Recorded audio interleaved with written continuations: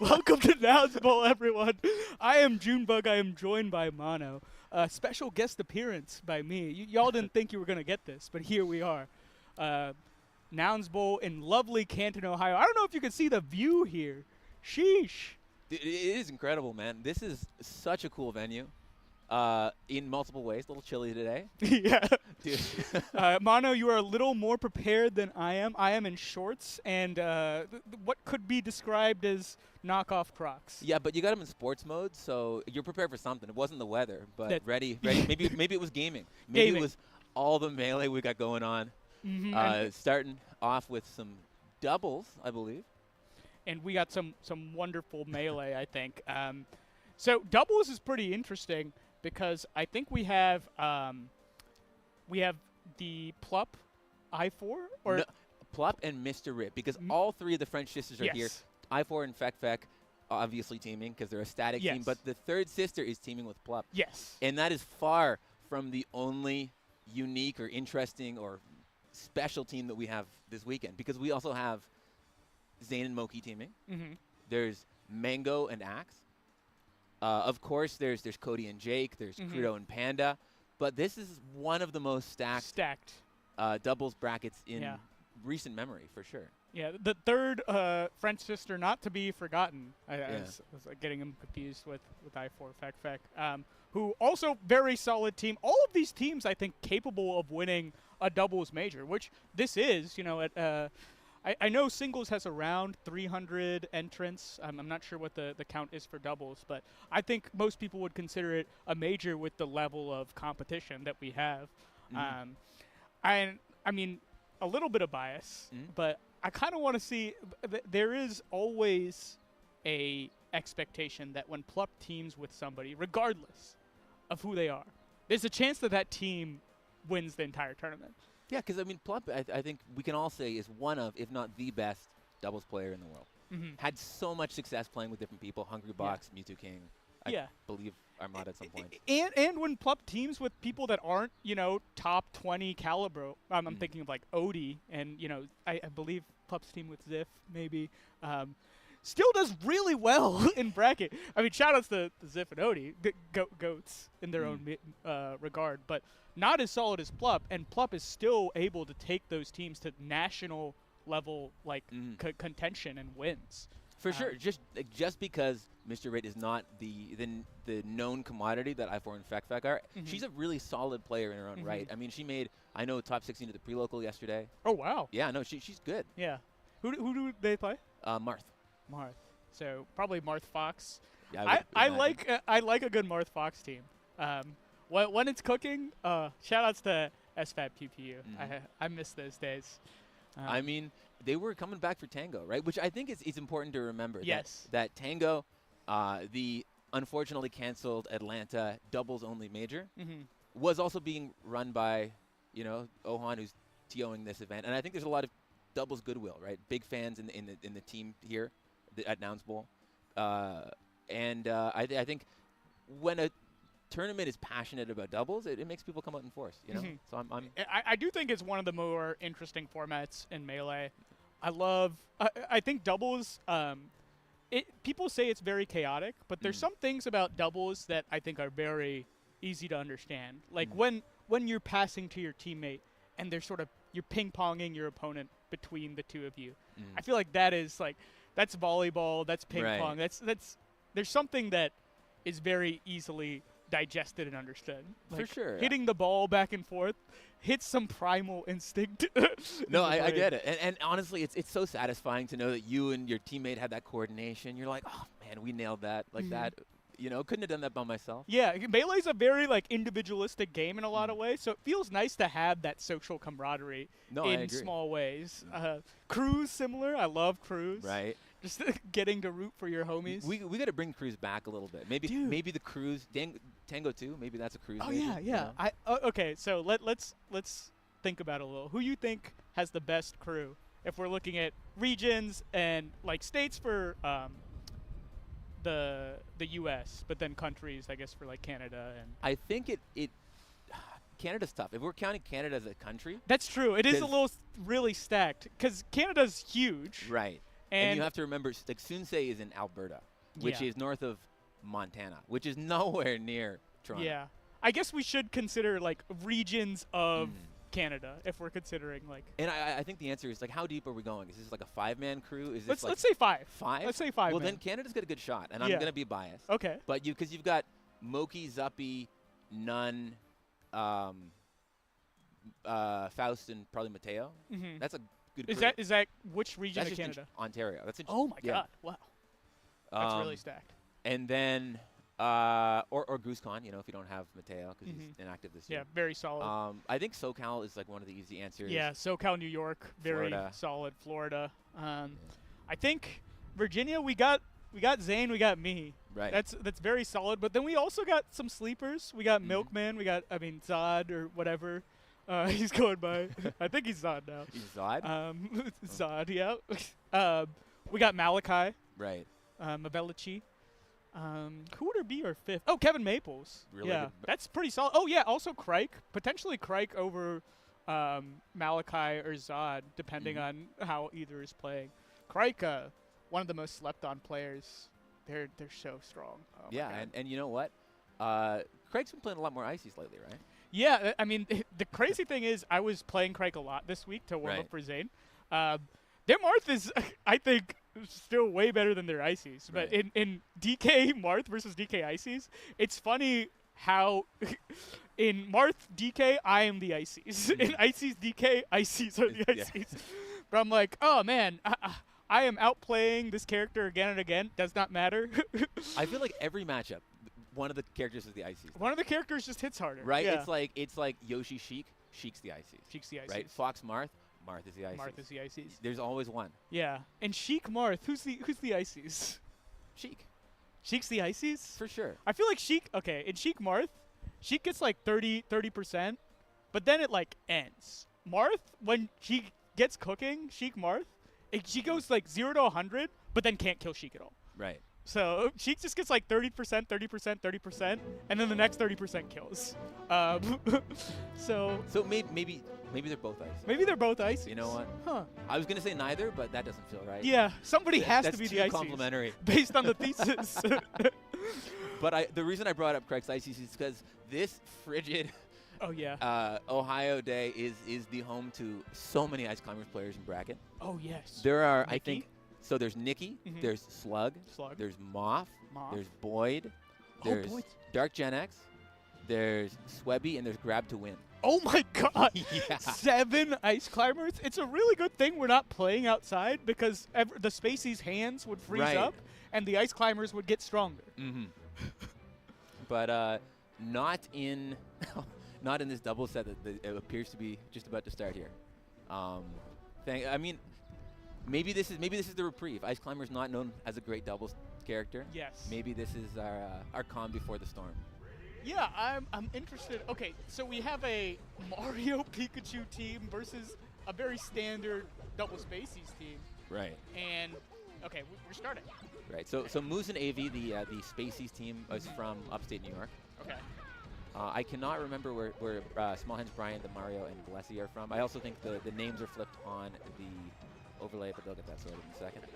But and Blessie, Small Hands Brian, is that who's who? Small Hands Brian is the Mario player, one of the best Mario players. Whoa. Yeah. And Blessie, which makes Blessie the Pikachu. Oh yeah. Okay. But I know that AV and Moose are big doubles fans. Pretty static team as far as I am aware. Have done pretty well going to a bunch of majors.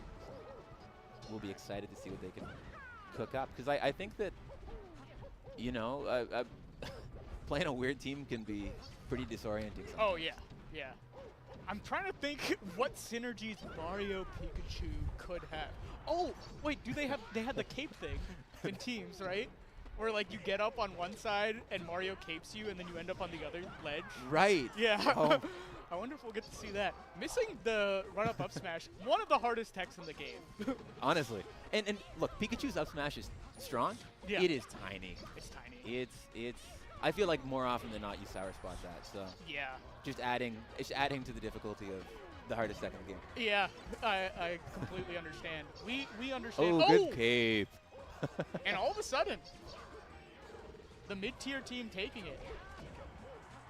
Yeah, this what? is Down air there. Interesting. Probably could have back aired.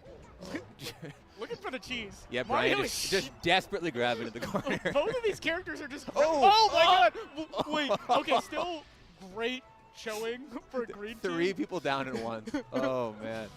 Okay, now I understand what this team does. It's the same thing they do in singles. They're just cheesing the whole time. Back oh throw my God! neutral. Back throw. And the tail spike. Oh my God. That's so cruel. I feel like Pikachu just gets so much more mileage off of just being in a cornball in doubles. It's so annoying. You'd think it wouldn't work, but Pikachu back throw like takes you out of the center of the stage and to the edge. Yeah, it's called the kidnap for a reason. It's movement in a throw. Like, it's very hard. And not only that, but Pikachu has a hard time racking up percent, like numbers percent, because all of Pikachu's damages are on the moves are pretty weak. Oh. But then in doubles, you have your teammate to stack numbers up. So I feel like Pikachu gets so much more threatening. Yeah, that's true. Like, Pikachu can go for gimps and kills. Right. Both of which very, very good at. Up smash? No. Oh. Could be it on the Falco if they grab ledge here. Oh, and a good side B. Oh yeah, I also, this is my bad. I remember who Blessie is. Blessie warmed me up for X for like hours at SmashCon. One of the Pikachu triad that I found. Oh, you had a Cabal. I remember seeing that. Cabal, yes. You were just like doing, it was you and 3 Pikachu players just doing rotation. Yeah, it was me. Who was the one from New York? Bon. Right. Blessie and J-Chu. that is a real think tank. It was very good. And I learned fun fact. I don't know. I mean, I think Axe is fine with people knowing this, but Axe doesn't like to know who he wants to play in bracket, and I feel like that might have been helpful. Probably. Yeah. Because I know that like Dan Swift is a big believer in Pikachu just obliterating DK. Yeah. We've talked a lot about the matchup, and I think now we're both a little more moderate on it, because I used to think DK destroys Pikachu. Right. And Dan believes the opposite. But I think right now the popular consensus based on SmashCon is that Donkey Kong destroys Pikachu. I mean, that's a pretty compelling data point. Yeah. But it was like, last stock most of those games. But the way I which I won those games was really something. But you know what I'm realizing watching this doubles. Sorry to jump back. Yeah. Back to the match. The Pikachu back throw into Mario Cape is so gross because you just yeet him off stage and then Cape the recovery. Yeah. They've closed out so many early stocks that way. This is Team Gimp. Oh, you get back thrown here? Oh my God. Almost really scary. No, this is a scary team for Spaces in particular. Like this is like about as good a matchup as I feel like this team can find. Yeah. Double Spacies, theoretically one of the strongest teams in the game, and then you get cheesed over and over again, and you're like, oh man. And it's so easy to get cheesed in doubles because there's just so much chaos. Yes. A lot of the time I feel like you end up not quite where you're meant to be, and there's a lot of like capitalizing on adjusting to just chaos. Yeah. No, I completely agree. I think Double Fox, one of the easier times dealing with cheese because they're both so fast. They can go over, run to the other side, start up big, and then just it ends up being chaotic. But yeah, got Justin coming in. Double Fox also, or Falco Fox, I should say. Falco can try and save with lasers. Okay, here we have an up B save attempt. Doesn't matter. How you doing, Dark Gen X? Okay. Oh. The Spendy. Shoutouts to dads. And husbands? Yeah. Yeah. Family matters, you know? Oh my God. Great cape. Beautiful cape. Setup again. Doing it for all of Ohio. The Pikachu Gimp setups into the Mario Cape Mono pointed out were really, really powerful. But that being said, AV and Moose are really keeping this game pretty competitive. Yes. Actually, in the lead, though. Oh my God! Yeah. Please avoid what a the combo. setups. Great follow-ups. Yeah. Let's see what they can do. I feel they got that backwards. Come on, the Falco has to grab. These are both definitely like teams that play a lot of teams together. Like both Small Hands Ryan and Blessie really like playing a bunch of teams in Ohio. And you can see in Avi's tag, she's listed as a doubles player because in upstate New York, both her and Moose play a crazy amount of dubs. Okay, this is huge. As long as they don't get gimped, that seems to be the. Oh no! Oh no! Friendly fire. Some cross wires there. Okay, up throw, going for jab infinite. Oh, no in the way. pit. You go down Save here. your right? You got it. You got to save him. What Gotta does be there for your Mario do co-pilot. here? Okay. There's some shenanigans Don't happening. approach Mario with a ledge. This is What are you and doing? Pikachu. That's what he wants. Oh! Whiffs the up smash. No way. Oh my god. I think we're going to a game 3, folks. Unless Blessie Just clutches it up. kills Falco and then Gibbs Fox. Well, Uh-oh. Oh! That's Falco. Step one. Uh-oh. Commentator's Oh my blessing. god, Commentator's no. blessing. Oh, it goes for another back throw setup. Please, please. He's hungry But for a anything grab. is going to kill Pikachu. This is Oh my no god. way. Oh. Reads it. Oh. Okay. Gets him in the No, jungle. yeah, that's no it. Oh, the way. bad- And Blessie takes it. what Oh a my clutch. god. Well, calls it like I see it. That's tough. They were so close. Yeah, man. Incredible. That was a that wild showing. Yeah, that set really ended how it started. Just lots of cheese. Yeah. Oh my god. I mean, what can you expect when Pikachu and Mario are on the screen, you know? Honestly. Yeah, we called that part out for sure. Welcome back. Let's We can readjust here. Yeah, We can yeah, censor. Take center stage over here. yeah. I am Junebug, joined by Mono and Dark Gen X. Hello. Hope you guys are enjoying this early Saturday morning doubles action. We got singles starting at 3 p.m. I believe is the first block of singles. Sounds right. Yeah. Yeah. That's at least what my block is. I know there's a 6 p.m. I think there's a 7 p.m. as well. Yeah, I'm in the 6 p.m. and Aklo in the car with me was telling me he's in the 7:30. So Mhm. it makes So- sense if there's 4 waves: 3, 4:30, 6, 7:30. Yeah, and then top 32 is going to be tomorrow. So definitely tune into that as well. Got so many stacked players and competitors here. Zayn, Right, of course. Cody Schwab, Plup. Junebug. Yeah. Mang0, Moki, JoshMan, Sunsei, Nicki, Yeah. Slug, Plup. Yeah, right? Like, it's wild that this major just like spun up out of like pretty much nothing before. I mean, shout out to Gridiron Gateway and Nouns, you know, and Ohan the man being able to put such a monumental feat together. Yeah, it's cool to see a melee major to happen like this. it really did feel like it came out of nowhere, and it's cool too because you know it's what, roughly 200 melee entrants, so not huge, but the depth of like skill is really deep. Very and top heavy. Yeah. In every single pool, in like round 2 winners, you have top 100 hopefuls fighting each other and going to losers. Right. In, like, winners round 2.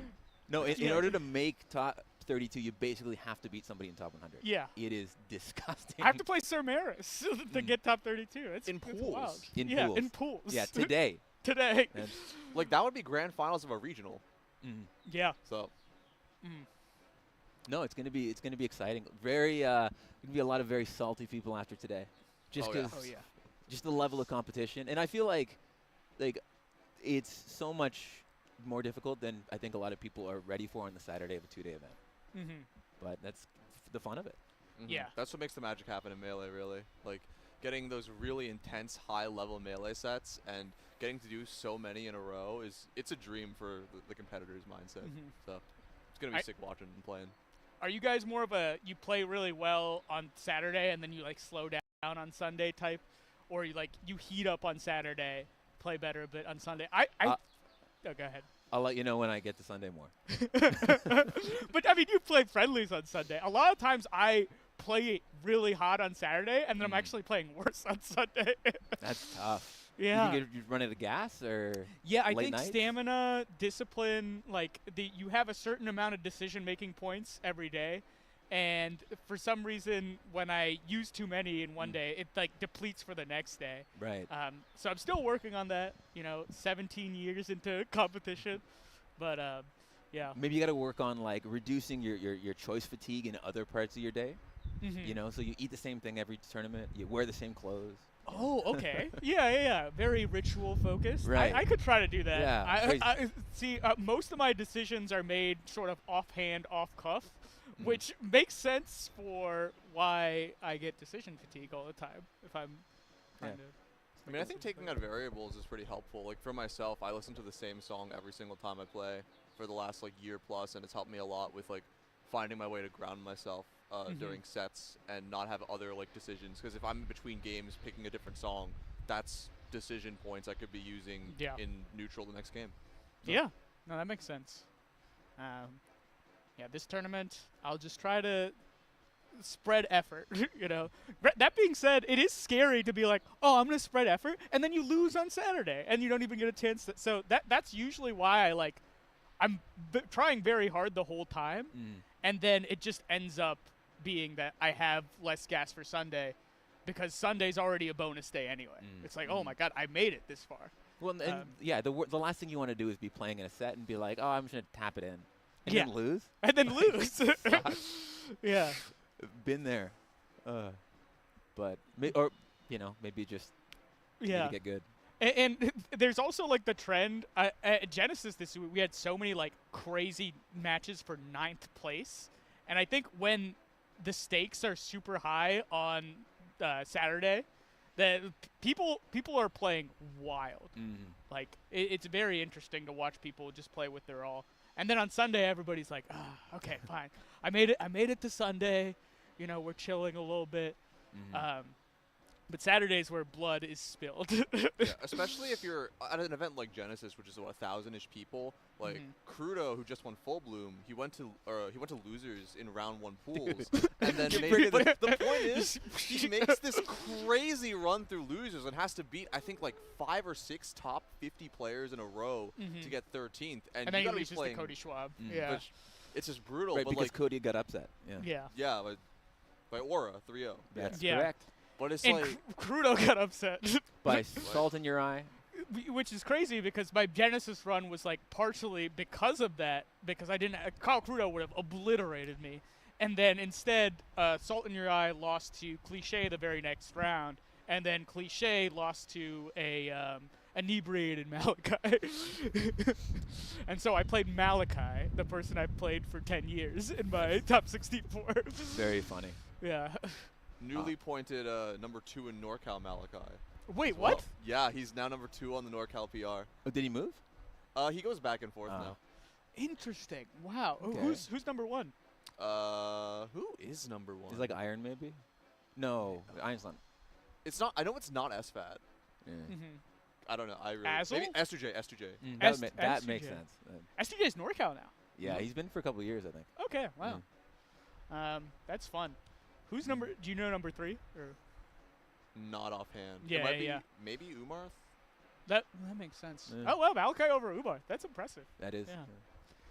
I would think Umarth would be like a style counter pick for him, but Malachi is very good at the Marth matchup. Shout outs to J-Bash, his teammate, and you guys remember J-Bash? The Shroom Slayer. Yeah, one of the wildest upsets in Melee history, I think, was just so random. I'm like, oh, that's the guy who like goes 4-2 at my locals, and he just beat Shroom. Wow, yeah. Also, Shroom went Marth, right? What year was this? This was Genesis, around the time where Shroom was like sort of checking out of the game. Okay. I want to say 2018. 2018. I think. It was a pre-pandemic Genesis. I want Okay. to say, yeah. Pretty good win. Yeah. Yeah. It's also crazy, like, looking back and seeing us on the Jumbotron of a giant football stadium. That's so surreal. Wait. Can we Like, get a picture of We this? gotta. Yeah. That's so insane. Okay. No, like we were saying before, like this is such a cool venue. Like I am so stoked to be here. Apparently next year, like if we do an event here next year, apparently they're building a hotel and a water park on this campus. What? Yeah. A water park? That's what's going over there. Oh so this, my God. That's so this may be the insane. coolest, like, this tournament's gonna be great. I'm so stoked, and maybe the start of something even cooler. This is the greatest Smash venue I've ever seen in my entire life. It's pretty Yeah. sweet. It truly is incredible. Yeah. And shout outs to the Nouns team for putting this together. Very incredible stuff. And we got some matches at some Eventually. They're coming. Eventually. We'll They're get there. We'll coming. get there. It's probably a bloodbath down there with doubles. People are showing up late. The Uber situation's a little difficult. If people are in the area, it takes like 15 to 30 minutes. Word to on the get an streets, Uber the here. lift is faster here. I tried Lyft yesterday, and I got here in 6 minutes, but then today it was 15. Okay. Probably because of the smashers eating up all the lifts in the Probably. area. So. Yeah, and then there's the bottleneck of the elevator up here. Oh, there's one elevator, right? Are the matches? I just got here. Are the matches upstairs? Yeah. Gotcha. Oh, okay. So there's a setup over there. I wonder what's That's that the one is stream for. and the quad over there. Oh, okay, Oh, that's cool. That's cool. No, it's a cool venue. Upstairs is really sweet. You know, you guys are missing out if you're not here. Ohan also got all the VIPs and players this catered buffet for lunch and Oh, dinner. I am Like- going to hit that up immediately after the set. Like the production at this event is phenomenal. Like it's Yeah. no surprise that all the top players come clamor whenever Ohan's running a massive event like this, because it's crazy. The hospitality is like otherworldly. Yeah, they just kind of messed up with the HVAC out here, but that's about it. Yeah, a space heater would be really nice. Next Yeah. year we'll get that. But shout-outs to the unpredictable weather of late. That's why I'm in shorts. Oh my lord! But you know what? The Nouns guys came in clutch. Actually, managed to grab some merch. Nice. Some, Oh, some, nice. Some Oh, Go that's so Birds. It's so cool. cool. Do we have Zoom functionality? Can I we get doubt a we Any Zoom? do, but Zoomers? it's pretty awesome. But yeah, and if you guys want to grab some merch yourself, think it's all up for sale on nouns.gg. Get your also up- Nouns coins too. Yeah, Yes. you get some gold. There's some predictions up there. You can do some wagering, see if you can make yourselves a little bit of extra Nouns gold, and then Yeah. cop some merch yourself, or some lessons with some great Nouns players like the man sitting beside me. Or Oh, some thank Nouns you. trading cards. Also Yeah. Your really favorite cool. players too. Nouns Gold, definitely fun to exchange for goods and services. But Oh, we this got. is a battle. Oh my God! Look at the Yeah. stance. So it's a Mr. Rit from France, the third Right. French sister, and Plup versus, I don't know who the second person was, but the first person was Johnny Gumball Gamble, the TO of Fight Pit. Yes. Legend I as well. recognize Johnny Gumball. Yeah, I feel like I should know who they're sitting next to, but Oh, they're locking up. Oh. They're synced up. This is gonna they're, be a battle, they're baby. gaming right now. Hey guys, I got a question. How do you think they decided which sister gets to not be on the team? Ooh. Ooh. Like, did they do like, was it rock paper scissors? They Or just picked Drew sticks. straws. did a fist fight or something? Like, Yeah. I'm gonna have to inquire after this because Mhm. like I said, Mr. Rit really good in her own right. Like, Yeah. it's kind of a shame. She Oh, beat a Mr. grab. Fun. Oh, go ahead. I was gonna say she beat Grab to win yesterday at the pre-local Yeah. and Icy's Yeah. Marth, and that's really impressive in my opinion. Was Mr. Worth the one that four-stock Ginger? Yes. Yeah. Mr. Rit was- Yeah. I That- remember watching that set. I'm like, who is this? This is wild. That pool was demonic because so in that round one pool of Genesis, Mr. Rit 4 stocks Ginger loses the set. She also beat wild. Allen, who is a New Jersey PR player, or a close-up PR player. On the other side of the bracket, Daryl lost to a 0-2er DK. So Daryl and like a pseudo PR NJ player played, and the loser being Allen went 0-2. Oh my God. So that was a bloodbath pool because Mr. Red and the DK were unseated. It's truly. Who was the DK? I don't remember the tag. I might know offhand. them. My I can DK check. lore. But yeah, I appreciate the Plup and Mr. Rit stance. Plup with the classic Cobalt Claw on the left hand, using both the index finger and the Oh, thumb. is that the Cobalt? Yeah. I don't know if it's just colloquially referred to as the Cobalt Claw. I think shoutouts to Red was the first person who But we called can it that. we can popularize that. Figure Yeah, something yeah. I also do Cobalt Claw, but I like alternate. You do? Yeah. Same here. Yeah, I it's play with like the tap grip. it is like much easier to do. I feel with having a pillow. It's something that I only really recognized that I could do because like I wasn't putting as much stress on like holding the controller up, and I could kind of like daintily like hold it with both fingers. Anyway. Yeah, no, I think we need to go back to naming stuff after players. It's been a Yes. long time. There's Yeah. the there's- Zuppy Sean. Oh, the Quiggle Shine. Excuse The me. Quiggle Shine. My bad. I'm sorry. I'm sorry. But you know, like there hasn't been too many things that we name after Yeah. people in a while. And And there used to be a especially- ton. Yeah, the Mang0 and the Mewtwo King have been everything, and I Right. feel like that at that point it loses. Right, its- but you know, you had the Tipman and the Gentleman. yeah, and those are good. You know, Wait, Gentleman was a person? you didn't know about Gentleman this? was a Japanese player. Whoa. It was a Japanese player, and it was it Azen and Gentleman. Gentleman. They had a competition to see who could do it more times without messing up. Was it Azen? I thought it was Gentleman. No, but I'm saying of the two. And Gentleman won the competition. Yes, I Yeah. don't remember who it was with. So I it think was this Azen. close to being called the Acid. Yeah. Yeah, I think it was Wow. Azen. I think it was Azam. Yeah, that's wild. There's So the we- Magi we- up air. Magi up air. There's like a couple, but it's Yeah. not as prevalent as it was before. The People Ginger Nair. That's Ginger a Nair. good one. The Sammy Nair also. Sammy Nair. Mhm. Mm-hmm.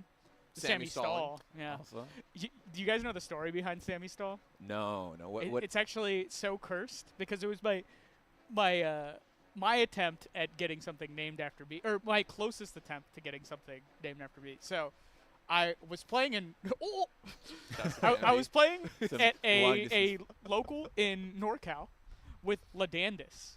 And back to the match. We can get to it after. We just saw the long distance fist bump. Dude, Yeah. Johnny Gamble and Cormac sharing a pair of headphones. That's so That awesome. is so cute. But anyway, I showed Ladandis this technique. I called it the new Marth Killer. And then Ladandis goes on Twitter and he's like, "Hey guys, I discovered this new thing. I call it Ladandis stalling." And then Sammy comes in and it's like, "Actually, I've been doing that for 10 years. Here's a VOD. We're gonna call it Sammy stalling." So it's just this chain of passing down the name, and it just ended with Sammy. Yeah, the fact that it was a technique that wasn't popularized started because I showed Ladandis, and then Ladandis showed the world. No. Actually, you know what the greatest all-time technique named after somebody is? Wobbling. Oh yeah. Agreed. Yeah. I love wobbling. It feels Yeah. appropriate, but it like there's no more centralizing all-consuming tech than Yes, you know. that's It's, true. What a it's such legacy. a fitting name, you know? Like, you're just getting wobbled. Mhm. And it's back again. It is kind of back. Thank you.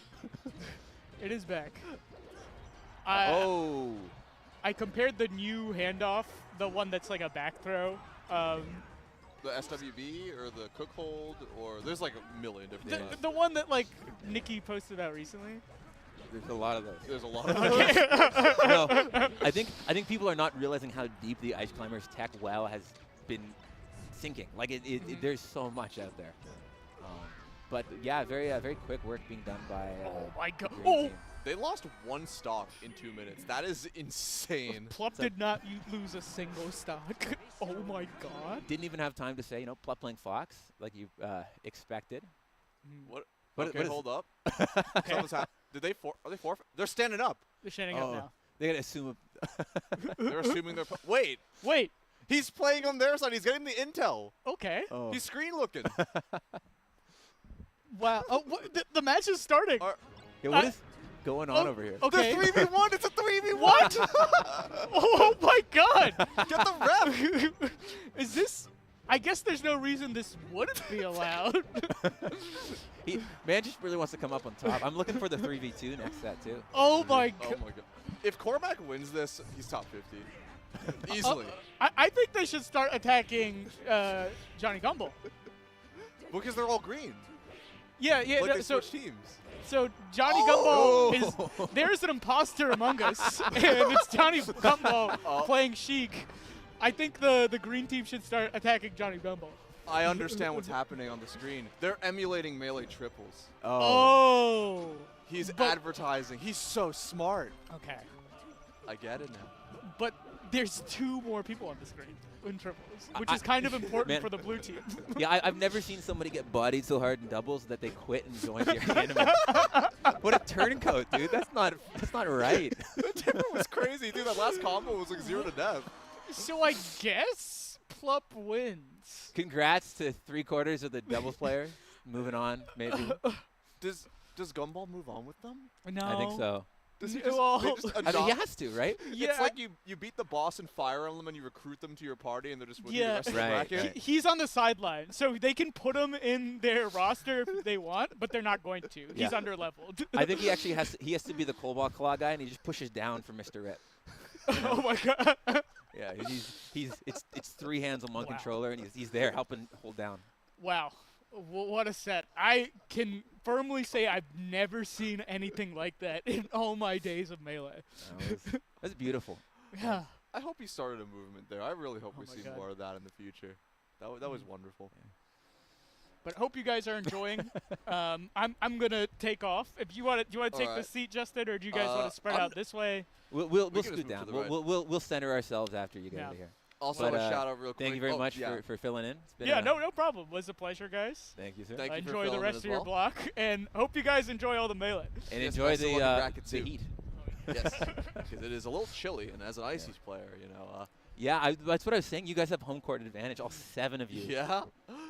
I also want to say real quick is they have shown us the Grand Champion Trophy, the Nouns Bowl on the front over here, Grand Champion on the back spray painted. Never seen a football as a trophy before, and this beautiful controller. It was a Cardosi who made this.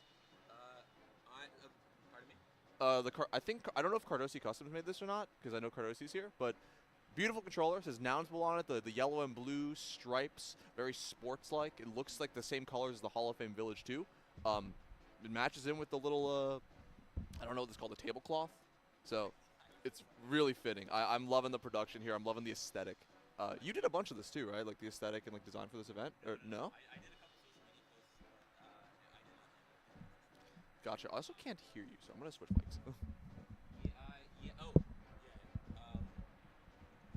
Left monitor volume, right monitor. Gotcha. I believe that this controller is actually up for raffle on Nouns.gg with gold. I believe it may be a different one that looks just like this, but if you guys again go on that website, you can potentially take this home because it's pretty cool. It looks fantastic too. You know. So yeah, definitely check it out on Nouns.gg. You can also make your bets. You were saying that a little bit earlier. Use your Nouns gold to get some cool and nifty merchandise or coaching sessions with some of your favorite top players. So Or definitely some check playing it out. cards. And it's all free. It it is because you get gold just for showing up. You could go for showing up. You could go for voting for Nouns rounds as well, where you can vote for your favorite players. I think they assisted with 10 different people or 10 different groups of people in getting to this event too. So they're really invested in Smash. Definitely make sure to give them some love for the love they're giving us. For sure, and for putting on a very cool event. Yeah, absolutely, absolutely. So I'm thinking, this is the trophy, right? Yes. I think we should get the winner to try and kick a field goal. You know, maybe I'm just content build, but I think it's a shame to have this cool trophy and not use it and, you know, make somebody punt it or something. Especially on the field itself, you know. Yo, Zuppy Tass and Arton. Okay, hold the phone. 2 goats on the screen right now. These are our people too. Like Arton's my guy, Zuppy's your guy in regards to like region. So that's sick. I wonder who they're playing against. Yeah, I didn't catch it yet. Seris and Holiday. All right. Pretty So- good teams. Yeah, these are. I think I've actually never really seen Seris in doubles, but I know Holiday is a huge doubles specialist. And for those unfamiliar, Arton with the Min tag for the guy's tag is the Asian one, Min Swan Cow. Shoutouts, NJIT legend. He plays a lot of teams. Once NJPR, he's beaten like Jerry and a couple of other pretty good players in his heyday. But Arton's he's like a good Fox player. He was almost on the ballot last year. He beat KJH and Chudat in 2024, but just a hair off. But looking to get ranked this year, so I'm looking to see how he does in dubs, especially with a player as a strong of a doubles enthusiast as Zuppy, the big house winner himself. And you know, I'm really interested to see how Zuppy does too at this event because, you know, this is the first major with the controller rule set in place. Yes. So this is a nerfed Zuppy. Yeah, this is the first tournament with box nerf Zuppy, and I've played him on it towards the beginning of him on the nerfs, and it was like a completely different player. He had to like relearn his ledge dash timings. The travel time distance is a little different too. A bunch of like he can't do the gravity nairs effectively anymore. So we'd like to see how that impacts his gameplay, or if he's able to off of his Mang0 and just keep rocking in the dough. Well, I mean, maybe, those gravity nairs being brought back down to earth might not be the worst thing. Yeah. But you know, it looks like they're sticking in there.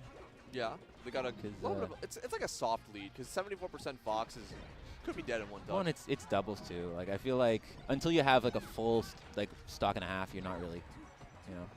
Yeah. Too safe. But oh, he was waiting it out too. That was good. I'm surprised that he managed to get all the way to the other side of Zuppy for that up smash. Yeah, and also I don't know if it was timed specifically to do this, but even though Seris mashed out, because it launches Peach diagonally left, the up smash was able to cover it at the tip of the foot. True. And just like that, we're back to even. Because very nice trade with the Firefox from Seris for the edge guard. Ooh, and a very nice holding down. The washing machine right there. The classic. Oh, I thought that's Holiday SD'd. Oh, they're in the blender. Oh, the double Fox. Arton's winning his one. Seris trying to go for the assist. And the double backer in tandem. Looking like synchronized swimming. Yo. Oh. We finished each other's sandwiches. That's beautiful. Okay, well, looking like Holiday's gonna need to go on vacation after this one because this is gonna be a lot of work to bring it back, if possible. Because one Fox is hard enough for two. The backer in both of them though. All right, so if I'm Holiday here, I'm looking to take that stock off of Arton. And it's just so scary because you can't go for the edge guard because if you do, then the other Fox is gonna whiff punish you, and just the percent that's being built up. Well, and you can see that's how they're playing, right? They're spamming shield, staying super close to each other, just trying to break up anything. They just. Yeah, exactly. She gets one, the other Fox whiff punishes it. Yeah, it's just a blue ball strategy, right? It's just we're gonna shut down anything. And they have all the Ontario homies in the back too. LXIX, Eric, Shmeez, MGMG, Bambi for Arton. Like they got their shooters in the back too, or in the front row, giving them all their power. Yeah, really looking passionate. But no, it's cool. There's a lot of Toronto and Ontario that came out for this event. This event feels like it is the meeting of like 3 regions. There's a ton of New York, there's a ton of Midwest, and there's a ton of Canada. Yeah. It's really cool to see. I really am looking forward to see. I know he's not on this. Like he's in the back right now. I really want to see MGMG and how he does at this event because I feel like he hasn't really had too many chances to shine at majors, and that guy's so good. Yeah, he beats me at locals a lot.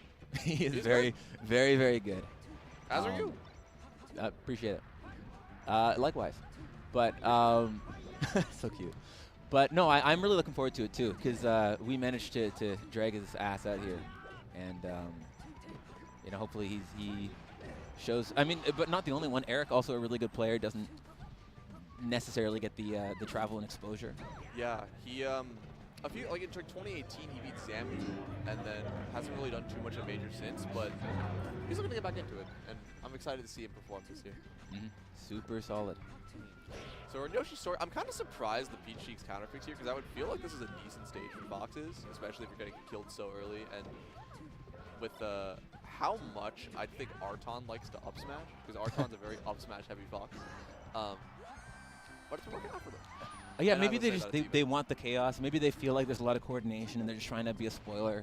Maybe they want that blender on the platforms. You know, that makes sense. Both Peach and Shiva are like spinning around, pressing the C-stick down. Good moves. Oh, great shine stall on Zuppy's part, but amazing coverage for Seris going for the get up attack instead of the roll to both cover Arton's attempted save and cover the ledge. Ooh, little edge guard there, cleaning her up. Yeah, Arton was trying to punish it with a back air of his own, but couldn't land in time. Oh, a little bit of chaos. Arton's so up smash happy he can't even help but see Zuppy and be like, mine. I mean, it's so tempting, man. Like, it's a good move. It is. It's like playing Peach and down smashing. It's just right there at all times. Like, how can you not? Exactly. It just feels so good to hit too. Okay. Great interception on Seris' part, preventing the up airs from killing Holiday off the top. Yeah, really solid.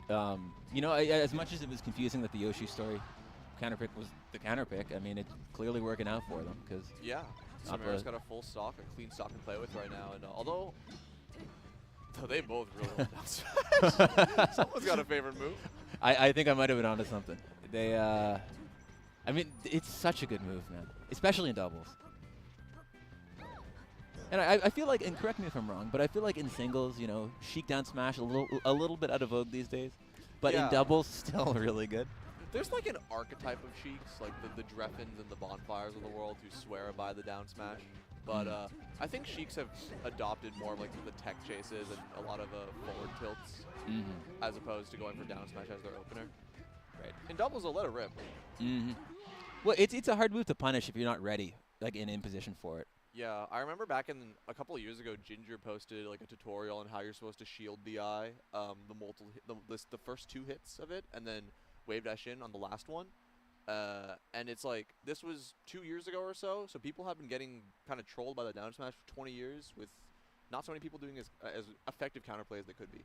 So yeah, I mean, it's really funny how many moves in Melee in general are just they have answers, but it's just like how deep down that, you know, rabbit hole are you going to go in order to like lab out the solutions and have sophisticated counterplay. And I feel like those are the big advancements in the meta I feel that you see like year over year is like, okay, now we have slide off in this spot, and then it's like now we have counterplay to the slide off. And there's just stacks on stacks, you know? Yeah, like, oh, you can slide off. I'm going to cover the slide off, and then I'm going to arms attack it, and then, oh, I'm going to cover the arms attack, and then down smash 6 times in a row to the 6 arms attacks in a row, and then die at 193. Oh, it's Melee for you. Optimized it's like, I feel like people say that they optimize the fun out of the game, but I feel like it's the opposite. I feel like they've optimized the game, and it is fun finding solutions to the way people advance it. You know? Yeah, I think both can be true. Yeah. I think some things are, you know, it's not fun getting counter hit. It's not fun getting tech chased. No. It's not fun getting wobbled or whatever, I mean, nobbled or jobbled or. I think it's pretty fun. Well, Jobbled is fun.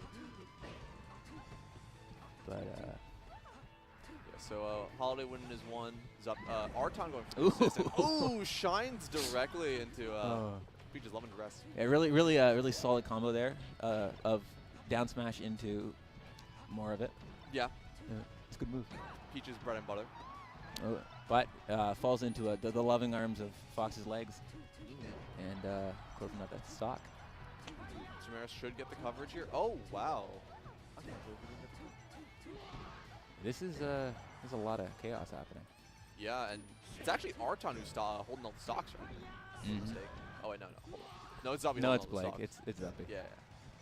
It's kind of hard to see. There's like the natural sunlight block is like kind of making the glare look a little different. You know? I don't know what sun you're seeing. No, there is glare, but no, I know it is a dreary day, but no, it is hard to see. But it's pretty clear to see that the Foxes are pulling a little bit ahead here. Yeah, Arton with his beloved up smash yet again, and working out really well for him. Wow, look at these combos too, sending at such an awkward angle. And I love that that Zuppy retreated from the ledge there knowing that Seris was going to go for a dash attack. Great awareness to target switch there from Seris. Yeah, and great awareness from Zuppy to not overextend, because even if he hits the 8% Peach, Holiday would be on the ledge ready to intercept it and kill, potentially. Yeah, like being aware of the person that you are not actively dealing with in doubles is such an important skill, and one that I'm not very good at. It's hard. It's hard. Doubles is a different beast. It is. Okay. It's going to be a Arton's look there, and again, dash dancing he dash danced to make Seris afraid to hold forward in air or go to ledge, and he just retreated and attacked Holiday, because why would Holiday ever expect him to go forward? You know, you just got to be aware of so many things at the same time. Right. One of the magics of doubles that make it so beautiful. Are you a big doubles fan? I like doubles. Right. But my character doesn't really like doubles. I get that. I do. You know, I went from being an Ice Climbers main myself to Yoshi, and now people keep telling me Yoshi's good at doubles. As evidenced by AMSA and Axes, you know, probably being the second team in the world right now. Yeah. It's pretty fair. But I have not discovered the means, you know? I think it's just really... He's just an awkward player, a character to play in doubles. Wow, the grab release with the side B. Sorry, one second. Okay. last little grasp of life here. But yeah, it's also best of 3 still. So that should be it. Zuppy and Arton moving forward. You know, making their way. I think that's for top 8 winners, if I'm not mistaken. You would know better than me, man. But yeah, I mean, Double Fox really good. You know, looking like Zuppy has figured out whatever he had to relearn on the box. Yeah. And you know, Arton holding it down too. Absolutely, yeah. It's what is it? I feel like Double Fox, if the Fox players aren't in sync, like if you take 2 very good Fox players who are good in singles but don't have a lot of synergy, it can go kind of wonky pretty quickly because they can win their ones, but in those like team situations, you can sometimes get a little like lost in the sauce. You can like hit each other in the middle of combos. Yeah, I think that with teams that are not the same character, there's a lot of like implied roles. It's like, oh, that guy should go for this attack in this spot because they're going to be better at that, right? The Yoshi player grabs the ledge, right? The Fox player gets the up smash. Like there are implicit roles, but when you're playing the same character, like you both have the same ability to do stuff. So there has to be a lot of coordination and like planning that I think does not make it a bad team. It just means that you need to get your like those cross wires can happen. So you need a lot of synergy and practice and premeditation, or just a ton of awareness. Getting made fun of by Crudo. By Crudo and Slug. They're all laughing. We're having a good time. Oh my god, Crudo's got a Super Saiyan Goku hoodie on. That's so beast. I don't even know where you'd find that. Temu? I guess so, yeah. But do you have that in Canada? Do you abide by Temu and AliExpress there? We have them, yeah. Yeah. I mean, we might have them longer than you at this rate. That's beast, actually. That's beast. Oh, depending on who you ask, it's either like terrible or beast. Yeah, that's fair enough. Yeah. I'm checking the doubles bracket right now. Yeah, please do. Okay. So it's taking its time loading, you know. A lot of gamers in the area. Yeah, I'm wondering if we're gonna get Crudo Panda because we just saw Crudo walk down. That would make sense to me. That would make sense. That is my my prediction. Yeah, so that was for top 16 actually. So Zuppy and as beautiful. We said. So Faust and Bing versus JoshMan soon say that's gonna be fun. That is fun. I4 and Feck or Ecat and Feck, depending on who you ask. Beat Voorhees and HPR, the 2 Indiana players. And then Aklo and Mar, the dynamic duo versus Plup and Mr. It are happening on screen or off stream. And then Blessie and Small Hands Brian taking a game off Jmook and Cody. That is very impressive. That is extremely impressive. So, TD Bolton. Yeah, nothing super crazy in losers. A bunch of DQs. Young Waff and the real thing. But for the most part, singles has gone, actually, no, entirely to seed. Or, like, sorry, winners has gone entirely to seed.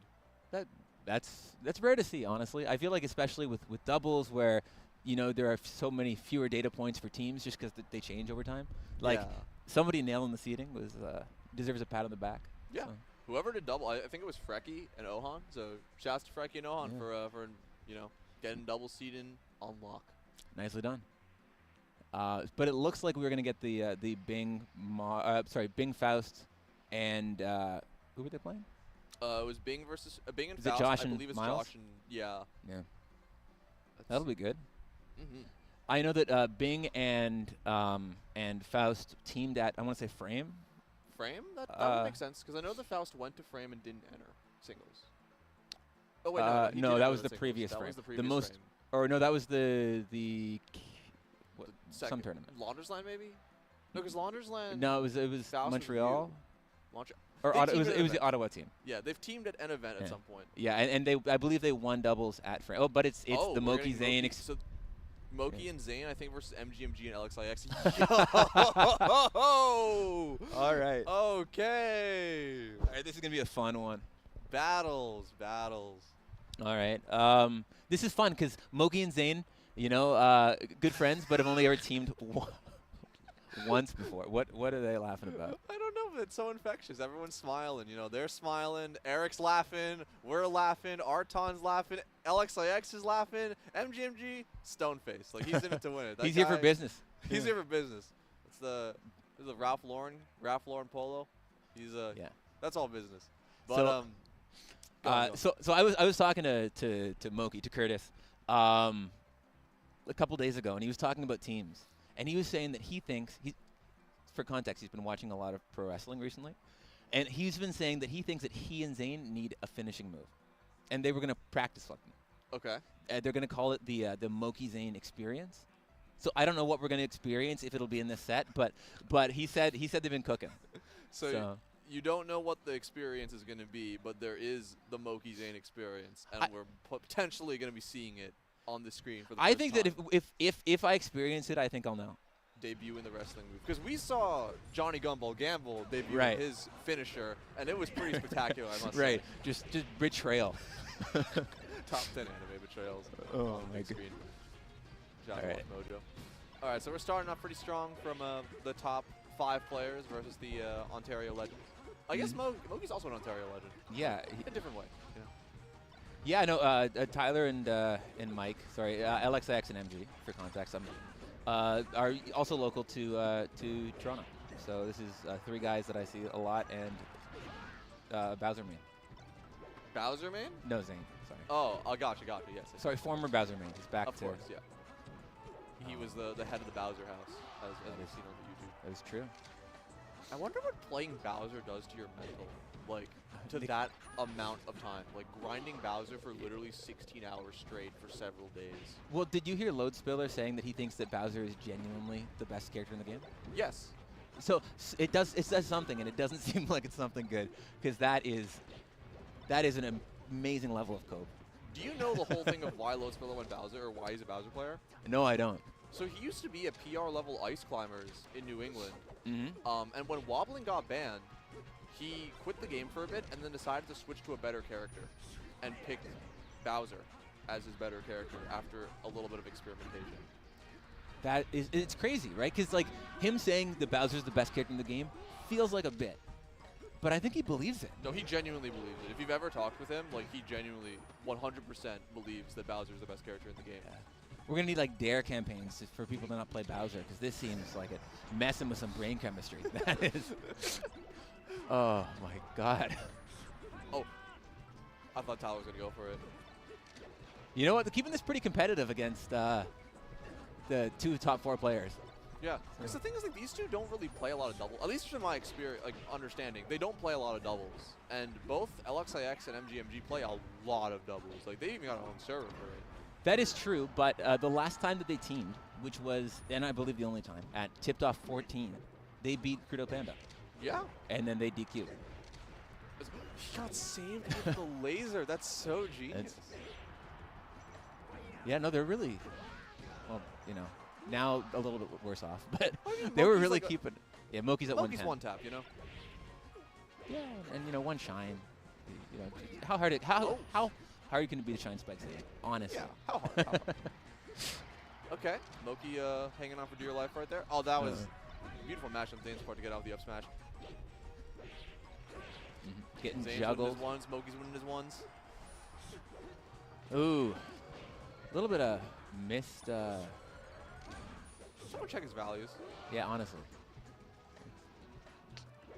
Okay, this is still kind of doable.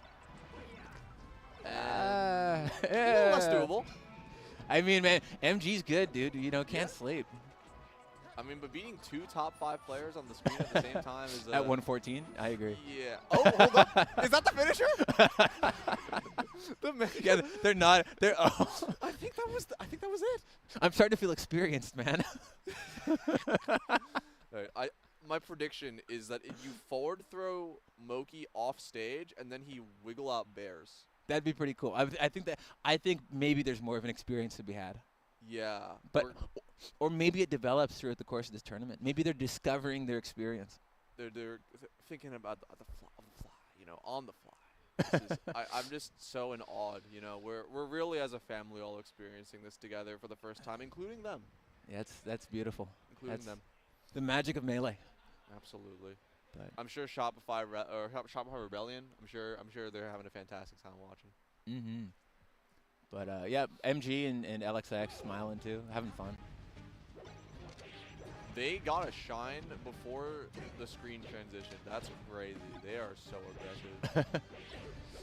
I mean, MG is one of the coolest things I think is he's such an aggressive player. Like yeah. I mean, look, everybody camps a little bit sometimes. but he is so good at just like breaking people's ankles and playing on the front, like playing aggressively and making people play the way that he wants to play. Yeah, he's a WM1 player. He really just likes holding forward. And he's very good at both shield pressure and playing in your face with like the scrap. So it makes sense to why he plays as aggressively as he does and doesn't need to, not like resorting to camping, as in camping's a bad thing, depending on who you ask. But like he very, very rarely camps. Yeah. I mean, look, I'll be the bad guy. I don't love a camp. I love seeing somebody who can win and then also you can't say anything about it because they played cooler than you too. Yeah, makes sense. You know? I love when people have a little bit of pride about how they play too. I think that's... He's very proud of how he plays. Like, and if I played like that, I would be too. He's a very honest player. And in a very dishonest game, he's a very dishonest, or a very honest player. You know? No, I agree. I think, but I think that's like having those feelings about your own play style and that like pride is so special and like to Melee. Just because like it's so expressive, and yeah, people could have play styles in other games, but like Melee is so fluid and variable that I don't know. It's part of the beauty. Every game's a conversation with your opponent. You want to make sure you're talking something good. And man, the transformations. Yeah, you know it happens. It happens. The stage just transforms every so often, and someone has to bite the bullet for it. But you know I was gonna say it's actually looking pretty good for the Canadians right now. Yeah, good edge guard there. Oh, great side B save. Good awareness. Got one less chance to life. Ooh, just Zayn just ripping up tilts in place. Shades of True Zeker. Shades of, yeah, also. Shoutouts to more Ontario. Yeah.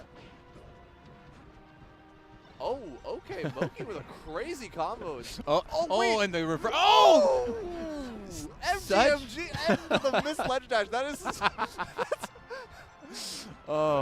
is like peak fringe top 100 Fox right there. Like, do the craziest combo ever and miss the ledge dash immediately. It was such a good awareness, too, to get that shine spike. But yeah. Okay. Oh, Zayn getting it on the 2. Moki's inexperience. Yeah, looking like the experience might be at game 3 right now. Yeah. Okay. Oh, just a raw. Okay. All right. Hit him with the Graves. The Yeah. raw F smash to seal the stock. All right. We're on the board. 1-1. Ooh. Don't think I would have expected this, but pretty exciting. All those hours playing dubs from these guys really looking like they're paying off. Yeah, this is exciting. Well, I don't think anyone saw, like, even the Ontario people in the back, like, they look shocked. I mean, you gotta root for your friends, but like, yeah, these are 2 top 5 players. This would be a very funny way to start off the day. That would be, especially because like you said, these 2 beat Crudo and Panda the last time they teamed. That's no, like, they're no slouches. That's an impressive team. For sure. So maybe we're looking at the start of a good run from MG and LXIX. First, they got to take the first game, or sorry, the first set. You know. Yeah, I feel like we're about to watch Zayn combo 3 spaces at once. Maybe. Oh, they're both winning their ones. That's how you want to start it if you're the Ontario players. Oh, up beat him. Yeah. Oh. Beautiful save. Beautiful save. Great awareness. Yeah. Like you would, it's like conventionally, Marth annihilates the spaces on the stage, depending on who you ask. But oh, great counter, good kill. But he doesn't have as like long of a chain grab on the stage because there's a space he would just run in and kill you on the other side of the screen when you start the chain grab. Right. I think the stage isn't actually that good for Marth in doubles. Really? Yeah, so I think it's like. So who is it good for? Fox? I think that the spaces actually are good on the stage as opposed to the Marth. Like at least in doubles, like obviously not in singles. Like Marth beats spaces on the stage, but like there aren't a lot of platforms. Like mix-up, like platform mix-ups that Marth can do. You don't get like the up tilt chains as easily, and Marth can't really escape to the platforms, and it's a lot easier to cover Marth recoveries. That makes a lot of sense. But they're making it work. They really are, because yeah, a little bit of an unfortunate scrap on the ledge there a second ago, and red team down big. Yeah, it's like if in the ones, the top 5 players are going to win their ones, like basically every time. So you have to like really have good synergy and 2v1 people while batting them away. Like exactly like this. MGMG playing the spacing to make it so it's difficult for Marth to approach. and then LXX wins his one. Mm-hmm.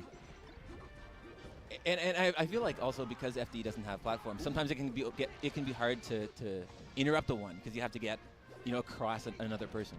Yeah, exactly. I mean, you can think of the top lasers across the stage, but as Fox, it's kind of difficult at times. Okay, now this is really scary. Gets the get-up attack. It covers it, and I'm liking the laser barrage. Shine him! He needs to shine him. Yeah, you can't leave those on the table, especially down this much. Okay.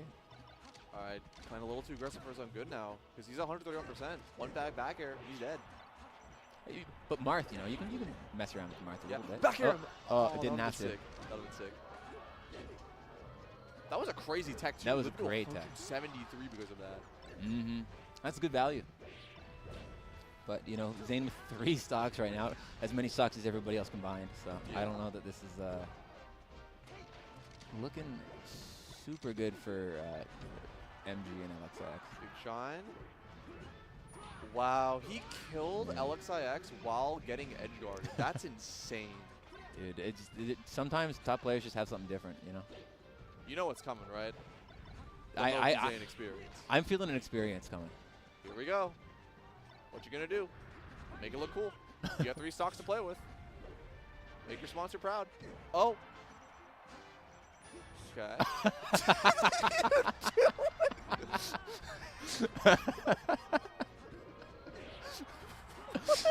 I think we might have just experienced. Oh man. Oh my god. Oh, these have been some weird sets, man. Oh, that's funny. They might need to take that one back to the fucking workshop. That was. Yeah. Oh. That was a whirlpool. Mm-hmm. We got sucked in. that was so enthralling. It was so enthralling. Really, yeah. Truly. I feel alive now. I feel so too. I feel like they're doing it. Oh, is this? Oh, is that? I'm so happy. Praise be. Praise be. They're bringing out the heater, baby. That is very necessary because I'm already layered up and I'm still sitting on my hands between sets. So. My frostbitten hands are ready to wobble someone immediately after this. I'm so excited. Yeah, man, I actually have to have tech skill after this. How dare you? I don't know how to tell you. You have some time to warm up, right? I do. I'm kidding. My next block, I have to play my pool immediately after the block. So that heater is that's gonna help me a lot. I must say. Same here. Same here. Who do you have to play? I don't remember. I don't remember my round 1, and then I played JoJo. Oh, okay. Winner that plays Crudo. Loser that plays supposedly Super Ginger into Calvar to make it out. Ooh, that's a good bracket for you. At least JoJo is gonna be. You can beat JoJo. That's a hard one, but you could do it. And then the Calvar bracket seems like a pretty good draw for you. Yeah, I don't. We'll see. We'll see. I have pretty competitive games with JoJo in general, so that we'll have to see. Who knows with the Calvar one? Because I imagine he does not want to lose to me very much. So yeah, he does have Gwex in region. So yeah, Gwex is like semi-retired. Like he's been back every so often, but like he still plays. I just don't think he enters brackets. Yeah, yeah. I'm watching the fire rising right now from the heater. Beautiful. I'm excited for my bracket though. It's like an all Fox bracket. Yeah, who do you have? So I play Ashley, who's a Sheik player, and then after that I play Balloon Day. If I win that, I play Moki. Okay. And then if I lose, it's like a really weird RPS kind of thing, because Stockholm Syndrome, the Peach, plays Slug. The winner of that, Beast. The winner of that plays Magi. So there's I could play any of the 3 of Slug, Magi, or Stockholm Syndrome, depending on who I beat or lose to. So I have genuinely no idea what's going to happen. That's fair. I actually believe that Calvar has a tough one, too. I don't remember who it is. He's got someone. We can check, honestly. Yeah, I guess we have time. We have the power of Smasher's app and start.gg. So we could just check. Do you know what pool you're in? I don't, but I guess I'll do it on my phone. Sure. We'll take a look and see. Oh, I already have it pulled up pretty much. Beast. So he has to play Boyd. So I actually maybe it may be Boyd on the bottom side. Yeah, I mean you beat a pretty good Ices yesterday. So yeah. you got all the practice. You played with Nicki for 90 minutes too. That's I did. Just telling me. kind of serendipity, honestly, because I don't regularly play the Ice Climbers matchup, but it's one of those ones where people say that Yoshi destroys Ice Climbers. Amsa very notably has never lost to an Ice Climbers player. Yeah. Like, I think ever. Or at least I think recently. I think he has one set loss to DizKid. Does he? I think he has one. Like, I know he's lost to an Ices once. But I don't, like, in modern Melee, absolutely not, you know? Yeah, but I think it's probably Yoshi winning, but I don't think it's insurmountable because, you know, the 2 hits break armor and then knock back. Yep. I think that Nana can be a real mess because you can get... I think something really smart that Nicki seems to be doing intentionally against Amsa at their Egg Dog set was he was walking away. Yes. And so that means that if the Yoshi hits Nana, gets locked into with a DJC, gets locked into hit stun, and then gets like down smashed off stage and can get gimped really, really early. Yeah, because you don't have the jump and you don't have the armor. So that was intentional, actually. Yeah. He would do these low percent F smashes or down smashes while after walking away to bait Amsa into, you know, run in nair, run in fair, and no jump, no armor. Yeah, no, it was really impressive. Also, both Miles and Josh seem to be rocking spark plates. That's pretty cool. That's nice, yeah. For those the uninformed, the spark plate is so named after Spark, the controller modder / top 20 player, and he's also been producing these specifically for fobs. They don't work for OEMs because, you know, all the coordinates are different on each OEM, but they are, I don't know if they're factory made, but they're like manufactured plates that you can just buy and have notches already, and you can just drag and drop and screw them on. So instead of having to go to a modder and paying like several $100s to get new notches, you can just buy one of these ready-made plates, and if you have a fob, you just recalibrate your controller and you're good to go. Yeah, and you can tell because they're purple, pink, or neon green. Yes. And so, like if it's a garish, like hideous controller, you know, I'm sure that Spark would love to hear that. Well, that his creation. Yeah, they're really effective. I would love, like, you know, like black, white, something that doesn't clash with, you know, they get the white background. They do look pretty good. My mistake. It's like Periwinkle, you know. That's nice. It's like the Herald and the purple crayon as a controller. That's how I see it. I do think though that I saw that Thunders, like the Fox player from Japan, who like the Thunders combo is named after, and a couple of other people have been working on these. Aklo's got one of these, but it's like the gate to the controller where the notches are.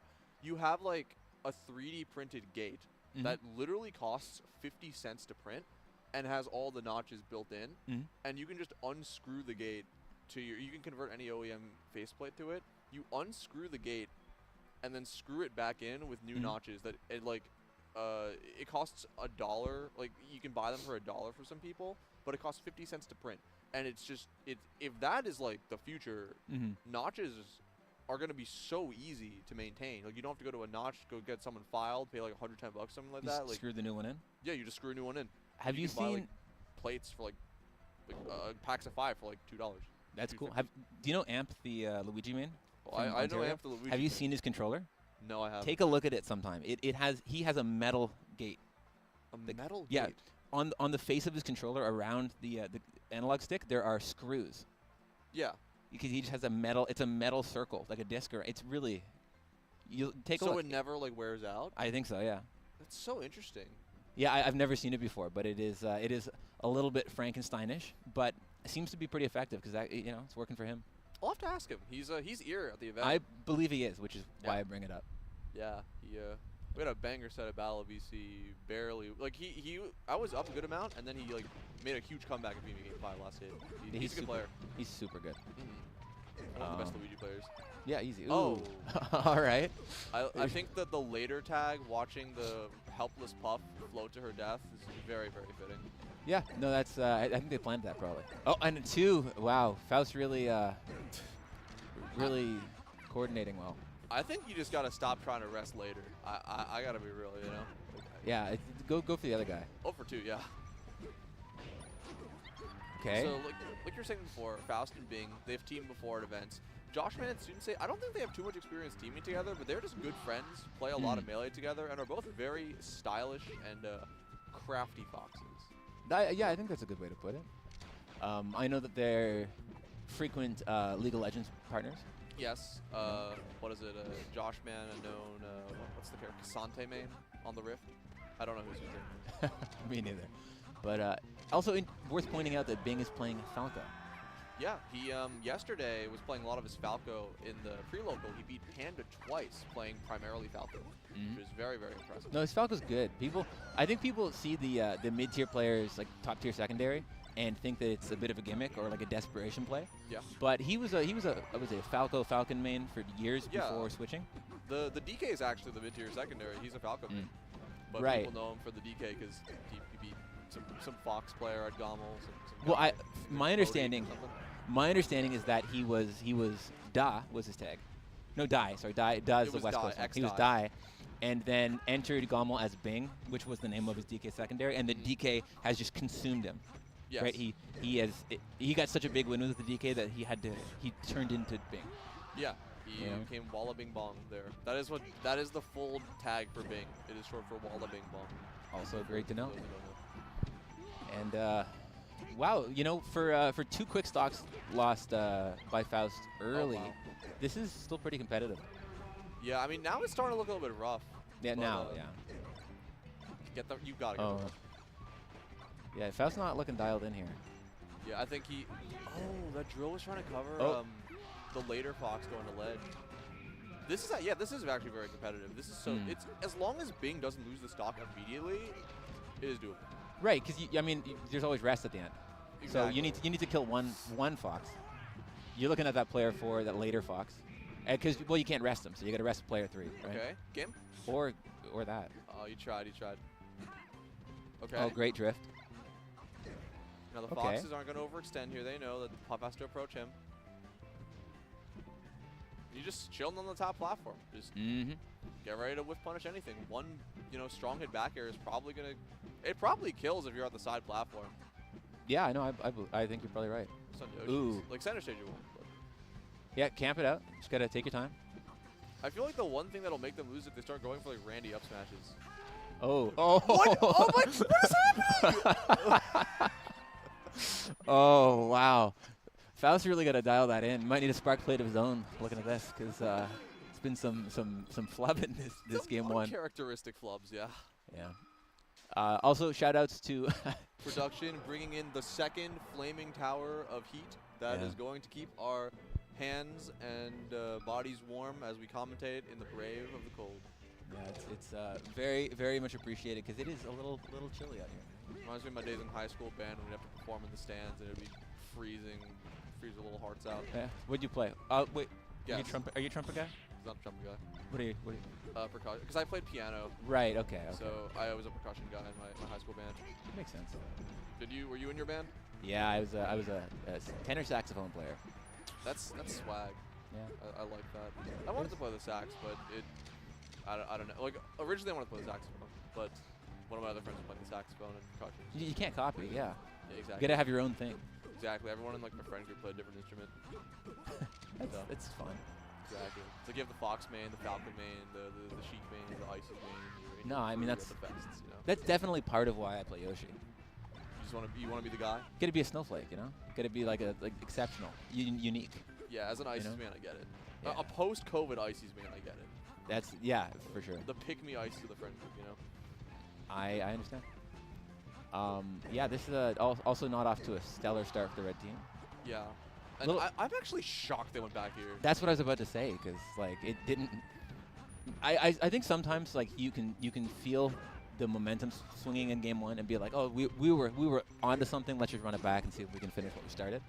I just feel like Faust has been dying off the top at 60-ish. I think he lost 3 of his stocks doing that, and then he also missed the rest, and he got killed so early for it. I just don't see why you don't go Dreamland, dude.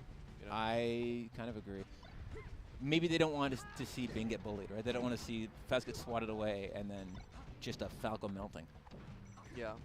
Or you could go DK. That would also be nice. Oh, that was a beautiful shine stall on the. I think that's Sensei, but on not tag Fox. Oh, triple back air and the edge counts too. Okay.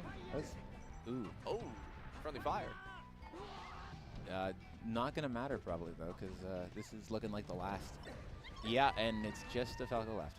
Yeah, and now it's just a. That was quick. Yeah. That was, I think, the fastest set we've seen. I feel like every other set has like either gone to game 3 or been a little. No, yeah, every set's gone to game 3 besides this. Mm-hmm. Yeah, no, that one was all business. That was it was a clinic. There was no team switching. There was which was only the game 2. Yeah. Oh, you weren't here for that. I wasn't here for the game 2. So Mr. Rit and Plup.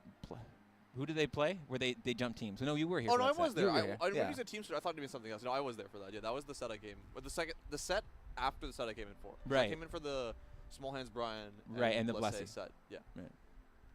I don't know if you can see. I don't think that they can see it, but there's like 2 flaming pillars of fire where there's like fire rising from the skies. Like I beheld Satan as the hands of light. I don't know the quote from Street Fighter 2, but you know, I don't know if you know what I mean actually. But I'm sure someone in the chat knows what I mean. Yeah, somebody's pogging right now. Some guy's like, yeah, you know, yeah, Raul Julia, that's my guy. Yeah. Mm-hmm. But yeah, this has been a really fun doubles block, I must say. Like a lot of very competitive sets, and even the ones that weren't competitive found ways to be fun. No, absolutely. Like the Plup Mr. Rit set was goofy. The Moki Zain experience, you know, really warmed my heart. I mean, that also went to game 3 too, and this was a pretty fun. Like I think seeing like the 2 missed rests and then how effectively the Foxes were able to like punish off of that was pretty enjoyable too. Mm-hmm. You know, it's always fun watching Suni and JoshMan play. So. Mm-hmm. No, it's nice because I was saying to June before you showed up that it's like we don't get to see doubles with like a ton of really high level entrants. I think it's like 60% of people who are at this tournament are also in doubles, which is like unheard of. Yeah, I mean Ohan loves doubles. You know, he was going to run Tango the doubles major. We were talking. Yeah. Yeah. So like it makes sense that a lot of the people who are here supporting his events are also the people who he has supported in doubles, because like, not that this is like a fault or anything, but a bunch of the major TOs right now aren't really focused on doubles, and that's just as in general, doubles as a game mode has been kind of on a decline in comparison to singles. But it's really cool seeing that one of them is like still sticking up for doubles and, you know, making it count at events, because this is one of the most intense doubles brackets I'd say that we've seen this year. Even last year, you know. For sure. I mean, like the level of competition, and it's a shame that we don't have, say, like Axamsa, who, like we were saying earlier, is probably the second best team in the world. Yeah. But we do have Mang0 Axe. They actually DQ'd. We did have Mang0 Axe. We had the idea of Mang0 Axe, and that was beautiful. I guess we should never count on a Mang0 doubles team until he's actually sitting in front of a setup. Yeah. But, you know, it was a great idea. It was a very good idea, and I'm sure that they will do it in the future, because that would be sick. I loved Mang0 Axe Wednesdays. That was so fun to watch when back in like high school and college. That was fun. Yeah, they had some good. Wait, high school? I was in high school and college. How old are you? 27. Okay, I was like late high school. Like okay. Year, Okay. Yeah, I guess it has been like a long time. Yeah. I forget that I've been playing this game for like 10 years. Yeah, we're all getting to our decades, you know. It's tough. Yeah, we've been all here, you know, grinding for a while. Do you know what we have next, or is our block over? I mean, we'll have to see the queue. Maybe production can jump us to the bracket again. Yeah, I'm checking right now to see if anything happened in the other pool. Okay, that's a cool So we're going to one. top 16. So what we have is we have Cody Jmook versus Plup and Mr. Rit. Now, this is going to be really interesting, I think. You know, Plup and anybody is a good team. Yeah, Plup himself is one of the best players in the world. Yeah. Even like technically unranked, but like we all know that he's a top 5 player at the very lowest. Like he's just so good at the game, and for how little he attends, he always makes it count when he's there. So yeah, I mean, I think he could get like top 32 teaming with like my mom. Like he is just so good at this game. Like. Yeah, I think your mom would carry, honestly. She'd she'd go crazy. I don't know pretty who nasty she on plays, the sticks. She'd be nasty on the sticks. I don't either, but I'm sure it would be great. But yeah, and then also I was saying before, Mr. Rit, really solid player. You were saying that she 4-stock Ginger. I was saying that they kind of they beat Cody and Jake so badly that Jake needs to stand up and jump across the other screen again. Yeah, we can see it. We can see it, and then go Zelda. But I think that it's a very cool idea that we have these two wild card players, being Mr. Rit and Plup, teaming together, who I'm sure they have never played a single game of teams together before this tournament. Right. So it's cool to see. I'd also be really curious to know like how they got that team comp set up. Like Mr. Rit just messages Plup like in French, "Do you want to play teams?" And I'm just like, sure. Do you think that's how that worked? Like, Yeah, I don't know. Like I imagine it was something through the magic of Ohan, or Nouns potentially, you know. Yeah, that would make sense. That would make sense. But really cool to see, because like you were saying, very unknown commodity. Cody and Jake, very known doubles commodity. These guys tend to win everything. Yeah, So even if they lose a set, they usually win the tournament. Yeah. And so we'll see how they stack up with the X Factor. And they've got a decent lead right now. On Dreamland, it's a little bit deceptive how big of a lead this could be, because they could just lose their stocks immediately or live to 173. But doing a pretty good job right now. Cody actually shining Mr. Right back on stage. I think he's at the home ledge. And it's looking tough for game one. Yeah, like Mr. Rin and Lil Plup, both great players. Cody and Jmook are the best team in the world. Yeah, no, this is not necessarily a mark against the skill of the other team. It's just more so an indication that Cody and Jake have got something figured out. And I don't think that they have managed to play that much doubles outside of tournaments either lately, right? Because they're on opposite coasts now. Yeah, but I think they think about the double, like they think about doubles enough and they take it seriously, and they probably talk about it at the very least. Oh, I'm sure. Because they're still like great friends, so it makes sense as to why the synergy they do, especially because they grew up playing together in the same region upstate New York. Right. It's just as they've become solid players in their own rights, their doubles synergy has not faded, and they're kind of walloping Mr. Red right now. They are. This is tough. This is maybe the least competitive game we've seen so far. Yeah, it's looking pretty rough. Like Cody letting Mr. Red backstage there, goes for another one of the Marth killers, and Jmook wins his 1-2. Double 3-stock. That is not how you want to start out a set. I mean, for the Cody and Jmook fans, they are clapping and cheering and throwing popcorn like it's the Minecraft movie. But Mr. Red and Plup fans of the world, not as much. Ooh. Plup forgetting to hold A, is that what that was? I think so, yeah. Oh no, that was Jmook. Oh. True. Yeah. That's that's Slippy coming in action maybe. Yeah. It's gotta get that together, Jake. You're Yeah. supposed to be a pro. I mean, his Zelda's kind of a monster, you know. Like, yeah, honestly, I thought it might have been intentional.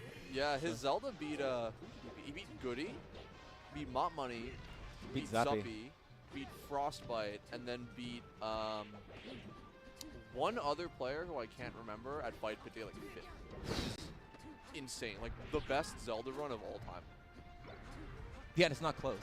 Yeah, like not even remotely close. Like Zelda players will take they've taken like a top 100, like beating a top 100 player at a regional or at a major, which is really good. But like beating like 5 in a row is ridiculous, you know.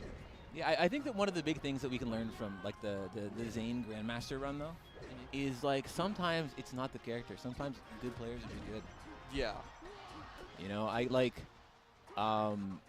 so it's not that surprising that a player as good as Jmook is able to get it done with pretty much whoever he wants. Yeah. And it's not like he hasn't practiced. Yeah, true. Like I don't know if anyone saw the end of the Zayn Bowser run, but there was some paid actors towards the end of that run. Yeah, that's you know what I mean. Bit of an understatement. Oh, what a crazy knock! Actually, off the knockdown too, like 38%, but great DI on Plup's part to not take too much of a beating.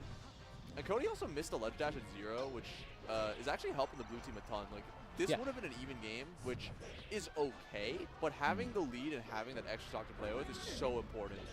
I saw a post on I think it was on Arton SBM, which was how much better would a fringe top 100 player be if they started the game with 5 stocks instead of 4? And the consensus was that they would immediately skyrocket to being a top 20 player. I don't know that I even agree. Really? Do I think I would be a top 20 player? Or like, do you think you'd be a top 20 player with 5 stocks?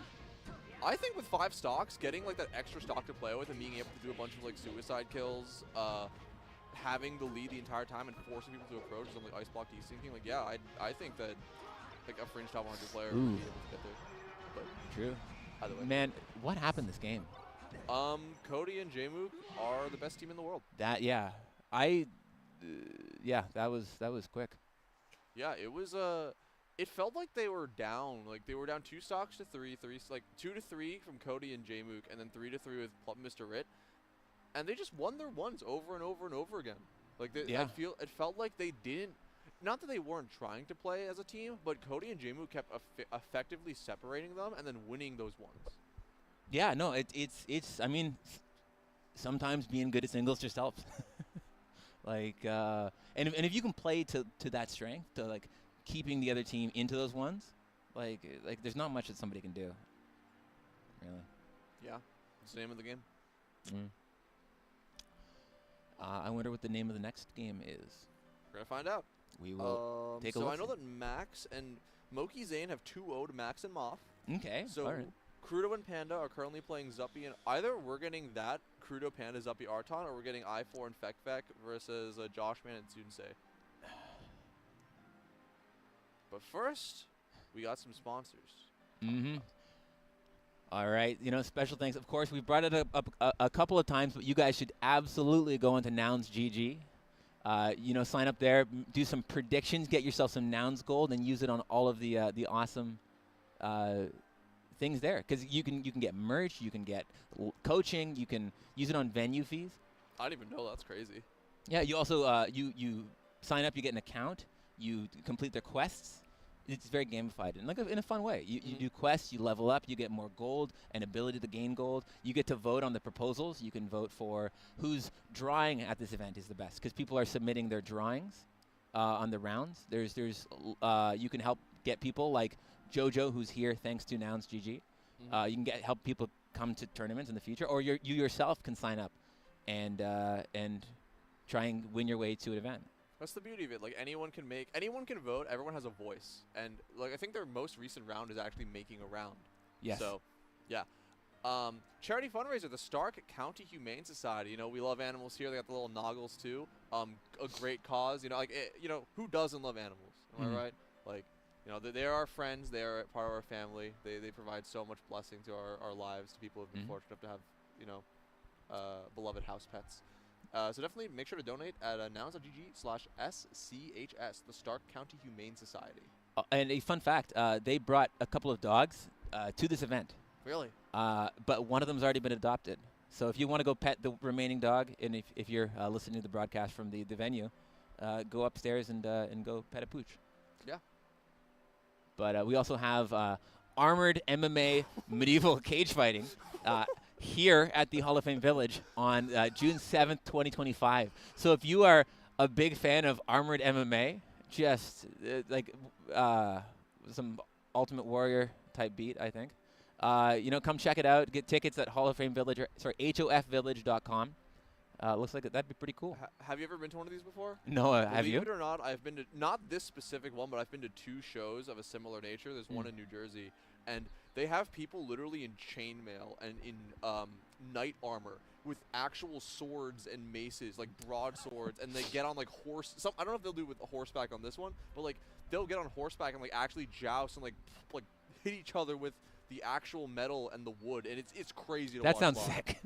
It's so sick. You see the sparks literally flying. It's crazy. That is crazier. Tip Top 16 Safari, another Ohan joint. The Atlanta Zoo, 2 invitations to the Japanese Nouns Invitational in Tokyo 2025. We got Plup and top 21 of the top 20, as you know, including Plup, because you know he's not top 100. Right. We all know he is. So 21 of the top 20 players. Standard registration ends midnight on Sunday. You do not want to miss out. This is going to be one of the events of the year. PPMD is coming out of retirement to commentate this event. His first event in like 10 years. No, this is actually an incredible event. This is the most stacked tournament at the top level since Genesis pre-COVID. It's the first time that all top 20 players have been there. This is like historically stacked at the Atlanta Zoo. Really cool venue. This is not one that you're going to want to miss. So go sign up now.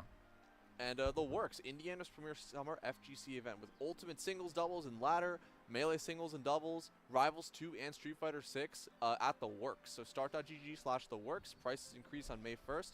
Fort Wayne, Indiana, June 28 to 29. And you know, Indiana as a melee scene, they've been pulling up some like pretty good results recently. Like, you know, Coffee getting ranked for the first time, Blue getting ranked for the first time, HPR being on the ballot. So you know, Indiana, they got some stuff there. So definitely make sure to check them out. And we have Unranked, the major for the rest of us, which is on July 19th in downtown Chicago. They got melee singles, unique bracket formats, and no ranked players. That's so this is some fun for everybody and some pretty tasty looking deep dish pizza. Yeah, I can, you know, what is it? Deep dish pizza being the Chicago standard, you know, New York City pizza. They got their own grind, but I like the deep dish pizza. It's pretty good. If you've never tried it, definitely try it. But yeah, the Unranked is the National Arcadian this year. I believe Unsure is one of like the heads of that. Right. He's like rank 84 right now. It's usually whoever wins that Arcadian gets ranked top 100 that year or in the year after. So if you're a top 100 grinder and you're trying to like make a name for yourself and being like, I'm the best not top 100 player, that's your chance to prove it. Are you gonna pull up? I think I'm gonna be in Europe actually. See, I might. So maybe I'll see you guys there. Also, Ices don't win Arcadians. What? Ices don't win Arcadians. They could. Well, not if you don't go. Because you That's guys true, should go. that's true. We have so many ice climbers here, and we need more of the Arcadians. So guys, make sure you go. But speaking of going, I think we're cutting the break now. Yeah, and that was a really fun block. So I hope you all appreciated. Junebug also in the back saying hello. But yeah, thank you so much. This is that was Mono. I'm Dark Gen X. We're gonna be back later for some commentary action and some gaming action, and hope to see you all soon. Yes. Stay tuned. Keep enjoying the Melee. Keep enjoying Nouns, and we'll be here all weekend. So stay sitting pretty.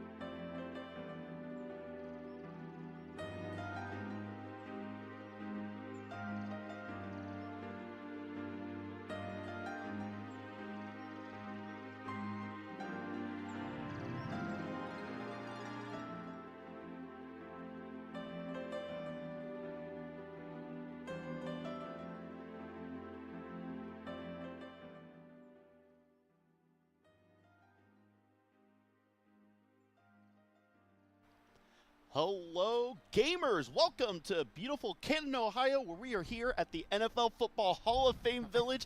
I can barely believe it. I'm so excited to be here. It's a little cold, but it's a lovely venue out here. It's great. I'm super excited to be here, and I'm here with my lovely, lovely co-host, Vish. How are you? Good. Man, like you said, this venue is crazy. I can't believe we're here. To play Super Smash Bros. Melee. Yeah, look at this shot. We've got the field behind us, all the bleachers. We've got big old jumbotrons over here. I mean, some of the biggest screens I've ever seen in my life, but Oh yeah. it's all here for the best use of a big screen, Super Smash Bros. Melee, for the Nintendo GameCube. That's right. I can't believe after 25 years of playing this game, we got venues like this. It's actually a little bit wild. We made it, fam. I'm sure the other commentators have talked about it, but like there's a jumbotron here, you know. It is cool, That's and we've got crazy. some cool trophies here. We got this nice little controller for our champion, the Nouns Bowl controller here. It's a nice little. Give that a little spin. Oh yeah, that's a nice control stick right there. And then we got, actually like tournament usable controller here. I'm too old to know the difference. You know, in my advanced age, I can't tell whether a controller is good or bad like that.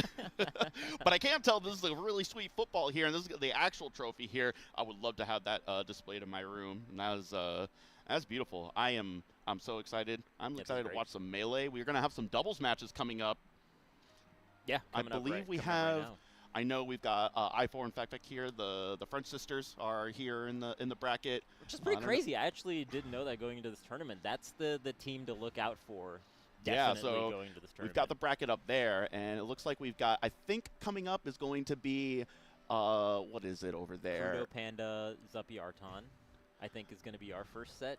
Yes, I believe you are correct. And then we'll be going from there. I see Zayn and Moff no, Moff and Max are teaming. And Moki Zayn, which you never see Zayn in teams. You never get to watch Zayn in teams, which I think is a treat for all of us.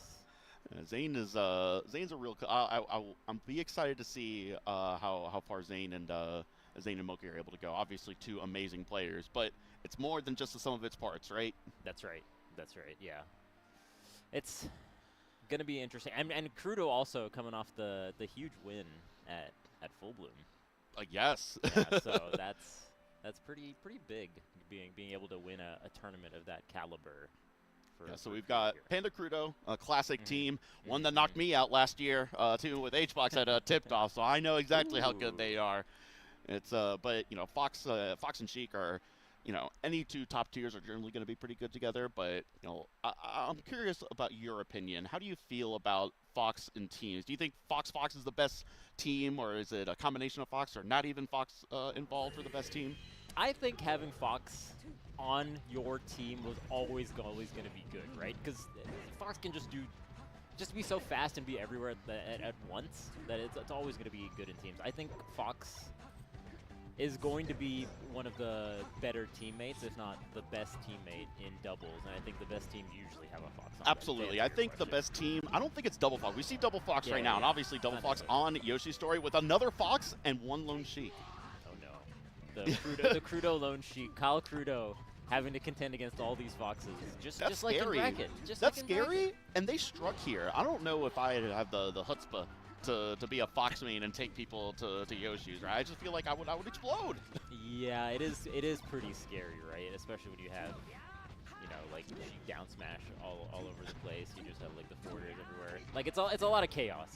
Yeah, but we're a minute in when they've only lost one stock apiece, all four of them. You know, it's keeping them pretty close right here. We're gonna hopefully see some. Well, unfortunately, they weren't able to get that 2v1 going right there. Oh, the Shine Spike just killed right off the bottom there. Yeah, actually that missed up tilt. It came out as forward tilt instead. Nets the stock the other way. Unfortunate. Blue team with a little bit of a lead here though. The double Fox kind of panning out a little bit. Zuppy Arton. And I think this is also the first tournament with the nerfs, right? With the box nerfs and like the controller. Yes, the new firmware rules for controllers and boxes and whatnot. But we've got some very capable controller gurus here, able to help out anyone that might have any issues. But we saw the blue team coming out to a little bit of an early lead, and then they lost their stocks at the exact same time. And now this is a little dangerous because any stock lost right now is going to be super scary. We see it right now. Clean turnaround. Oh, wow, yeah. Now it's, this is tough. Where it was really close before, it's funny how it can swing like that, where even if you're down to your last 2 stocks, if you're at like lower percents, if they have 3 stocks but they're both at higher percent, you're so close to being stuck in that 2v1, and it's almost scarier to be the one with more stocks in that situation. Yeah, it's like kind of hard to say who's actually in the lead, like actually, right? Because of how quickly things can turn around. But my God, this combo though. Yeah, and just getting the beautiful edge guard right there on Randall there, the Sheik back air. It's a good tool. It's got a lot of range. Very good. Crudo is ready. Crudo is ready to get onto Randall and continue the combo. Yeah, unfortunately, when you're missing a tech on Randall, they are going to have quite a bit of time to react and be able to get that edge guard. And again, with such close quarters on a stage like that, you just end up losing your stock so quickly. But Panda Crudo up to a 1-0 lead. Zuppy and Arton were right in it up until the very end there. Kind of got a little bit out of control. But again, that's what we were talking about before. Kind of the scary part about Yoshi's story, where it can swing very violently, very quickly. Yeah. No, absolutely. That's always going to be kind of scary to do in teams. But we got Stadium now. Dude, we got Pokemon Stadium, and we're playing at a stadium. Yeah, no, we were talking about that. Get the Pokeball logo on the middle of the field. It would be so sick. There's a Jumbotron on screen and a Jumbotron behind us. It's all coming together now. It's all coming together. It's all coming together. Unfortunately, Crudo losing that early first stock, and then the red team, Panda, also losing that stock, and now Zuppy, Arton up to a early lead, but both at higher percents, and that Shine Spike is going to do it for the Blue Fox. Yeah, I mean, just being able to have a tool like Shine is so good, right? Because you kind of have to watch out on any kind of edge guarding position as the opposing team. Yeah, I think against Fox, it's still really good because of how quickly and how fast you fall from the Shine Spike. It can be very difficult to save your teammate from that situation. You could die in like a single interaction in a second, right? Whereas Sheik normally struggles in those situations where you're trying to recover and you can kind of do the flow chart where Sheik is in so much landing lag from their recovery. Not as much of an option when you're in teams because your teammate can really come and help save you. Yeah, there is more time needed for Sheik to kind of complete her edge guard. It's almost like the Shine Spikes become a lot scarier versus Fox and a lot less scarier versus Sheik in this situation. Right. That makes sense. That makes a lot of sense. Here, I feel like, man, the Red Fox just going for it in the 2-on-1 there. That's kind of wild. It actually working out. That's a gamer after my own heart because everyone expects you to stay on the other side, but what if you just belligerently go in and never see it coming? Yeah, Panda's crazy for that, actually. Because Crudo was on the other side of the tree, and it would have been a little bit difficult to kind of come in. Sometimes you're out for blood. Yeah, sometimes you got it like that. Yeah, going for the Shine Stall and able to get the double jump, able to come back, wait for Sheik to come down from the Angel platform, allow them to save each other. Very smart with the Shine Stall. That time, having the 2-on-1 edge guard there, too difficult for Sheik to give you enough time to make it back. Yeah, and just as things kind of swung out of control for the blue team, it is now the opposite way. Blue team is starting to run away with this a little bit. We'll see if they're able to make a comeback. Panda Crudo here. I feel like Double Fox is such a momentum-based team too, right? Because when they're winning, it feels like, oh my God, this team is the best team. Yeah. When they start crumbling, then it's like, I see the It's the real cracks. feast or famine. I mean, honestly, it's a lot like singles, right? Where Fox will either do the 4-stocking or get the 4-stock. Yeah, absolutely. Oh, that Shine over there almost knocked Sheik in a pretty disadvantageous position, but able to bring it back, but a clean 2-stock lead here. And unless the red team can somehow hold on to these last 2 stocks here for a while, it might be a blue team victory. Yeah, you can. Oh, wow, that was a sneaky forward air there from Crudo. It just gets burned, unfortunately. That could have been another potential edge guard. And missed the ledge dash and just immediately where it looked like, it's like, hey, maybe they do make this comeback. And no, it's just a couple of smash attacks and Shine Spikes later, it's GG. Yeah, it looked like there's a chance, but we got. But we're at 1-1. On screen, it says best of 3 for winners quarters. I believe it is best of 3, probably not best of 5 until top 8, maybe top 4 or top 5, something like that. Right. Best of 3. So this is going to be the last game. What's the final counter pick here? Dreamland. Okay. I wonder what stage they banned. Maybe FD, right? Yeah, that makes sense. For Crudo's purposes, right? Maybe FD is not so great, but Dreamland, obviously you're going to live a lot longer versus Fox up smash. The vertical knockback is going to be less of an issue with such a high ceiling here, but you still have access to those really volatile, really dangerous shine spikes. So, you know, it could maybe not even change their game plan all too much. Oh, wow, went way out there for the Sheik back air. Got that edge guard, almost got the shine spike. Yeah, the edge guarding from Kyle has been super good from Crudo. I really like it, because in a lot of those positions, you kind of have to get out there preemptively to be able to get those juicy back airs. It is. It's tough, and it's also scary because you are leaving yourself so vulnerable because you really have to have a lot of faith in your teammate to be like, hey, I trust you to be able to keep him occupied for 2 to 3 seconds. That's all I need. True, yeah. A lot of faith in the teammate for sure. Man, that also was a crazy position for Double Fox. They somehow both made it back as they were getting edge guarded. Okay. Only getting the light back air. Got a couple double edge guards happening over here. Crudo closing it out there on the left side. Oh, Red Fox in a great beautiful tech. edge tech. Really important tech there. Panda's living forever. Look at these angles from Panda. Oh my god. Absolutely refusing to die. 181%. You don't see that number very often when you're playing Fox and Cloud.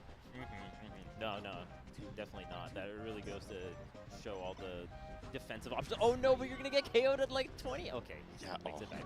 It was almost a double edge guard, and they almost swung this match back. But I mean, right now they're smartly going for that 2v1 on the Fox, not trying to overextend and split up their resources, trying to get 2 edge guards, get the guaranteed edge guard on the Fox, go after the Sheik afterwards. Especially for how difficult Panda was making the first stock go, I think going for the double edge guard is definitely the right call there.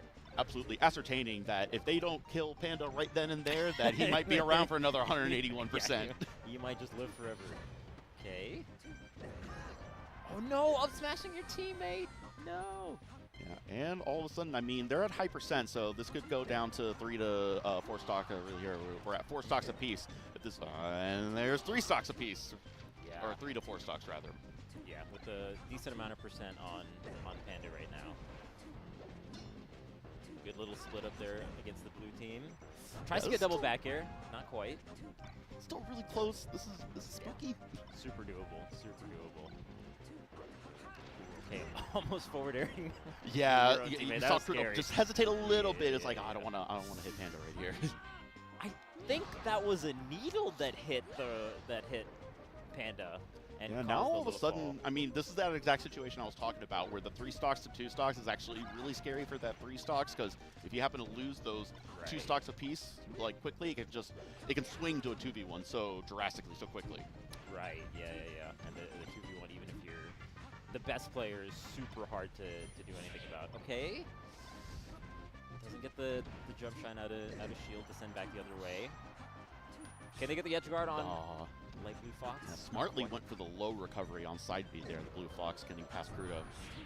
Oh, going for side B there also really smart, right? You're going to get back up faster than the Fox up B. I think that's it. This is just a clean edge guard. The up smash oh, wow. I thought they were going to survive for a second and just ended up taking it. But Zuppy Arton, double Fox versus Panda Crudo. Yeah, that's a great win, actually, for the really Panda solid. Crudo are easily one of the top 10 teams in the country. I don't think they've ever placed below like 5th place at a tournament. Maybe not even that low, like maybe 3rd place. But getting knocked into losers here, they still have plenty of time left though, plenty of bracket to play. That's Zuppy and Arton are going to move on to winners semifinals. They're in top 8 now. Ooh, making it to the best of 5 portion of this bracket. Exciting. That's pretty nice. Oh man, it's gonna be tough. This is actually a pretty stacked teams tournament. Yes, it is, as a matter of fact. It's you'll love to see it. I'm a doubles defender. I love teams. I think it's one of the things that you just can't get in any other fighting game. It's just a genre, a way to play the game that just doesn't exist elsewhere, outside of other platform fighters, Right. But it's I love it. I've always loved doing teams since I first started playing. But, you know, I can't admit that. I'm a Peach main. Everyone just laughs at me. It's like, you're just a filthy Peach main. No. we love Peach mains. In 2025, we love Peach mains. Who's your favorite Times team? have definitely changed in that regard, for sure. But I'm excited for some more teams. I believe we're going to be getting the I4 Fek match coming up here. I know Ohan was showing me the bracket. Nice. Yes, and then I don't know who the other side of that is, but I'm really excited. I got to meet the French sisters yesterday at the pre-local. Got to talk a little bit of shop with Fek on some Peach stuff. It was a lot of fun. It was great to meet them. I'm excited. What did you hear from the Peach end of things? What was the theory crafting that went on there? Oh, well, I can't be revealing all of What our do you mean secrets. you're commentating? You tell us. You have No, to. You gotta tell. she had a set versus OG Kid, Peach versus Puff, which is probably aside from Peach Ice Climbers, probably the next worst matchup out of the top tiers. I feel like. Yeah. Like Peach loses pretty hard to Puff. I was giving some advice on how to deal with some of the Puff stuff. Try to punish out a shield with throwing turnip instead of just throwing the turnips as part of your neutral, using it as an out of shield option. Oh, I see. So jump out of shield. No, you don't have to jump out of shield. You just throw out of shield. You can just press the A button, just toss it. Oh wow, I actually did not really think of that. It reaches a lot. Every time I talk to someone about this, they don't realize it. But normally you can't punish Puff out of shield because Puff is too far away. You can't shield grab. You can't cancel out of it or whatever. Just throw a turnip. Huh? That's you just have to very hold on to the interesting. That's the problem, is pulling the turnip. When do you get time to pull the turnip? And then also not throwing it right away and keeping it with you, so a that lot you of discipline. Can use it, so you can use it in those shielding positions. That's interesting. Okay. At least you get something. Free. At least you get something. Anything teams-wise that you two discussed? No, I didn't discuss anything with teams, but as I said, I really do love teams, and I think we're at a sports stadium right now, right? I was talking with one of my co-casters at Battle of BC when we were doing teams commentary there, and I think there's a lot of parallels between team sports and teams in Melee. We were talking about it, how sometimes in Melee, you just want to put yourself in front of the opponent. You're not even trying to attack. You're not even trying to you just put your body in a place, and it helps disrupt whatever is happening. Stop a chain grab or something like that, right? And it really is kind of like setting a screen in basketball. It's like setting the pick and roll in a basketball game. Yeah, no, that makes a lot of sense. That makes a lot of sense. I mean, yeah, just even having your presence there to throw off the way that the opponent is going to try to do edge guarding. At the very least, is a deterrent, right? They have to respect you. Yeah. I think the invincibility also really comes into play quite a bit more in teams than it does in singles, right? Because you just get double the amount of time with the invincibility on both sides, and you can set up an attack with your invincibility that your teammate can kind of get something off on. So there's so many little, it's a lot of extra micro interactions, so many little dynamics throughout a team. I love it to pieces. Anyway, we've got our next matchup here. We have the French sisters, Fek and I4, and then on the other side we have JoshMan and Sunsei. That's right. The international 4 people all playing against each other. I didn't even think about that because Sunsei's Canadian, right? JoshMan's Australian, and then the two French sisters. Not a single person from the United States here. You'll love to see it. That's right. That's right. Genuinely, it is great. I love the fact that we have become such an international community, right? And we always have been. There's always been, Japan and Europe and whatnot, but to see people come out for these events so regularly is really warms my heart.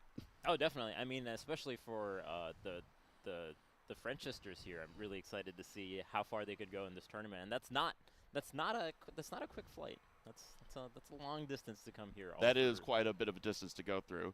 Just for Super Smash Brothers Melee. Yeah. So this is gonna be an interesting one. JoshMan Sunsei, I think, is another strong double Fox team, as we saw earlier with Zuppy Arton. And is JoshMan going to be playing Fox? That's true, huh? I saw JoshMan play Falcon in teams just a month ago. He's been doing the Falcon. And here we got double Fox. Okay, we got the double Fox versus Chic Peach, and Chic Peach, obviously, famously, Android and Armada were the Peach Chic team, a really, really good team. They play off of each other really well. Where both of them maybe lack a little bit in kill power, they make up for it in the way that they are able to play off of each other so well. Absolutely. And and I think just they might not have the speed that Double Fox might have, but the way they set up is super nice, right? And they can get huge punishes off of single moves like down smash in particular, right? That can really disrupt the flow of the game. Yeah, Peach obviously against double Foxes, you get one juicy down smash that's 80% across 2 characters. That's great progress in a teams match. Absolutely. Even from Sheik's end, I think just having those bigger hitboxes can be really nice. Okay. I love the later tag. Do you think that they went random tag? in the melee thing? I love Oh, doing I random see, tag. I see. Oh, I've never even thought about doing that, to be honest. Really? No, I usually don't play with tags. And also like usually there's not that many tags in a given setup, but yeah, I always like hitting random. You'll get some really good ones. 401k is one of the random tags in Melee, which is a funny tag to have. I wonder if later is one of the random tags. That's what I was saying. Yeah, Yeah, I have to imagine rotate is one of them. That was a tag I used to use. Interesting. I'm a Peach. I'm rotating. Yeah. And rotating the tags, apparently. Yeah, but back to the match over here. My apologies. We've got the French sisters up to an early lead here. All of them at really high percent, though, so we can see a pretty big swing pretty quickly here. And just like that, where the red team had an opportunity to even things up, and now blue team is starting to run away with it. Oh, man, seeing those nice juicy pickups with the forward air is always it's so fun to see. I love the way that Peach Sheik combos in particular. There's something about the way that Peach Sheik combos with each other that just probably looks the best out of any team's dynamic. Absolutely. Like the Fox ones just happen so fast, right? The Sheik Peach ones are like more well thought out. You have a lot of dynamics between getting weak hit and strong hit on your aerials, and it flows so seamlessly.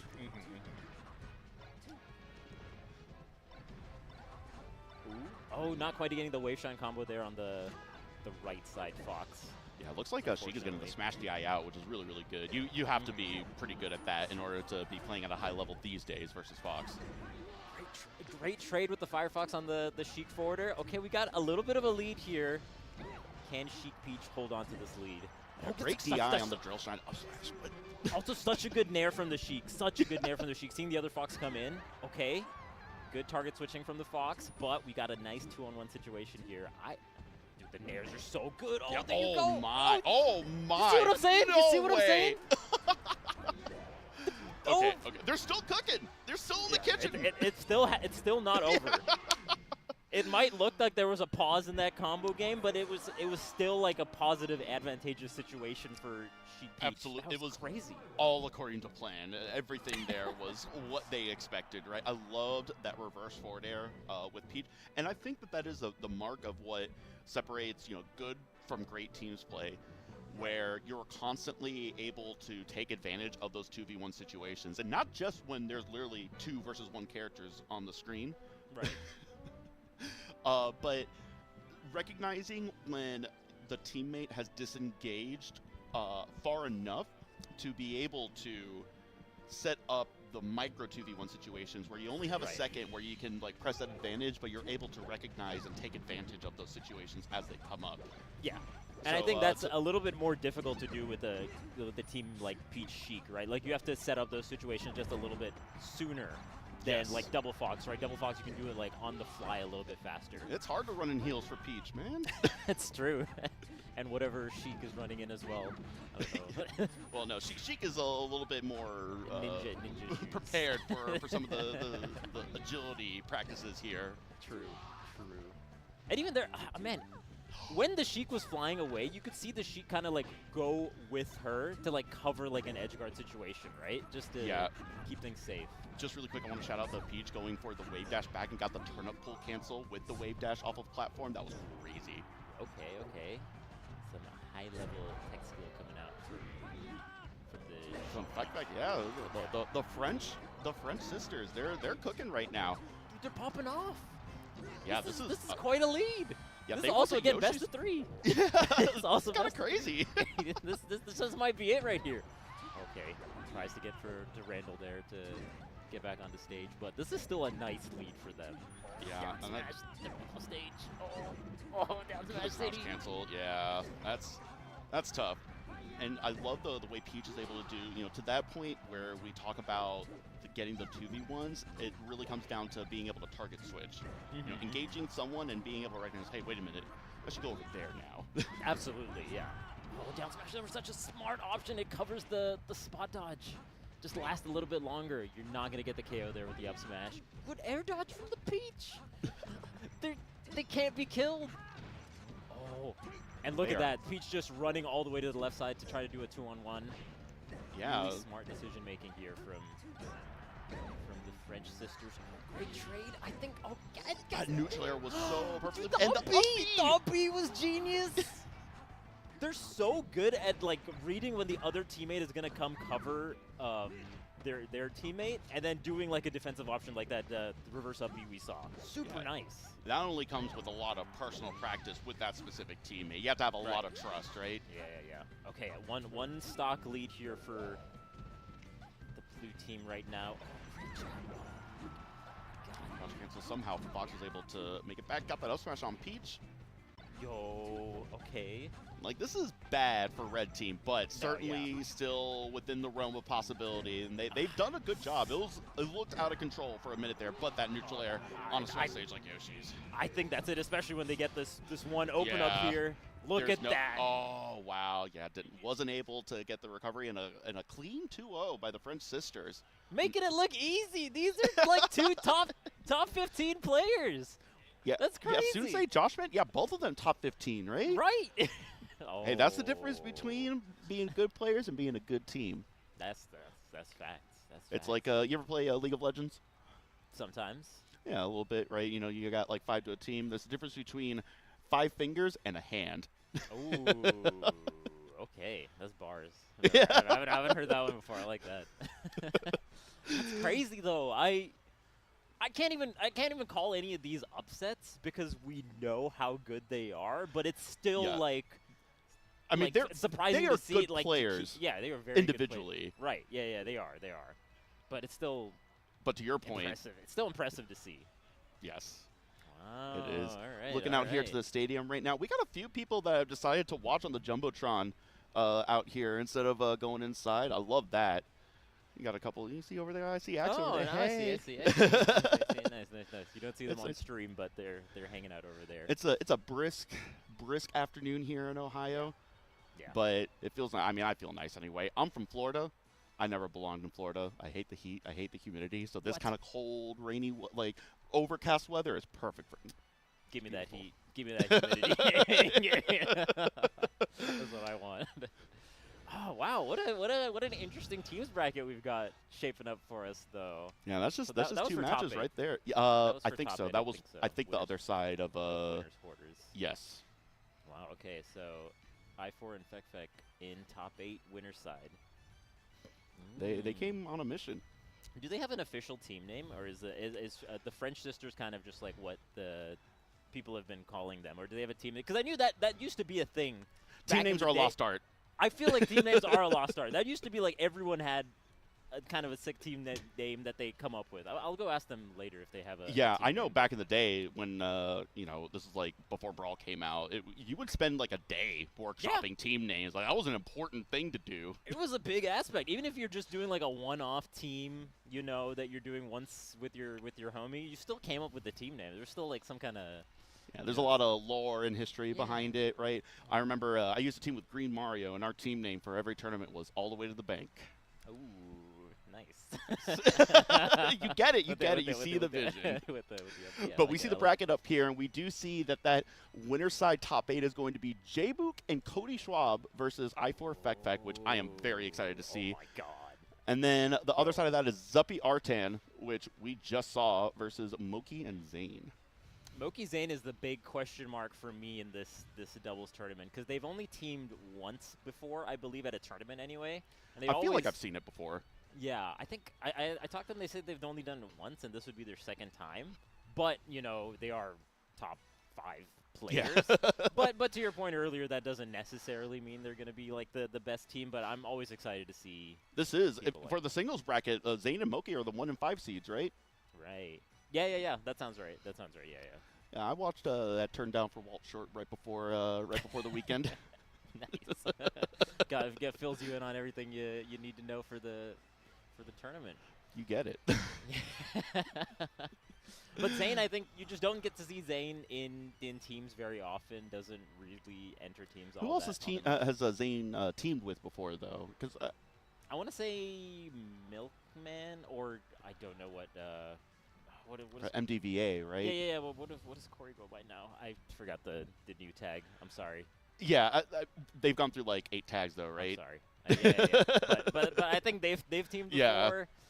I can't remember the tag. I'm blanking on it. Sorry. Sorry, Corey. It'd be like that. It was like I can't keep up with everyone's names and tags. It's tough. There's a lot. There's a lot of Melee players out there these days. Yeah, absolutely. Wow. Okay. So, probably. Who's your favorite team, by the way? I wanted to know that a little bit earlier. What's your? Ooh, if you had I know you love teams. I do. I mean, that's not me because I love myself. No. That's a good question. You can think on it. You can think on it if you want a little bit of time. Honestly, probably Android Armada. Fair. Like that might be like the basic kind of take, but I think that they are just the most impressive. We saw a lot of what makes Armada and Android good done by i4 and Fek in that team's match, where you just see how well they're able to play off of each other, the trust that they have to be able to cover each other's weaknesses. Yeah, it's a sibling thing. It's you got to be siblings to have the highest level of team's dynamic. You imagine if we had identical twins as team players in Melee. I mean, the identical twins they always do the thing where they speak in tandem, right? Anytime isn't that like a thing? I don't know if that's actually a thing, but we can have the head canon. I feel like I've seen it a lot. They go for it a lot. That's the thing they go for. They practice. So it looks like we're getting the other side. I believe this is going to be winners top 8 that they're getting into right now. It's going to be Zayn and Moki versus i4 and Fek was that other side, right? Or no, were they up against? No, they're up against Zuppy Arton, I believe. We'll see in the camera here. They'll pan over in a bit. Yeah, Zuppy Arton. Yeah. So there'll be Marth Fox versus Fox. 3 foxes and a Marth. Yeah. There's got to be 3 foxes and a Marth. It's just a lot of foxes in this. That's so many. That's so many space animals. That's so many boots. Too many. Too many. Space boots. They're too powerful. Oh yeah, so many back airs all over the place. Oh, I like it though. I am an agent of chaos. I like seeing that kind of just crazy shit happening on stream all the time. So I'm happy to see. I had a pretty stark realization about Fox in Melee. If you think about it, Fox only uses his fists for one move. It's just jab. And forward throw. Oh, okay, yeah, you do have the throws, right? It's like I was thinking about it because like lasers is like you pull the trigger, right? You use like your finger for that, right? But everything else, it's all kicks. It's all kicks. It's all the aerials, all the smash attacks. It's all kicks. Yeah, I guess so. Marth is kind of similar in that way, where only the hands are used for throws, and then everything else is all sword. Yeah. Right? Yeah. Peach is kind of all over the place. Yeah, Peach. I love how Peach takes off her crown for the forward air. I think that's like the coolest little tidbit of animation, right? And then she puts it back on. How does the crown stay on her head? Outside of the... Because clearly you can take it off. It's that royal privilege. Yeah. She's got a clip, you know. She's got a little bobby pin in there. A little bit of glue. Something. I love Moki Zayn because they always look like they are having the greatest time on stream. When they pan the camera to them, they're just like laughing, they're smiling about something. Zayn is definitely one of those players that just looks happy, kind of like Axe. Axe is always just happy to be there. Yeah, just happy to be playing this game. It's like we are lucky to be able to play this game and talk about it, and getting into this teams match right now on Battlefield where they struck to, they struck to here, but it is a best of 5, so there won't be any stage bans here. That's right. Yeah, we're gonna see all the stages we want. Unfortunately, and that's the thing, is that if you are just a little bit late on your reaction, something that you could have maybe recovered from just ends up killing you off the bottom there. That's why those shine spikes can be so dangerous. Yeah, and if you misDI something and you just get sent to an awkward angle, that makes the shine spike all the more scary, right? Because you're probably gonna get KO'd. And against a team that has a Marth as the backup, it's kind of difficult to save a little bit, right? You kind of have to go a little bit crazy to save your teammate. Yeah, Martha is definitely going to struggle with that. Sometimes you can go out there and get the weak hit of up B, but that's also really risky. Yeah, it's tough. You can do it, but it is scary, I feel like. Whereas Fox can go out there and just kind of up B, and you're using your recovery move with. Yes. Yeah, I guess Marth can do that a little bit too. But don't let anyone ever tell you Fox has a bad recovery. One of the best recoveries in the game. It's just some characters can edge guard it well. Yeah. And they still have to do some hard call-outs in order to get the proper angles and whatnot. Just goes so far. It really does go a long distance, even after so many years. Oh, just get the spike there. But even after so many years, it still will surprise me every so often. Like, oh, Fox made it from there? Yeah. Of course. Somehow he screams a little bit longer and he goes a little bit further on that up B. That's so true. Ooh, okay, some nice little combos here from Zuppy Arton. Yeah, relatively even here. 4 stocks apiece. 2 of the characters at like mid to high percent, so they've kept it even 2 minutes in. A little bit of an extension there from Zayn going for a double up tilt. I wonder if you could have just closed it out with like a forward smash or a downer off stage. That's the thing, right? When you go for like the tricky extensions, just give your teammate a chance to come in and help. Okay, that. Yeah, Marth with a really clean edge guard. Got the edge guard with the up B, and then got the reversal up B. Reversal DP, right? True. Yeah. That really is what Marth's up B out of shield is. It really does feel like a reversal DP. Absolutely. You can get the KO in such precarious situations. It also is just like surprisingly strong sometimes, right? It is. I mean, it's a genuine kill move a lot of times where other moves won't hit. You can't get like the neutral air or something like that. You get up B as part of like up B at high percents. Absolutely. Nice tipper there though from Zayn on the left side. Yeah, oh, okay. Okay, the crouch cancel was good on dash attack at 135%. Okay. Look at the player cam. They're having such a great time. Zayn is leaned so far forward because he's like, "What are you doing, Moki? Why are you extending it like this?" Damn. Okay, that was kind of hot. That up air from Moki was kind of hot. I'm not gonna lie. Super cool. They're just having the best time. Best bros playing their favorite game. Bros, yeah. I love just seeing like the different dynamics teams have, because I think there's some teams that are just like locked in. You know, even if they do like the coolest combo, they'll like crack a little bit of a smile, but they get right back into the game. But some teams are all about the. I like seeing the Moki SR and the Zayn SR is like senior. They are kind of the seniors in Melee right now. At this point, yeah, absolutely. I think anyone that is Doc era or earlier is going to be considered old school, right? Yeah. Oh wow, the tipper into Fox neutral air. We're seeing some nice tippers there from Zayn, getting some relatively low percent KOs. Super nice to throw out just in neutral, right? Yeah. And, the opposing team is kind of keeping back a little bit. I see Zayn stuck in a shield for a little bit. I love earlier Zayn went for the edge hog and used the get up attack rather than rolling from ledge. I love that minor optimization that some characters have gone for, some players have gone for, where between the ECB and the amount of time you spend hogging the ledge, you want to go for the get up attack as opposed to rolling from ledge. Yeah, and the nice part about get up attack too is if it hits you, it sends the opponent off stage, yes. Right? Like it has that weird like kind of backward sending trajectory.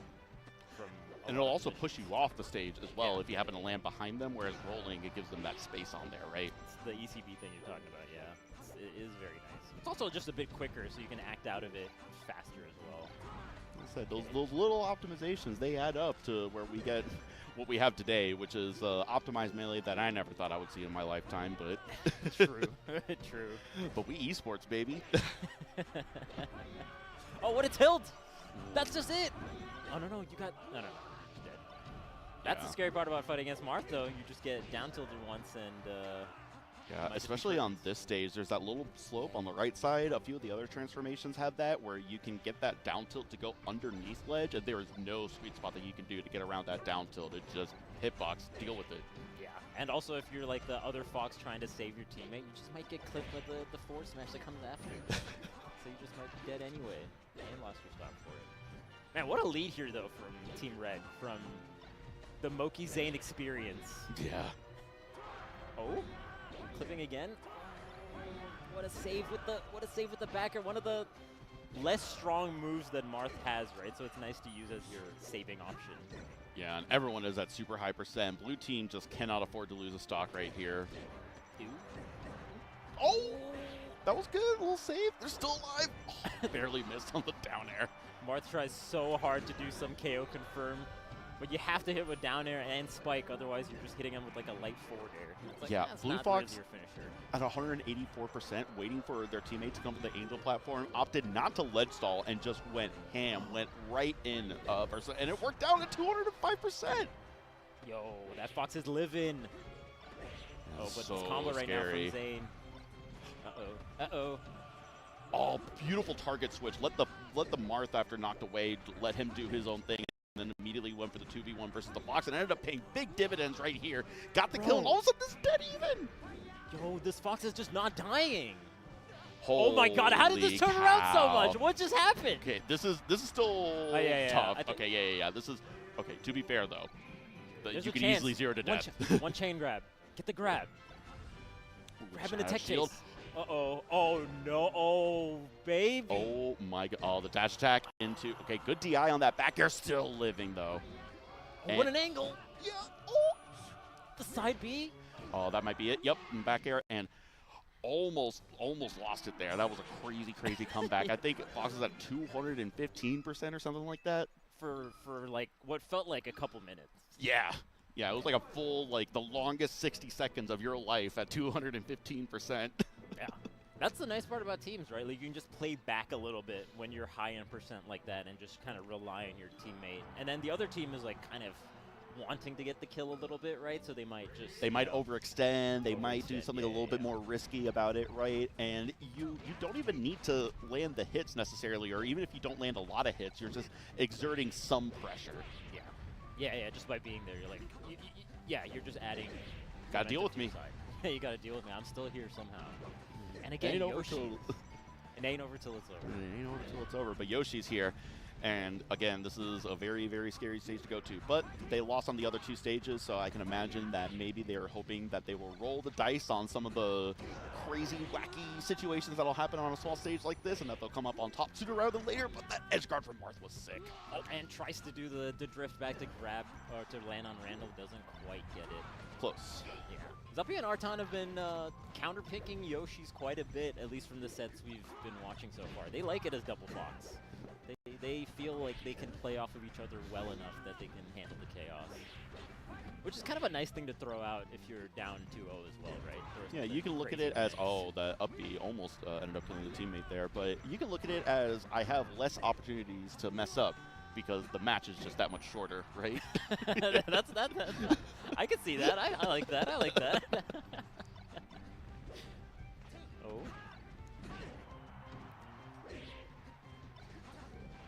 Man, okay, they both have split up just a little bit, just for like a hair. You really don't get too many opportunities to do one-on-ones in teams like this, especially on Yoshi's. Wow, nice pickup there from Moki. Oh, the dunk! Immediate dunk. Oh, wow, that counter was such a good idea, and somehow Fox was able to hit and still maneuver around it. That was crazy. Yeah.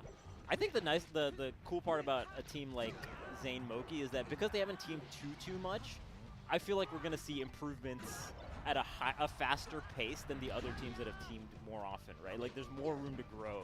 They're going to figure out more stuff as the bracket goes along, you know, more room for improvement, right? Yeah, I think so. They're like figuring out how they want to like combo. Like there's going to be some misses like that, right? Like, oh, do I want to hold? Do you want to like come in and hit? Oh my God. Okay, so Fox threw Marth off the stage, and Marth took that opportunity to get a back air in order to clear out that edge guard. That was super smart. Really nice. Okay, how are they going to handle this tech chase situation? What a shine! Oh, you're crazy. Unbelievable. Okay, this is bad. Zuppy was crazy for that, though. I mean, I Say the. Oh wow, that was a really good idea to go. To go out there, get the weak nair, just enough knockback on that weak nair in order to close out that stock. Zayn having a little bit of fun throwing himself out there, trying to get the spike at the very end when it was already said and done. You know, we like to have a little fun, right? Yeah, why not?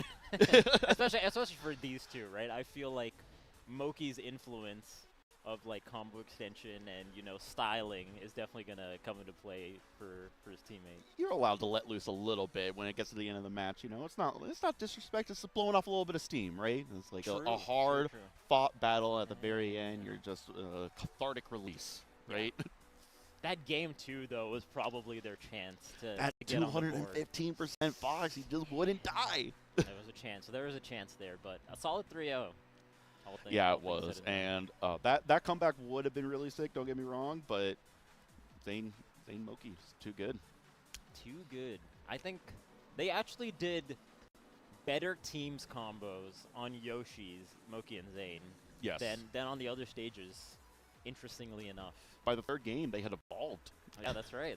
They did get a little bit better as the set progressed. You're absolutely right. That's the thing that the people have said about Zayn when he's done. He's done on the get to Grandmaster with all the different characters, right? And some of the things that people have said when they've coached Zayn is how quickly he improves and how quickly he like takes in information and takes in, you know, critiques that are given. So I think even in teams we're gonna see something like that.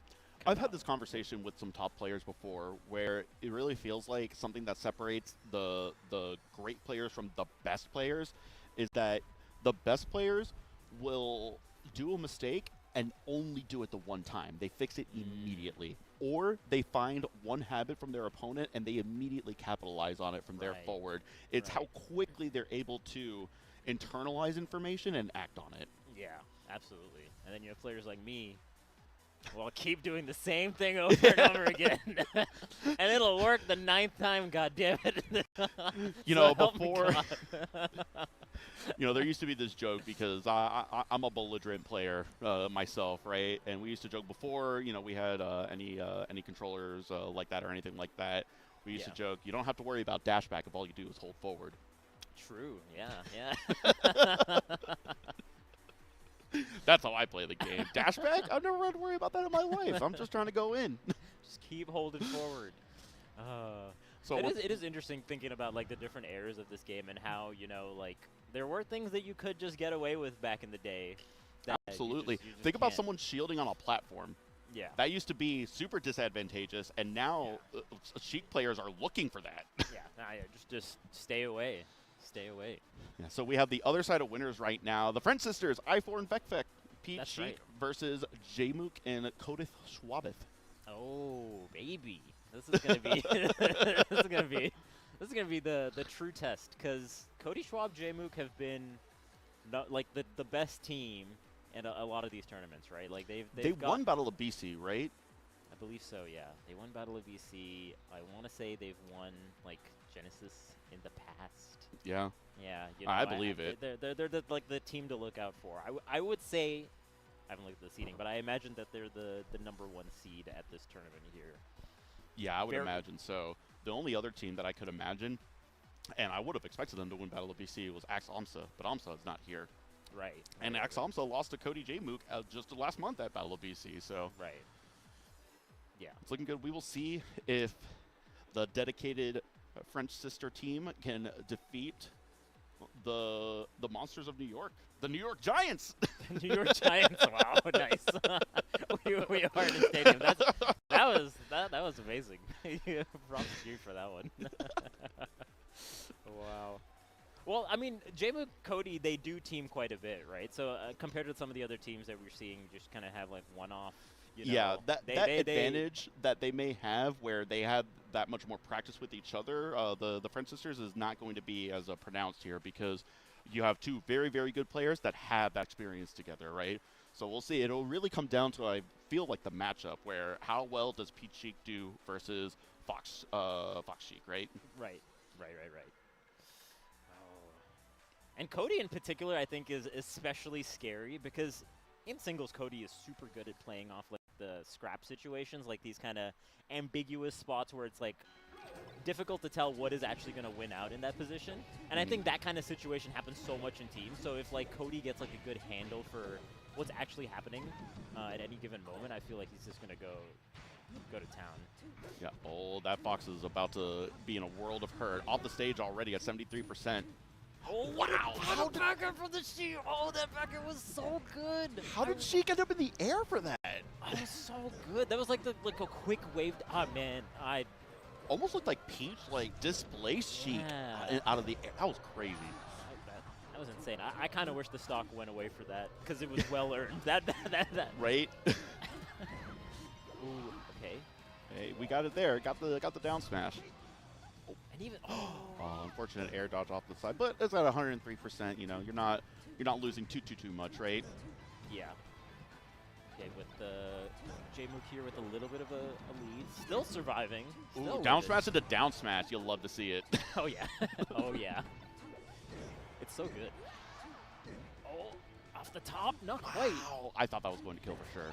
Yeah, even on the top platform, still not quite enough. Oh.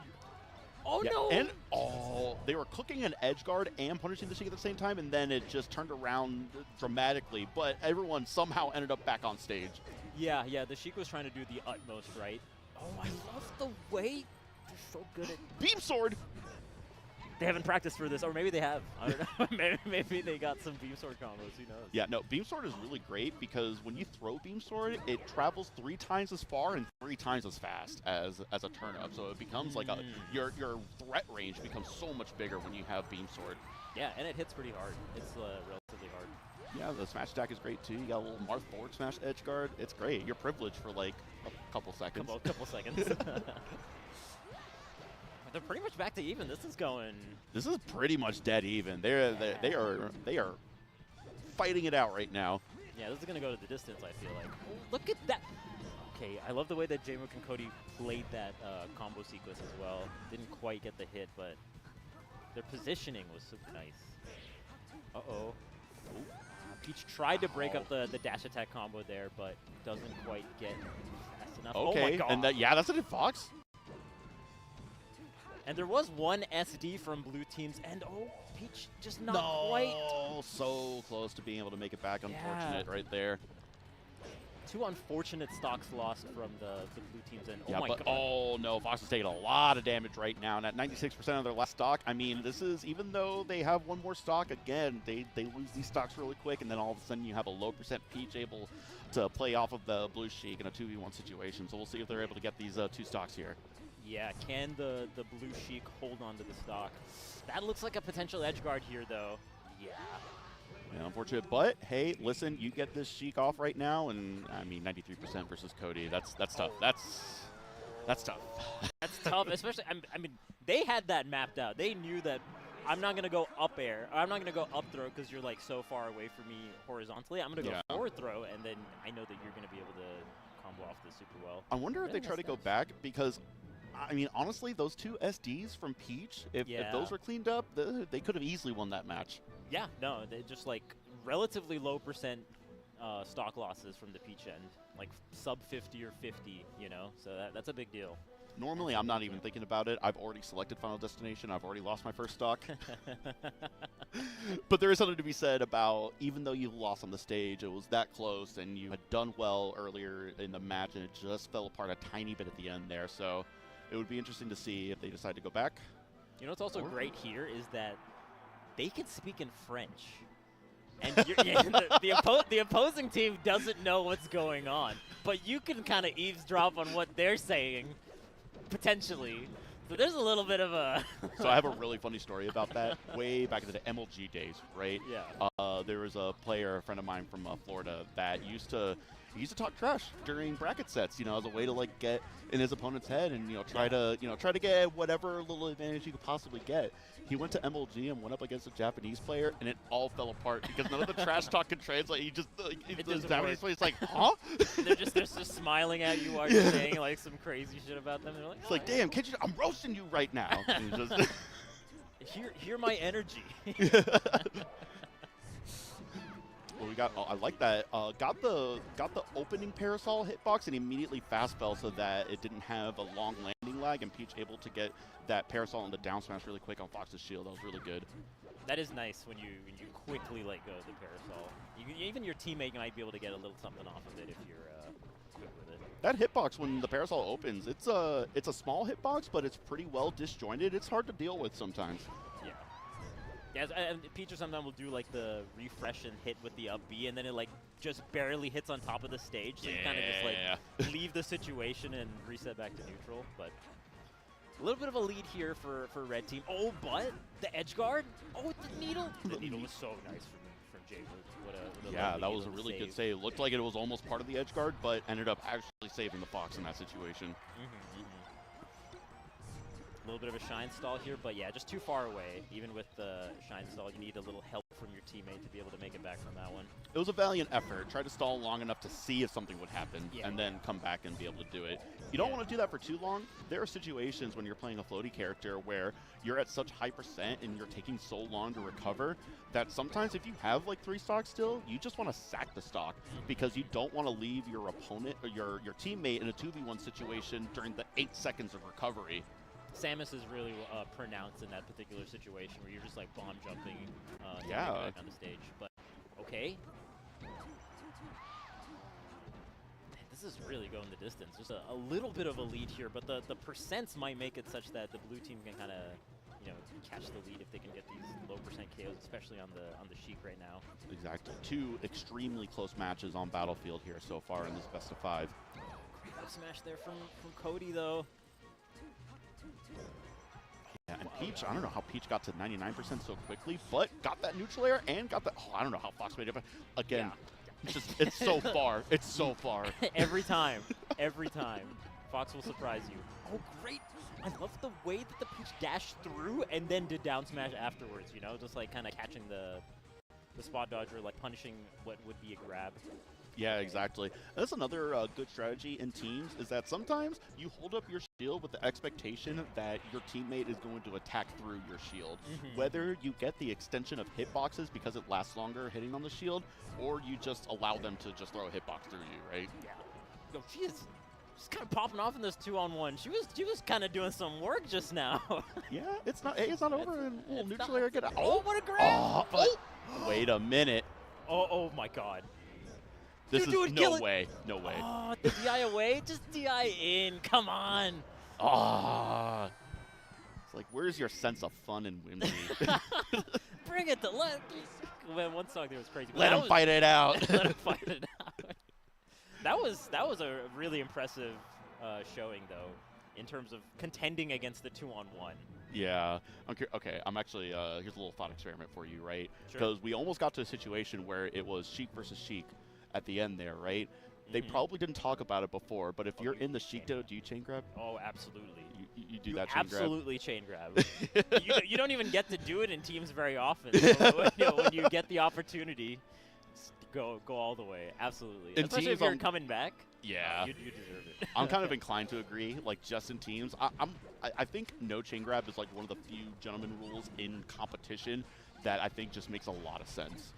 Like I think it just makes for a better competitive experience for all parties involved, right? But in that situation, last stock, no, I'm chain grabbing. No, that goes.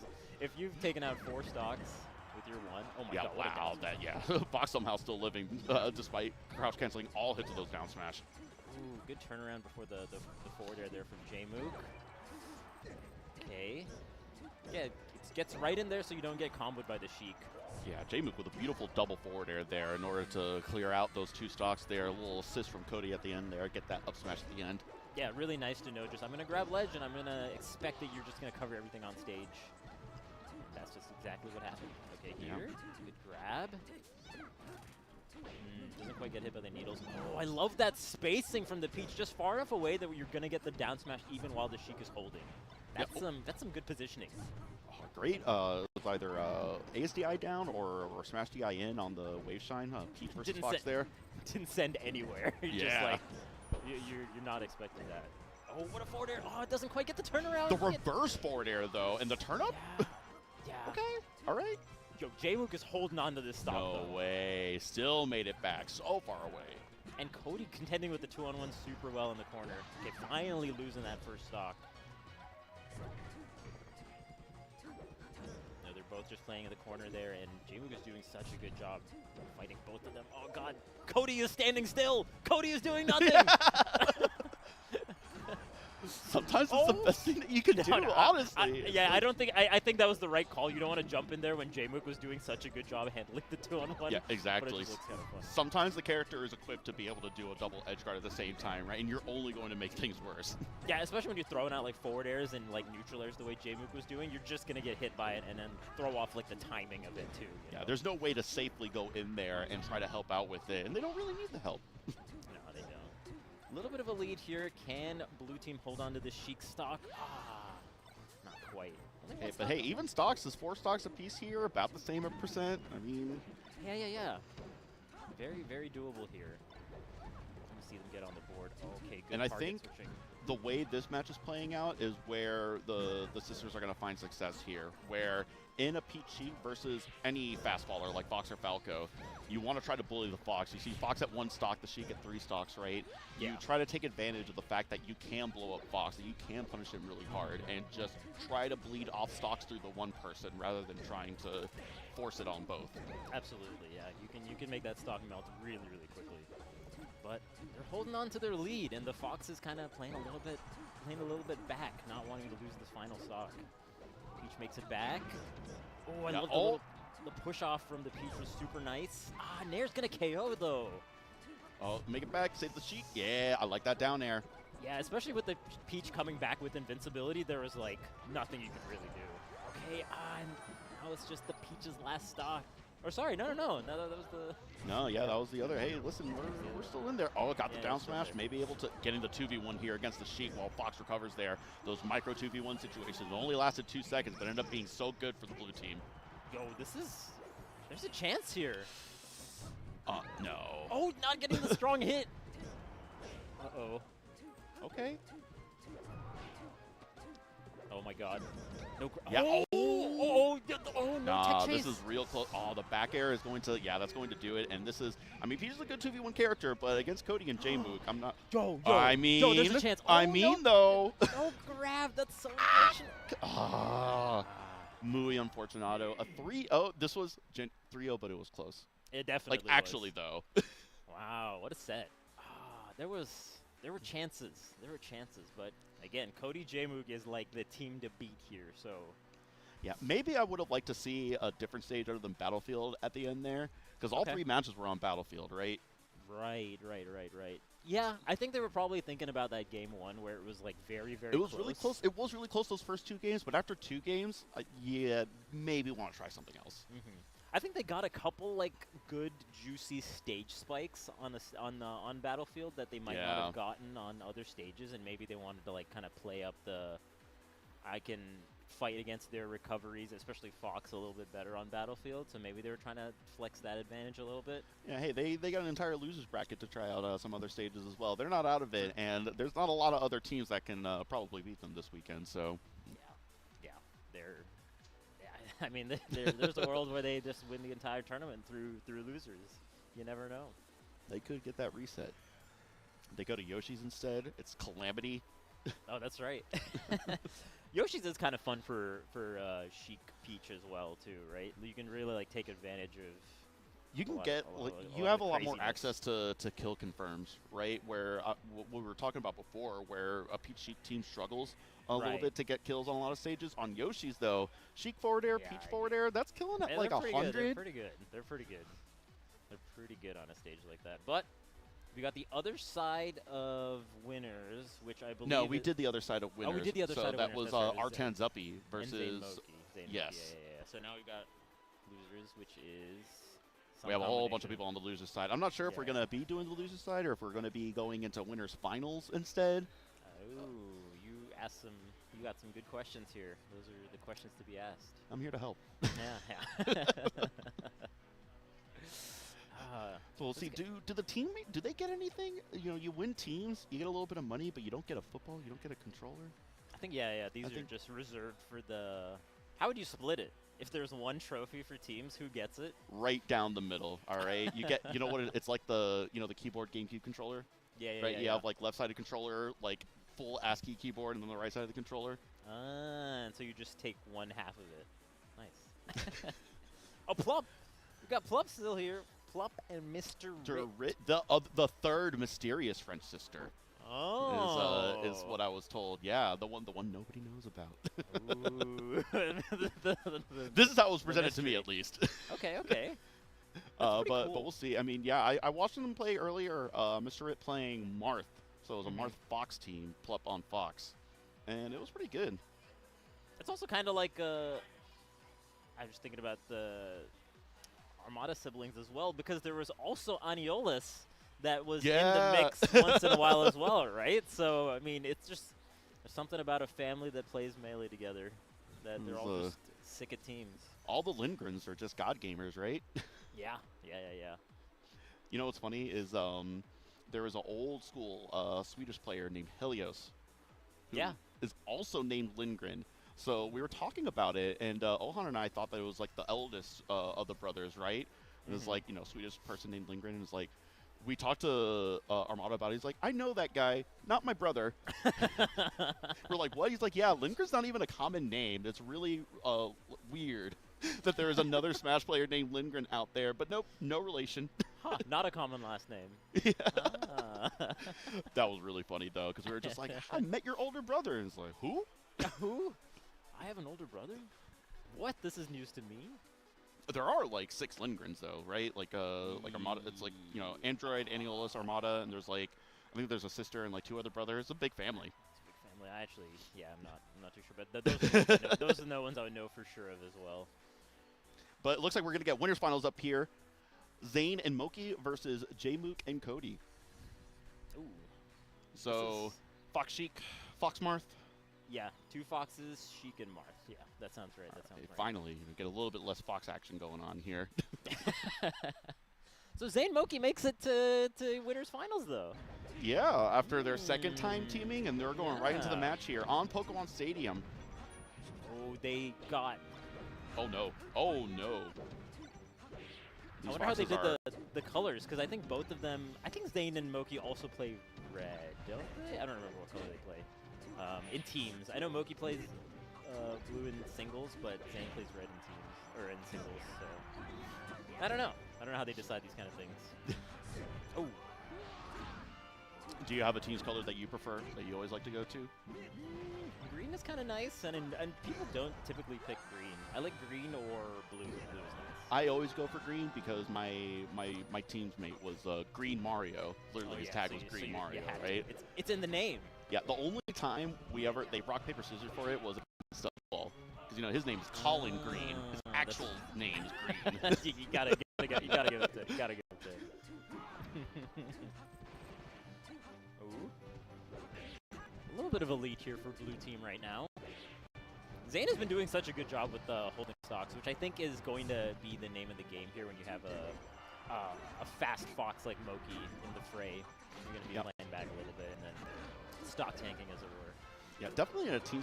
Marth is not normally the kind of character that is holding on to stocks for a long time. Like in singles, you know, Marth can be exploited and, you know, die relatively early. But in a team setting, when your teammate is Fox, you're definitely going to be the one that's holding on to stocks more. Absolutely. And yeah, the play styles too, I think, make a difference as well. And so far, I mean, Zayn is just holding on to the stock. And you can, like, kind of, you know, react to the way that Moki, like, hits a teammate towards you with your forward or your back air, as we saw before. And the range is nice too. Just, like, swinging with tippers when people are not really expecting you is pretty nice. Oh, what a dash attack. What a save. That's a really nice save, actually. Yeah, that Shine Spike against the 2 Foxes. Somehow, she was able to save the Red Fox recovery. Even though Fox got down smashed by the other Fox, the Needle stopped all the momentum and was able to cancel that out.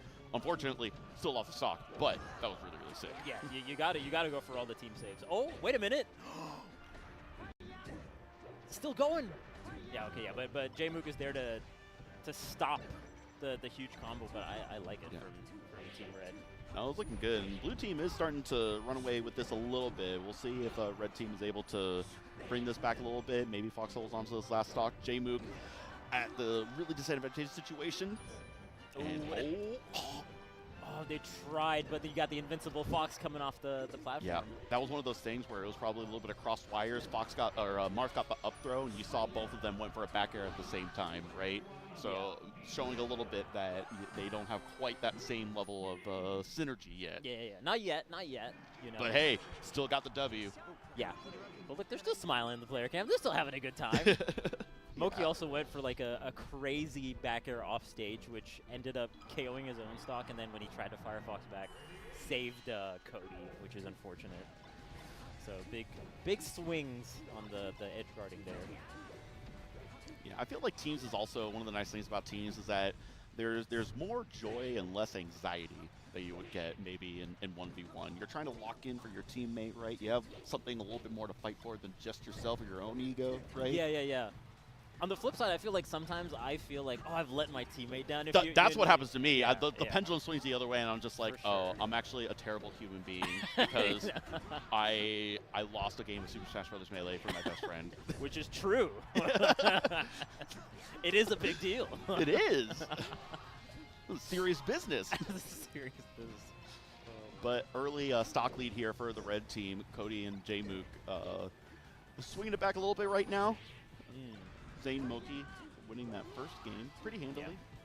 Yeah. Pretty solid. Pretty solid win there.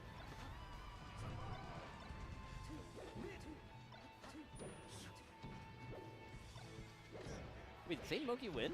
Wasn't that Cody Jmook? No. No? It was the Marth got that up throw and they both went for the back air at the same time. That was like at the end of the match there, the last stock. Okay. Still got the W. Yes, we got the dub. Yeah, Sheik over here at 168% and still going like right into it, right? Yeah. Oh man, that back air from Blue Fox was so nice, knowing that you're just gonna fall off the platform like that. Yeah, and tipper forward air is what ends up killing the stock there against Sheik with Marth there. Yo, Zayn Moki again with a little bit of a lead here. Damn, we're right back to dead even. I like this this match too over here. Okay, nice to get the running shine into potentially an edge guard. Oh, what a double back air! Tries to get the trip. Holding down on the down air was super nice. Gets a potential punish. A little spot dodge, wave shine up smash from Cody there. Another up smash. Cody killing it. Hey, look at that. Cleared out the whole stage. Really nice pickup too, because you're going to be DIing away a lot of times against Sheik's forward tilt. So if the Fox is kind of ready for that, you just go for up smash. Really nice. Oh, okay. What a tech! Zayn is living. 153%. I feel like we've been seeing a lot of people survive to like 150% is almost on the low end of percents that we've seen in a lot of these sets. Absolutely. So, 180, like 215. Yeah. It makes such a big difference, right? It makes such a big difference here. Okay, good turnaround before the up smash. Gets the KO. Marth's just going to be...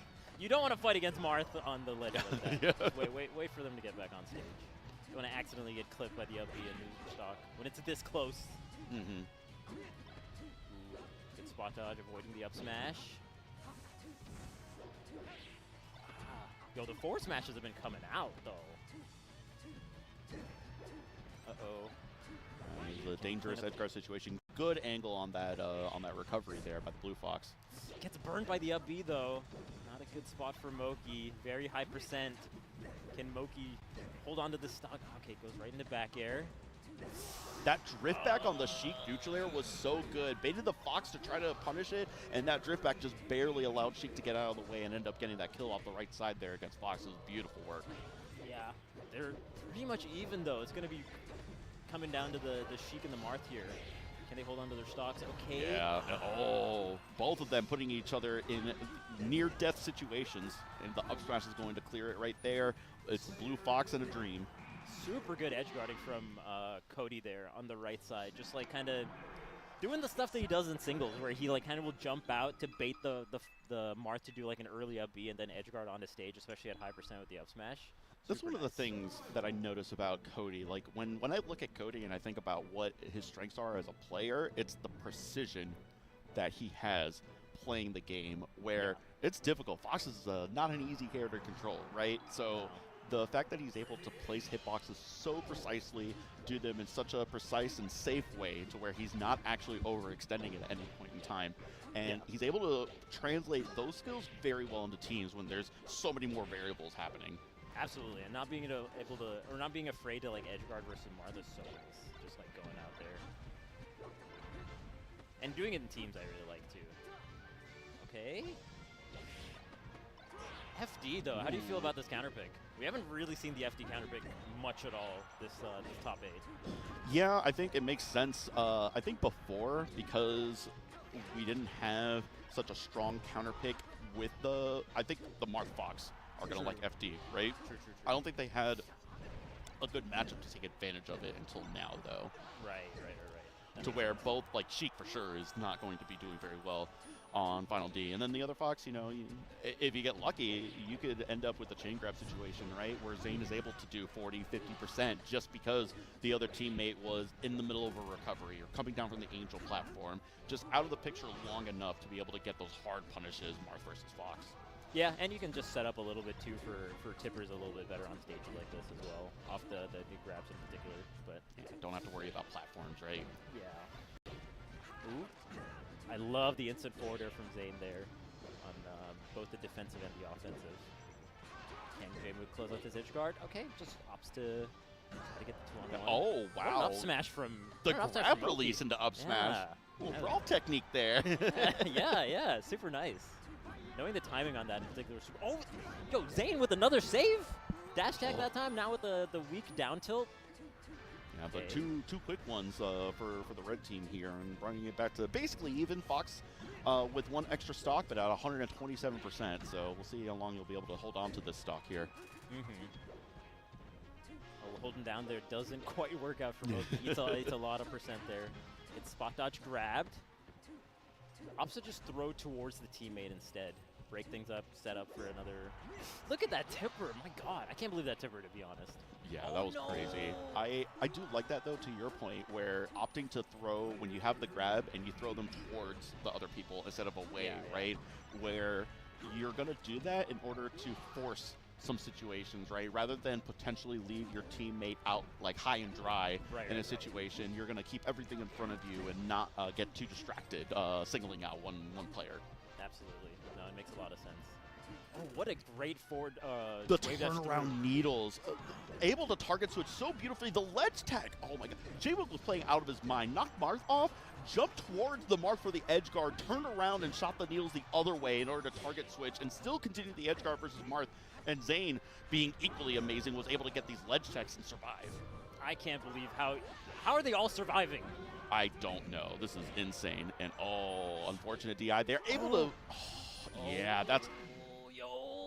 It was like a minute straight of both of them making all the right decisions and somehow the other person making even better decisions. Yo, that's wild. Like that came down to the wire. Zayn with like a crazy run-off forward air, and then Moki just cleans it out with the shine.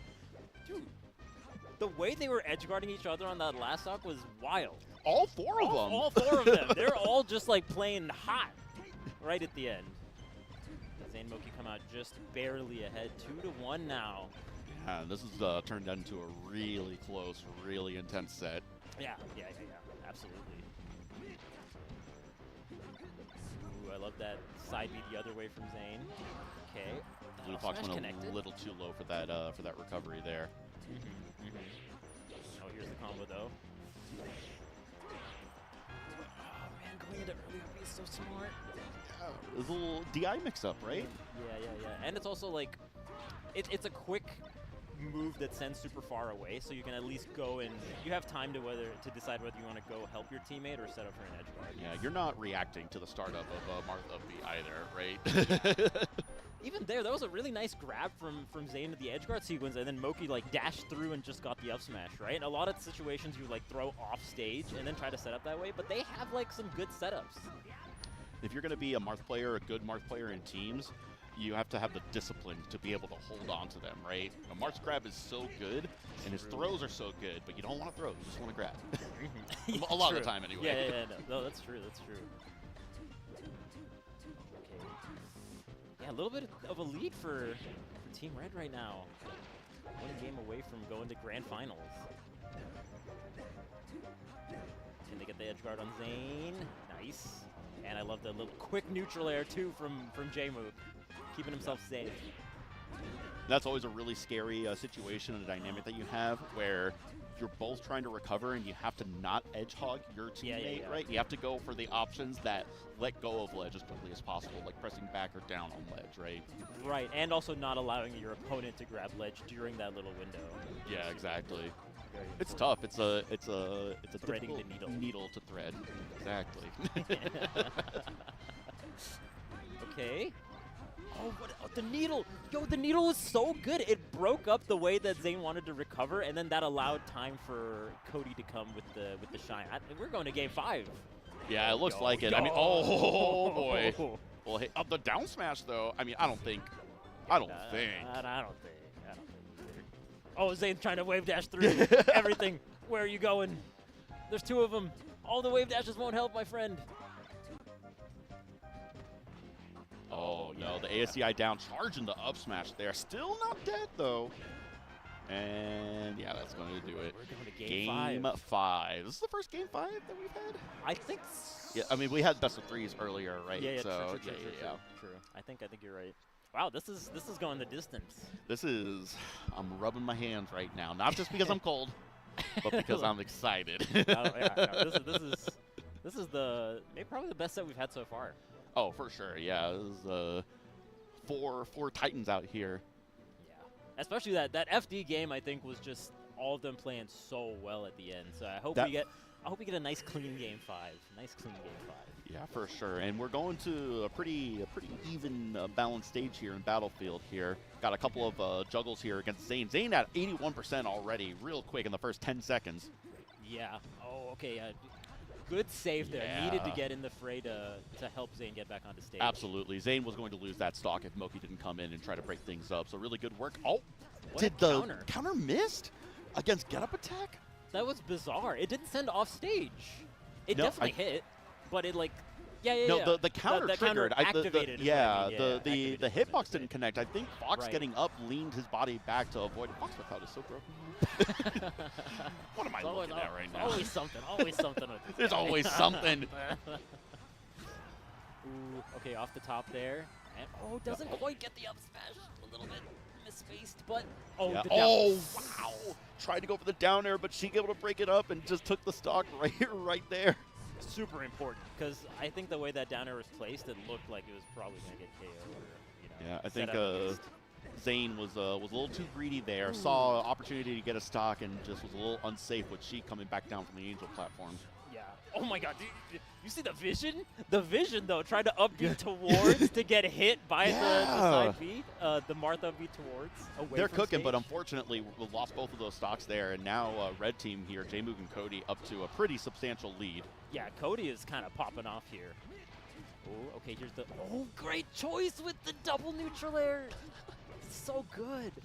Just those quick like 60% combos are so nice, especially when you have the lead right now. Yeah, and this is going to be an edge hog, and just beautiful coverage where the Sheik has the ledge hog, and then the Fox comes in for the up smash.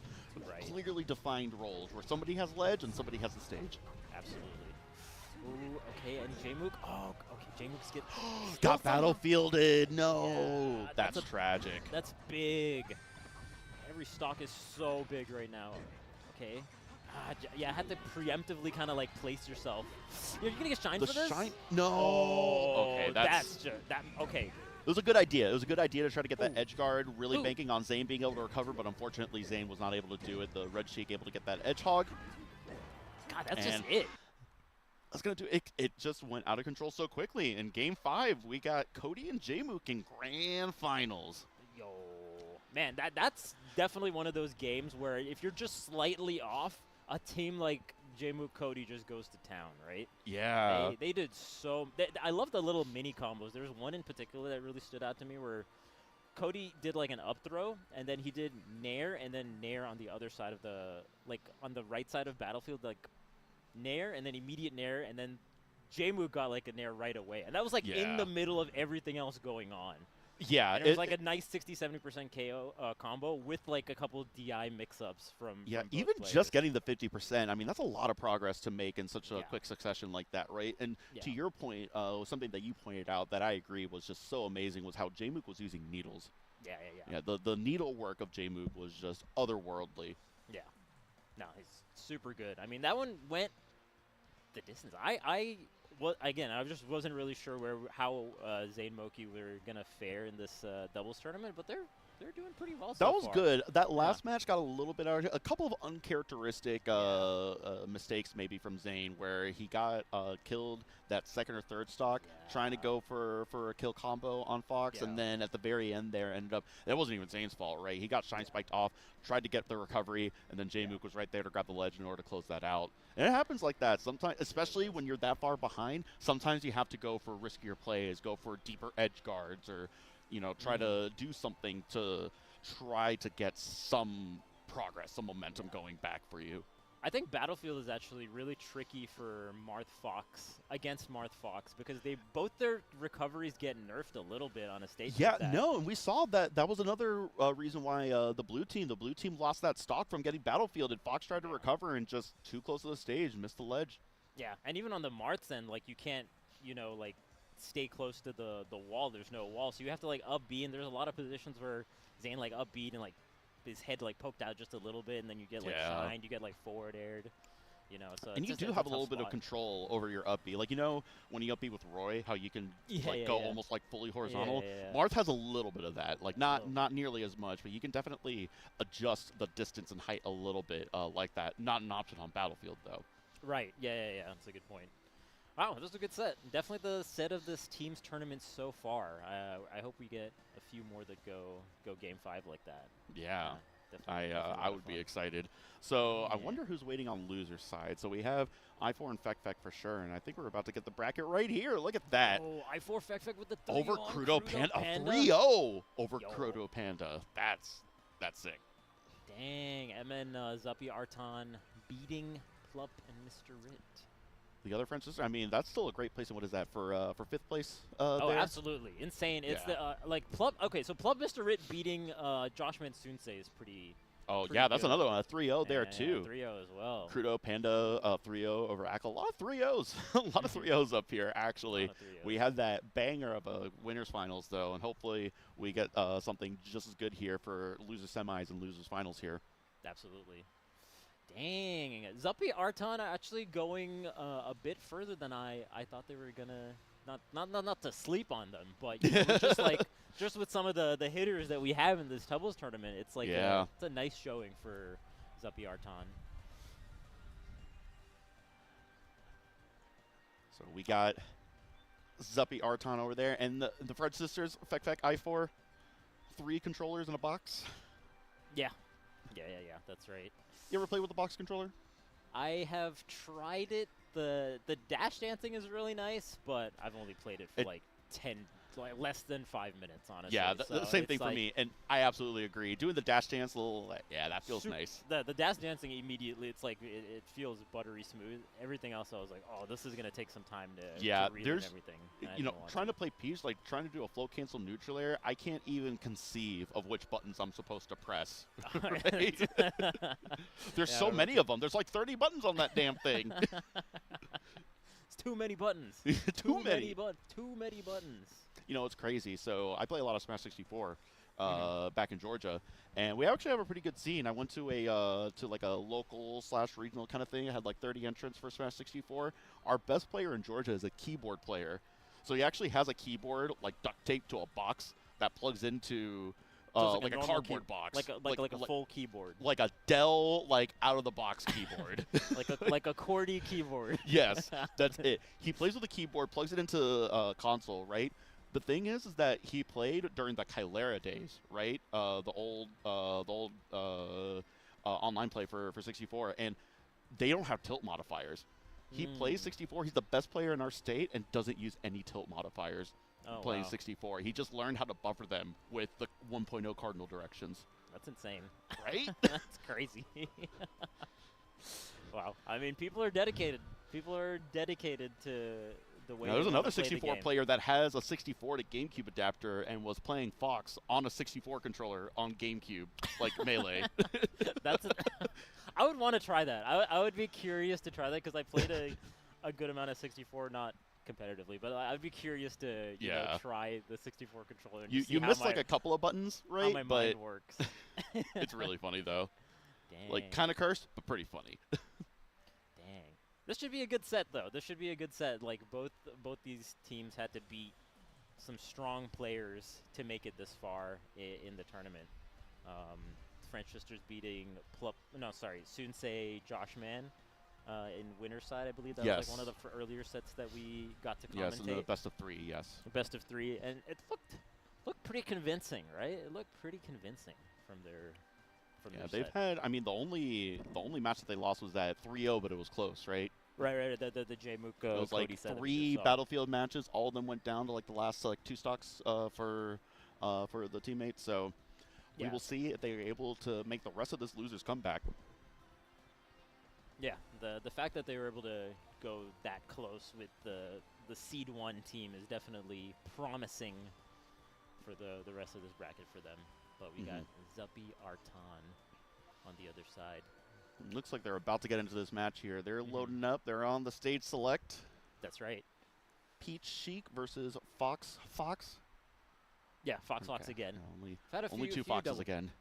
That's right.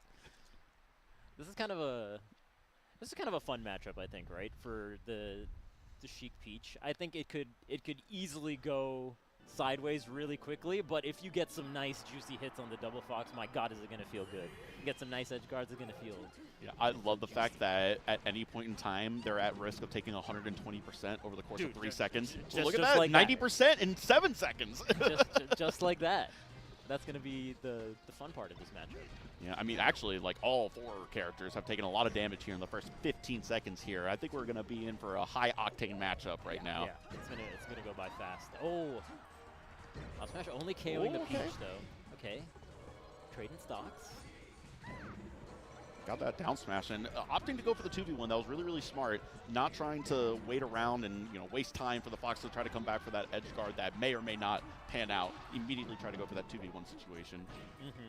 Oh, nice tech chase there from the Peach end, but what a shine.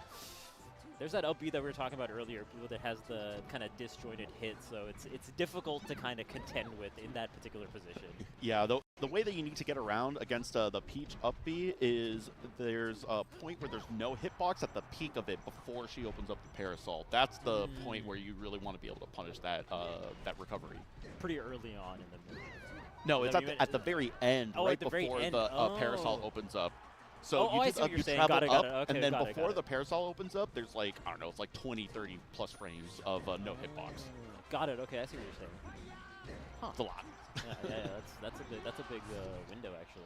I think people probably miss that and they try to like get it a little bit later, and so they just get hit by it. Is probably what happens against most players. Yeah, it's tough to tell. Like there's not a really good visual indicator, but it's a timing thing, and eventually you can definitely be consistent with it. But we're not even 2 minutes in. We've already lost 1, 2, 3, 4, a lot of stocks. A lot of stocks. Only 1 stock lead for Team Red right now. Yeah, but absolutely. I mean, it is, we were talking about this earlier, where Double Fox is real feast or famine type of team, right? And we saw, like, they're staying back a little bit, right? Like, the first couple stocks just kind of, like, melted away, and you can see that, everyone's kind of slowed down just a little bit as the matches progressed a little bit. Everyone got settled into their characters, into the set. It's like, all right, let's dial this back a little bit. Let's relax. Ooh, what a grab. No. She's been so good at sneaking the edge away from the opponents just at the last second. So she stays on stage and then only does the wave dash back onto the ledge at like the last possible moment. That's a tough timing too. You'll get hit by the Firefox or a lot of recoveries, right? So you have to just thread that needle so precisely. Absolutely. Oh, are they going to get the edge guard here on the right side? Oh, no, too far away. And this is a pretty even matchup right here. Peach, even though she's at 100%, you can just float out there exactly like Fek was doing and just hold on to that stock for a long time and only go in when you can get those hits safely. Oh my god. So much damage from the Sheik, though. Oh, what a power shield nair. Got it like that? Yeah, right now both of them are just in the danger percent. Oh, beautiful jab into... Oh, what an edge got a hard call out. Okay. Fox only at 53% though, so getting like an up smash or a KO here is going to be pretty big, but there's an edge guard situation. Yeah, and that's, oh wow, the tech barely getting away from that forward air. No tech chase, shines puts you off. Oh, what an angle though, that's just it. Yeah, that's going to do it. You just hang on to the ledge, that's beautiful. Yeah, wow. What a comeback from them. That was a crazy comeback. It was the edge guard, Peach with the hard call out. It's hard, Peach cannot go vertically very quickly. No. It is, I'm eternally beefing with the top platform, all right? Yeah. It takes too long to get up there, but we saw to great effect, Fek able to get that double jump, float, neutral air, and get the clean edge guard on the Fox there and immediately establish a 2v1 against the other Fox. And she also held onto that stock super well, right? Like, we were talking about how she was at, like, 90, 100%, and she was, like, kind of hanging back a little bit, but when she found her one spot, she went. You can afford to be a little bit less efficient as long as you hold on to that stock. That's the most important thing, is just holding on to the stock, right? Yeah. Ooh. Oh, the down smash. Yeah. Smash, but you're gonna get up smashed for it. On 95%. That's a sad tale if I've ever seen one. Yeah, on Stadium, that's what's gonna happen here. Oh, the down smash! Oh, wow, I'm surprised those needles didn't hit anything there during that edge guard. Dash attack? A little too high to follow up. Yeah. Double down smash. It Oh, just this it's is like get off me. Oh no. Okay, doesn't take too much damage there. Could have been another couple back airs from the Fox's end. Yeah, and the Foxes have been doing a really good job of avoiding these hard edge guard situations where there have been several opportunities where they were off the stage and that you could have gone for an early edge guard, but both Foxes, Arton and Zuppy, doing a really good job of recovering in a position where they make it as difficult as possible to get those edge guards. Right. Yeah, that's the difficulty with going for those crazy angles, right? Oh, the Wow, double? Not quite. Yeah. I mean, yeah, A little too 78%. early. So, yeah. I'm glad that didn't KO. Yeah, me too. I would have been so sad. Fox can't have it all. He's using the mountain to reset back to neutral, waiting for the transformation to change. As you should. Oh, what a grab. Because we were talking about that before. There is something to be said about not even hesitating and just going in when the transformation comes up, because that's when they least expect it. Yeah. with the Peach Sheik, I think it's a little harder. If you have like for sure. Foxes, you can maybe do that, but I mean, that wouldn't stop a dumbass like me, but I'd run into. I'm with you there. But able to get the kill off the top finally against Peach and the edgeguard versus Sheik, and now this is not a comeback that'll be as easy as it was the last game, but we're still there, low percent, got that edgeguard versus Fox, did not get that edgeguard versus Fox, able to make it back there, but able to clear out that stock, and had to disengage because the other Fox was coming from the Angel platform. They recognized the Peach Sheik that they could not try to go for that 2v1. They were immediately going to get broken up by the Invincible Fox. Absolutely. Oh man, they tried to do like a crazy setup where they wanted the light hit of that aerial to go right into the charging up smash that the other Fox did. I cannot believe how good these neutralators are in the edge guard with Peach. Normally you get hit by the startup of up B of the Firefox so easily, and in fact she's just able to get around it so well, but a little too much to overcome there against double Fox with 4 stocks. Absolutely, yeah. That's a tough counter pick. We saw some like low percent KOs from the up airs and the up smashes, right? Which is Stadium's tough. It's a tough stage. Yeah, I know it's a tough stage for Peach. Sheik is kind of lukewarm on the stage. I feel like there's some good, there's some bad for the stage for Sheik there. Yeah, it's definitely a tough stage for that matchup. Okay, we got FD here. Yeah, interesting that they opted for FD against Double Fox with a Sheik on the team, but I think, rightly recognizing that Peach has some really hard punishes and that the two of them together can really go for some hard juggles that are not going to get interrupted by any platform. Yeah, the not interrupting I think is going to be huge, but oh man, almost getting the KO there. They are doing such a good job with like the grabs into up smashes. Oh my god. Use of the flow Peach tucks her legs in so far that it becomes really difficult. It's it is misleading where the dress is and where her actual hitbox is at. Right. So you can use that to trick up your opponent a little bit. You stuck him in. Yeah. A little bit of a lead here. The up smashes have just been so good from the Fox's end, both for comboing and for KOing. They're just letting it rip. Yeah, a couple of really good dash attacks there. The two best dash attacks of the game, arguably, Sheik and Peach, right? True. They set up so well. Oh. Okay, get hit by your own teammate here, attempting a save. Better the Fox's neutral air than the Sheik's forward air. Yeah, unfortunately was cooking a combo against the Fox, and Peach ended up getting up smashed for her troubles there by the other Fox.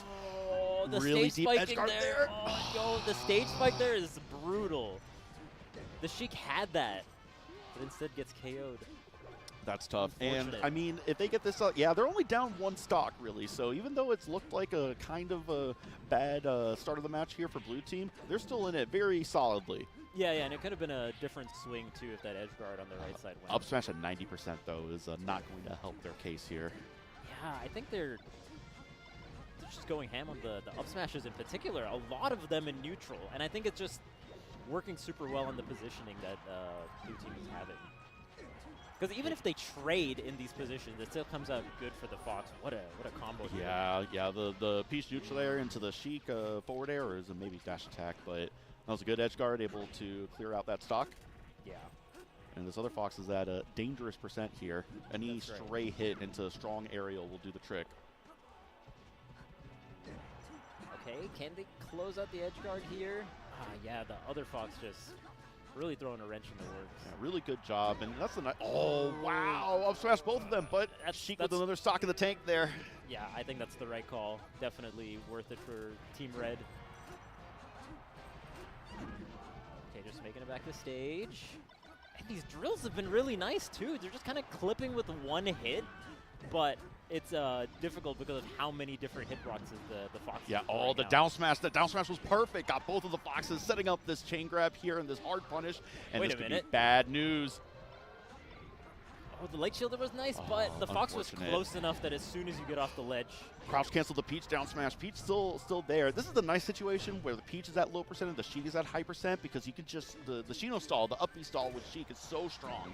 Yeah, having a stall Jab like that up is- smash, somehow able to DI and survive. That was beautiful DI there. And up, was that another up smash that killed? One off the top, one off the side. What a choice up smash. Yeah, even with the sour slot sitting off the side, it still gets the KO. I'm telling you, they've been up smashing way more as the set has progressed, and I feel like it's actually paying off dividends. Isn't it Just crazy? Usually, just dash in up smash, it just breaks everything up.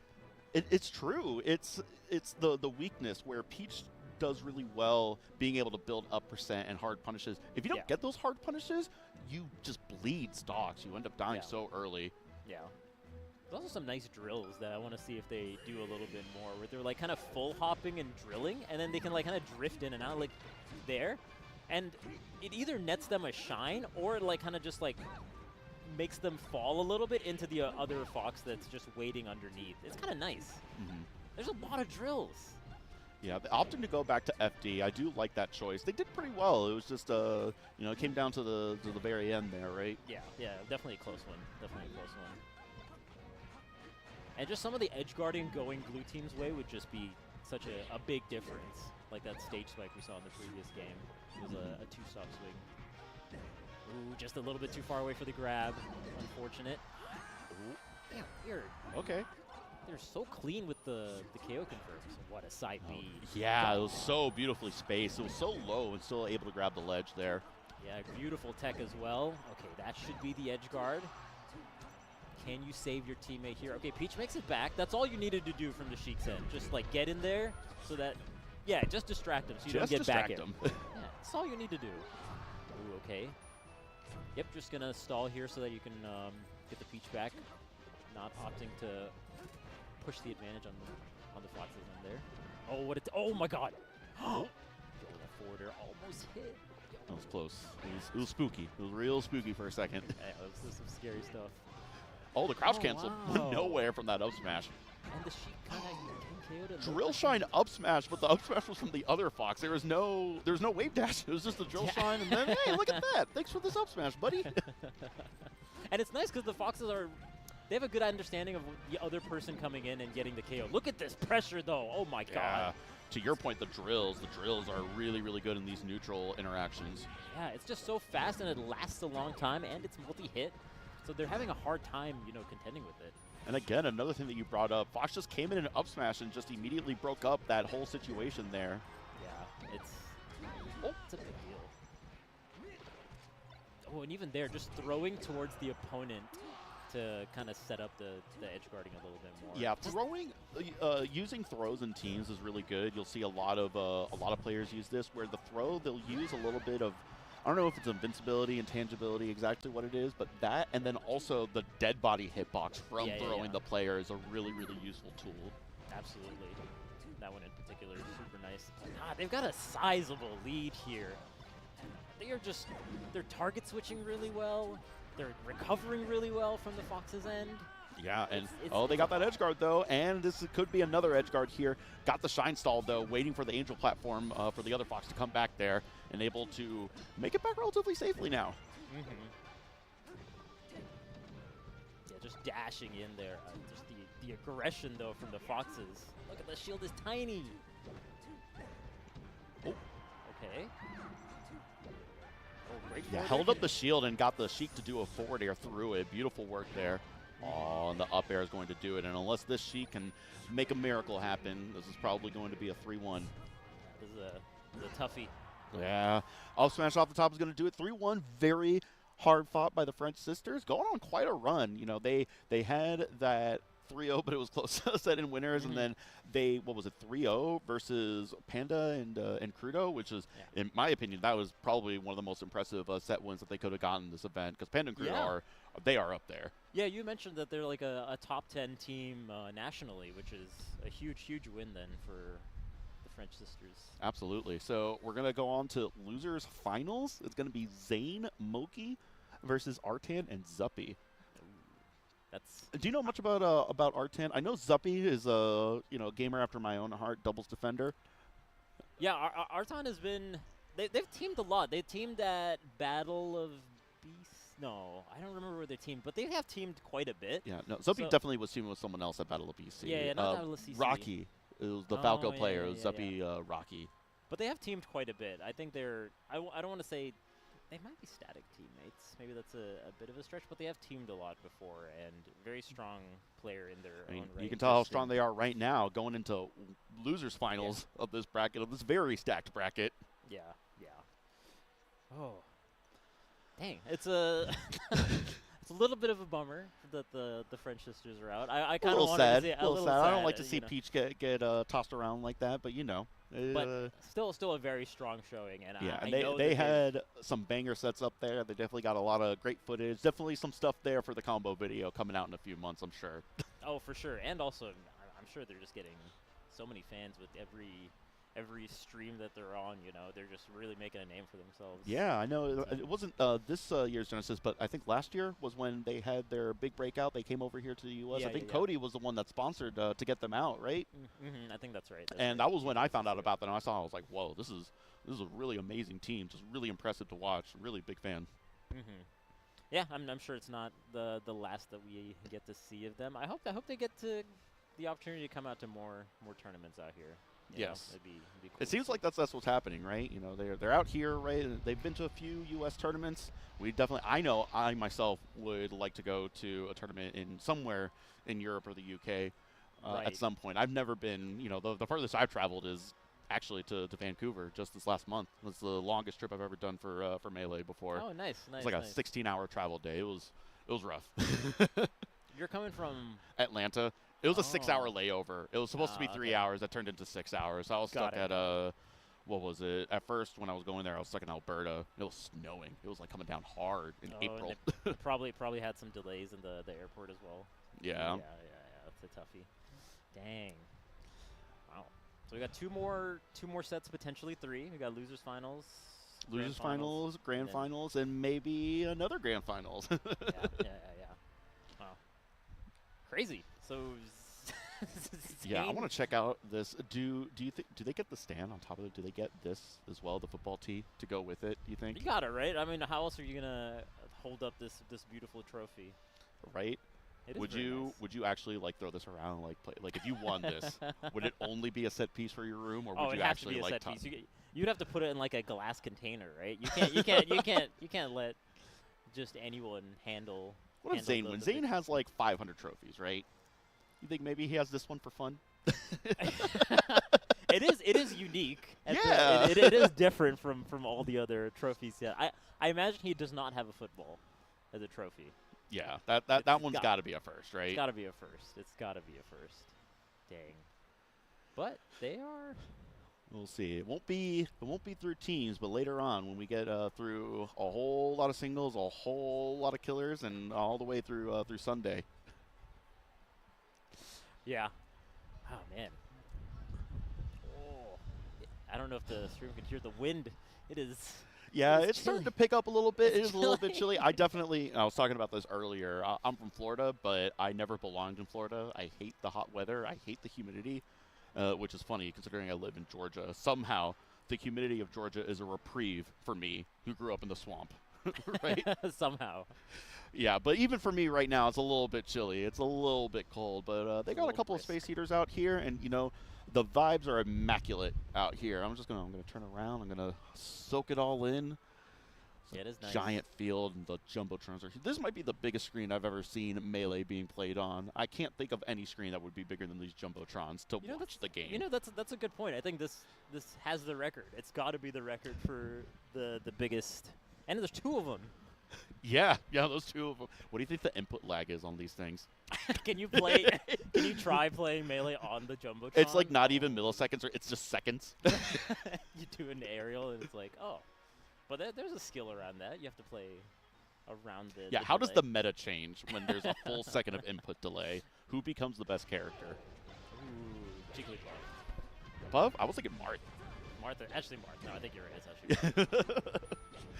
But we're going into it. Losers finals. Zayn and Moki versus Zuppy and Arton. Will it be the doubles defenders becoming victorious, or the 2 highest seeds teaming together in this bracket, the 1 and 5 seed, joining forces to be able to bring this back to grand finals?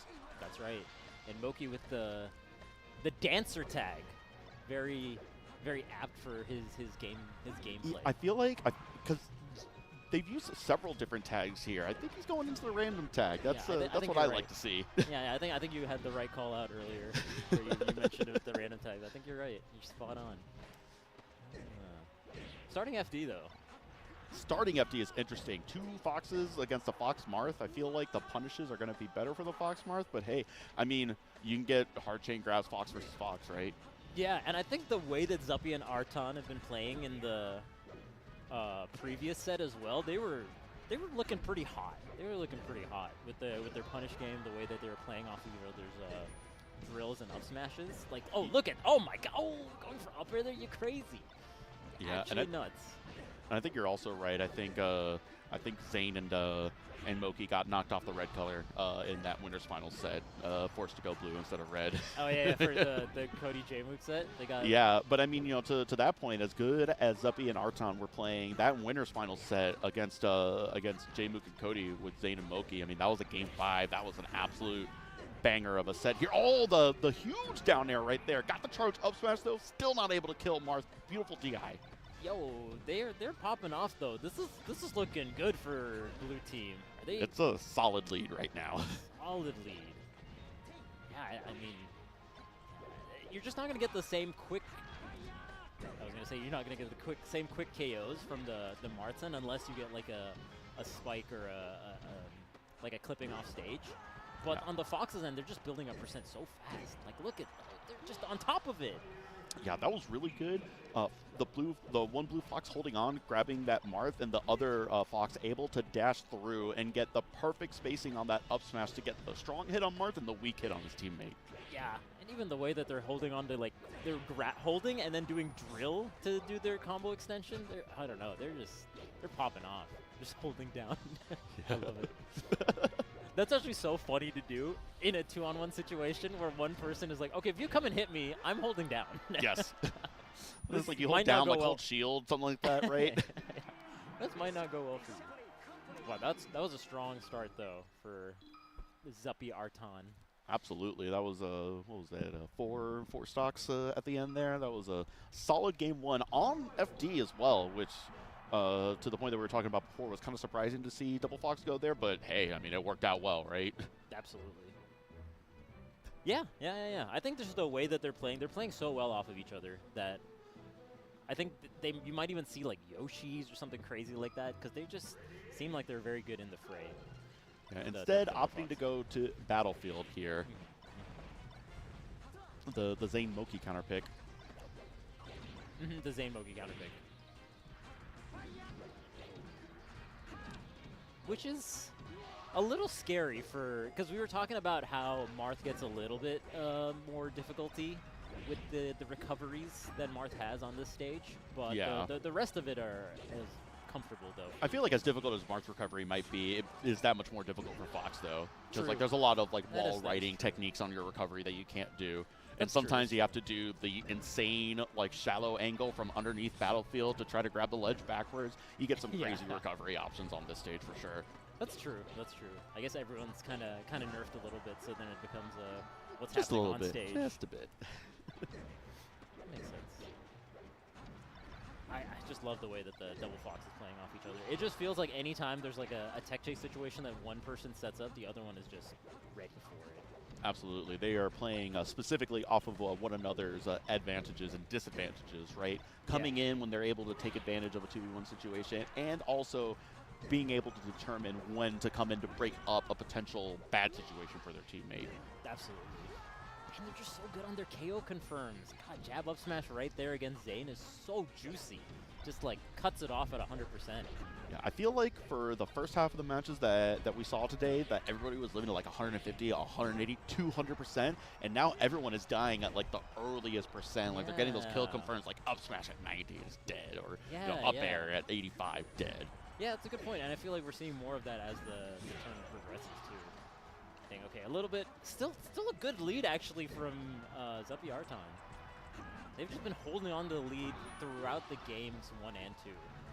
Yeah, but this one is still a little bit closer. Mark's in a really bad spot here and able to get the kill, and now they're down 2 stocks, but we've got that one Fox above 100%. Maybe able to cook something here, a little bit of a comeback on the table. You know, you're asking me about what I feel about Double Fox. When Double Fox is cooking, oh my god, it looks so Yeah. good. Like if you asked me in this moment what team I thought was really good, I'd be like, yeah, Double Fox is really good. Yeah, double. Oh, I thought the reverse forward air into down air was about to come out there. But yeah, to Okay. your point, it really does feel like you watch this, it's like, oh yeah, Double Fox is obviously the best. And then they eat one peach down smash in a team, and it's like, who can play this nonsense? Or they're just a little bit off and they don't get like the back air strings that you see them doing, and then you're like, Get hit by yeah, one yeah, shine yeah." spike. You're like, oh, wow, red team turned this around. They did, absolutely. And oh, the too close, got the swung right through with the Marth grab there. Yeah, both Red Fox and Marth at a high percent though.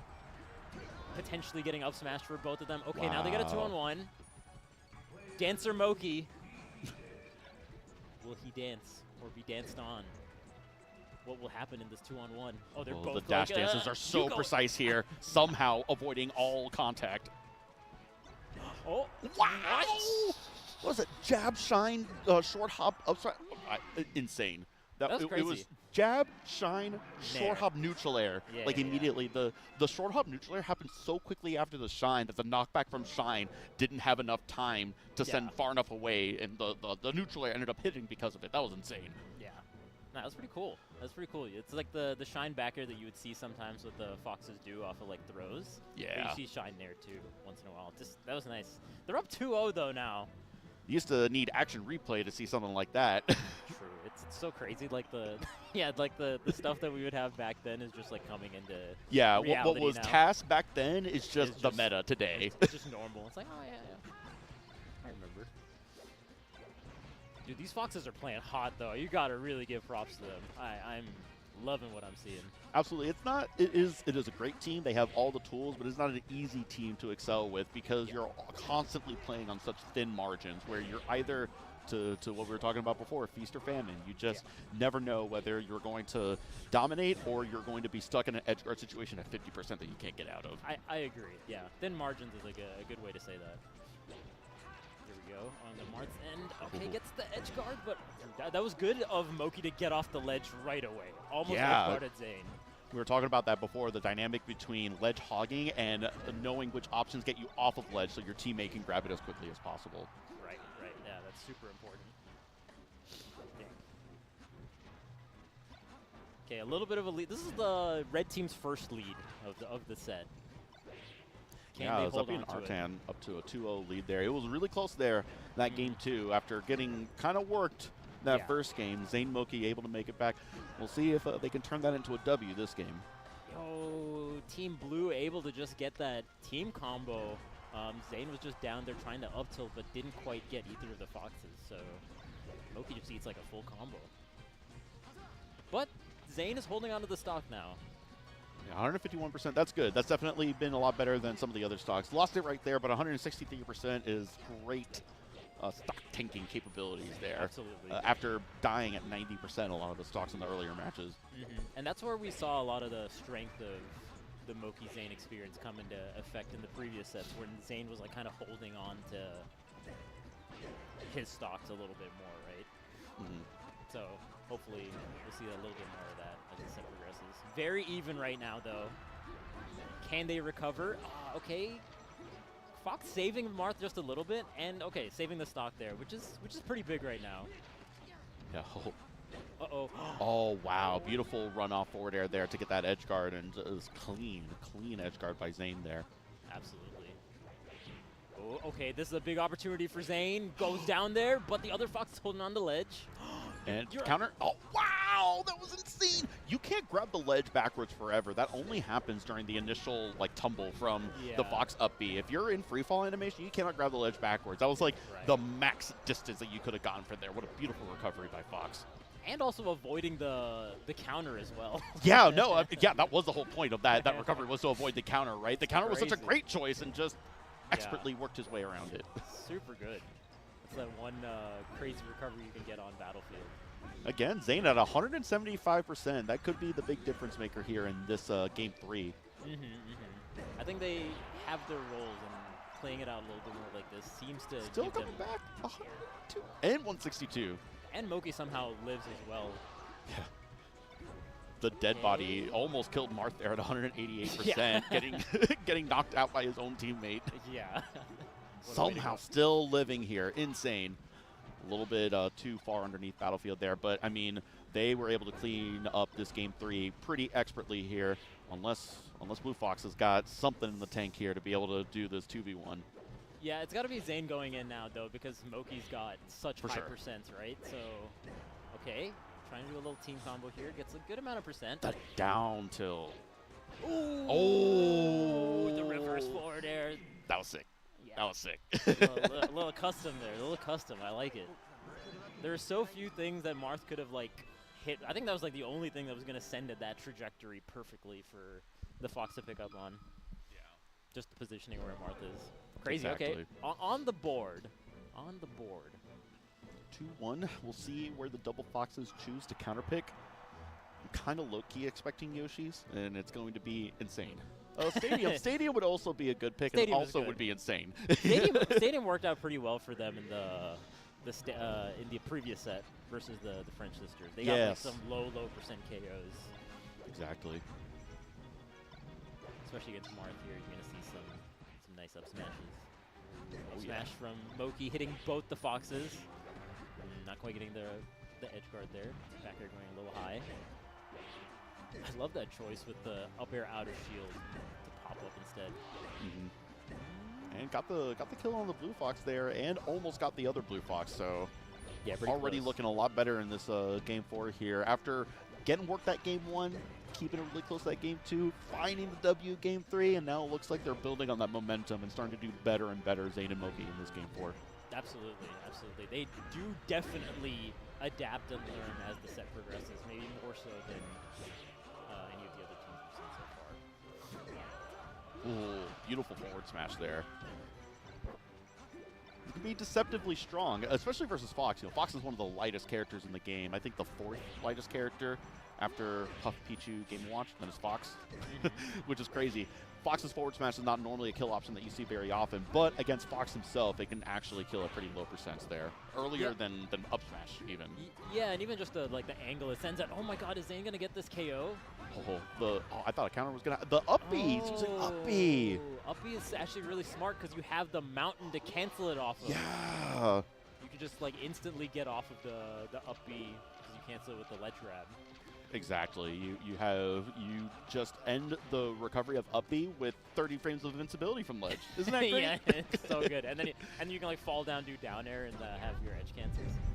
Yeah, back when Corneria used to be legal, you would see people do that on the fin on the right side. They would just Marth up B, drop down, up B, and just constantly have all this invincibility from refreshing it. So seeing that strategy here on the rock transformation of Pokemon Stadium. Super nice. And a little bit of a lead here, though, for Team Red. Especially how the first 2 games went. This is a little surprising. They have made some adaptations here. Yeah, for sure. It is constantly evolving, right? Yeah, I really do think the big change is that Zayn is like hanging back a little bit and like stock tanking a little bit more, and Moki has been like on the front foot. And I think that kind of, you know, role selection is really good for this team in particular. It doesn't explicitly have to be like that, but a lot of times good team play will come down to one person playing point, the other person playing support, right? Yeah. I am oversimplifying it for sure. They definitely are going back and forth, but it does seem like the stock taking. It is a dynamic that exists, and it can be broken down to something simple like that, right? Right. There's only so many words in the English language to describe such a complex name like Melee. It's true. So true. Okay, here we got the mountain. Is Moki gonna try to go in there? Oh no, you're eating so many lasers. Taking so much percent from lasers. Oh, Moki's going in there. Oh no, Moki, that's so crazy. dangerous. No. And Zayn looks on, saying, "I can't do anything, my friend. Why did? Oh no. Why would you?" Zayn was like, "Look, you're on your own, dog. I ain't." I'll let you have this stock, but I cannot go in there and risk my life like that. It's kind of an odd spot for Moki to be, because Moki can't join Zayn down there, because if they're both down there, that's not great either. Yeah. Kind of has to stay at the top of the mountain, and then just, okay, I'm just going to take laser percent. Yeah, even though Zayn has that strong option of being able to up B and grab the ledge on the mountain transformation, it might have been better for Mark to be the one on top, keep Fox safe, and then you have like forward tilt, forward smash to have these huge swinging hitboxes for them to get past that they can't. Oh, that's an interesting point. Yeah. I can see that. That makes sense. Oh, here we go. Oh, the shine spike, and that's going to... Hey, listen, this is still really close, though. This edge guard, though, I mean, Zayn is... Yeah. And we're on to a Game 5.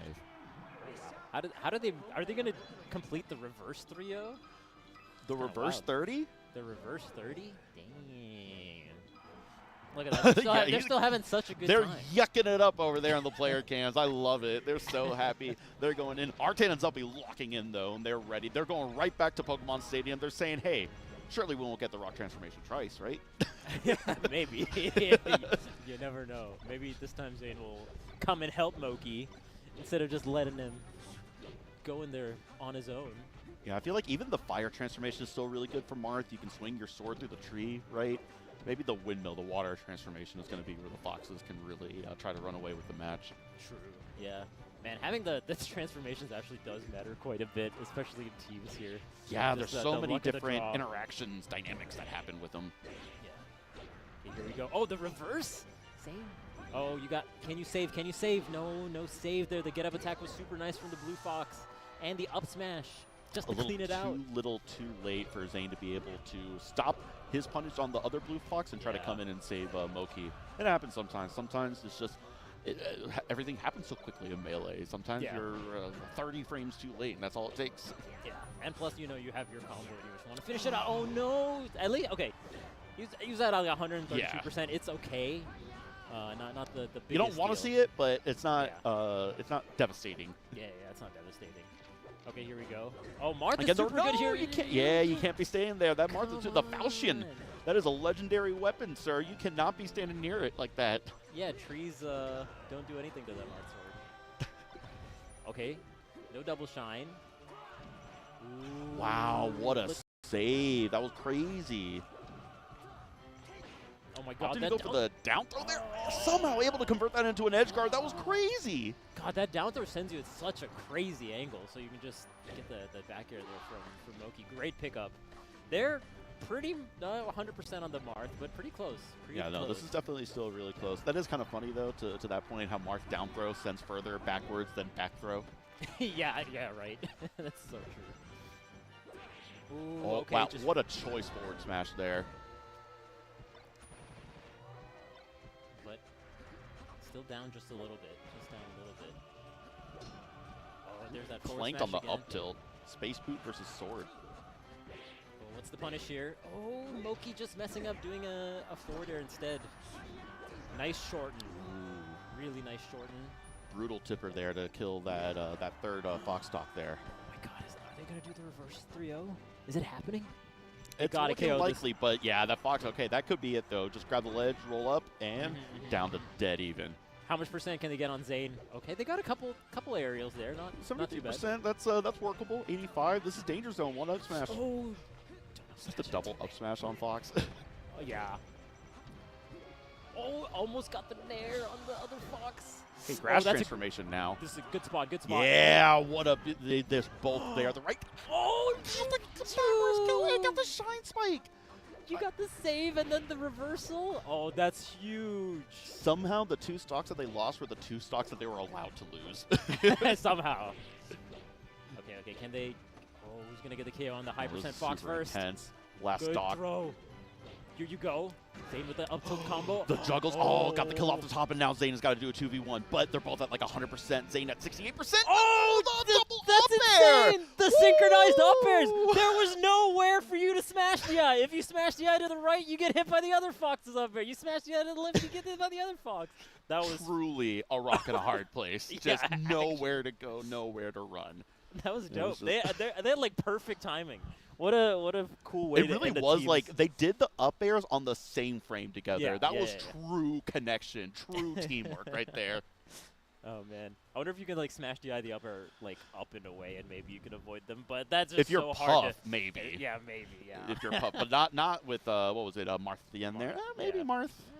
You But get still, like it's just so many things happening on the screen, like for you to visually take that in and perfectly do the right. yeah, Wizzy could have gotten like the 4 Wizzy, SDI you know, inputs. Wizzy like SD has all the hits. Yeah, just Where'd he Wizzy go? will be doing U-turns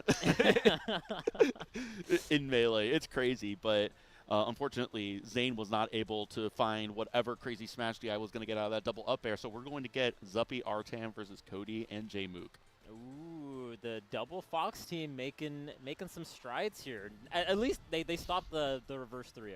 They stopped the reverse 3-0. Yeah, that was almost there. scary. And I mean, at the end, I mean that was a great set to play out because you see the 2-0. It's looking pretty dire. That game 1, game 2 was a little bit closer.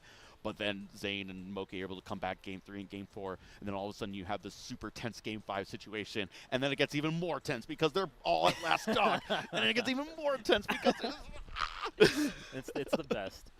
Like the sets that go the distance really are the best. Oh man.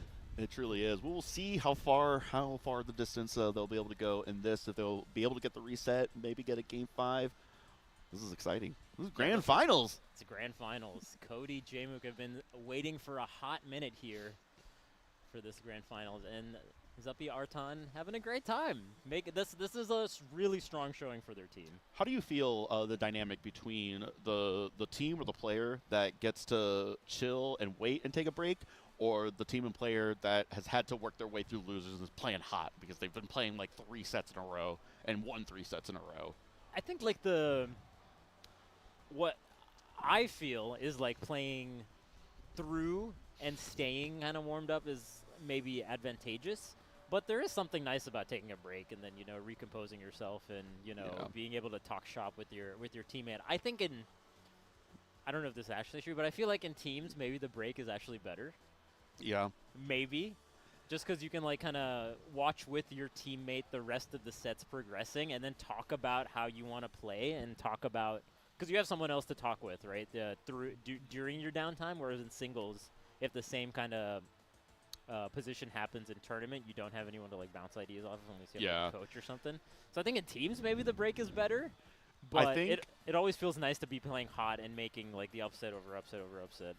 I think, you know, it being 3 o'clock, 4 o'clock in the afternoon, taking a break is maybe less advantageous. When it's like 11 o'clock at night, you've been playing for 12 hours, getting a break before you have to play grand finals can be nice, right? That's But, fair. you know, right now, you know, it's early in the day. They've had like their cup of coffee from the morning. Maybe they had one after lunch, and they're just able to play through it and stay hot, right? Right. Yeah, that's fair. Okay, we got grand finals here. Cody, Schwab, Jmook versus Zuppy and Arton.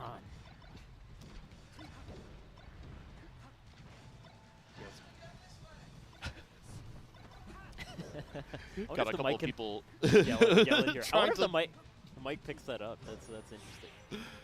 trying to get directions from people literally on the other side of the stadium right now. And this place is massive. You really do feel like a tiny speck of cosmic dust in a big place like this, right? Yeah, definitely.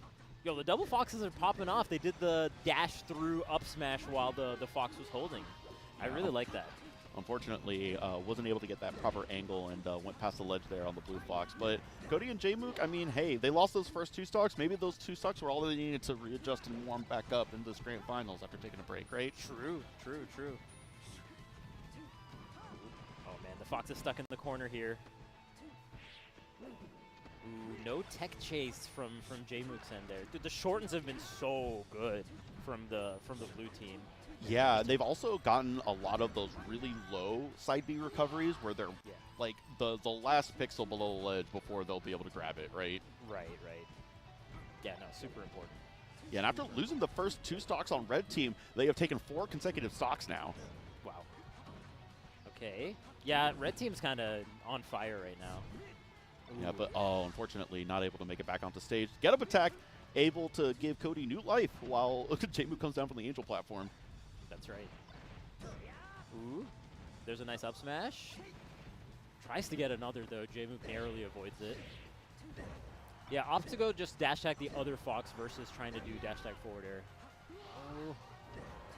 Oh, wow. Good Yeah, still able. coverage. Yeah, no. Now all of a sudden this is a 5-2 star lead here for red team. Yeah, Cody Jmook showing some dominance in this game 1. And also missing that edge guard on the left side is so big, and you're going to eat a couple up airs to the face. Oh, you're going crazy, Cody. Trying to double team Cody right now. 178, 155. Honestly, like these are high percents, and we're back to those situations where everyone's living to really high percents now. Yeah, absolutely. Oh, getting missed that angle on there. Which is it's a tough angle.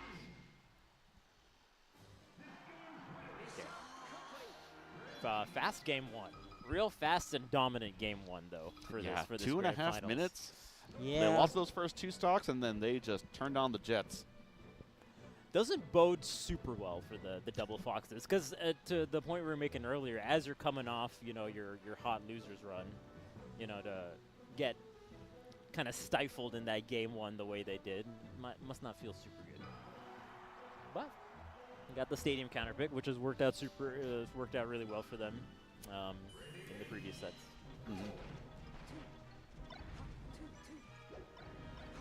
Well, Jmook going right to the edge there in a really dangerous position. That is the scary part, is that you're trying to push these early kills, especially versus foxes, where they fall so fast you can get those early edge guards even in a team situation. You put yourself in such a scary position going for those types of setups, edge guards, kills, kill confirms, right? Absolutely, yeah. It puts you in a bad spot, but you kind of have to do it once in a while just to, you know, at least threaten like that you can do the edge guarding and the scarier plays. You have such strong characters being piloted by such great players that there is no winning without risk. Absolutely, yeah. That's a good way to say it. Ooh, okay, tries to outspace the Firefox. I like the dash back. It was good. You know, definitely better that than flubbing the edge guard and getting hit by Firefox, right? I saw the vision. It just didn't quite work out. Ooh, okay, off the top. Oh yeah, just a little bit too high there. That's a tricky upper to hit. Ooh. Oh boy, yeah, that's a clean. Was it 79% now? That's good. That's super nice. Good shorten by Cody there. Oh man, Beautiful angle, just snuck right underneath the fox and right above the ledge there. Uh-oh. God, that's a scary spot to be. Especially with Jmook standing on stage with all the needles. Okay, can they get anything off this? Yeah. Oh, and the shine breaks up both the foxes. Yeah, the shine is so... Oh, boy. Infinite. I think the down air hit Sheik through the tree. That was crazy. It was hitting both Fox and then also went through the tree and hit Sheik there during the come down of the tree. Yeah.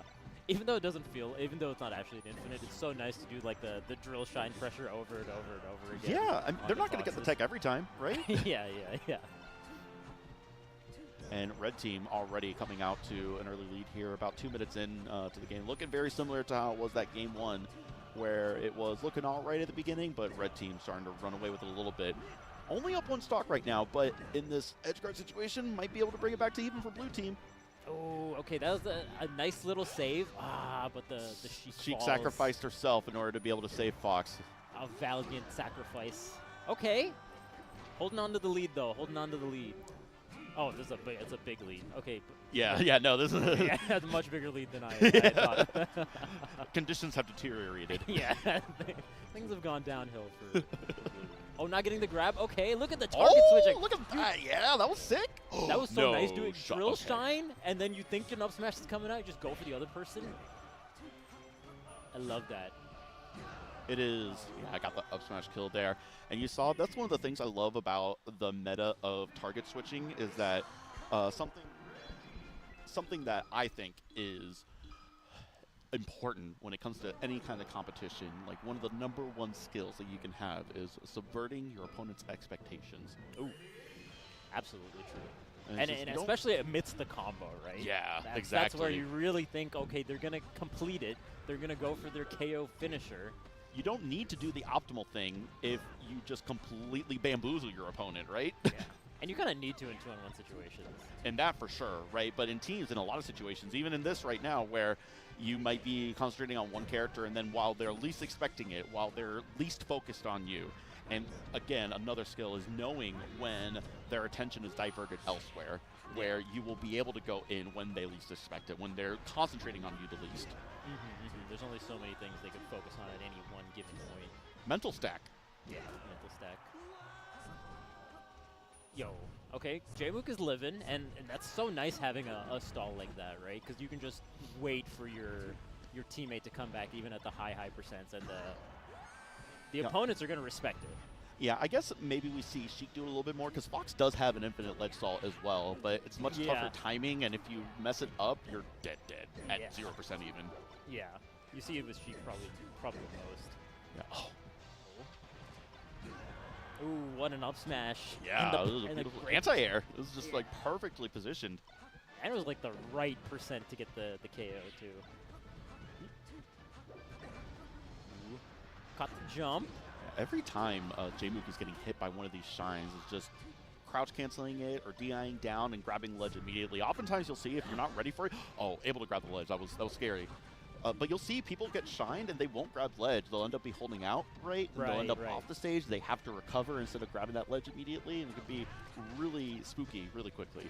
Yeah, no, snapping to ledge in those shine situations is so important across the board. It is an important technique to be able to master. They almost got the low percent KO on Jmook there off the top. That would have been a game changer, but now we're dead even. I mean, everyone at the same stock, like roughly the same percent, so we'll see who's able to break through first. Ooh, okay, Cody gets in the fray there to save Jmook, but Jmook accidentally... Oh, the needle! How did he get that needle to still recover? Yo, that was so sick. He did wall jump into needle the way because of the wall jump. The wall jump reversed it. That's absolute sick. Insanity. Yeah, okay. Little bit of a lead here from blue team. Can they get on the board? Yeah, or is despite Jmook that just choice needles, the blue team still coming out to this late lead here at the very end. Can they hold on to it? Can they get the Cody stock right now? Oh, almost had a crazy call out on Cody's recovery. Able to dash through and just immediately get that up smash there. Oh, unfortunately not able to get the Sheik there, and is Jmook. Oh. Yo, they almost did the pincer up airs again. And we get to see behind the scenes. Oh, baby. A peek behind the curtains right now on how a tournament is made, how a tournament is created. Back to the other scene, though. We've all seen OBS. But Zuppy and Arton able to bring that back expertly. That was really, really close at the very end. Able to get that up smash on Cody right at that final stock there, right clear across the stage, and got that up smash kill and able to close it out against Jmook. So we're down to a 2-1 now. Yeah. The dash throughs into getting the up smash has been so good for the Double Fox team, right? Either when they're holding on to the opponent or when they just want to like completely trip up the opponent. It's super nice. Dash through is a strong option in teams. But we got game 4. Oh, they're just having a great time. Everyone's laughing and having a good time. I mean, I would be pretty happy if I was in Grand Finals of Nouns Bowl. True. And took a game off of Cody and Jmook. Oh, yeah. I'd be feeling quite nice about myself, as a matter of fact. Self-esteem through the roof. Here we go. What is the counter pick going to be for this game 4? We just saw Stadium, which has been the counter pick overall from Arton and Zuppy, but we haven't seen Cody and Jmook do any counter picks yet. So where are they going to go? FD? FD, they played Battlefield game 1, right? They played Battlefield Yeah, I think it was game 1? Battlefield and then Pokemon. Mm-hmm. And then they go back to Pokemon, was it? Yeah, they counterpicked Pokemon twice, and then they only won the second one, so that makes sense. Taking a sec here, I imagine. Yeah, time to decompress a little bit. Just take some deep breaths, some box breathing. That's right. You got all the time in the world. Well, maybe not all the time. I think production will want them to finish sooner rather than later, but you can take a little bit of a break. You're allowed some reprieve. I wonder if this is from the players or if they're just taking a second because of the OBS thing that happened earlier. So maybe they're just kind of reassessing things from the production end there, I would imagine. Because it looks like the players are probably just going to go right back into it. They're chatting a little bit, you know? Keeping themselves warm, looking around, seeing if they have the go-ahead to go on to the next game. But I think in teams also, this is sometimes it's a little bit difficult in singles. You know, you have this little bit of break. But in teams, I think it can be nice because you can really hash out what you want to do. Yeah, with, exactly. With You can really break down, analyze what you want to get out of the next games, what went wrong, what went right, and how you plan to capitalize on your strengths as a team to be able to grasp victory. Yeah. I think when Zuppy and Arton do the best is when they have like those 1-second openings. And I think this is the strength of Double Fox in particular, where you have like those 1-second openings to do the 2-on-1 while the other person is like just busy doing something else, and you get like 70%. Exactly. If they can find those kind of positions a little bit more, it's definitely both works out. The cognizance and the reaction time to be able to recognize when you can't get those 2v1 situations, and then also playing a character that can actually do that, right? Yeah. It's like you're not going to get there quickly with, you know, Puff. Puff is not going to get there as quickly. Peach is not going to be able to get there as quickly. But Fox can be anywhere, do anything. Fox can do anything. The world is Fox's oyster. Oh, they're posing for the camera as well. Have enough time for a shot. This is us in Grand Finals. There's quite a crowd there too, watching this team's Grand Finals here. But we're on to Game 4 here. Went to Dreamland. Wanting the space, which I think also breaks up that idea of what we were talking about with the way that Double Fox likes to combo. You have a little bit more space to do your setups. Yeah, Jmook and Cody accurately recognizing that maybe getting a bit more space will prevent some of those situations that they lost to against this Double Fox team. Right, exactly. Oh, accidentally forward airing your teammate. Blue Fox going down, losing the first stock. Quick little early stock lead here in the first 30 seconds. We'll see where Blue... Oh, no! Still able to grab the ledge somehow, and still able to get this edge guard. This could be huge. Wow, the back air barely not hitting that Fox off stage. There were 3 different bodies off the stage that should have been very, very dead, and they are very much alive still. Oh, baby. Oh, Oh, yeah, no. Holding the Sheik there is so smart to allow the Fox to just come back on stage. This is a bad spot, though. Using the invincibility to full effect, saving your Fox teammate. Very nice. Jmook holding on to the stock, though. Yeah, taking point there is just playing right in front, despite being at 138%, being the first body in front of them. Oh, wow, that was sick. Good edge hog there by Jmook. Because the tech side Bs have been coming out quite a bit from all the Foxes, so to be able to cover that from Jmook's end has been very nice. Yeah. Oh, the shine saved Jmook. That was such a smart idea from Cody. And able to get the kill too, but Sheik also died still. But able to get the kill on the Blue Fox, and now this is a 2-stock lead, close to a 1-stock lead here. If Cody does lose that stock, and I mean, a solid stock against someone like Jmook, who has been doing really, really well, surviving to hyper sense and stock tanking for the team. Absolutely. Matters so much if you can just hold on to your stock, even for like a couple extra seconds. Oh, here you go. Dash attack popping both of them up. Oh yeah, recovering high was so nice from Jmook because the other Fox had the ledge. Had the ledge, yeah. It was really smart. I probably just at the last second was like, I can't go for ledge. I gotta hold up now. Exactly, yeah. It was a heads-up play. Ooh. Oh, okay. Good edge guarding. Deep back air. Now, Blue Fox stuck in light shield for so long. Jmook able to get that neutral air and able to stick him in shield long enough for Cody to get that shield grab, or grab on shield rather. Right.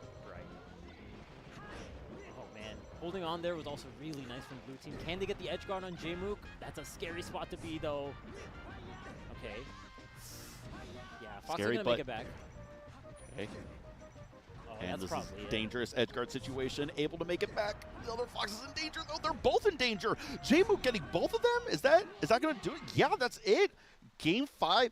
Cody and Jmook, they are your Nouns Bowl Grand Final champions in teams for Melee. That's so sick. Oh, baby. Another one. Another W. Another, yeah, Cody. Battle of BC, they won, and now they're winning. I mean, hey, listen, this is not just two good players. Now they are the team, right? They are the team to beat. They are, I would say, definitively #1 in the league.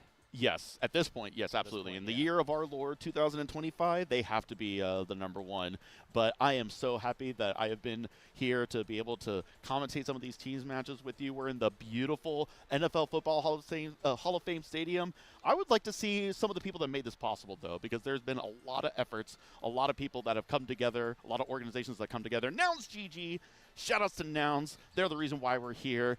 We've got some things that you can gamble on. You have like the Nouns coins, the charity fundraiser. We had puppies here. Did you see the puppies earlier? Not yet. That'll be my first stop after this commentary is to go check out some puppies. I saw one left over there, one precious puppy that was over there. But donate now at nouns.gg/SCHS for the charity fundraiser for Stark County Humane Society. Yeah, and check out the Armored MMA Medieval Cage Fighting happening June 7th. 2025 tickets at hofvillage.com. Hall of Fame Village. That's crazy. Medieval Armored cage. MMA. MMA was already brutal enough. You're telling me? Are they jousting? They're adding armor to it. My goodness, that sounds like a crazy event. Definitely check it out. And from my own hometown, Tipped Off 16, Tipped Off Safari coming at you June 7th and June 8th at the Atlanta Zoo. Tipped Off at the Zoo. We have 21 of the 20 top ranked players, all 20 of the top 20, and Plup. Wow, that's crazy. 21 out of 20 is a crazy stat to have. Yeah. And we got awesome. the Works 2025, Indiana's premier summer FGC event happening June 28th to 29th in Fort Wayne, Indiana. Start.gg/theworks. Definitely go check them out. They got Melee. They got a whole slew of other games as well. Yeah, and we got Unranked, the major for the rest of us. We got Melee Singles, a unique bracket format, no ranked players, July 19th in downtown Chicago. Got the deep dish for Chicago. Register now. No ranked players is an interesting concept. It's I mean, it's like Arcadian. Arcadian, basically. you're right. For some reason, when you say no ranked players instead of Arcadian, so exciting. My mind went, whoa. That's crazy. That's never been done before. Oh, yeah. Yeah, but that is definitely going to do it for us. That is it for teams this weekend, but we have a lot more singles coming up your way, a lot of banger sets coming up for y'all. So don't go too far. Maybe you got enough time to make yourself a sandwich, get a little break, use the restroom, but come right back and we'll have some more Melee with y'all. I'm Ziff, and this is my lovely co-host. Vish. Say it for you. Yeah. Take care, y'all.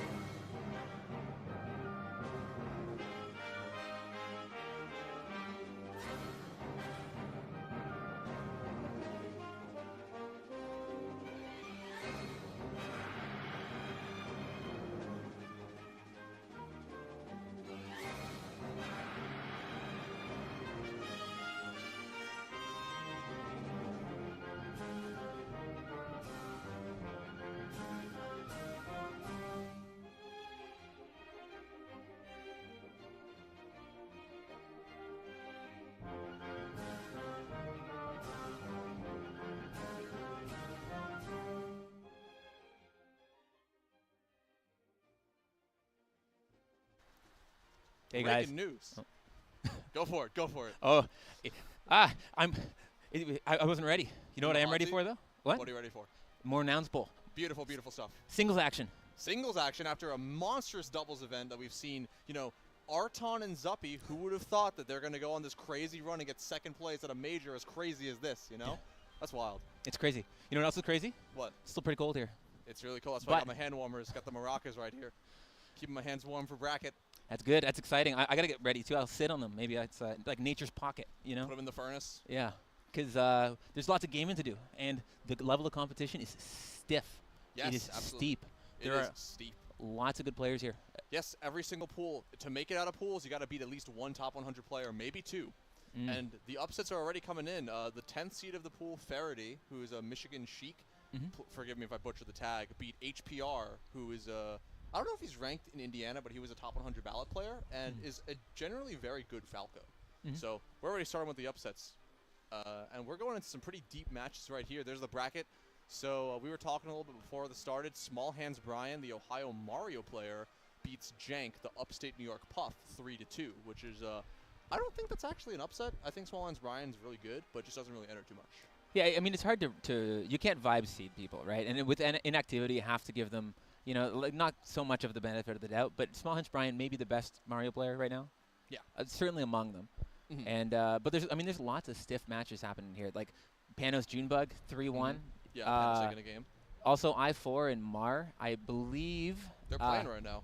Yeah, that's got to be on the other stream if you guys want to check out the quad.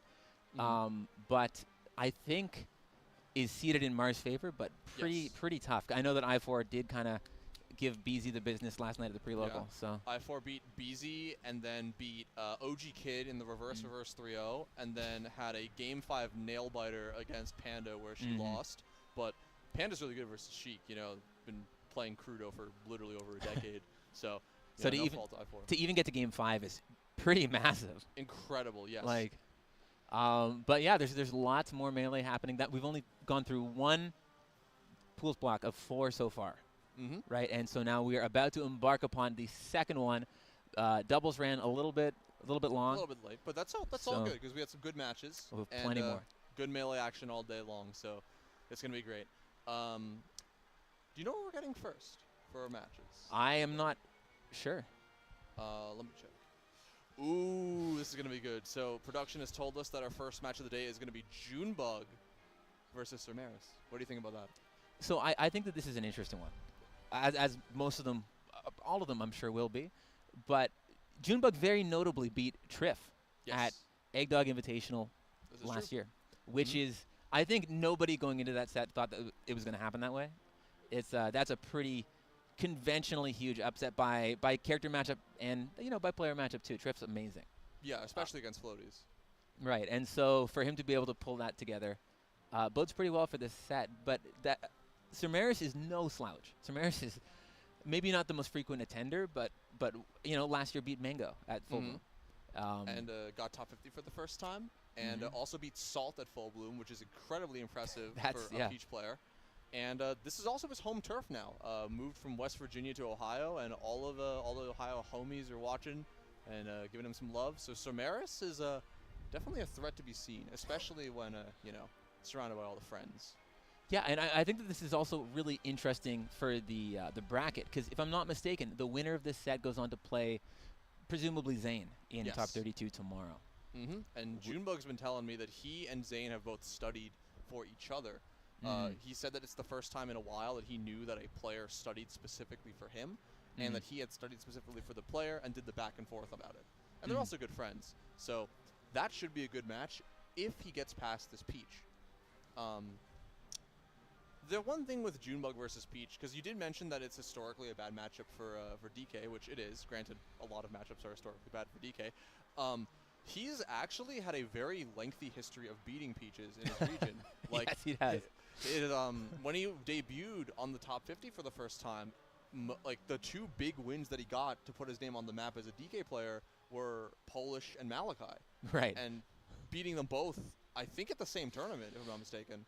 I think that's right. Though he has beat Malachi many times. Many times, including at Genesis this year. You ever see there's a, if you guys are, you know, have some time to kill, on YouTube, Juicebox, Tom Juicebox, has made a compilation of Xanadu Legends of Malachi's run that includes a lot of Junebug. And if you guys want to see something great, see if you can track that down. It is very charming. But Starting off strong here. Okay. Immediately goes for a fair instead of an up air. Does he want to connect maybe?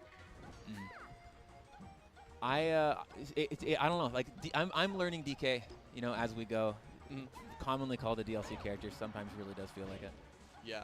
I feel like DK is very akin to a stance character in a fighting game, where when you're facing behind, you have to deal with like the puff-esque disjointed back airs a lot, whereas when he's facing forward, it threatens the grab. So you as the Peach player have to be able to deal with both, like as DK is dash dancing in your ranges, or in your threat range, being able to deal with his swapping back and forth with the stances, and what threats he can put out. It's funny you say that because I actually think Peach is maybe the other character that most embodies like that back turn, you know, thing, where in the air, having back air or forward air has huge implications on what you can like safely approach. At least speaking from Yoshi's perspective. Yeah, it makes perfect sense. Ooh, just a raw punch. Just ripping it. Popping his ult. Okay. And gets the back, gets some extra damage in. Probably gonna try and force Seris down to the ledge, and wow, does it perfectly. Really well done. No, okay, Junebug really pulling ahead here with two full stocks and another big grab. And maybe another on the way. I mean, that's 52% already. Dude, he does so much damage. Yeah, he's a tank. You forget sometimes that different characters do different. Like sometimes you think a hit is a hit, and then you see like Pikachu doing like 4%, and you see Captain Falcon doing like 19. It's like this isn't fair. Who balanced this game? I don't know, but maybe we should let him know. Yeah, Junebug's about to be up 4 stocks to 1 in a conventionally bad matchup. Oh, that is pretty gross. I mean, hard to find practice for some like weird matchups. Yeah. And there are a few very good DK players, but they all play differently. I've heard that June thinks that, for example, that Kwang is not good Junebug warm up and vice versa. I could see, sometimes you learn the wrong lessons trying to warm up. Yeah, you can't like lock in too hard to a specific player, or else you'll get the wrong ideas about their habits, and not everyone plays the same, like you were saying. Right. Sometimes like a choice that the player makes is not because of the character, but just their style or habit.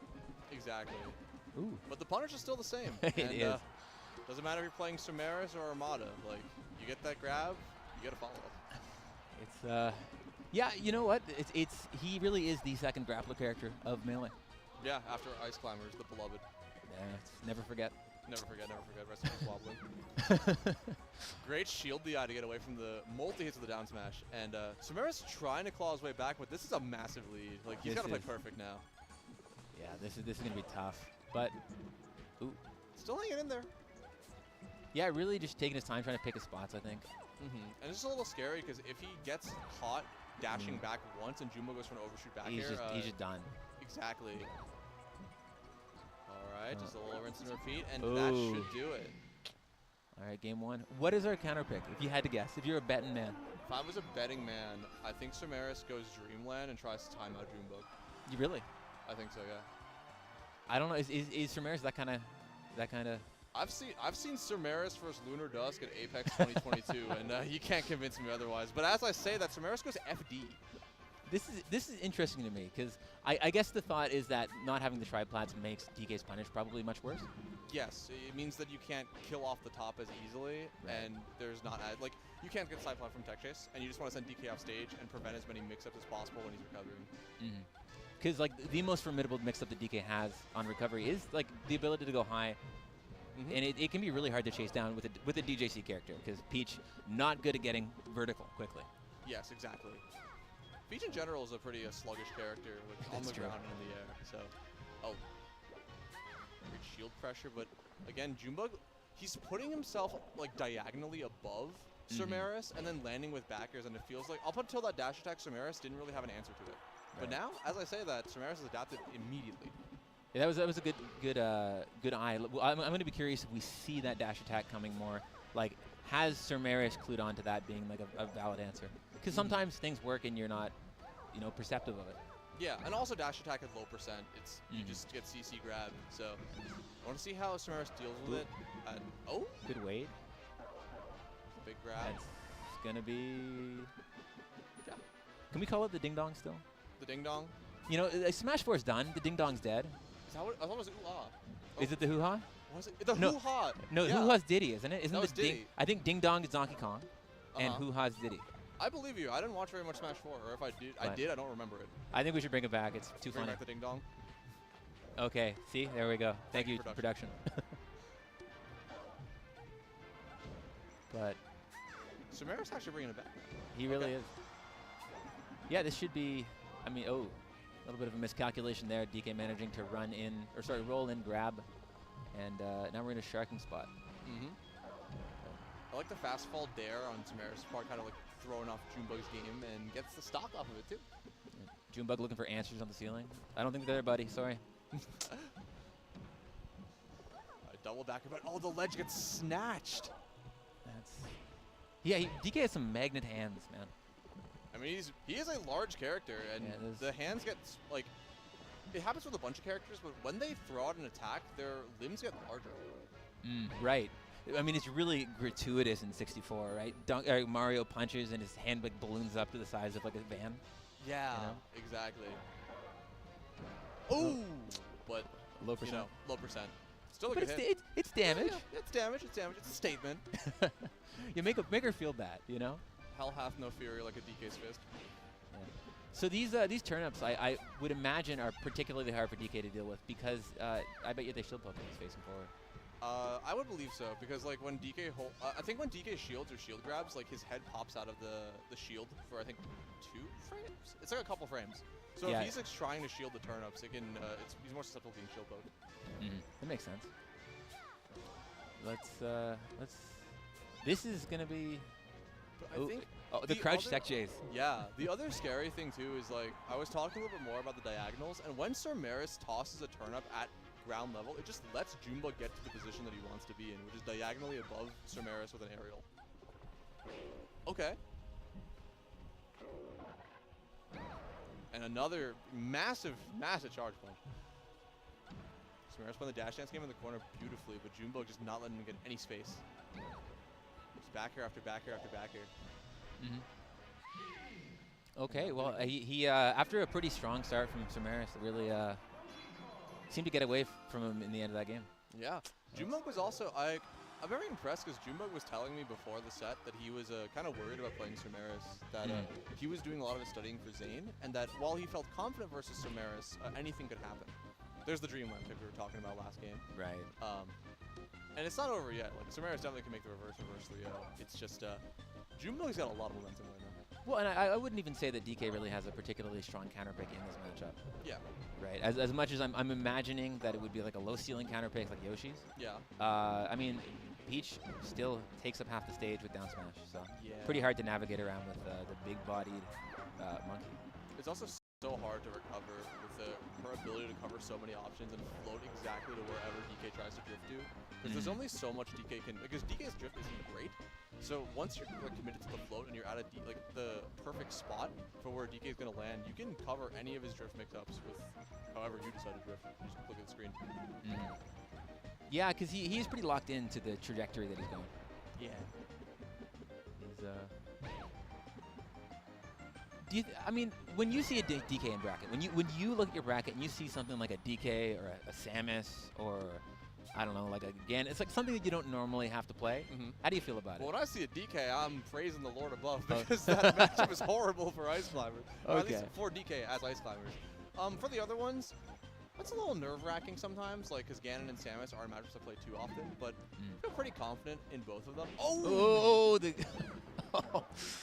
almost, eh? But yeah, just like, it's like I feel like it's like cramming for a test. I kind of like having like the weird matchups like prepared in advance, like before I see a bracket, instead of just like cramming for it when I see that I gotta play, I don't know, Epic Murloc at Genesis. Fair. What about you? I am terrified.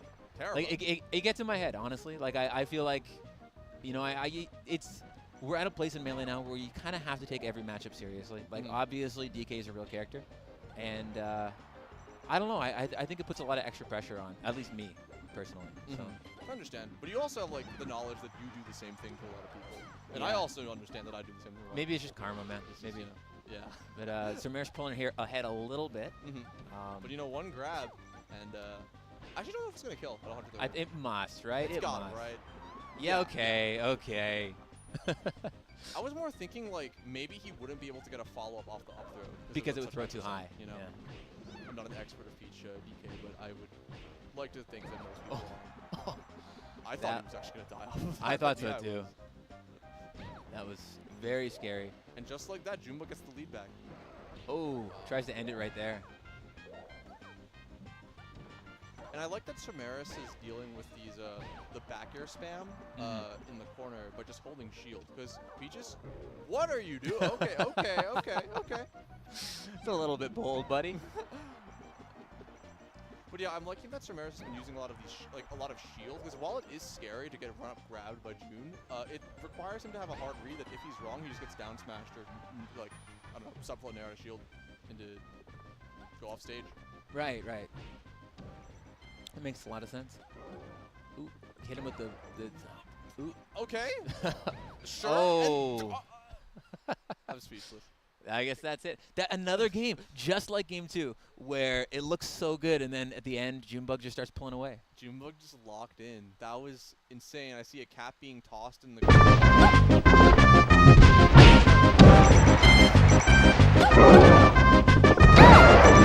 The impossible possible. I feel like, you know, because back when Ringler in 2022 didn't get ranked, people thought like, oh yeah, DK is just never going to get a top 100 ever again.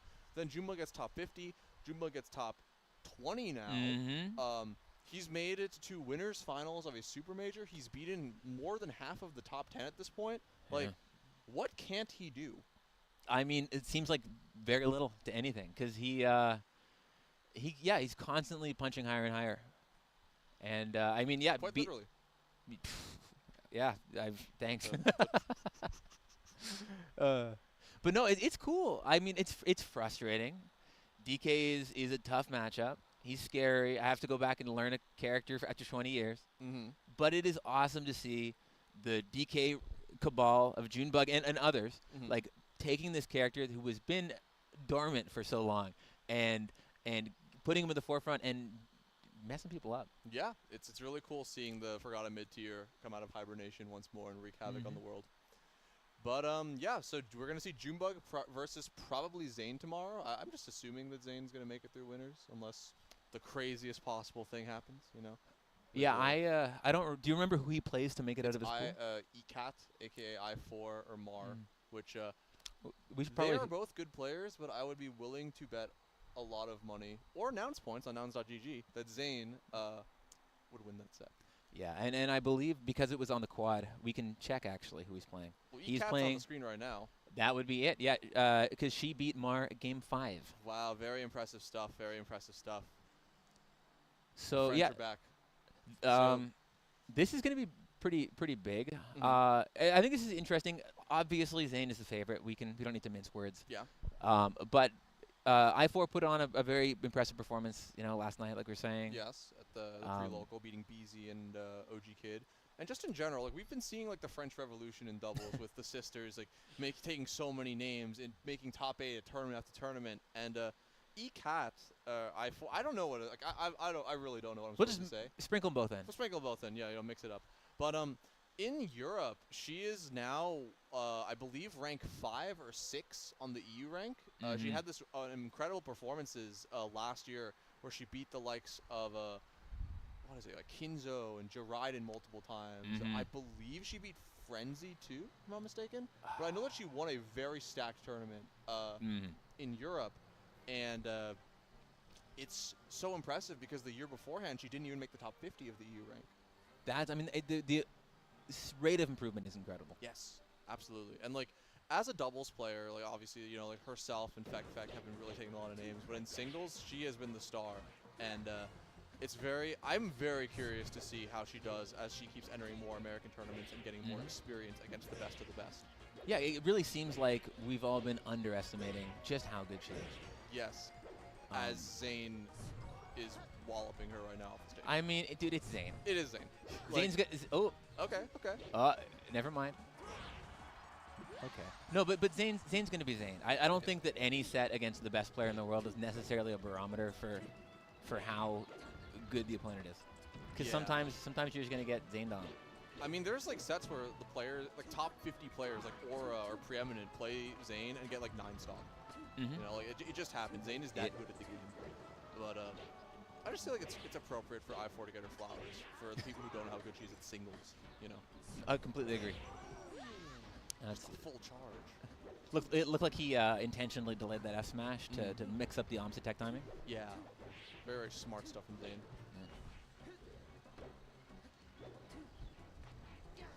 But, ooh. That looked like shouldn't have connected. I was a bit surprised. Jab to cover ledge 2. Zayn is so good at this video game. Yeah, I mean, he's played this matchup a lot, so. He's just refusing to let I4 land too. Okay, this should be. I was gonna say it should be an edge guard, but for the wrong person. Man, that's the worst feeling when you're edge guarding somebody and you get reversal and then you're on the back foot. Yeah. Especially when you're just like, it can be so hard to take stocks off of top players. I think like the defensive game is one of those real differentiators in skill. Yeah, like in that last situation, she waited out the side B and the counter, and there's definitely like, I'd say like 95% of the venue doesn't recognize it in the moment and think it's back. Yeah, it's one of those things too that I think can be hard to pick up on when you're watching. But you can tell if you see somebody who's like a really solid player and they'll play like in pools, and they'll like death touch their opponent like 3 times in a row, and then they'll take like 15 openings to play, like to take a stock off of a top player, and it's just like the defensive game really, it just speaks volumes. It matters a lot. Because like all those punish trees that you've labbed out against, you know, your local PR players and stuff, they just don't work. They just do not work. That is Reverse very up true. B to send off stage. And a clean 3 stock for Zayn game 1. He's pretty good. Yawning. Might need to use that pillow for something else after this. It's, those were my hand warmers in the front row. Oh yeah? Yeah, they're being handed out like candy right now. All the players who are the commentators are going outside in the bitter chill of the winter. Yeah, it's as still. They say in April of 2025. I mean, it's still pretty cold, man. Yeah, it's supposed to be like 35 degrees tomorrow too. What is that in international units? Cold. Okay. And already it looks like Zayn is close to taking. Oh. All the edge cancels looking like 2018 Zayn there, honestly. And I feel like he's been doing so much with up tilt this set too. Like in spots where I would expect it to not connect, or where I would expect him to go for a down smash or a forward smash, Zayn's been killing off of up tilt a bunch, and it's very impressive with how well he knows the range of those hitboxes. yeah, just like that. Like that must be like true, and maybe we're just not familiar enough with it because like, he's done it very consistently. He's just labbed it out at this point. Yes. Yeah. But no Marth, no matter how good, is above run up F smash. The late, like, it's like the same hitbox, but the latest possible hit of the down air, also covering I4's dash back, was crazy too. Oh, she's going all very the way down deep. there, but Oh. Okay. We're on the board. Europe's got some help. Yeah, we needed that. We needed that. We're all I4 fans in this venue. I want to see her make Zayn work, you know? Yeah, I would too. I think it'd be sick. Okay, big grab. What you gonna get off of it? Oh, great power shield on the down air. But Zayn's getting juggled. Hold up. Okay. Viva la France. Ooh, great coverage of that roll there. And the shield push with the up air. Yeah, Zayn is just swinging. Yeah, they're like, battling. this is very scrappy. Yeah, I feel like it's just one person lands a hit, the other person just holds down immediately, throws out a shield, and no one goes for a raw grab. Oh, as I say that, I goes for it, but Zayn's no. He knew. He knew it was due, right? Exactly. The raw grab, it has to come at some point. Yeah, he is just pushing the A button. Really? What else does he need to do? I mean, I guess the yellow stick maybe, but yeah. But I feel like I'm so used to seeing Zayn. Oh. Very conservative, very dash dancey, picking his spots pretty, but he is kind of smothering I4. Yeah, I mean all that practice for all, like, you know, Jmook and Plup being here too. I'm sure that he's warm. Yeah, cause what? Oh. Wait, they killed. That was buddy. That's not okay. That is not okay. This isn't the Grandmaster Challenge. This is the tournament. What are you doing, Zayn? Man, I hate it. Zayn goes up 3 stocks to 1, suddenly thinks he's feeling himself. Like, man, it's sick, but like, why do you have to do it to her like that? That's I'm bad. sure there's a young Marthman out there, a 1 and 2er losing to his local Sheik every week who's watched that and he's like, there's hope. There's hope again. That spark and glimmer in his eye. Yeah, I feel like every combo like that births a new Marthman. So. Oh, the jump read with the forward smash too. Just beautiful stuff on Zayn's part. That's the top player difference. I think I4 knew that Zayn was going to go to ledge and tried to wave edge back, but didn't get the length that she wanted. Yeah, one of the other things worth saying is when you're playing like a top player and you know it, a lot of the time I feel like it makes you panic or like second guess things that you know should be the right decision, and you end up just doing even the things that you're good at typically, just do them worse or do them with the wrong timing or like just a little bit off, and it can snowball. Yeah, and it's on. I mean, I4 she has multiple top 100 wins, and of course. Even yesterday at the pre-local, her beating OG Kid was a reverse 3-0 where she went down 2-0 and then adapted very hard. She knows that, like, she's been in these spots before basically, and she knows that like even if she drops a punish, like she's still in it. Yeah, of course. Like I'm not trying to discount I4. Like she is very, very good. Yeah, I mean she just beat Mar, who's like a shoe-in for the top 100 ballot this year. So. Okay, getting a grab. Okay. Chase on the top platform. Ooh. Okay, this could be big. Keep juggling. Oh. A little bit too early on the counter punish, and now Zayn. Gonna do it again? That's oh. Wow.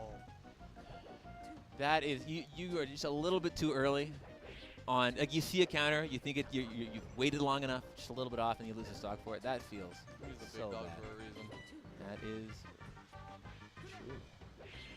And the up tilts again, it just looks like they shouldn't connect. He just wills into existence. Maybe this is like a Pichu kid Super situation. Pichu? Somebody check the disc. That was in Ohio. I know. Super Pichu, so. We get the technology, the local. But yeah, this is tough. The counter sending at such an awkward angle, and Tries again. and There that'll we do go. it. 30 and a handshake. Zayn pretty dominant, you know, showing Europe for what it is. You know what I'm saying? Hey, man. But no, that was a really good show. I think I4 is a very good player. Like, incredible at the game. I would not be surprised at all if she comes back to the U. Like, she still has a loser's run. She could make a bunch of crazy wins. Would not be surprised at all if she comes back and starts beating your favorite top 20 and top 30 players. Like, it's no sweat at all. No, man, I agree. Again, he is the best player in the world. They're literally the worst draw she could have by seed. So I don't think that we can take that as an indication of her ability to make a deep run. I mean, I have complete faith that that is not the last that we've seen of I4 at this tournament or in future brackets. Yeah, absolutely, absolutely. She's probably gonna make a deep losers run too.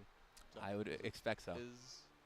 Okay, I'm getting off right now. We're gonna be joined by Ziff, Georgia legend, and stay tuned for more. There's no like break or anything. I think you just run across. We'll just do it we're live. raw. I'll stall. Thank you, Justin, for commentating. Always a pleasure. Ziff, thank you. You too. You too. Justin and I both playing at 6, I believe. So got to go warm up for that. I'm going to be stranded out here in the outdoors for a little bit longer. So wish me luck on. Oh, appreciate you, sir. We got technology to go. How you doing? Well. Couldn't get rid of me so easily, could ya? I'm back, gamers. I'm happy to be back. I'm glad that we get to do a block today together. We were scheduled for tomorrow. We are still scheduled for tomorrow. But with some of the sauce going around with the schedule, I get to do a block with you now. And I'm very, very excited. How are you doing? How is the day treating you? Have you played bracket yet? I have not. I play at 6, so I jump off commentary and then immediately go to play, which is fine. I got the hand warmers now. We're ready to go. But it's been fun. I did the first block today, went in and filmed some content indoors. Nicki and I ran around with the camera and asked people what they thought of Ice Climbers. So that was really positive, and everybody was really excited about not only the ability to share, but how they really felt with Nicki in particular. So that's good. How about you? How's your day going? My day is it's going great. I was out here. I got to do some teams commentary with Vish. It was the first time I got to do commentary with Vish. That was a lot of fun. A legend. I am glad that I got to do teams commentary. You know, as I've talked about before, I'm a doubles defender, and it is nice to be able to show off doubles and be able to have it up on the mainstream and have people be able to see some really, really phenomenal doubles play. I mean, we had the French sisters, I4 and Fek, you know, Cody and Jmook on their second major doubles win now after Battle of BC just a month prior. Just doing very, very good stuff. And then Zuppy as well. Zuppy is obviously really, really good. Yeah, and, Zuppy and Arton, I believe. Was it Artar that Zuppy was teaming with? Yeah. So yeah, and I think they got second, did they not?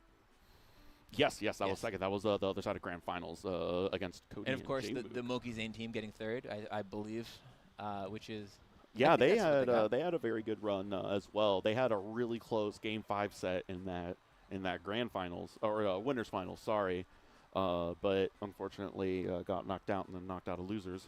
But we have some singles going on. How's singles bracket going? Tell me a little bit about some of the matches y'all got to see just now. So we saw Junebug and Seris. That was it was interesting. Kind of a clinic. A bit of a clinic from. Am I coming through? Can you hear me? No, but it's fine. I'm talking, chat. So, but yeah, we had Junebug and Seris, and Junebug kind of put on a bit of a clinic. You know, the game started close. Seris seemed right in there, and then June just pull away at the end. And then we just watched Zayn and I4, the French sister.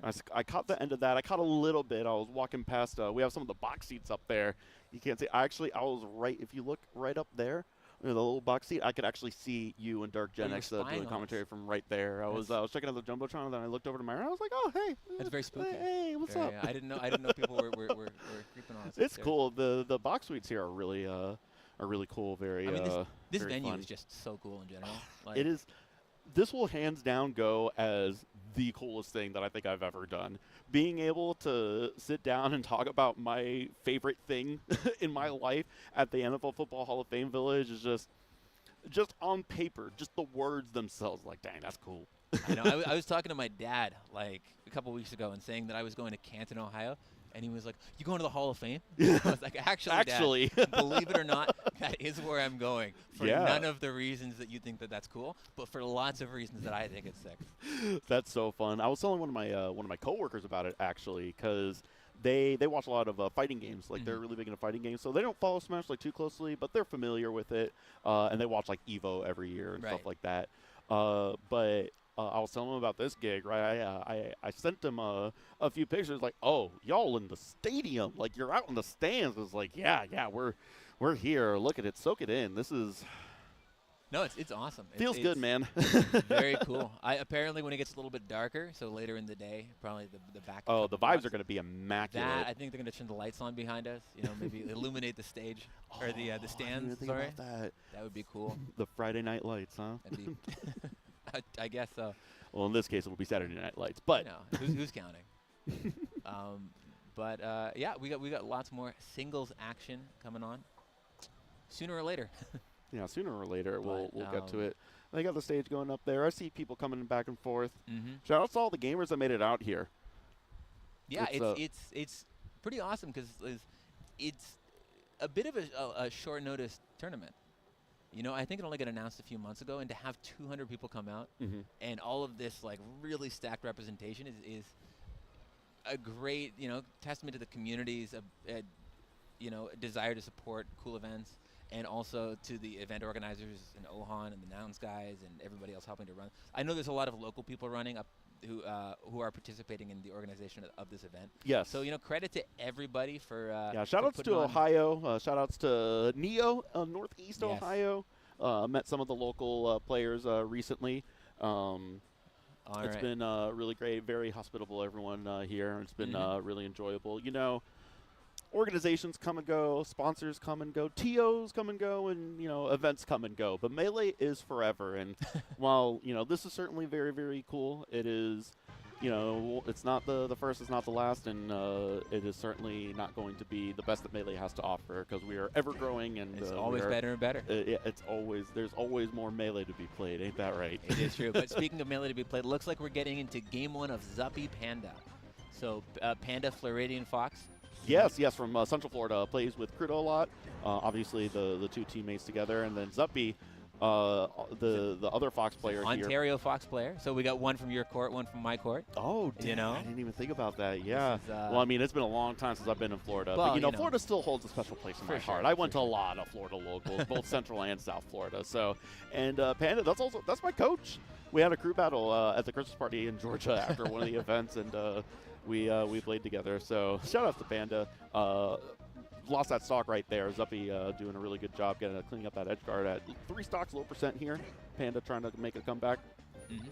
Yeah, this is this one's interesting because I brought it up last time I was on the mic, but this is the first major that has the controller rule set and the box nerfs in place. Yeah, actually, I think I have it backwards. It looks like Panda is player 4 here. Yeah, that's what I was thinking too. I didn't. Yeah, yeah, and you were right because Zuppy is still Mavis speaking his way through the respawn. You can tell the way the fingers move on the box. Like you can tell that sometimes. Sometimes you can hear. You know, like when somebody's like doing like a recovery or like trying to like mash right, because it gets quiet quickly or really loud. Yeah, it's funny, man. There's some of them. I swear, some of these players make them louder on purpose because like it is deafening sometimes.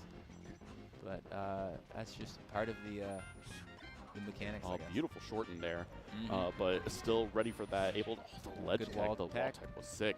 Zuppy able to make it back onto the stage here. Panda unable to close that edge guard, but in a very, very solid position. This is likely it. Yep, and that's game 1 for Panda. Yeah, looking really solid out there. Panda was at the pre-local and dropped a couple of sets to Bing's Falco, and I know a lot of people were surprised and was like, look, he's had like a 16-hour travel day and been up since like 4:30 in the morning and was still able to kick it up until like 4th place or something like that yesterday.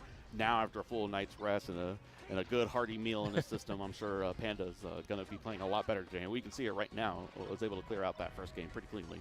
Yeah, I was taking a walk around the VIPs. Yeah, it's like the venue yesterday. Yeah. And Panda and Crudo were napping in one of the VIP rooms. So. Yeah, the couch nap can only take you so far, though, right? That is true. That is true. But I mean, it's looking pretty collected already. Taking 1 stock. Yeah, early 1 stock lead here on this game too. Up game, up stock, looking quite nice. Yeah, and I think that this set, the winner, I believe, plays the Schwabster tomorrow. Wow, so that's early. Yeah, well, that's how this tournament is. It's a pretty stacked bracket. It's pretty top-heavy this weekend, right? Ooh, nice down smash. I like the Fox down smash. There are some moves that you don't see Foxes use as often, and I feel like when you do see them, it's when a player is really good with that character. I mean, we just saw Panda rip an F smash, which is another often underutilized Fox move.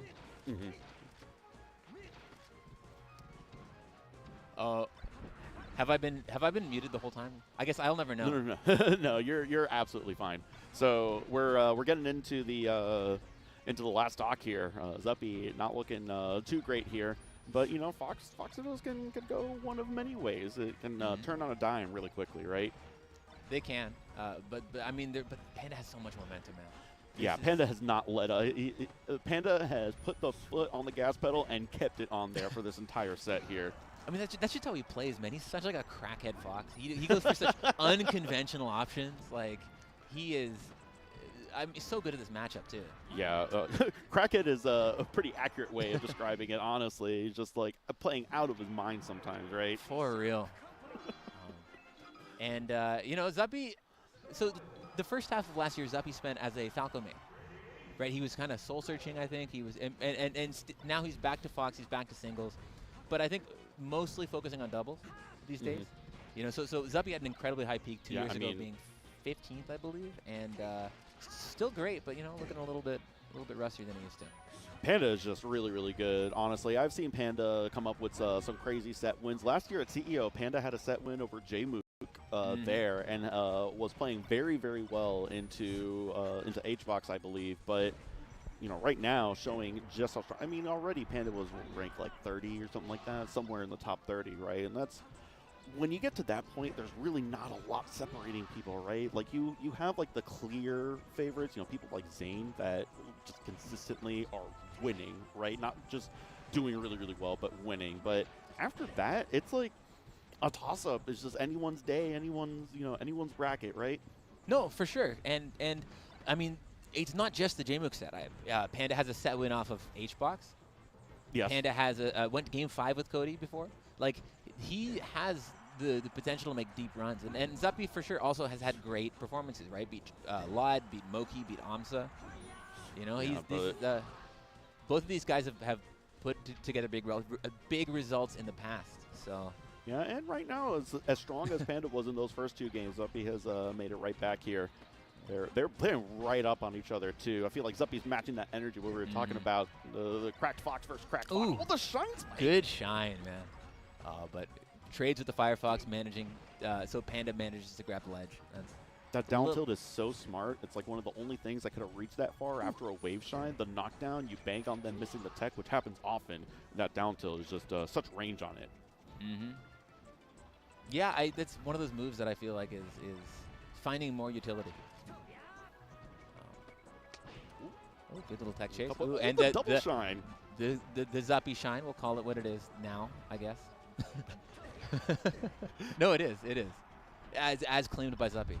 As claimed by Zuppy? Okay, I mean, if he's claiming it, I respect the self-titled ones, right?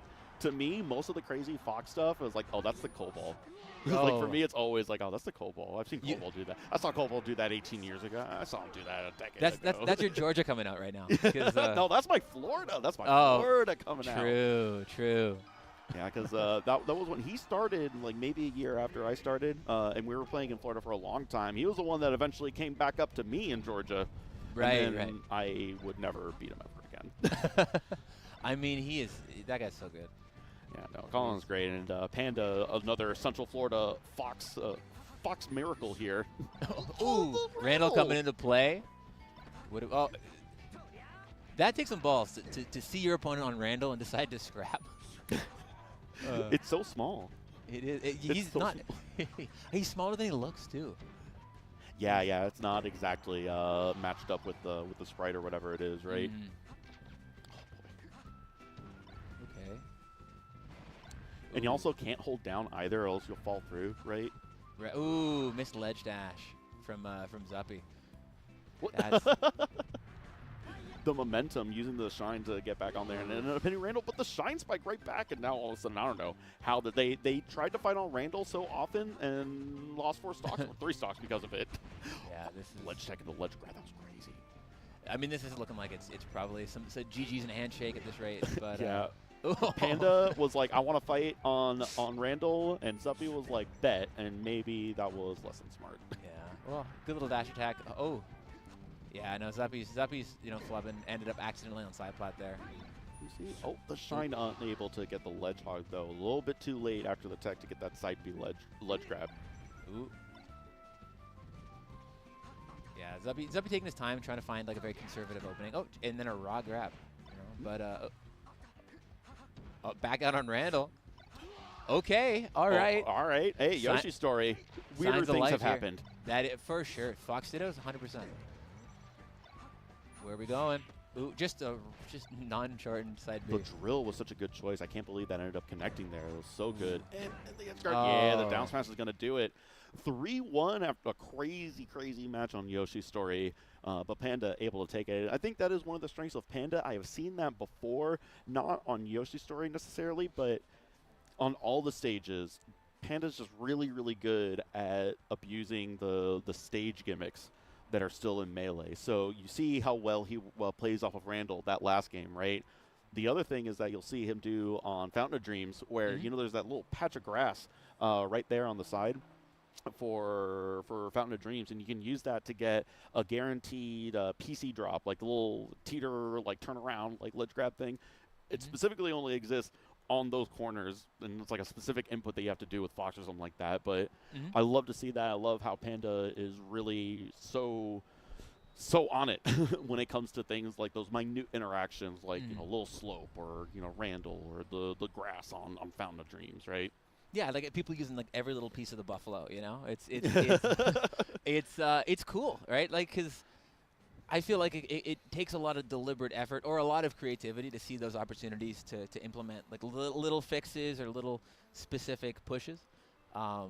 But it's sick. I feel like, I don't know, when you see somebody who hits cool stuff or unique things or can do things differently in the game, I think it's pretty inspiring, honestly. Like those are the moments in Melee that make me excited about Melee. You do miss a little bit of that with the stage list being as restricted as it is. Now, mind you, this is not me defending those stages. Let me be absolutely clear, all right? Until you have lost real American dollars because Slippy or Peppy decided to snipe you on Corneria, you haven't known pain. And then to go home and have people tell you, oh, it's a skill issue, buddy. You just got to learn the stage, guy. You should have expected that exploding apple on green greens. I mean, maybe you've experienced something that was missing in Melee that we have to go back to. Maybe I haven't lived until I've been shot out of the sky. We have to go back. We have to go back. But I can't say I've ever played on Rainbow Cruise, but maybe that's what's missing. And that's what we need. You know, it's to that point, I think people miss a lot of the time that the reason why Melee is as popular and as big as it is today is because at the end of the day, it was a great casual game. It was fun to play, you know, the single-player experience, just playing the game, pressing buttons, interacting with all the different items and stages and whatnot. Melee is a fun game. It is not just sweaty, try-hard, you know, brackets right now, right? There's a lot of meat on the buffalo, to your point. I agree. And my favorite parts of Melee are when people manage to thread that needle. They find like that perfect balance of like the fun of it and then also winning. Because there is nothing better than beating somebody and getting to say, I won, and it was cooler than whatever you were doing. Yeah. Like what are they gonna say to that? Like it feels so good. You know, more than winning. I just want to look pretty doing it, right? Hey, can't complain. It's great. I mean, we saw that at Smash Camp this last week. We saw matches on Flat Zone during the bracket, True. right? That's the real spirit of Melee right there, right? I mean, it is awesome that you know, a tournament, people can go to a tournament and not be as worried about their ranking or the bracket as much as having fun and sharing this thing that we all are crazy about with each other. It is. There's sometimes you have to ground yourself and remind yourself. It's a tough balance because it is so valid to be angry or sad or upset or happy and pop off when you put so much time and effort into something, right? It's never trivial. People can say that it's just a video game, but it really is more than that, right? So having that emotional investment is like so valid, right? But sometimes you do have to take a step back. It's like, you know, the real reasons why I'm doing this, other than, you know, trying to win, is, you know, finding community, self-improvement, learning to learn, right? You know, all these great life experiences and skills that you get from it. Sometimes you just got to take a step back and learn to enjoy the life of it. No, I agree. Because like one of the biggest shames about Slippy, and like one of the only negatives is that so much of Melee and what made Melee special, and I think continues to make Melee special, is those interpersonal interactions. People say it like all the time, but it's not the bracket, you know, it's the social after, or it's the friends that you meet, and it's getting to bond over this thing that you all are so invested in, and getting to share that with people from all walks of life. Like all of these things that are additive and go into this whole community experience. And then also sometimes people are sweaty, and that's sick too, you know. But it's I love that there are so many different ways to approach the game and the community and to share that with people. When I say that I am a part of the Melee community, it is equal parts Melee and equal parts community. That it's a good way to put it. It's a great way to put it. But it looks like we've got our next matchup up here. I don't know exactly who it is up there. So one was Jacob Marr from Ontario. I do not know who he's playing. I want to say it's Grab to Win, but don't quote me on that. That is me. The tag is Grab to Win? Not Grab the Marth player. No. Two different players. I think that's who this is. I might be totally off, though. Even if it's not, I just want to sidebar. Grab to Win, that's a great tag. Great tag. I hope they play Marth. No, it's Small Hands Brian. My mistake. So Small Hands Brian is I think he's Ohio, Mario player. Really, really good. Okay. I think that means that he made an upset. So that means that Brian beat somebody. But yeah, no, we saw Brian on stream earlier today in doubles. Yeah, this is definitely, this is a character I can actually speak a little bit about. I actually used to play Mario for a little bit, and my teammate for a decade plus was Green Mario, one of the best Marios in the country. I use the Wario skin. I like that one. That's the color that I like to use. But in this particular matchup, Marth versus Mario, there are two big problems with Mario. One of them is that none of your attacks can compete with Marth's sword. You have like forward smash, kind of. That's it. And that is not something that you can use all the time in neutral. Although, to be clear, Mario's smash attacks are actually one of the few sets of smash attacks that are just good neutral tools. You can just rip down smash or up smash like you would a tilt with other characters as a good neutral option. They're quick, they're not like super punishable, and they're good. There's a lot of disjoint, a lot of good power behind them. You see that forward smash getting to kill them. That is the other issue, is that it is very difficult to kill with Mario against a lot of characters. But in this matchup, if you don't have access to things like forward smash, which we saw, which is good but difficult to land, or you have like down smash, a lot of time we'll be able to do that. Ooh, I mean, there's a good opportunity to find an F smash and a great edge guard. Yeah, so look at that. I also do know that Mar has a fair bit of Mario experience locally, because in Toronto we have a very good Mario player named Nen. Okay. Who is you know, a constant at the locals. So, you know, maybe Mar's done some homework on the matchup. It's hard to say, but yeah. I think the big difference, so in other matchups against like a lot of floaty characters where Mario does struggle to kill, against Marth it could be a little bit better, because if you do manage to get Marth off stage, we saw that last stock able to close it out with a back air. You also have Cape, and Cape is pretty devastating versus Marth's recovery. Yeah, of course, because I mean, you can't grab from behind you. Grab the ledge. Apologies, but I think Mario is a character that you can really tell that they wanted him to be very balanced. Like, he's got a little bit of everything, but like doesn't really excel in anything.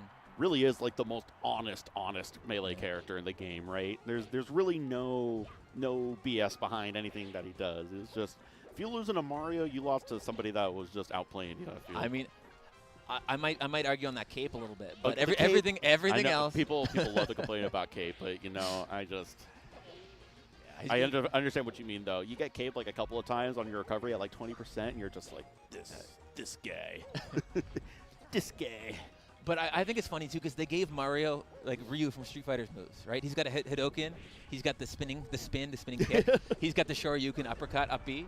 Like, oh, I love that forward smash. But you're absolutely right. Down B really is Tatsu. It's just Tatsu. I mean, Mario making it look like this matchup is as hard as it probably is, because he's up pretty much at full stock here. Yeah, I mean, still doing well. I mean, listen, I know Mar's a really good Marth player. Are they ranked top 100 or? No, I think he was on the ballot last year, but has never been ranked top 100. Okay, but it's a name that I have seen, and it's definitely something I recognize. But hey, we're down to the last stock here. Mario's definitely not giving up here. Slowly trying to encroach on Marth's space here. Ooh. Somehow able to space out these neutral airs and forward airs, but Marth able to get that reversal DP with the up B out of field. Yeah, it's and two of them. Yeah, that's gonna do it. But yeah, it is fun to see that you do see some of that fighting game influence on Melee, right? Even though they're such radically different genres of fighting games, how there is a lot of that same kind of design choices that you have with characters. Yeah, I think that, you know, making the mascot character like a gentle introduction to a new game makes a lot of sense, right? It's like, oh, this is kind of familiar. Yeah, it's just that, you know, if like Ryu Fireballs and Super Turbo are like a 9 out of 10 projectile, Mario Fireball is like a 1.5. Hey, I think it's a little better than that. I mean, it's no pill. Yeah. Which I want to say, why? Maybe you can explain this to me. Why do Mario players not just play Doc? Like, what is it? Is it just pride? Is it just character loyalty? No, there's a few different things. Mario just feels better to play. I've played both characters. Mario is a lot more intuitive. It's like a little bit quicker. Like you dash in a little bit quicker. Your up tilt is like way easier to use as a combo tool, because Mario's Doc's up tilt sends out unless you get like the very like up and tip of it, right? So you have, and then even though forward air is way better as a kill option for Doc, you have like really good forward air setups in the neutral with Mario, right? So it's a significant enough game feel difference, right? I think that Fox and Falco are closer to each other, like in capability than Mario and Doc. But I think that it is a similar thing where it's like, if you're a Falco player, oh, why wouldn't you just play Fox, right? It's just, I like Falco better. I like playing that character better. No, I mean, that makes sense. Like, I'm not. Look, as a Yoshi man, I am not criticizing anybody's character choice.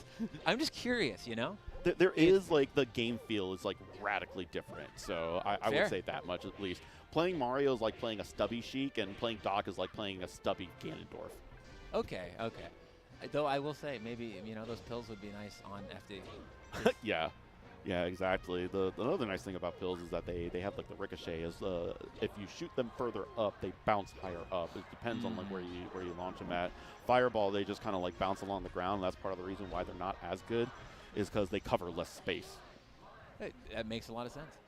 Yeah, and unfortunately, I mean, this is the best stage that you can get as a counter pick. Mario's best stage, I think, in every matchup is going to be Final D, so I understand why Mario would have gone here, but it is not looking good right now. So, Mar, just to contextualize a little bit, is a really like procedural game plan oriented, very patient. Like he's like one of those Mars who's good at the floaty matchups, right? He actually typically punches a lot higher in the floaty matchups than he does in the fast forward matchups, and so I feel like FD is probably playing into his strengths, right? He's not afraid to take his time. He's not afraid to just wall in place. He is not afraid to stay in the corner a little bit. Neutral Marth as opposed to punish Marth. That is correct. And I mean that when you limit the variables of neutral by going to FD, sometimes you're just playing into that strength. Yeah, that running fireball to slip off the stage, I don't know what Mario was cooking there, but hey, it didn't get him killed, so. Hey, I must have been good then. Hey, if it works, it's not a bad idea, right? I think that's the rule, yeah. Oof. But yeah, he's just nickeling and diming Mario to death here. Yeah, was able to get a couple ledge tech there and still survive somehow. I don't know how Mario has held on to the stock for so long, but the up tilt's going to end up doing it. It's tough. It's tough for a plumber out there. Yeah, I'm going to be interested to see. I'm very curious if we go back to FD. I don't think you go back to FD. I mean, he might, but I think it would be a mistake. I think maybe Dreamland, I don't even know about that, because to your point, it was out neutral, right? In the floaty matchup, was able to get more space. I would think that maybe you would try to lessen the amount of neutral interactions, go to a stage like Yoshi's, right? Yeah, I want to. Well, I mean, hey, listen, they're doing great right now. What do we know? He's the one. He's the one playing in bracket, right? Well, I think Mario's getting a little bit greedy. He was doing a lot of forward, like approaching aerials there, and I think that he got caught in a weird spot and just lost his stock for it. But let's see if Brian can capitalize on this.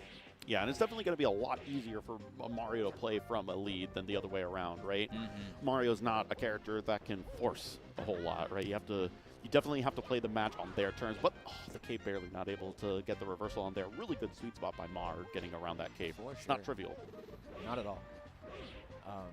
Yeah, it's because, if like the survivability on the stage has got to be pretty good for Mario too, right? So like if Brian can manage to capitalize. I know Marthritis is not a term really thrown around too much anymore, but I mean, I still use it. Yeah, well, yeah, me too. Maybe we're both just showing our age though. Yeah, well. The spike didn't get the meteor cancel in time. Hey, that's another reason to use Mario. Doc ain't got that. I'm eating my words, man. Maybe he's got a dual main. Why are there no Doc Mario dual mains? That I don't understand. I would totally be dual maining if I played those two characters, right? Because there's got to be matchups or stages or just vibes where like one of them would be better. Yeah, exactly. It's like, oh, you're going to take me to Yoshi's? Like, I'm just going to pick Doc and kill you at 70. Right. And you get to be a dual main and be like, I'm the Mang0 of plumbers, man. I'm going to play them both. To that point, though, you were talking about recovery earlier, right? That is another really significant aspect of playing Mario as opposed to Doc. Mario has a deceptively decent recovery. Doc, one of the worst in the game. It's horrible. Dude, it's so bad. Yeah, Mario, the better cape, just better like aerial drift, I want to say. He's got the wall jump, too. Yes, the wall jump is huge, and the up B wall jump, too. There's a glitch that you can do where if you're riding the stage with Mario, you up B, you can wall jump afterwards, get another up B. Right. And also, his down B gains height, and I don't think that Doc's down B actually gives him much recovery bonus. Yeah, it's you can get a little bit of horizontal as you like tilt it like outwards, right? But to your point, you don't gain any height like Mario might. Yeah, it's just all the little things end up making Mario's recovery just that much better than Doc's. It's still not a great recovery, but significantly better. Speaking of recovering, though, man, Mario's really clawed a lot of this back until I started saying that sentence. And now we're back to a full stock lead. But yeah, he was really clawing his way. It was pretty much even.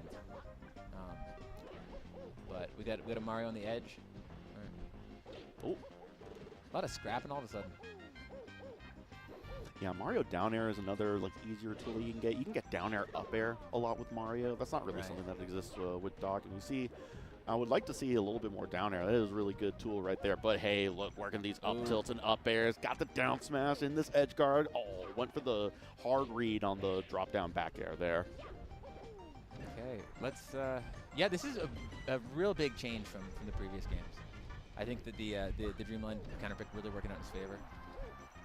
Yeah, and to your point, a little bit surprising considering how Marth was able to win those first 2 matches. I would have thought, you know, having talked to you about it and having seen it myself, that Dreamland would have played right into Mars' game plan. I would have thought so too. Small hands, Brian got the hands. He very much does, man. He's really good. He's really good. I used to run into him a ton on Smash Ladder years ago, and just get messed up. So he is no slouch. I think he had been pretty inactive for a while, but I've seen him online more. You know, he's been back around. Glad to see him competing. Mario is in kind of that nice sweet spot where it is a character that is not like a joke, like, you know, Bowser or something like that. But the scrappy, low tier enough to where people don't know how to play against Mario. So you get all the familiarity with none of like the absolute like awful like character design stuff that you get with like 8 frames of jump spot with Bowser, right? Or dying at 60 or damaging yourself with Pichu, right? Right. Yeah, no, that is fair. Like matchup familiarity plays a big role. You know, JoshMan over here. Yeah, sometimes you get some nice rewards, and yeah, who wants to play like half a character? Mario is at least has things that work. Exactly. Oh, little down throw forward smash there. Really going for this cape, but has not managed to use it to edge guard successfully. Oh, just a little bit too far for it, but got the forward smash. That forward smash has got great range on it and a huge amount of disjoint. Yeah, no, this has been such an adaptation from Brian, because those first 2 games were not in his favor, and it's just been really cooking really well. Honestly, baited out that shield drop there, almost got a hard punish, but still able to build up a decent amount of percent here, building quite a sizable lead at this point. Just did not balk and just jumped right past Mark to get that attack through the shield. Still surviving 145%. He's got another shot here for sure. Oh. A little too far. You can still ledge tech there. It's really difficult, but not if you're that far off stage. Maybe with some like Wizrobe-esque SDI on the inside. Yeah, there's always a chance. If you're cracked like Wizzy, there's always a chance. Right, that's true, that's true. Ooh, I like that, and unfortunately not able to get the kill. And that's the problem is that, you know, you can kill with the smash attacks. They're still not like super strong, but the real devastating part about playing Mario is that you have no aerial kill confirms. And that's like the #1 reason. Oh my goodness. Oh my goodness gracious. Oh, the soul read. Oh my god. Mario's going to see that in the shower. He's going to close his eyes. The water's falling over him. Oh, that was, It was just a completely derailed my trip, but the tipper right back at it, 89% dead. That's devastating. Brought it right back with just one well-placed tipper. It's kind of the story of Marth, right? Sometimes you can't kill him for 180, and sometimes you kill him at like 55 or something that. That's got to feel good though, right? Because like, if you're the Marth player, are you mad that you don't kill them at 20, or are you happy that it's like a nice surprise when you do? Yeah. Like I don't know. A little bonus, a little happy accident. Maybe that's like the optimism pest. Like if you're an optimist, you're like, oh great, Yeah. 20. Glass 22. half full, half empty. Yeah. Oh, missed spacing on that up B a little bit. Gets clipped. Yeah, that is not an up B that you can challenge with very many characters. Like that thing will be Falco down air sometimes, right? It is a ridiculous hitbox. Oh, nice trade with the nair. Oh, and wow. Brian, we gotta mix it up, bud. This is not. This is not working. No, I think more to the point, Mar's just like been really on top of the sweet spots. Just even in that scramble situation, getting knocked off stage in an awkward position, still had the wherewithal to be able to space that and able to recover. Yeah, no, he's definitely practiced those. He is really good at not getting gimped in the recovery. But yeah, has not apparently practiced spacing around Mario up behind recovery because he has gotten clipped trying to F smash him like a bunch. Last stock game 4, this could be the final stock of Brian's tournament. No, winner's tournament, right? No, losers. This is losers. Is this my mistake? bracket? This is because Mar lost to I4. Oh, okay. So yeah, still looking good. 14%. Shoot a little bit more of those fireballs. All right. Ooh. Oh, Good yeah, dash back by Marth. Yeah, Brian looking like a Pikachu main, just naring in from half court. Ooh, yeah, great that down air has got such good disjoint on it. It's something that is very difficult to get past. Oh, the early up be able to catch Marth there, slipping a little bit. Hit him with the oh. Uh-oh, okay. Oh, could we see at the very end here? Oh. No, traded with the back air, but that was so smart. That's it. Going to a game 5. Small hands Brian with the Mario pulling through against Marth, the Titan Marth. Getting a little golf fist pump. You know, he knows he's bringing this back. Smiling, feeling good. This is that's a big, man. Because after those first 2 games, was that not really a big was like believer. the golf clap equivalent of a pop off, right? Just Yeah, like, yeah. I love those, man. Look. Oh no, I don't love that. That I is do not love that. Right off the bat, man. Now you're playing on the back foot the whole time. And like I said, Mark's really good at slowing the pace down, holding space, making somebody work for those openings. So yeah, you know what I would love to see? I would love to see those capes finally pay some dividends there. Maybe Brian's got some of those edge guards that he's cooking up a little bit later than before. Missed that back air there, but able to use the invincibility and get past Marth there after getting off the stage. yeah, you see Brian also frustrated by the lack of cape probably. Like the cape edge guard not working because he's been dropping off the ledge with back air a couple times in a row now. Yeah, which is a good adjustment to be clear, but certainly you're not going to get the type of really early kills that are available to you with cape with back air, right? Yeah, and you see Mar just posted up in the corner, like just making Brian work for everything he can. Yeah, this is a really tough spot to be in. Like that's a ooh. Like Mari's again so good at just locking shit down. Yeah, still unable to get this edge guard here. Got the dunk, got the neutral air. And that's tough. There's just no kill options, to your that is, Doc's #1 advantage is just forward air, being able to kill at such early percents, right? Yeah, and he's down 2 stocks to 4. This is not a good start.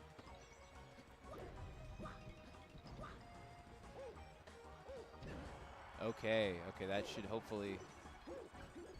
Not even. Sweet spot back air is still not going to let 160%. That's tough. This is really showing me why people don't play the Mario Bros as much. This is tough.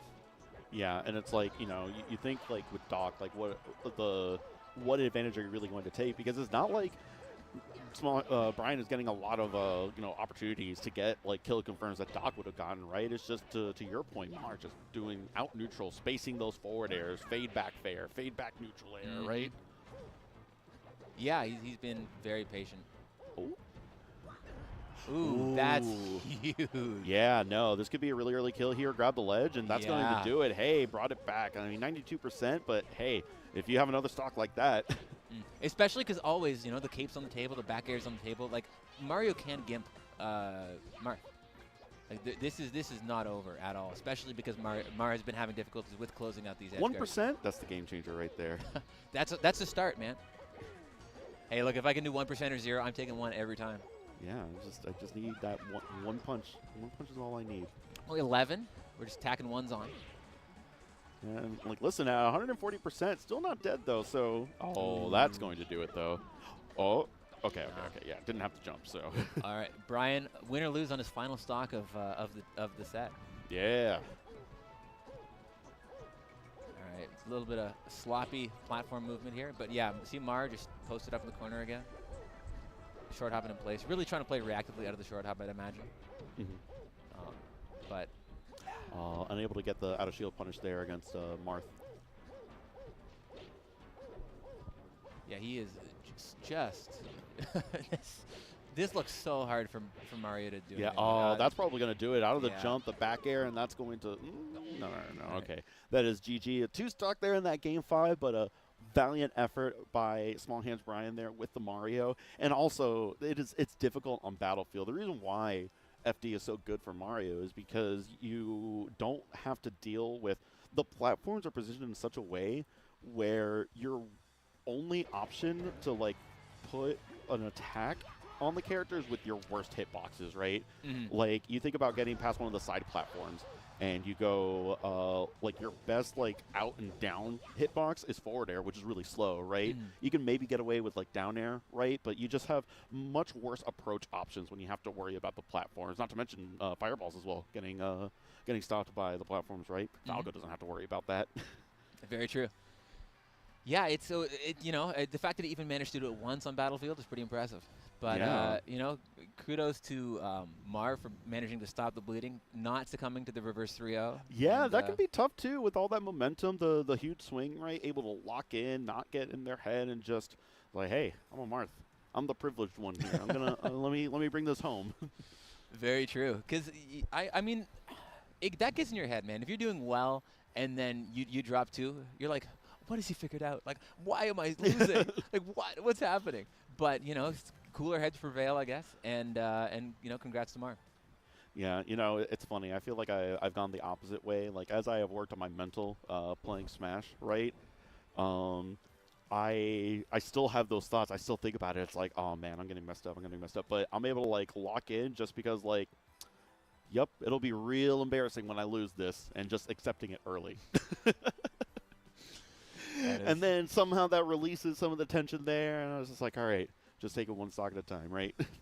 I mean, maybe that's what I gotta try. I just gotta be a little bit self-deprecating. Yeah, the super doomer where it's like, oh, it's so over that it loops back around to where you're at a zen position. I'll work on it. If I go down 2-0 in any of these bracket sets, I'll think of you, and we'll. You know, worse things have happened. I've been Falcon punched on video, right? You know, that doesn't feel great, but, you know, we keep going on. Very true. Oh, man, I'm excited. Have you gotten a chance to check out the trophy? Have you, like, held it? Have you, like, really, like, gotten to, like, it's sturdy. This is, like, well inflated as well. I'm sure Tom Brady would not approve, but. No, I was thinking the same thing, right? It like this is a little overinflated. Let's be real. But it's I don't know, like it is so cool that this is the trophy, that it's such a creative way to tie the tournament in to the venue, of course. I was saying earlier, I think that we should make the winner of the tournament, the singles winner, punt this, because I think that would be great. We were talking about getting players to kick a field goal the other day, right? The problem is that the uprights, there's no uprights down there. They took them away. That's upsetting. Though yeah. There is an electrical post, though, in the shape of one. Maybe we can just go, you know. Oh, yeah, that is the really funny part. So the electrical poles, where, like, they run, like, you know, usually it's, like, just like a wooden pole you see, like, in the neighborhood or whatever. They're shaped like NFL, like, field goal uprights. It's really funny. Yeah, this all of Canton seems to really start to, like circle around the fact that this Hall of Fame is here. Like, I was saying earlier to Justin that my dad, when I said I was going to Canton, he's like, oh, we're going to the Football Hall of Fame? Yeah, that's like the thing, right? But, like, half the businesses downtown, too, are all, like, football-themed. It's cool. I mean, the campus is really cool.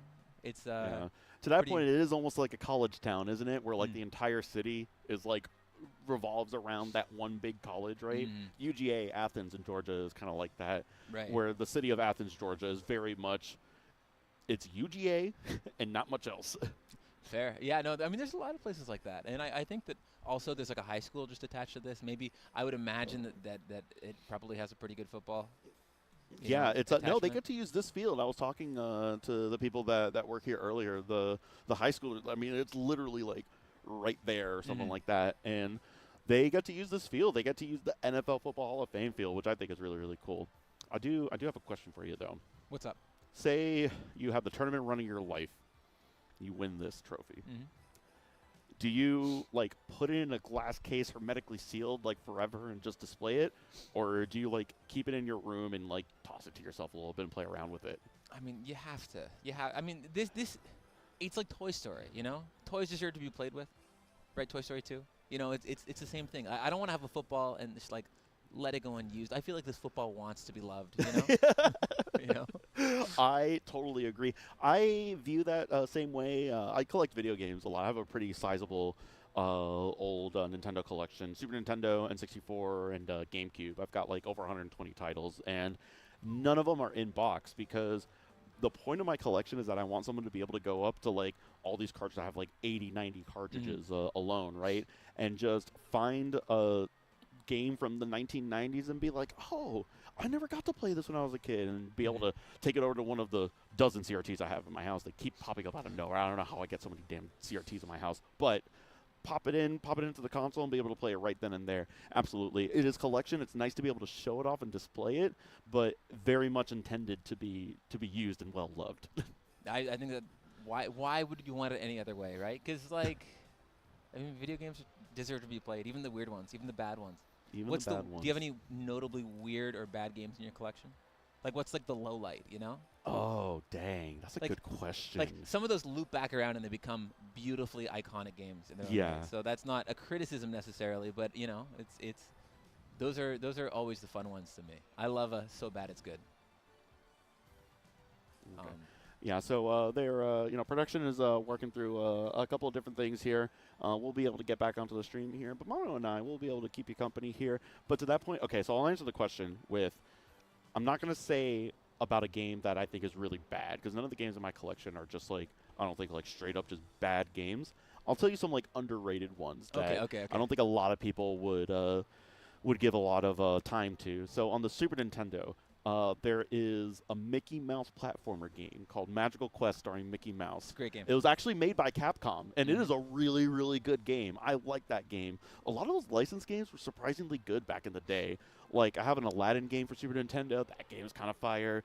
Well, the Capcom, like DuckTales, Chip and Dale, like Tailspin, those are all really good Yeah. on NES. Like, I don't know what happened. They really turned into a kind of shovelware like a decade after that. Yeah, I think around But- like the DS era, there's like so many millions of units out there, right? That even if they got 0.001% of the install base, that was still like 50,000 copies, right? Mhm.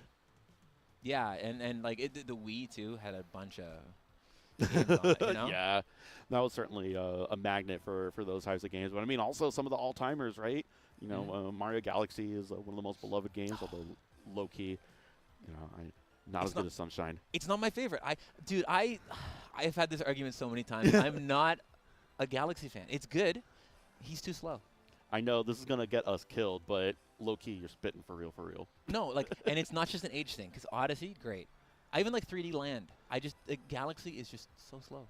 He just he doesn't. Yeah, he the doesn't movement move. is not. You don't have that crispity smooth, fast moving. Even Sunshine, right? You know, Sunshine has a lot of flaws, right? I'm not gonna sit here and say that Sunshine is a perfect game or great. You know, Blue Coins are kind of not Right. a great Agreed. design choice, right? But just moving around, being able to slide with like the flood water and just everything else, like the game is just. First and foremost, games have to be fun to press buttons in, right? Mhm. So you know the streamer Maximilian dude, he does a lot of the FGC stuff, right? He had his first playthrough of Mario 64 like just last year, right? Like within the past year. And even him that had never played Mario 64 before was able to play the game, and like instantly in the castle courtyard, just like running around, he realized like, oh, I see why people like this game so much. It is just really responsive and really smooth and fun to play with. Mhm. No, And I that- love that- to see that. Galaxy is still like a 9 out of 10 game, right? You know, we're talking about peak versus peak. Right. I mean, a bad Mario game is still a great Mario game. Yeah. You know what like? There's no bad games. It's just, and it's a preference thing. It's probably, you know, being a smasher, being a melee player first and foremost. Yeah, Loving like the you like the movement. like those button pressing, right? But it's, you know, I think that Sunshine is so overhated relative to the other canon of Mario games. I think also, you know, maybe this is an overly generous comparison. I think it's the Majora's Mask of Mario games. It has this small world with, like, for Mario, like very very rich like world building and story building. Everything is thematically cohesive. Yes. You know, it has the most story of any Mario game. I think that it's got a real charm to it, and a locale and a sense of space that doesn't exist in most Mario games. I guess like the idea of like Delfino, like Isle Delfino, and how it is all encapsulated in that one area, that one world, is something that you don't really see in a lot of other Mario games, like right? No other Mario games, really. Yeah. Because he's normally jumping from like a fire world to a grass world to a hot potatoes world or whatever. Like, I don't know what all the worlds I love are. that though. Odyssey is probably my favorite 3D Mario game. I really like Odyssey. No, Odyssey is really great. I'm with you. But like, and that's not to say that that is the way that Mario ought to be. That he needs to be in these like we don't need like, you know, Mario goes to Egypt like the game. But the fact that it exists, I think, is cool, and I think is worthy of its own sense of praise. Absolutely. You know? But maybe this is the contrarian take. Maybe this is just like me saying, you know. Oh no. There are definitely people in the chat right now that are just like, y'all are smoking crack cocaine if you think that Galaxy is anything less than the best game, which is valid. You know what? It's kind of like asking someone what their favorite Pokemon is, right? One of the beautiful things is that there is no wrong answer. Right, except for all the bad ones. Except all the ones I personally don't want like. to punch in the face. Right, no. I'm the right one, and you guys need to get it together. Just come on. Like, just be less wrong, please. But, you know, we are not at a Pokemon Super Mario tournament. This is a Super Smash Bros. Melee tournament. Super Smash Brothers Melee tournament. When did you first start playing Melee? When did you like first touch the sticks? Man, way back. I've you know, I'm not the youngest guy in the scene. But so I used to play, you know, Melee as a kid growing up, and I had a local friend who you know, played Sheik, and as a casual, Sheik is untouchable. Yeah. Definitely the easiest character to be good with. And I you know, so I was frustrated that my friend would beat me all the time, so I did some Googling. I found Smash boards. Oh, and, baby. I remember reading like text and image descriptions of like the guide on how to do like bomb soldier pillaring, right from that era. So I was a fan of the game. Never went to a tournament. You know, Brawl came and played Brawl, just did it all at home. But was like aware that there was a competitive scene. But my first tournament was 2015. Okay. So. 2015. Hey, that's 10 years. Are you coming out? Do you know around what time? 2015? Has it been September, like second week of September, kind of thing? Few months there. You'll be on your first decade of Melee. That's quite a tenure. I like that jacket too. That is a nice jacket. Oh, thank you.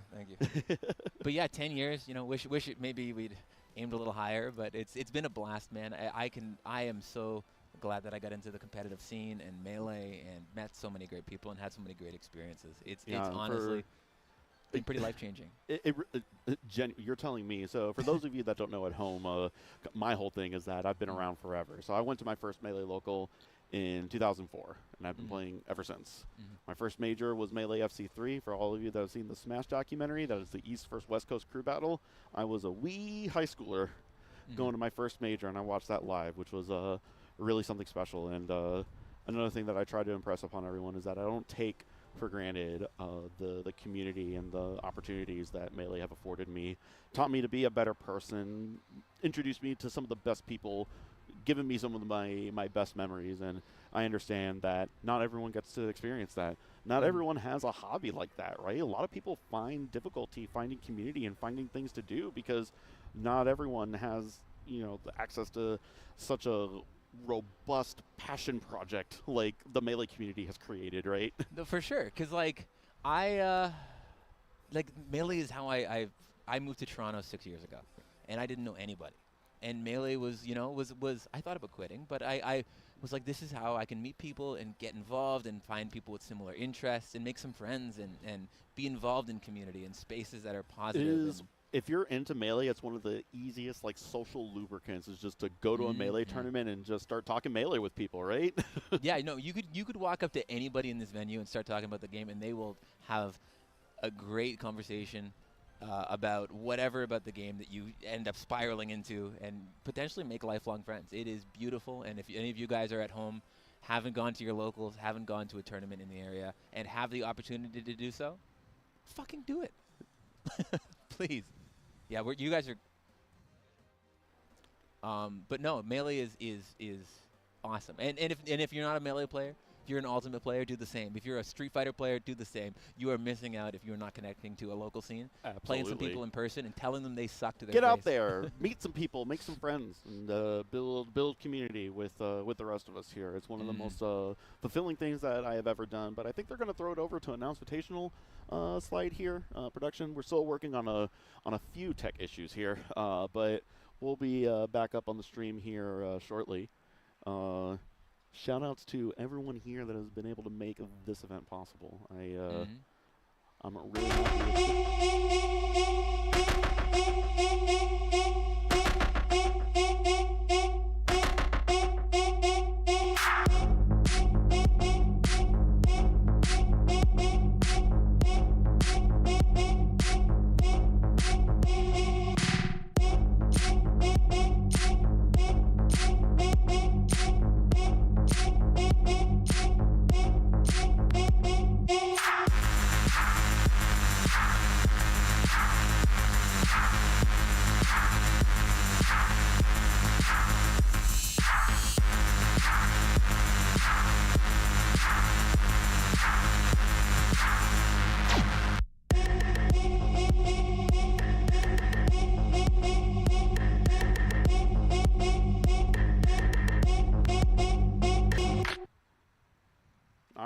Yeah, the Nouns Invitational, I love that intro.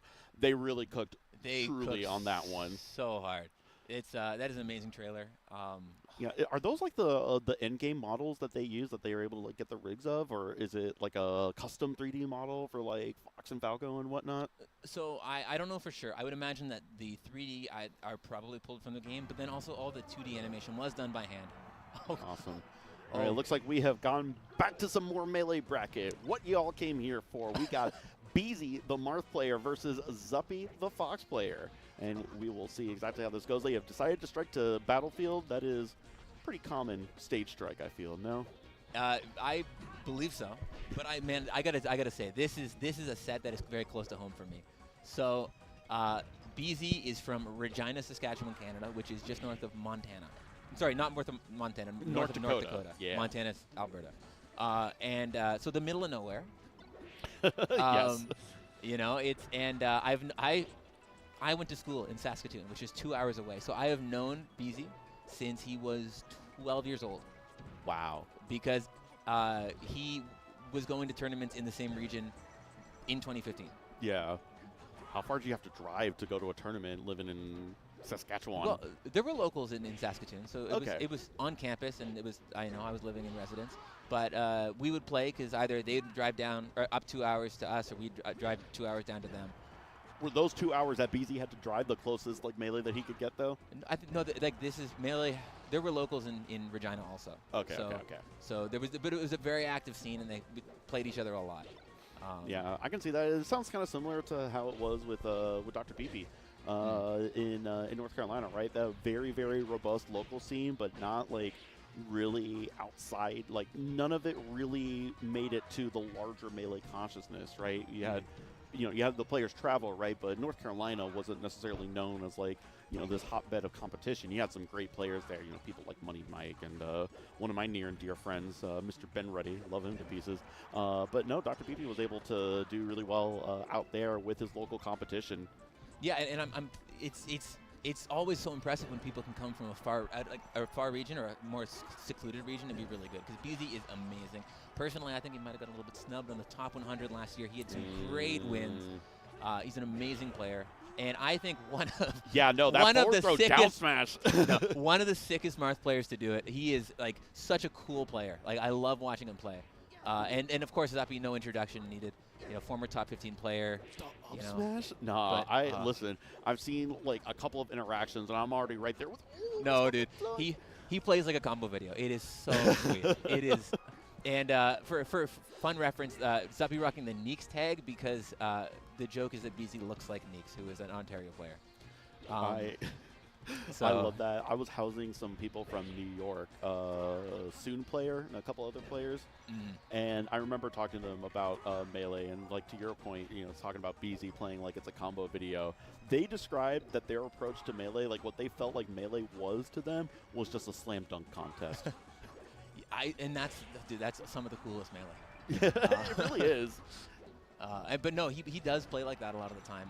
And I think that I would imagine that Zuppy is the high seed in this set.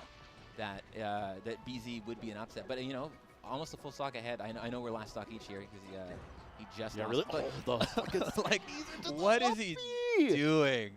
Insane. Okay, it's so great when they overlap, where playing with the sauce overlaps with winning the match, right? But sometimes you don't even need to win the match. One of my favorite examples is the Leffen Chillin' Dude first to 5, right? Leffen 5-0 Chillin' Dude there, right? But it did not matter. Chillin' Dude got the cultural victory. I mean, out of that. Maybe he definitely made that in time, but for a little bit, Chillin' was kind of had to hold that one. Listen, the rap is listen. People talk about the rap more than that 5-0, don't they? That is true. That is true. But ooh, little SDI there, didn't matter though. But no, man, I just cannot speak highly enough. I'm just gonna glaze for the set, dude. It is happening because I think Speak your truth, King. People need to know, man. He is nasty, and I mean Zuppy's so good too. Yeah, I mean Zuppy's doing really well. I like this Yoshi's counter pick, able to get some of these earlier kills. We saw forcing Mart to not even be able to smash GI out of up air and got that back air to kill that first stock, and beautiful edge guard there, just able good to awareness to just go out there and forward it, swat him off the stage. See? Little side B action. No, he's such a creative player, man, and just great awareness. But let's see what. Oh, good edge guard. Oh, messes it up a little bit, just like I tried to speak and failed. The double jump edge guard or double jump air dodge was really good on the recovery there. BZ able to make it back, not quite dying just yet, but still down a solid stock here. Zuppy has been really working this Marth very well, despite some of these valiant recovery attempts. Yeah, great little weight there, baiting out a just standing grab from Zuppy. But yeah, Zuppy doing a really good job of just placing moves really well, just kind of boxing out BZ. Almost said Neeks, jeez. Oh, Ken got the, what was it, the slip off down air into the sweet spot on the up B? Yeah, and Zuppy smiling and nodding, kind of knows he got there.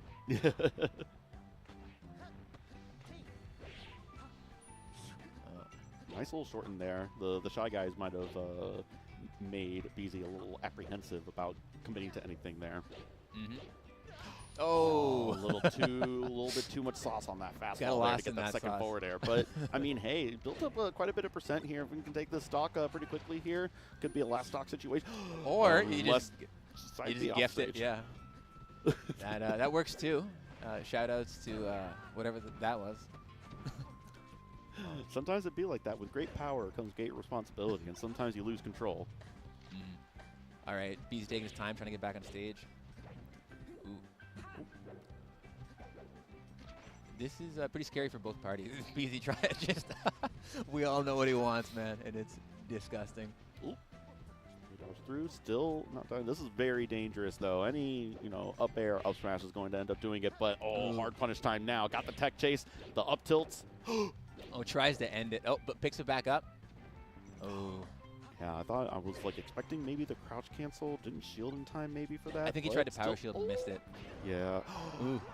Oh, great. That was crazy. Oh, and the taunt. Amazing recovery. Hey, listen. No, that was really, really great awareness from Zuppy. And yeah, the taunt for his troubles is we have a set, sir.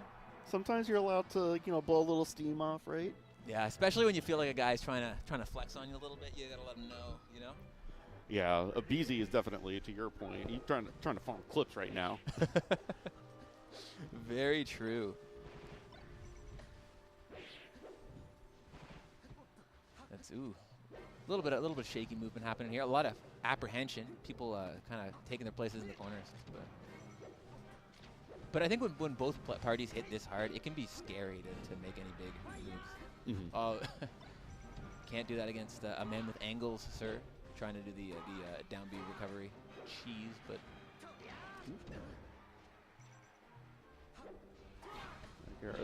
Good job scaring Fox off the ledge there, not getting the Marth Killer edge guard for free. Yeah, getting just enough time to get himself back to ledge. Yeah, presenting that forward air to make sure he's like, hey, you can't just stay here forever. I'll do something about it. Yeah, great awareness by Zuppy to back air BC's early attempt to grab ledge. This is Yeah, he's really started to shore this up a fair bit. Yeah, I thought the platform was going to ruin that, but BZ somehow ready for the platform coming up and changing the entire dynamic of that punish. A lot of shield breaker coming out. This is I've seen more B moves in this set than I have seen in a long time. Hey, shield breaker is great. What if you had almost as good forward smash, but in the air? That's pretty good, dude. It's pretty good. I think the Rivals players could tell you about that with Rasser. Oh, baby, that was clean. That was clean. Little tipper forward air. I love that about like optimal Marth play. Like the best Marth players, they really have like a complete handle on the uses of the weak and the tipper hitbox of attacks. It is not just the fact that like, oh, one's stronger. Like you have different knockback. You know, tipper forward air will send up as opposed to the middle part will send out, right? So being able to recognize when you need those specific hitboxes in specific situations and placing them precisely accordingly. Yeah, and also knowing that you would have enough time off of that conversion to get the runoff double jump down air. Like yeah, exactly. It's a lot of experience and a lot of just awareness.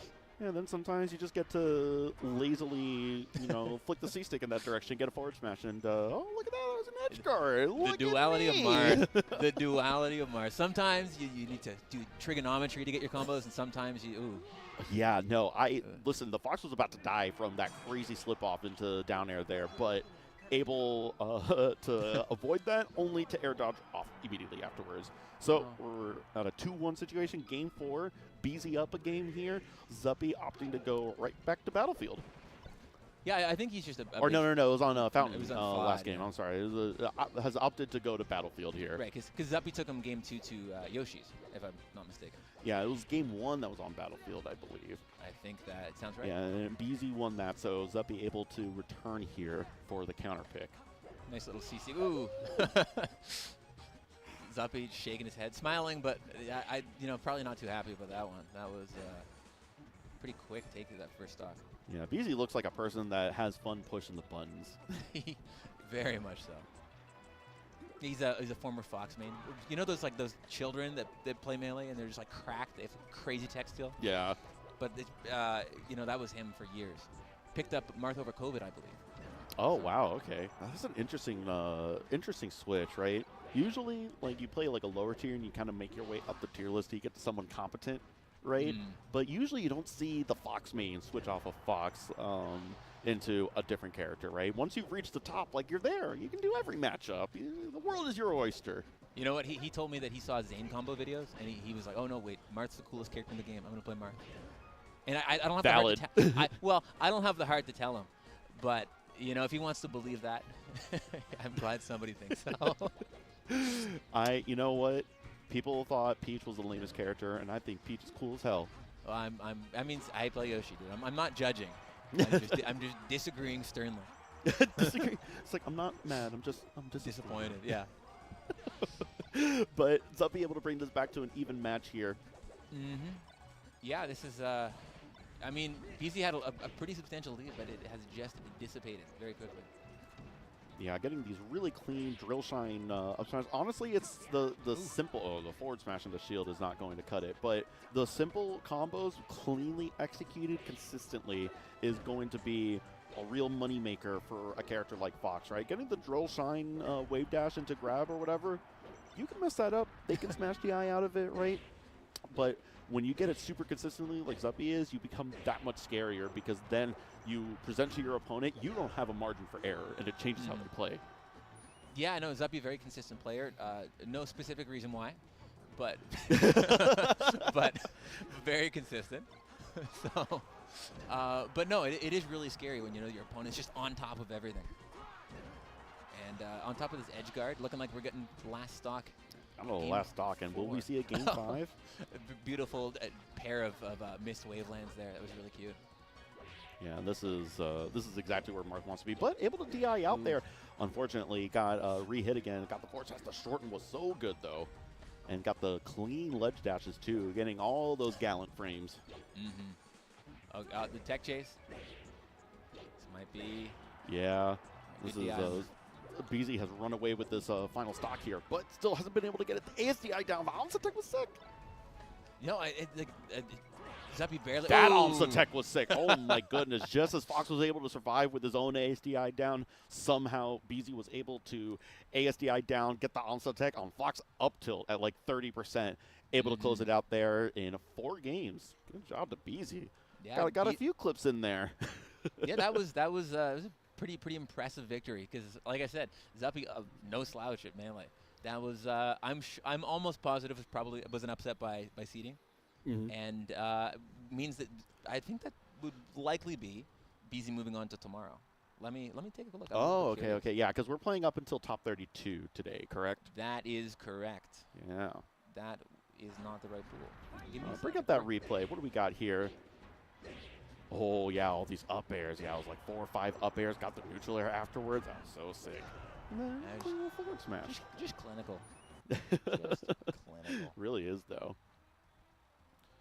Have you had a chance to fool around with this Nouns Ball controller a little bit? This is one of the cleanest controllers I see. I didn't realize it didn't have. It's got the bald buttons. The bald buttons, yeah. No, this is a beautiful controller. I believe somebody actually bought it already off of the Nouns GG website, because if you didn't know, guys, you can go on to nouns.gg and use your gold that you have acquired just from existing, from doing quests, from yeah, there's a wagering. QR code here that you can also scan for people that are watching the stream that might be coming in later today or tomorrow. Get that QR code, get some coins. But if either way, go on the website, sign up. You can get free gold. It's and you can wager that on lots of different topics for this tournament. You can also use it to redeem for packs of playing cards of the players and commentators and just melee community members. There are lessons with the Nouns players. The player cards are so sick because they have like Pokemon or like a lot of trading card games, right? They've got like the holo versions of players, right? It's like, oh, you got the full artwork, Zayn. That's so sick. The fact that that's not even a joke. There is a full artwork. There is a full artwork Zayn. I'm being genuine. It's so cool. And then there's also lots of great event merch and Nouns merch in general. This is saving my life. We have a Go Birds. Go Birds with a little Falco here. So you guys can grab that and plenty of other awesome merch at nouns.gg. Check it out. It's pretty cool. Yeah, I'm right now relying on a couple of space heaters here. It is quite chilly. I'm not going to lie. I'm a little bit cold at this point. I think we're but no, relying on a you single got that space one heater. here, and then I've got this one here. Oh, okay. Yeah, which is it's nice. It's keeping my tush warm at least, but yeah, I'm sitting on my hands because right after this I got to go play bracket. So. Oh dang, yeah. That is quite the turnaround. You know what I'll usually do is I'll just run to the bathroom and just wash my hands with warm water. Yeah, just do that for like maybe like 60 to 90 seconds, right as rain. That is it. I haven't touched the sticks today. I got to get in there and get. Oh no, you got to get some warm up in there, buddy. I mean, you had some play yesterday, right? How did you end up doing in the pre-local? You got 7th? I did get 7th. Yeah. I did pretty okay. I lost to OG Kid, surrounded by the OG fam. So that was a little bit demoralizing because I think I'm old enough to be his father. But I'm definitely old enough to be his dad at this point. Yeah. I think the only person here in this venue that's older than me is Dreffin, right? And it was just we had our unk status. Yeah, it was too rolled bad. up to each other. It was too bad. I wanted my parents to come and cheer me on too, but they couldn't make it. So, but yeah, got 7th. And okay, more Ontario action here. So do you know who this is? No, tell me. So this is the legend. This is a secret. The hidden boss of Ontario. This is MG. I'm on the edge of my seat. What? Who? MGMG. Yeah, so good you say it twice. The text so nice you say it twice. But one of the coolest, most aggressive foxes. Just dominant. Oh, and speak of the devil. Speak of the devil. With the fam in the background. Shout outs to the OG fam. I love the support that OG Kid gets. I was talking to Walt at Battle of BC. We had the quad stream together. And I look at someone like OG Kid, and he's just such a delightful kid. And I look at him, and I think to myself, the kids are going to be all right. I love it. And then obviously with the great support. But we've got MGMG, the local tag. So yeah, the local is the name of the Toronto, actually the weekly in Toronto that I run with Shmeez. Oh, okay. Because we are the local TOs, and we very creatively called it the local, and we gave away some hotel spots to high placers a couple of weeks back. That's and awesome. MG was one of the victors and recipients, so we're sponsoring him. Awesome, And, yeah. I mean, OG Kid is up to an early lead here, so MGMG is going to have to lock in here, and has done well enough doing that. Has only taken 7% on the second stock here. Meanwhile, OG closing in on 100%. So MG is very good at this matchup historically. You know, has been, you know, kind of given Faust the business recently locally. Okay. Took Hungry Box to Game 5 this year at Gumball. Oh, shoot. There's actually at Gumball EGLX 2019. MG was warming up one. Okay. And in Hungry Box, you know, classic fashion, says, "You're the future of Melee." You know, I love that because I'm sure he meant it with his heart in that moment. he right? really did. He really did think that this guy was the next top 10 player. And, Yeah, I mean, hey, look at that. He's doing really well against a top 100 ranked player right now, OG Kid.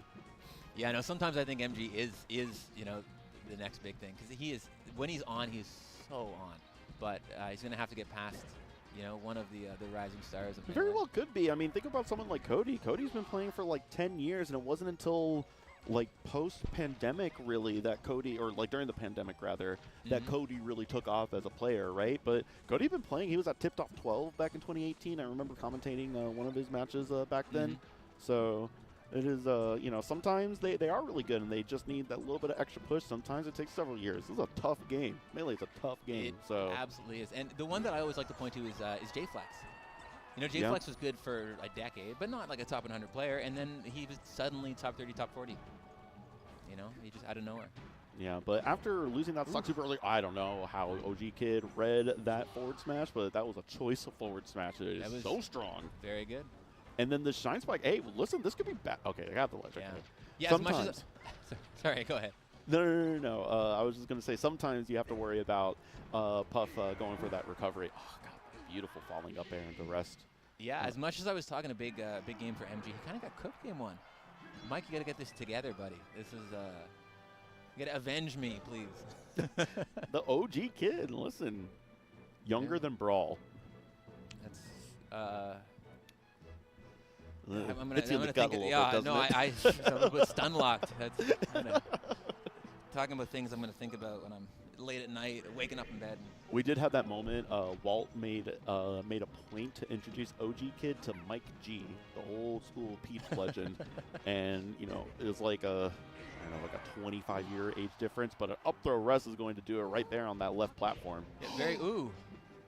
That was such a sick slip off on the first up air to get a really second one. Holy cow. Yeah, I mean, OG Kid obviously has the RTC rest technology. That's we'll see. Like I said, MG is typically very strong in this matchup, but really kind of getting the business.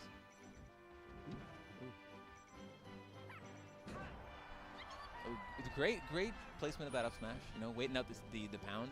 Yeah, I had a little bit of the movement there. Did the little like short hop, like the empty hop waveland back to bait out some of the approach options. Another up air, almost killed again off the top at 50% there. 2 stocks in a row. That almost ended super early for Puff. Yeah, like one thing that you can really see that we just saw there on great effect was MG is really good at waiting out the panic options too. Like you'll see he'll like hit a shine, hit a jab, and then wait for like he's really good in the scrap. Really great clarity, I feel. Yeah, that is definitely something that it is very easy to overextend in those situations. That up smash was so beautifully placed, though. Yeah. But to your point, absolutely. Sometimes you have to take just the jab or you have to take just the back air, and you can't press any further than that. You have to take your victory and run away with it. Yeah, and sometimes deciding to do that, even going for the reset, you nets you so much of a bigger reward. And I feel like that is we have been chasing optimal, been chasing true combo for so long in the past few years. Sometimes, you know, the mix-up, it goes a long way, guys. It's the Robot Mewtwo King versus the Mind Games Mang0, right? In the year of our Lord, 2025. Yeah, no, you kid, but it's kind of fallen by the wayside. People forget. Sometimes you got to play those mind games. I can't believe how seriously we would tell each other, you just gotta work on your mind games. Dude, we gotta bring it back. We're cavemen. I love the mind games, dude. That's really fallen out of vogue. We gotta bring it back. It's a great saying. Sometimes it do be mind games. Sometimes you're in their head. Yeah, great drop down with the forward air, able to get the second one to clear out that edge guard. But OG Kid down to a pretty significant deficit here. But rest is always on the table, right? Yeah, like one stock with Puff is a pretty easy lead to to regain, you know? And this feels so good to get a rest here, right? You're at like 120%. You get the rest. You don't care if you lose that stock. You got their stock at like 20, and it's like, I was at 130. I'm fine. You were trading this every day of the week, but not really an option now because MG managed to close that You stock. still got like 20%. You can definitely, like, if OG Kid got a rest setup right now, you take that at 0%. Oh, right now for sure. But with the low ceiling of Pokemon, you do not have a whole lot of percent to work with. And Yeah, already, like now, already. you're done. You're already done. Yeah, so that's he's all going it to take took. this stock clean or prey on bad DI. And that's huge. The fact that rest is no longer on the table, right? It completely changes the dynamic of the matchup. Ooh, good little pound placement there. Almost turned into a bad situation for MG. But this, Yeah, it was both a smart pound, but even smarter for MG to go for the slip off there and end up turning it around almost into a disadvantageous position for Jigglypuff. A lot of back airs from both parties, just taking their time and going to game 3. So Puff has the best back air in the game, right? Depends on who you ask. I have had this argument with Faust many a time. If you were to look at Puff back air in a vacuum, according to Faust, it is not the best back air. It is just in conjunction with Puff's attributes, jumping and drifting. Yeah, the hitbox interpolation, right? Because the hitboxes kind of smear with how you drift in the air, and because Jigglypuff can drift so much in the air, that's absolutely true. But I even think just from like the raw numbers, like the raw like hitboxes. That's what I'm getting at. I think Faust is coping. I think there are some sleeper picks because, like, I mean, Fox is up there. Low-key, probably Ganondorf, though. Hey, DK, pretty good back air, too. That is a pretty good back air. Cheeksy is even pretty good. You know, a lot of the sour spot's kind of weird, but, you know, who doesn't like that disjoint?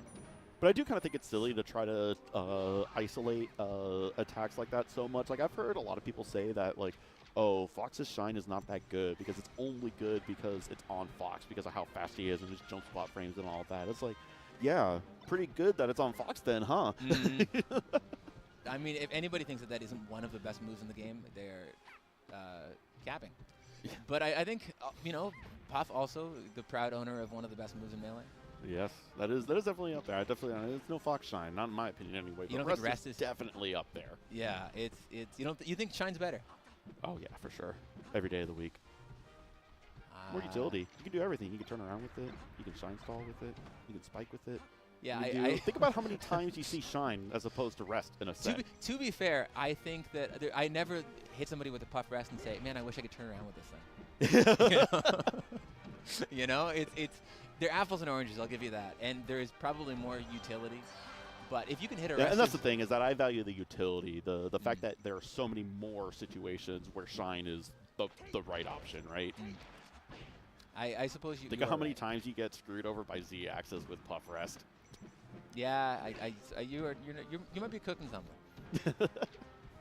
But back to the match over here. We're on this game 3. We are on Fountain of Dreams. They have taken a stock apiece here, and it's been 2 minutes. They've kind of slowed down the pace of this matchup pretty well here. They both. I don't know how Fox found that up smash out of shield.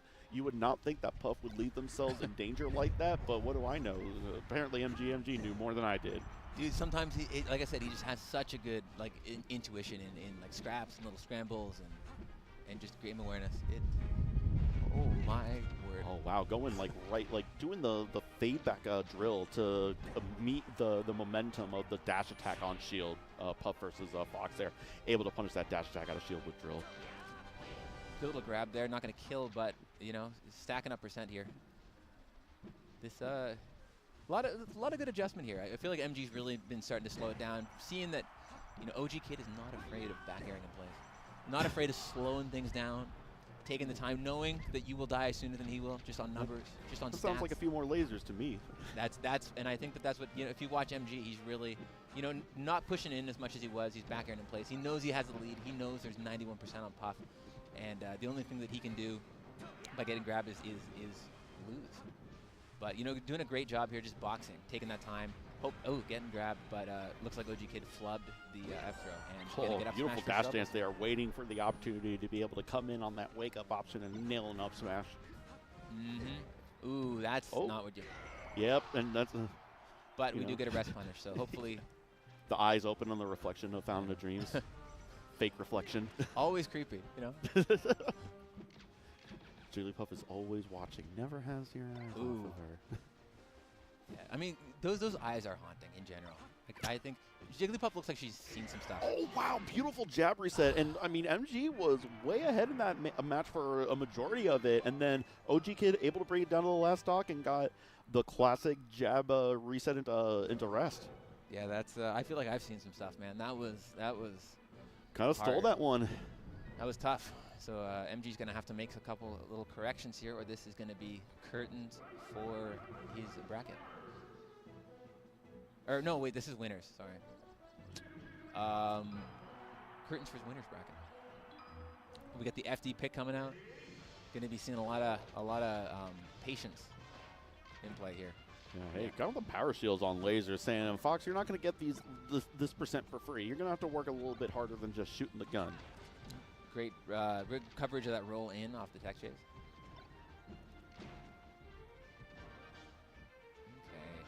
Okay. Chasing back and forth. Ooh. You know, Faust does not pound, pretty much ever, and is for sure the most common puff practice that MG has. I feel like you know, OG Kid is doing some of these classic, I would say, Hawaiian pounds. 8-boxian. Yeah, and I think that they might be catching MG off guard. Maybe he's not ready for them. Maybe they're just. So I know in the past, you know, Crunch used to coach H-Box, right? And Crunch would always tell H, he cannot pound. It is a bad move. Quit doing it, right? But I feel like once you get to a certain point, like, it's kind of a similar thing with Captain Falcon Raptor Boost, where Raptor Boost is not really a great move, but if you're really good, there are times where you can use it where it is the best option that you can go for. But you have to get to, like, a certain level of play, right? You can't just be a random puff. It's like, no, you don't understand. It's good. I'm going to keep pounding. It's like, no, you have to get to the elite level before your brain has expanded enough to be able to use pound correctly. You have to have enough wrinkles in there in the brain to be able to use it. You have to keep people honest, man. Sometimes you gotta execution test and a ledge dash. Sometimes you gotta just rip out a dumb forward smash with Mars. Like, if people know that you're never going to go for it, they never have to think about it. But you just got to keep that, you know, keep people honest. They got to respect the so dumb it's good option. People ask me all the time, it's like, why do you keep down smashing on platform as a piece? And I was like, I don't know. Why do people keep getting hit by it? It's real, man. Ooh. Unable to get that up air off of the up throw. Good jab. Short hop up air neutral is going to take that stock. Yeah, and if I'm MGMG, I do not want to lose the stock. I do not want to. No. Oh. Okay, got a couple of lasers to see how hard this punish is. That is about as good of a punish as you can hope for. That crouch cancel was really good to get the down tilt, but I mean, yeah, this is already at kill percent. At 0%, getting that hard 43% punish is about as good as you can hope for as a Fox punishing puff. Yeah, looking like we're very likely going to go to game 5 unless OG Kid pulls out a bit of a miracle here. Yeah. The clutch kid? Not today. Not today, no. We got a game 5. MGMG, after losing that game 3 in a little bit of a stolen fashion, OG Kid getting that tech chase jab reset rest. MGMG able to close it out on Final Destination. But our final destination for this set is going to be Dreamland 64. You know, this is the final boss of Puff Fox. This is oftentimes a war of attrition. Ironically, Wispy being the first boss in every Kirby game is now here for the final showdown. Very, very fitting. Also, I feel like Wispy's outside here. It is freezing. Yeah, it is. The wind has picked up a little bit. It is. It's a little chilly. I'm not gonna lie, but you know, it is. The melee is really heating up. That's what's keeping us warm here. That is true. That is true. I hardly noticed. MGMG coming out to a hot lead here. 40 seconds in, has already built up 114%. Only taken 12 in return. Yeah, this has been doing a good job mixing in. Oh, I'm going to hang back and shoot lasers, and then, oh, I'm actually going to come in and get that jab or that back air there, right? And switching between the two. Yeah, looking really composed. This is, I know that actually Faust complains a lot about, or doesn't not complain a lot, but doesn't think that FD is necessarily a great, or Dreamland is a great pick against MG. It gives him so much space to work with. He's so squirrely. He can be such a slippery player. Absolutely agree. I used to complain about this all the time, where I thought that against Fox, I think this is a kind of a low-key bad stage for Puff to that point. Puff cannot get to the top platform very quickly. There's a lot of maneuver options that Fox has that can really work well around Puff, and dealing with Puff up air is way easier than dealing with Puff back air. So if you're coming in from above, which Fox can do a lot easier because of the verticality of how fast he jumps and falls, you can make Dreamland work very well to your favor. Ooh, tries to read it. Tries to bet on that rest. Holy words. I think the cold is taking away my ability to speak. But, you know, very fair risk or bet to go for. When you're at that higher percent, you got to make something happen. And you know, MG was pulling away the full stock, so I do not blame OG Kid for betting on that. But, yeah, MG not hitting these platform packs really at all. Wow, Great cannot side believe view. that he's able to make it back. And this is bad. Yeah, lost all of their jumps there. OG Kid lost that stock at 22%. I think got a little comment, a little point over there. Yeah. But at 69%, got the blessing. Beat that Puff forward smash and just absolutely running away with this game 5 here. But able to get that back air off the stage, and OG Kid not giving up, able to take that stock. Yeah, this is, you know, if there is a stage where Puff can make this comeback, this is, you know, you hit that 30-40%, hit a rest. And, Not the standing laser. But we're going to have to see. He's going to have to do a bit of a miracle work, because right now, if he rest is totally off the table now. Absolutely, yeah. Oh, and just a clean up smash in neutral there. And MGMG over OG Kid, that's definitely an upset. I mean, OG Kid was ranked in the 70s this past year, I want to say. I don't think this is an upset by seed, actually. I think, Really? I believe, no, MG, those who know, MG is really good. I mean, I know now, right? I'm a full believer now. I saw some nasty work out there against OG Kid, clutching it out in a game 5 situation against a character that Puff is. You know, we have the clutch box to be sure, right? But Puff is one of those characters that lends itself to those clutch moments because you can swing the momentum of a match so quickly in a lot of situations, especially in that matchup versus the fast fallers, right? Oh boy. Another game 5 banger. For sure. I mean, we've seen a lot of good sets today. We saw the BZ Zuppy set was great. I think that set was really solid. You know, going down to the wire. There's I think that's just what happens when you have a tournament this stacked. When you have so many players who are this good. Yeah. You know, you're bound to get some real barn burners. Yeah, and there's you know, it's something that I've been so impressed with. I just saw that OG Kids family. I didn't realize they have the hoodies that are the OG family, like that's so great. I love that. But no, something that I've really grown to appreciate about Melee over the past like 5-10 years is the parity. Maybe not 10 years ago, but certainly, you know, around like the start of the pandemic and certainly into today, where parity has really been the name of the game in Melee, right? You have people like Zayn and like Cody that are super consistent, right? But on any given weekend, they could lose a set to one of like 50 players, and it wouldn't even be that big of an upset, right? No, I absolutely. I think even the fact that your example of consistency was Cody, but Cody's lost to Bing last year. Cody's lost to Morse Code. Cody, you know, dropped sets. Yeah, famously, he's lost a few of those big sets. You know, and even Zayn, you know, dropping a set to Nicki at Don't Park on the Grass, like that is, and Aklo's Link, like for the guy who has been considered Mr. Consistency, he also is very mortal, like very vulnerable. Yes. And you know, the ability of people to grind this game and improve and to catch up, and just how much information and how many resources there are, like I think you're totally right. I think that the game is so competitive now, and I can't say more than ever, but maybe you can. We are far removed from the era of the 5 gods, I'll say that much. It is, and definitely very, very far removed from Ken winning everything. Yeah, he's it's cool how accessible the game is and how hard everybody's working, and you know, it makes for really entertaining yeah, that's what I really feel like Slippy has done more than anything.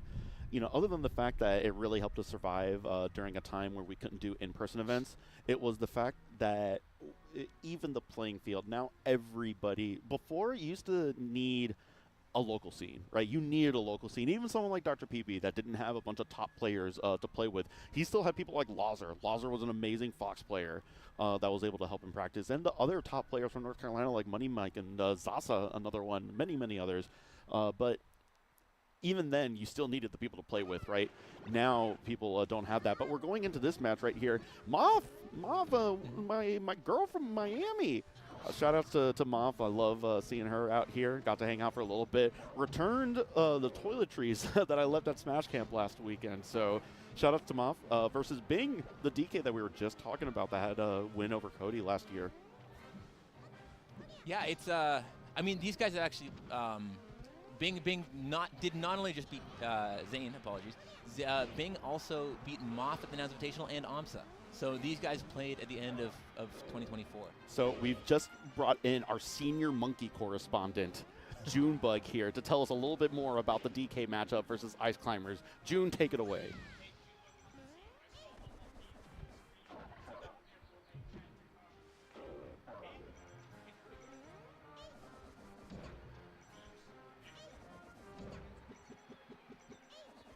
Sorry.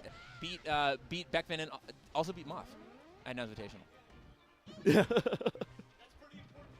That's critical information. Yeah, critical information. But this matchup is conventional. Correct me if I'm wrong, but this matchup is conventionally considered pretty bad for DK. Yeah.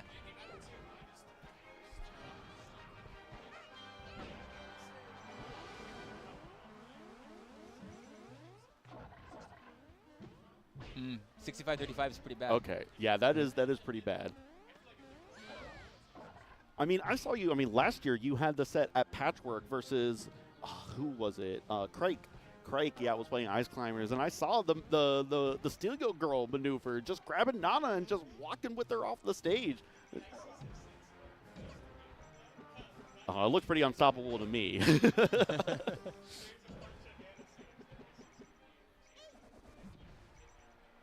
That's funny. I love that. Yeah, I mean, ICs are being so pushed right now. I've heard stories of I can't remember the tag, but I know that there are a ton of developments in that character, a ton of optimizations and stuff that making matchups worse and worse.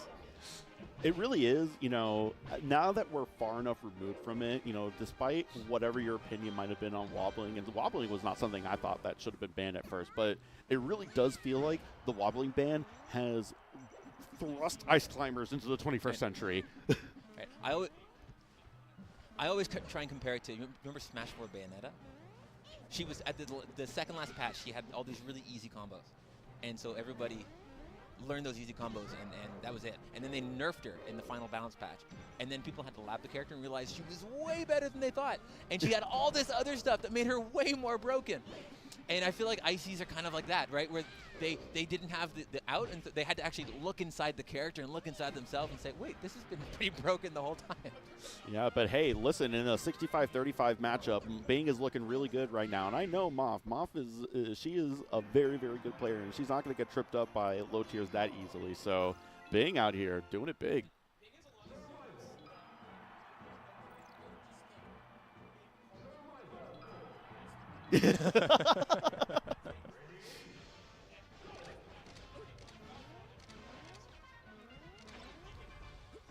Yeah, listen, Bing was going Falco at the pre-local yesterday and beat Panda 2 matches on Dreamland, Falco versus Fox.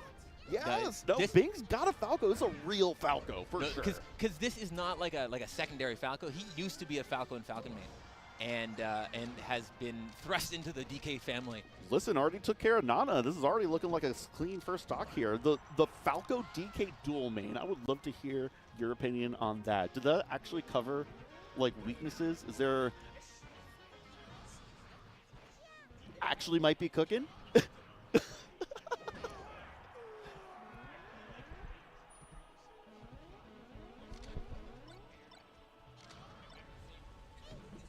It is. Auto-cancel back air? What do you do?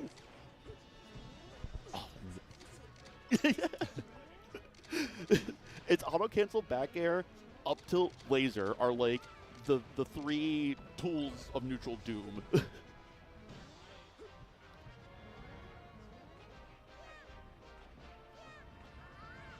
Yeah, the chain grab, the down throws, Falco now, you can just DI out and get out of the down throw chain grab, right? That was insane. Really good. Even Bing kind of had the same reaction. Like, we were, dang. We all just like pogged at each other. We're like, whoa. Man, I used to main ICs, and I that caught me off guard. Like, oh, wow. They are innovating so much with this character. I like the kills off the top. Bing's doing a good job of not overextending whenever he's got Nana You do those up Bs at the top. You like do some drift mix-ups coming down. It's kind of hard. It is. It is definitely. So there are characters, you know, like myself being a Peach main, where you can aggressively go after Nana. You don't really have to worry about Popo, because what is Popo going to do? Smash attack you for 18%, you're good, right? If you go too hard on killing the Nana and you leave Popo alone, you get forward smash at like 0% even off the stage. You could be dead, right? Yeah. It is it's a fine line to ride there, but down smash. Very crucial flub there. We're going back to Donkey Kong, I think. Yeah. Hey, this match ain't over quite yet. Oh, this might be over right here. I think it's over, maybe. Yeah, no. The jab reset. Yeah, sick. Why'd you tech roll that way into the tether? Nana tethering back into Popo was able to do a backwards dash attack. Okay, wait. You grab ledge here. You cover with Popo. Yeah. And that's game 3. I love that setup. No, that's game 2. That's game 2. Sorry, on to game 3. yeah.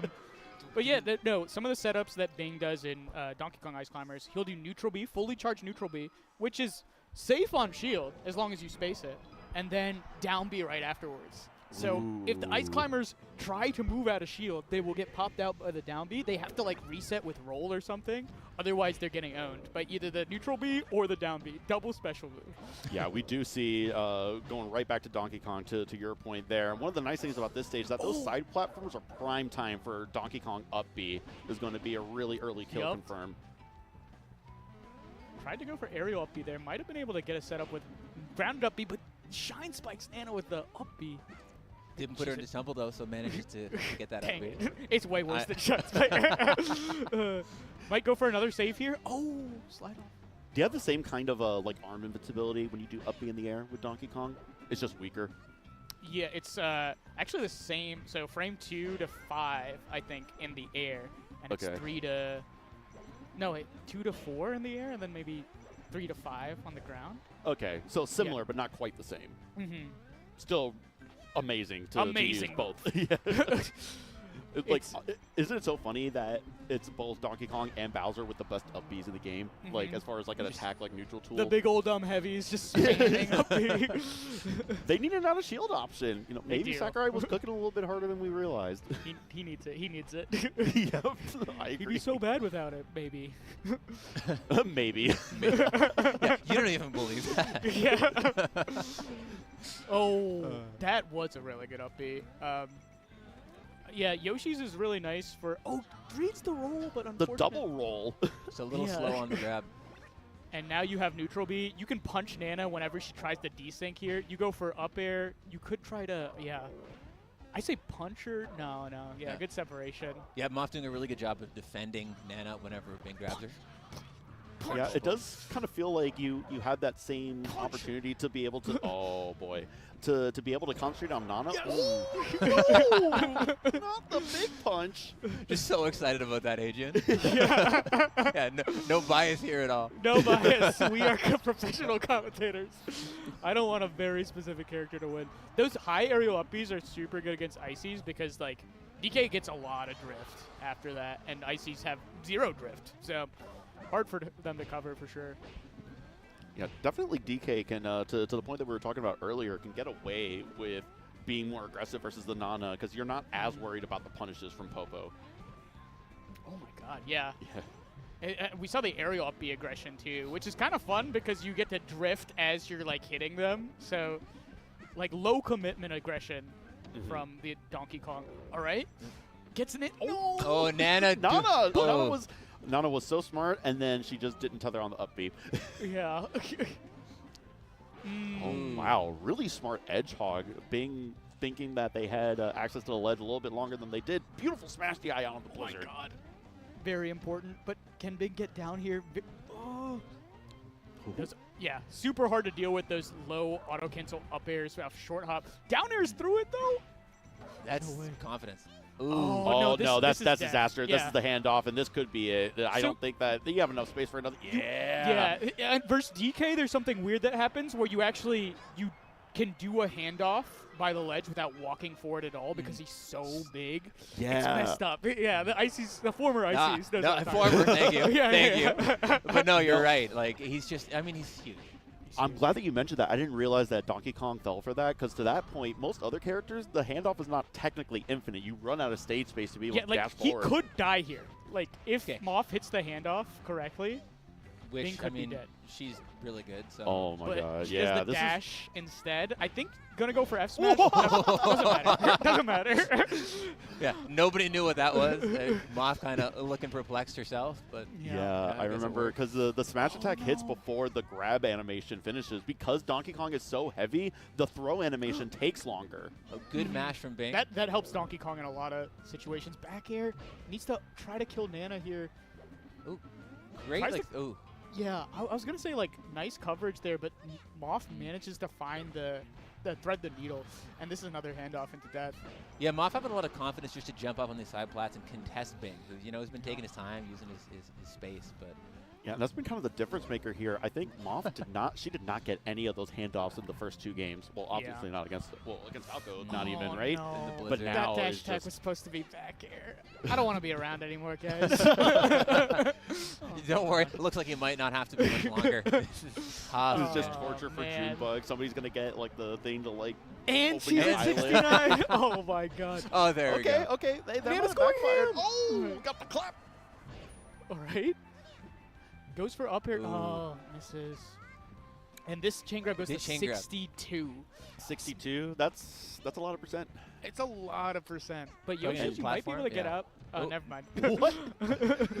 Oh, That was crazy. man. Oh, that was an unfortunate DI. And able to drift back a little bit though. May be able to get this stuck. If Bing does this would be the greatest Donkey Kong comeback of all time. Yeah, it wouldn't matter if the. I mean, we would still have a game 5. Nobody would care about that. People would just care Yeah, about this that's 4 it. stock comeback. But that's not going to happen. It's going to be a JV4 instead. Moff able to take it 3-1. Yeah. Wow. I mean, I'm sorry you had to witness that, June. It's just, okay. Moff wanted to warm up with me for that. Turns out she didn't need it. Yeah. Yeah, at least towards that at the end there. I mean, definitely started cooking with the handoffs. Let's get some instant. I'm glad. I don't replay. know if this was your idea or if you can come a little bit closer here into the camera here. Our Oh. senior Kong Oh correspondent. my god, this is awesome. Oh man, the heater's super nice. I don't want to take it Oh, away yeah. from you guys though. No. You're fine for now. I'll be fine. But yeah, no, I love that you're. I don't know who called the audible to bring you on for that, but that was Oh, I perfect made for- this call. You made this. Oh. I think Thank you, I'm Coach. about to be on the next block, so I will catch you guys later. But yeah, What thank you do- to. Oh, go ahead. I think it's pretty soon, right? The next block? Yeah, I- somebody told me 6:20. I don't know what time Okay. it is now. Okay, I think we've gone 6:35. past that. Oh, so. okay. I only say it because I think I played singles 35 minutes ago. So Oh, okay. I Yeah. don't know. Well, production I'm happy may to hang be out, able to give Yeah, us I mean, wins. we're, I we're think still here. You know, we had a couple of technical issues earlier. We had to pause the matches for a little bit, Okay. but we'll be getting back into it. You know, we've had a little bit of fun. We got to talk about game collecting. We got to talk about Mario games. We got it's been to a lot of fun out here. Yeah, in the- Yeah. Oh my God, so sick. Yeah, The Have you- controller there too, Nounsful. I Yeah, know, sweet. right? It just feels nice on the hands. And- It's the texture. I mean, as cool as this venue is, the stakes have never been higher. You know, everybody is playing for that spot in Japan. Mhm. Everybody wants to go to Japan. I mean, we didn't even bring it up, but that is it's such a big part of this tournament. Yeah, Yes. it's the trips to Everyone's Japan. playing a little bit more nervous because they know what's on the line. Yeah, that is a big difference. It's not just being able to go to the Invitational, it's that opportunity to be able to see a new country if you've never been to Japan before or have that extended vacation, right? Yeah. It's cool. But also cool is all the sponsors we're going to jump to now because we have lots to talk about. First up, we have Nouns.gg. If you want to go to Japan yourself, you can go on that website and use your Nouns Gold. Come join us. Yeah. Yeah. You can do all types of you things. in sign up, Nouns get gold. There's a QR code here, get gold. There's a lot of different ways. You can wager on some fun things. The charity fundraiser of the Stark County Humane Society. We had a couple of puppies here for donation. They all got adopted. I know, it was It's so quick. People were so awesome. quick. I wanted to see the puppies, but I'm I glad know. they found a good It's home. bittersweet because I wanted to pet some puppies. Yes, Yeah. but please donate now at nouns.gg/SCHS for that charity fundraiser and maybe check out a couple of puppies. And we got armored MMA. Medieval cage fighting? Oh my god. That's awesome. It is awesome, and it's right here at the Hall of Fame Village Oh my on June God. 7th, 2025. Tickets are at hofvillage.com. Dark Genix was telling me about this. People just come out in like medieval armor with like maces and flails and beat each other up. And they're actually fighting? Oh my god. Yeah. Yeah, they're jousting in the octagon. Yeah, like wild animals, guys. Like wild animals that I'm bringing up. But hold on, because we got this wait, in let my... him cook. No, my- no, like Okay. wild animals, just like the animals at the Atlanta Zoo at Tipped Off 16 Safari. The tournament happening June 7th and 8th. That is 6th, 7th, 8th at June at Zoo Atlanta. Standard registration ends midnight Sunday. This tournament is incredible because not only are there 2 more spots to the Nouns Invitational 2025 for those who don't manage to make their way there this weekend, but also 21 of the top 20 players. That should not even be possible. That's never happened before, I think. This is the first tournament with all 20 of the top 20 since Genesis 9, and the first tournament ever with 21 top 20 players. Oh, And because Plup. of Plup. Yeah. That's the 20. That's the the 21. Plup. And Plup. Oh my god. And it's in the zoo. Can I fight a monkey? Can the monkey fight for me? Is the question. Everybody who plays you in bracket will fight a monkey. But also, if you can't make your way out to Tipped Off, you can maybe make your way out to the Works 2025 in Fort Wayne, Indiana.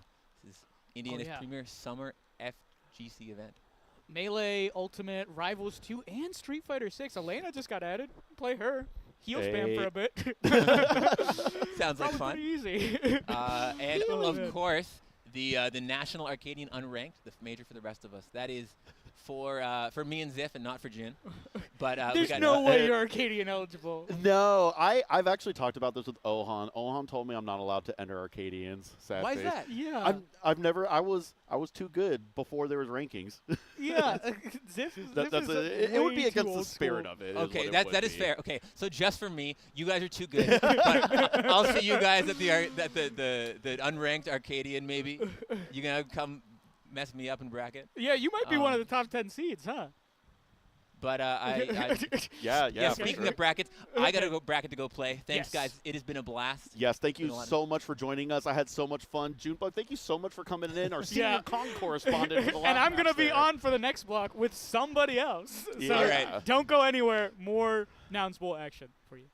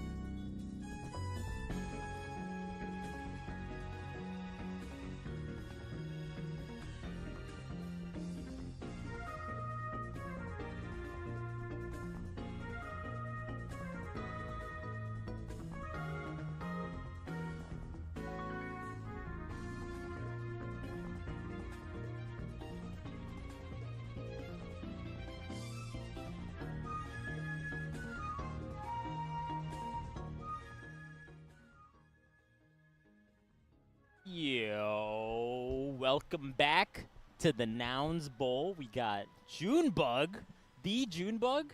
Yeah, Nouns' very own Junebug. Nouns' very own Junebug here in April. Yeah. You I don't usually get a only come buff. out in June. Well, June I get a huge buff. Is that true? Do you think your best tournament performances have been in June? No, I tell myself that. I actually do get owned a lot in June. It's because you hype yourself up too yeah, much. I'm like overconfident. But hope you guys have been enjoying Nouns Bowl. We've got feeding into top 32 actions. This is technically pools, or I guess early bracket, and it's still so stacked. Yeah, it's a very, very top-heavy tournament. Like the top 30, 40, 50. Even the people outside of that are super good. Why is Melee so hard now, Juden? I don't know. How'd your set with Seris go? It was good. I practiced with Stockholm Syndrome beforehand, so I kind of had like an idea of what to expect. Huh? Is that Mango? Idea of what to expect. And Seris was playing very good towards like moments of both game 2 and 3, but game 1 I like almost 4-stocked them, and I think I was just like, okay, I like win this set. You got this. They started coming back towards the end, but then like the confidence was just too high, and now I play Zayn. You play Zayn. Tomorrow. Ooh, tomorrow. So you're done for today. That's what, top 32? Yeah. Nice. Top Okay. 32s tomorrow, but Wow. I think I saw Mang0 walking up. We potentially have some Mang0 games. I saw Mang0 go Falcon in some of the matches upstairs. Against Ices on FD, there was Falcon. Okay. I think it was Falco for this first game, and then on FD went Falcon and won. But, you know, there's some counter-picking shenanigans at play. I think I don't that's happening mind more. like him having a secondary for FD. I think Spacey's FD has gotten harder and harder as the meta progresses, unless you're Cody Schwab. For some reason, Cody's just cracked no matter what. Cody Schwab can do it on FD, but I feel like most Spaceys are getting the rough end of the draw. Yeah. No. Is Cody Schwab the greatest Fox main of all time? I think so. Right. I mean, has there ever been a #1 Fox besides No. him? Maybe No. like a multi-main, like Muti King. Mm-hmm. Yeah, just not like a like solo pure. dolo. Dang. It's wild to Cody think about. Schwab. That's a tough title to get, I feel like. Because we've always talked about Fox being #1 from the dawn of Melee. Yeah. for In most theory, of it, Melee, In when theory, Fox Melee. is... I feel like Cody is like, in theory, Melee's Yeah. guy. Yeah, the amount of time Cody plays well and just cooks everyone, it's crazy. And then watching him lose to Zayn when he's playing well, I'm like, that's the best player in the world. Yeah. Yeah, That's so my true. go. That's so true. I Yeah. feel like they haven't had like a really, really good set in a while. Yeah, like it's the kind of been even like the Battle Zayn. of BC has been like, it was an okay. I mean, yeah, it was Zayn just going to town, but they haven't had like a crazy, crazy good set.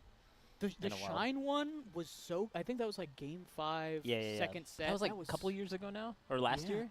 Yeah. Yeah, that was. I guess that Yeah, was last year because that right, was so- the. No, wait, 2 years. 2 years 'cause- ago. Yeah. Because the one I'm also thinking of is Genesis from a few years ago, where they had like Yeah. a game 5 going down to the wire set. Yeah. It wasn't even like grand finals or anything. I feel like their grand finals are not like the best, but when they No. meet outside of it, they have really good. Yeah, good sets. I think somebody was telling. Maybe it was Cody. They're like for the #1 and #2 players in 2024. They actually didn't meet in grand finals that often. Nah, they really didn't. They really Like did one not. of them would get upset. Like Zayn would run into an AMSA. Cody would run into many different things. Donkey Kong. Donkey Kong sometimes. But we got Mang0. Mang0 versus. It's what Mang0 would type in his. If you want to just abbreviate Mang0. Yeah, Mango versus Mango. Mango. The double Mang0? Oh my God! There's no way double Mango loses to single Mango. So the Fox did just beat OG Kid, I think, in a game 5, close nail biter reset. Ooh, Oh my God! a little. But I love Mango's combo game versus Fox. I feel like it's just gotten better. It's like fine wine, you know? Yeah, he's just the best at the matchup, I agree. easily, right? Mm-hmm. Like how even. Oh, go. Go ahead. I was gonna say how many like Falcos can go toe to toe with Cody, but Yeah, that's literally what I was gonna say. You're gonna say that? Yeah. It's gonna be a sick block, dude. We're already finishing each other's. Sandwiches. Oh my God. But yeah, back to the Mango's popping off. Mango's popping off. But I guess MGMG is a local, which is what that tag means. I heard a few people cheering for him versus OG Kid. So I'm assuming that he's at least somewhere around here. Yeah, gotta be. Got the hometown advantage. Oh, okay, that's a nice little upper string. Wait, Not Mang0 kind of going in. Yeah. Mang0, the double Mang0. Look at missing the tech chase. Had the right dash, but missed the. I want to say like. Oh my God, Mang0 like smashed DI'd that so hard in. Yo, Mang0's losing. Yeah. What? As much as we've talked about Mang0's combo game, he is kind of losing to Mang0. One Mang0 is less than 2. Oh, baited out the dash attack, but unfortunately misses. Oh my God. Oh, the little dash dance. Oh. I love that whip punish. Yeah. So, Vish, it's always a question. What Mang0 are we getting today? It's a question that no one can really answer. Not even really Mang0. Yeah. If you ask him how he's gonna do in any given tournament, he hasn't been super accurate. He's been kind of accurate. There's sometimes he's like, maybe I'm gonna win, but I feel like players are not great at gauging how. Like the ones that win, they don't think they're gonna win more often than not. You know what I mean? If you ask them like the day before, oh my God, what is going on? He's gonna 3-stock by Mang0. But he might win the whole tournament still from this point. Yeah, that happened at Tipped Off where he goes like Game 5 has to reverse 3-0 Egg Money and just like 3-0 Zayn, 3-0's Cody. So maybe Mang0 is this year's Egg Money. Oh, true. Oh, okay. Oh my God, misses! Gotta give props to this Fox though. This Fox is definitely cooking. Oh my God. Getting out of the combos too as well, like been able to escape the finishers, which I think is really important. Okay, we're probably going to last stock here. Yeah, this is huge. Oh my God. The Fox God, this is the stock that matters. The stock of champions. Oh, gets the knockdown. Tries to bait out like a roll. Yeah. Oh, That was actually really good adaptation by Mang0 too. I feel like he spammed defensive options before in that situation. Okay. Drop down shine there. I think MGMG is gonna win. Oh, that's it. That's it. MGMG takes game 1 over Mang0. Okay, so to your point of like players not knowing what version of yourself or what version of themselves they're gonna get in bracket, at Nouns Invitational this year, right before I played Mang0, he's drinking water. He's having a great time. He's like, I'm trying hard. That's the first mistake. Then we know how that set goes. Mang0 immediately starts drinking, loses to everyone else in our pool. I'm the only one who dropped, Mang0 took a game from me. Everybody else 3-0's Mang0. And I'm like, I feel like I got the hardest version of Mang0 that day. But who knows if he was even in it that day. You really never know. Ooh. Yeah, you really don't know. You really don't know. Even within the day. You're not really. But I like confronted him afterwards. I'm like, it kind of looked like he threw to make me look bad. I'm the only one that you lost the game to. It was all a ploy. The optics look so bad for me.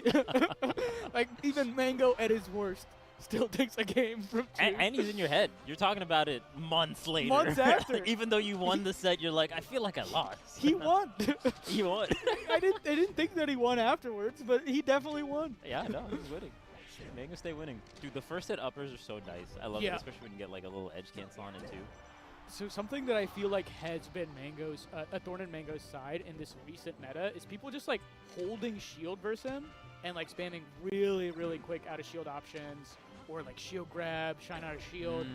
And Mang0 loves attacking shield and like spacing around shield stuff.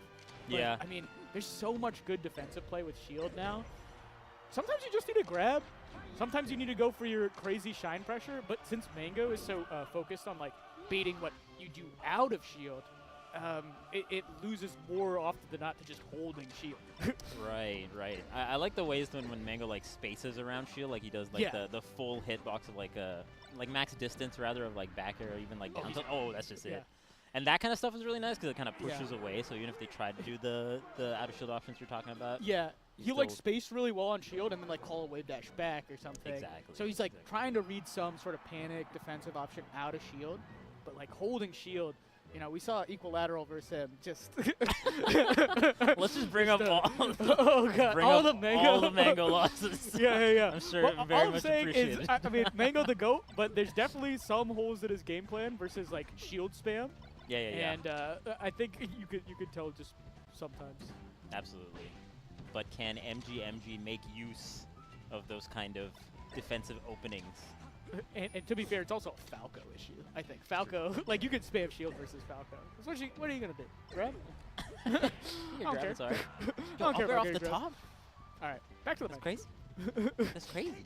I mean, it's looking kind of tough now from MGMG's end, but Yeah, it's still doable though. It doesn't feel like it's that previous game was a little bit one-sided, but I think that's just the nature of the matchup. I wouldn't say like, oh my God, Mang0's got it all figured out and everything's going downhill. Now they're back to even. Back to even. Mang0. Mang0. Do you actually know what MGMG stands for? No? Okay. Yeah. Milligram. Oh, nice. I like that. Oh no! Ooh. Good read by Mang0. Also, Mang0's read so good. Part of the reason he's still goated to this day. He just knows what you're gonna do. Oh my God! And the wave dash is so long. Yeah, I like that a lot. The longest wave dash is in a world where everyone is notched up. He still somehow has the longest one. Is he natty? I don't know. Okay. And I don't want to say. Yeah. Don't make any. I feel like it's like a faux pas. I don't want to say that he's had work done. I don't know if he's had work done or not. Maybe a little bit of Botox. I don't know. I don't want to conjecture. It might be rude. That's fine. You know, I still count that. Oh, here you go. Oh no! And another 3-stack. Oh, wait. Upper is smart. No way. Is he?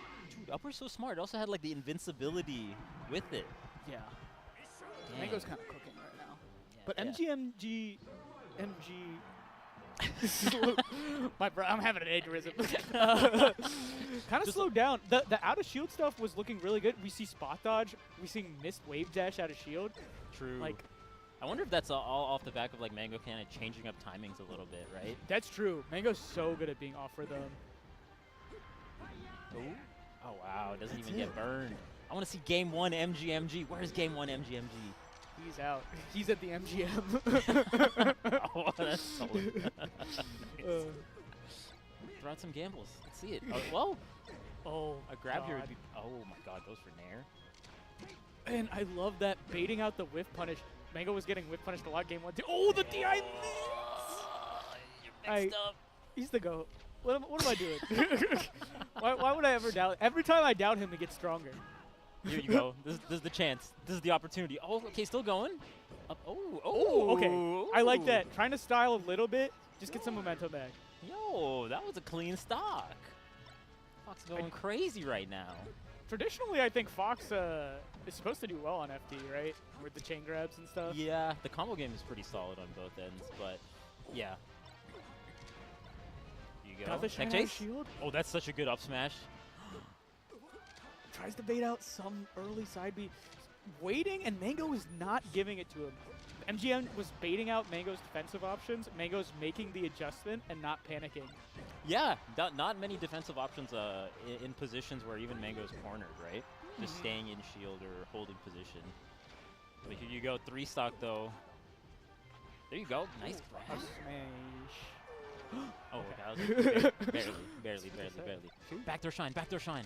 No, I'm kidding, dude. Yeah, Chain grabs. Chain grabs are SFAT better. would backdoor shine here and somehow win. I believe it. The double? Should have went for Jabblies. Okay. Come on, MGMG. No way. There's a. Oh my God, yo. the shines out of shield. They're coming. Oh, no that way. was That genius. was I think he so caught the sick. jump. I think he caught jump. Oh, didn't recognize Yo. What is bro cooking? The shines out of shield are coming out. There you go. This is up Kill him. smash. Yo, we got last stock. Yo, that stock was beautiful, June. Okay, just don't get killed with invincibility, and I think he's got a lot of momentum. Oh, here. Almost got What an air spawned. dodge. Oh, this is the shine. That was so This is good. it. This is Chain it. grabs. Down throw. Oh, but Mang0 gets out. No, Mang0's too old for down throw shenanigans. You know how long this man has been playing? No, he keeps getting. No way. This is your chance. This is your chance. Oh, No it's way. sent so far. Just kick him. Kick him. Oh, he's dead. He's dead. No way. we got game 5, the sigh of relief. That was some really clutch play. That stock for sure, but the one prior to that, just clean combo, right? Okay. And what did we say about the shines out of Shield? They all start coming out. We're back on Battlefield. I think if MGM plays the way he's playing that last stock, this could be a potential upset. Oh, yeah. No, that was game 1 MGM that we were seeing before. You got me saying MGM. MGMG. What an angle. Okay, down air? Oh, what an angle again. I mean, look. Okay, you got at least you're making it tough. Yeah. And he knows. And at least you don't get hit by the downer. The downer just KOs you outright. So right. even if you like have to drift back and you eat the forward smash, at least it gives you a couple more chances. So Mang0 good stuff from the Fox. Yeah, Mang0 with momentum here, though. It's not going to be challenging the shines as much. This is looking rough, unless we see a massive comeback here. Yeah. Can you get the... Ooh. But Mang0 was cooking like this the last game, too, and then MGM just won. So true. So true. Oh! Oh, dude, these up smash, these pivot up smashes, so good. Dude, this is such a Marthy Fox, you know? Like, so with punish, reversal heavy. Yeah. Oh, no tech chase. In the back, you're not hitting, getting punished. At least it sends the other way. Oh, what an up tilt. Yo. Smart. Go with toe-to-toe. Back throw, shine him. Just one time. You haven't shown it so far. Great power shield as well. And you know... Okay. Oh, the should have said it back there. I think the combo game off the up throw is super good, but I just want to see it one time, just for me. For both of us, please. Oh, huge. But SDI there? Ooh. Wait. Good slide off by Mang0. Mang0's so pressured right now. Yo, these up tilts been so the good. Anti-laser player's been immaculate from MG. No there way. There you go. He's got so much momentum. But no cover. Dude, these up smashes have been so good. The way the dash away and then like either pivot or then dashing back with the up smash, so nice. The whiff punishes from MGMG. Dude, MGMG is like doing stuff that Falcos should, or Foxes should do against Falco. Oh my god, Mang0 hits so bad. Like, the game plan is very solid, but Mang0's combo game, Shine Shield, big. Here's your chance. Okay. No, doesn't hit it. Nothing. No tech chase on the platform. Okay. Ooh, the push off with the shine. Oh my god, Mang0 momentum. He's just stuck in the movement too from the Fox's end. Ooh. Up smash. Ooh. Oh. Okay. Oh, tries. Wow, nice off ledge movement from the Fox. Ah, that's it. Dang. What a set though. Oh my god. I am in disbelief. Yeah, that was a good set. I have not heard of MGMG before this set. I don't know if you have either. And I was just very impressed by all the anti-laser or anti-Falco stuff. I guess both. Specifically, like the dash away up smash. Up smashes. Yeah, dash away like pivot up smash or dash away dash back up smash. Really nice. Because if they're at that position where they want a laser, if you do it quick enough, if they try to laser, you just beat them outright. You like get underneath or you like trade. You scoop them. Worst case, you trade with laser, I suppose. But like you're in a good spot. Yeah, I guess you're like actionable afterwards, and it's still pretty good. Same with up tilt. There's a lot of like really good up tilts as well from the Foxes in. But that was a good set. I think that was like new age Fox versus Falco. Like all you Foxes should watch that set and take like 2 or 3 things MGMG was doing. And you'll do way better against your local Falco or your net play Falco, and you won't have to complain on Twitter. Because we were talking about Mang0 as the best of that matchup, so to be able to go toe to toe is no easy feat. I'm interested to see what the innovations would be from like all the take laser stuff. Maybe like laser dash back, baiting out the scoop up smash, baiting out the up tilt. Yeah. Oh, especially up tilt because you'll be turned around anyway. If you're dashing away, you'll be like dash back, dash in, dare. Yeah. Kind of like Falcons do with knee versus up tilt. Where they like short hop backwards and then knee drifting forward. It's tricky timing though. Oh man. Yeah. Falco's good. Falco's a fun character to have in Melee. Melee's so sick. That was somebody we've never heard of taking the GOAT to Game 5. The GOAT. Yeah. The GOAT walks off. The GOAT walks off with a beer in it. I think the GOAT could be done for the day, or he's just taking it easy. That might be because MGMG beat OG Kid to get there, so that could be for playing tomorrow.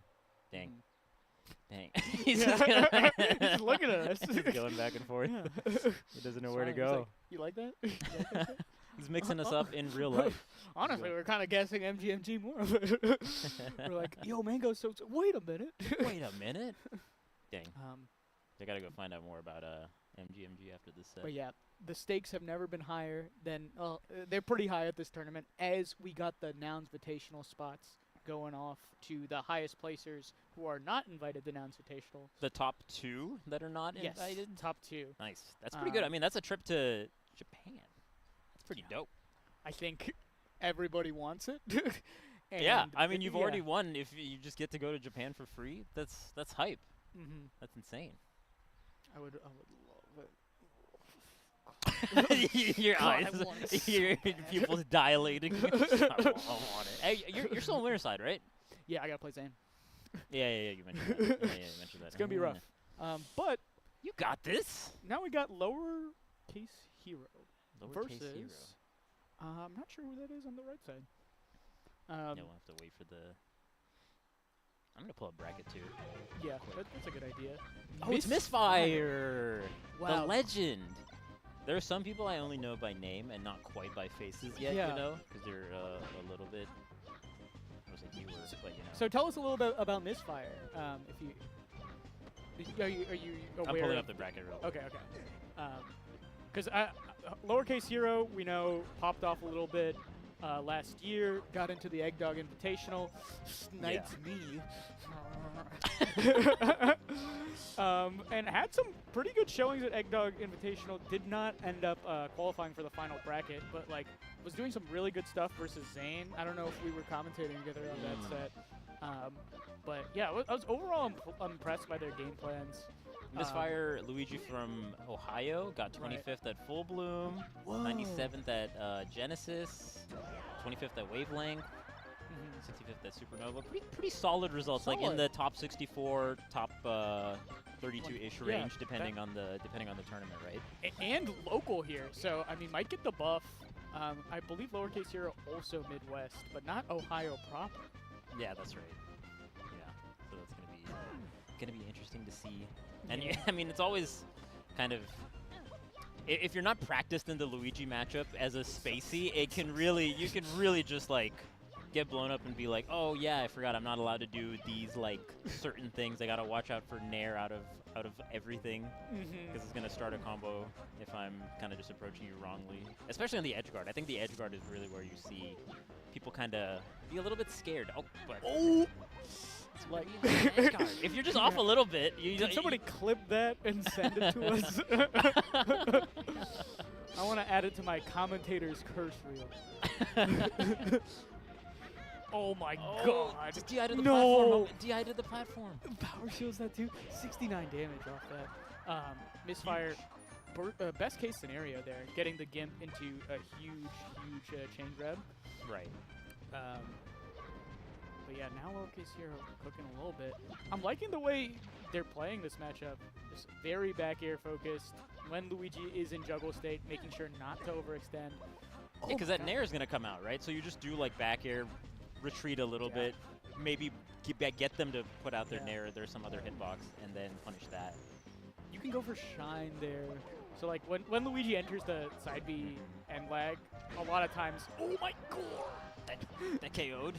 Yeah, a lot of characters just want to go out and hit them. Falcon, one of the best characters at them, goes out and bees or stomps or whatever. Absolutely. Oh, the momentum. What is happening? I don't know these new age Luigi shenanigans. Also, Luigi like a rarer character these days. Yeah. Back in the day, it used to be. There was a few. There was like a Bait. There was Luigi Master. You know, there was a handful that you would see at top 64 level. It hasn't been the same since the great Luigi Purge. we don't talk about the Luigi. We don't talk about that. No, a solemn day for melee. Not allowed to talk about it on stream. Oh! Okay. Yeah, this should be it. But Henry, potential here. This is a matchup where you do kind of win neutral 10 times in a row against Luigi when you're playing well. Yeah, and that's kind of the matchup for sure. Oh, here's your chance. There's an interesting choice. The holding down was very nice from the Luigi, though, so you don't get popped up. Uh-oh. There's that Nair. Juggle state. Does Henry have jump here? No. Uh-oh, another chance for lowercase hero. I never know when Fox McCloud can make it back. We were talking about that in doubles. It feels like even after 25 years. That looked like it was not going to sweet spot ledge, and then somehow it did. To answer your question, though, the crowd is definitely on Misfire's side here. You hear a little bit of cheers coming alive. This would be a pretty big win. Yeah. Pretty big win for Misfire here. I believe lowercase hero is top 100. I'm not exactly sure. I wish Zuppy was here because Zuppy's memorized the top 100 and can say any rank, player's rank by memory. Oh, really? Say Crudo, and he's like, you know, whatever number. I don't know. 98th on the last ranking for lowercase hero. It's pretty good. It's pretty good. Pretty solid. So shout out to Zuppy. Shout out to Zuppy. Oh! Even lowercase hero giving a little ooh. That was That's so a spicy. preemptive. That's a spicy one. I like that. Yeah. I also like it because it's like so anti-slide off the eye. You're just like, okay, everybody and their mother is doing slide off now. I'm just gonna hard cover slide off. It's like when Dreffen charges up smash on the flag. Right. Everybody rolls into it. It is very interesting to see the meta develop like that, where the defensive options are super good, but you still can't be like predictable with them, even if they're just pretty good most of the time. Oh, no back air.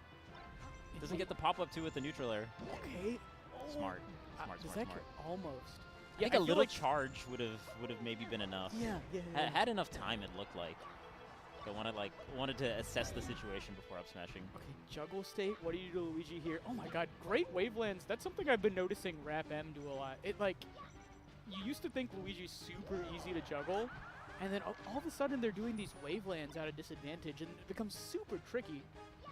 Yeah, and they punish, and they just go so far off of it. So yeah, they're like just out of there. Other characters say waveland, you're like, okay, I can still like potentially aerial this spot, Luigi's out. Gone. Zoom. Ooh. Oh, shine there. Oh, what? The timing with the back air. Actually, so wild. I can't believe it. Super good.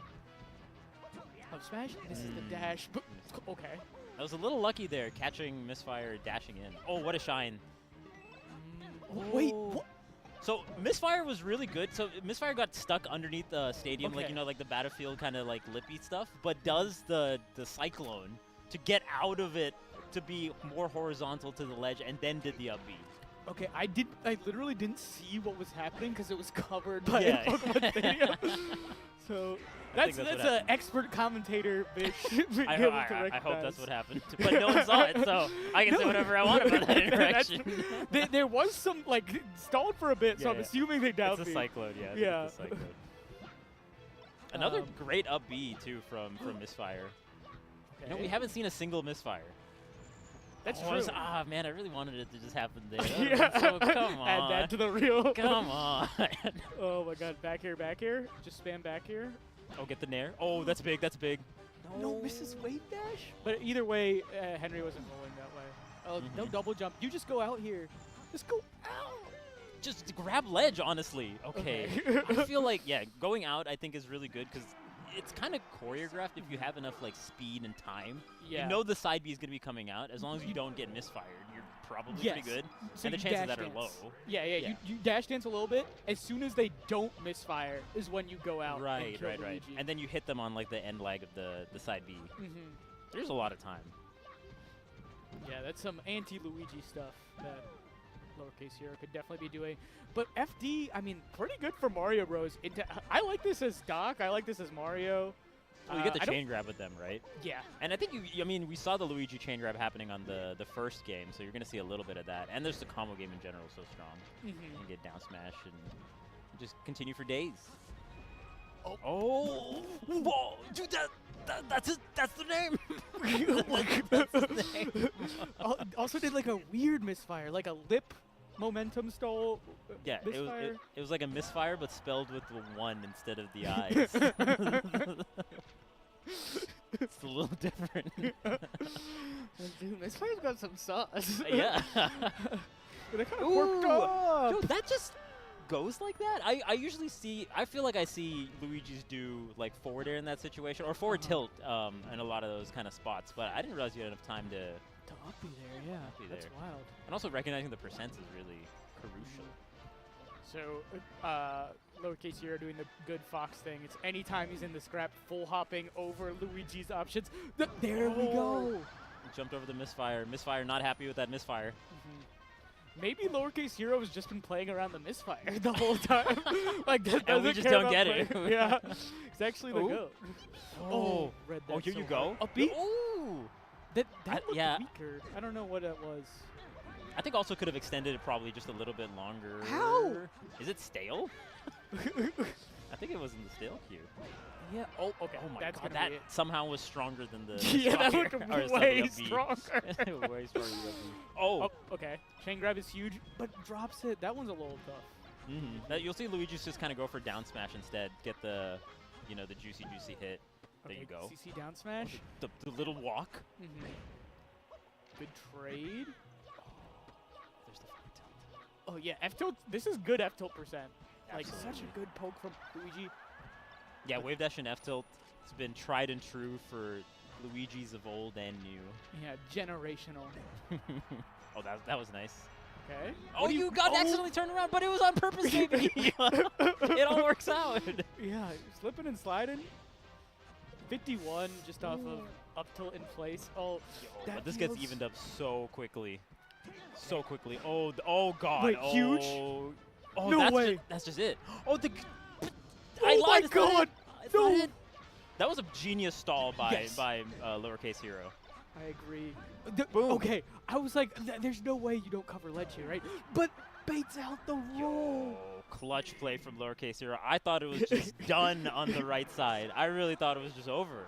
Yeah, that back air definitely hits if lowercase hero does not hit that shine stall towards the end. Yeah. That is like guaranteed death 3,000% of the time. Absolutely. Here we go again.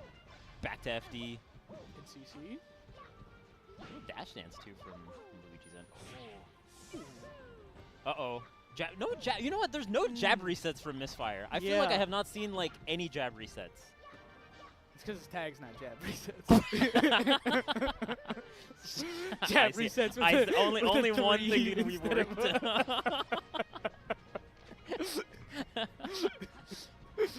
Oh, okay. This should be fair there instead of. Okay. Starts to hard read maybe a certain timing of side B. Calls out the high side B again. There's that forward tilt. Should down air here. Oh, yeah. Down air reaches just a little bit lower, too. Okay. Good trade. Yeah. We'll take that trade all the way to the bank. Just goes to the corner. Okay, it rolls out at the corner, too. Ooh, that's so good. That down smash didn't hit. No! Oh, big SD. Oh, that's so unfortunate. That's a set losing SD. Yeah. You know you can do a drill shine into side B. Side B on Fox. Luigi. It's like the Silent Wolf. I don't actually know what it's actually called, but I'll call it the Silent Wolf. Yeah, he deserves it. He's done so much. Especially in Washington, it was just like Silent Wolf versus Codmaster. Melee for so long. What a shine! Finally hitting that shine. There was no way Luigi was making that back. Wait a minute. Just fire vertically? You game. Okay. Well, tries to cover tech away there. That should be it. We're gonna need a huge comeback. There's a chance. Yeah, outspacing the near shines.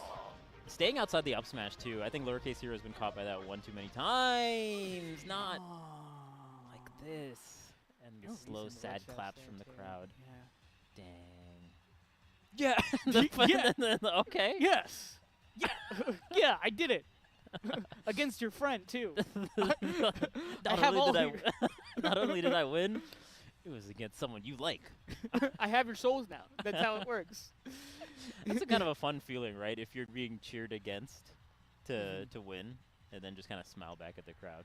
Yeah. It's a juicy feeling. It's also a sign of a good mentality. I've definitely seen red when I've gotten cheered against. And people were very loud about it. Rightfully so. Maybe. Depending on the cheering. It depends. I think what most you do after. I think most cheering is fine, to be honest. Yeah. I think even if it's like a little bit loud, I think it's completely fine. Yeah, you're just trying to support your homie. I love when people are just like, "Let's go, X." Yeah, I'm that's like, the I love that. nice cheering, you know, just clean. Nothing wrong with it. Sometimes people will cheer like, "Oh my God, he's so handsome." Like, not for me. No, for you, especially for you. You don't know that. If they were cheering that during a set of yours, it probably was for you. No, it was definitely like they were this person's friends, and they were like, "Oh my God, like he's so sick, he's so handsome," and I think he was getting distracted by all the compliments he was getting from his friends. Sometimes And that he- happens. Sometimes that'll happen where you're just thinking too much about what your friends are saying, or you're like just not focused on the match. And then your Yeah. friends start ragging on you. It's like, come on, get one stock. Come you know? Like, oh. That's the funny one. I'm like, now you're on my side. Gee. Dang. Man. That was a fun game. That was fun. It's a lovely game to come out and watch as a spectator, I think. Yeah, you came all the way from California to Canton, Ohio for this event. Yeah. That's how you know it's big. No. When Vicious Vish is here. Me specifically? Yeah. There's like players from France Zayn, and Cody Canada. Schwab, High Effect, like Vicious Vish. Yo. And Junebug? And Junebug. I wasn't even supposed to commentate today. I'm covering for somebody who we might see on stream, Dark Gen Ooh. X. Because Dark Ooh. Gen X was commentating and then got cold, and his hands were cold, so he wanted to play in a later pool. So You could do that. I toughed it out earlier during the colder part of bracket. It was way colder earlier. yeah, by the it was. way. Yeah, And yeah. I had to play right after that. Did and you know go what I? too? No, I did fine. I lost to people that I lost to Moose and Arton, Oh, that's super which respectable. is fine. Dark right? Gen X was like, my hands are so cold. I'm No, going my to hands go." were cold. Yeah. And then I went and played because I was being paid to commentate, so I figured I shouldn't complain. But Dark Gen X over here. Turns out you can be a diva sometimes. Bish. And it works out. And it works out. Yeah, for you. I'll learn from that one. I'll learn from Dark Gen X here. But shout out to wanna Dark later Gen X. pool. Hey, we wouldn't be having a blog if not for Dark Gen X. You know being what? a Shout diva. outs to Dark Gen X. Shout Let's outs to Dark go. Gen X. That's a. Jmook getting some cool shots. Jmook, how you liking that view? He can't. He- What'd you say? You're just talking to people off camera. Oh, They can- okay. He's just taking photos of the Jumbotron. Wait, we should look straight ahead because he's taking a photo of the Jumbotron. Okay. Oh, okay. Wait. He's trying. So Wait, do J- it again. Do it again. We'll look right there. Okay, so oh yeah, that's true. We should look there so Jmook's pictures of the Jumbotron actually make sense. People at home are just like, why are these two on screen? Yeah. What are these clowns doing? I hope you all are having a good time. Yeah, this is You the know. Vish June hour and a half. Yeah, You- you can't escape it no matter what. We're Mhm. just here for the Unless next you hour. close Twitch, but we'll find you. We'll find you. Every single one of you in chat, all thousands of you. I'm gonna pull up Hundreds. bracket. Let me pull up bracket real quick, just to Um, see if there's any crazy shenanigans that have happened so far Yeah. in this tournament. From what I've seen, I don't know any like super crazy upsets, but Yeah, I don't think there've been any like huge upsets. The Mhm. OG kid dropping to losers a little bit early is up versus there. MGMG, who Yeah, I mean versus clearly MGMG. is playing insane this event. Yeah, actually Yeah. playing hot. Let's see, top 32. No one's quite. You got me when I'm looking down. Oh, Zayn Junebug's in top 32. Yeah, that's and happening. then Cody Schwab Panda, Jmook Moth. Jmook Moth. Jmook Oh Moth. God. Hey Jmook, how you feeling about that set? Jmook- You're set with Moth tomorrow? We'll see Oh, when I oh. plug in. Oh, a That's good. professional. Yeah. A professional right now. Did you make? Do you want to talk about any of the adjustments that you've made since Nouns Invitational? I guess you won that. You won. tournament, too. you picked the tournament that Jmook won. More what?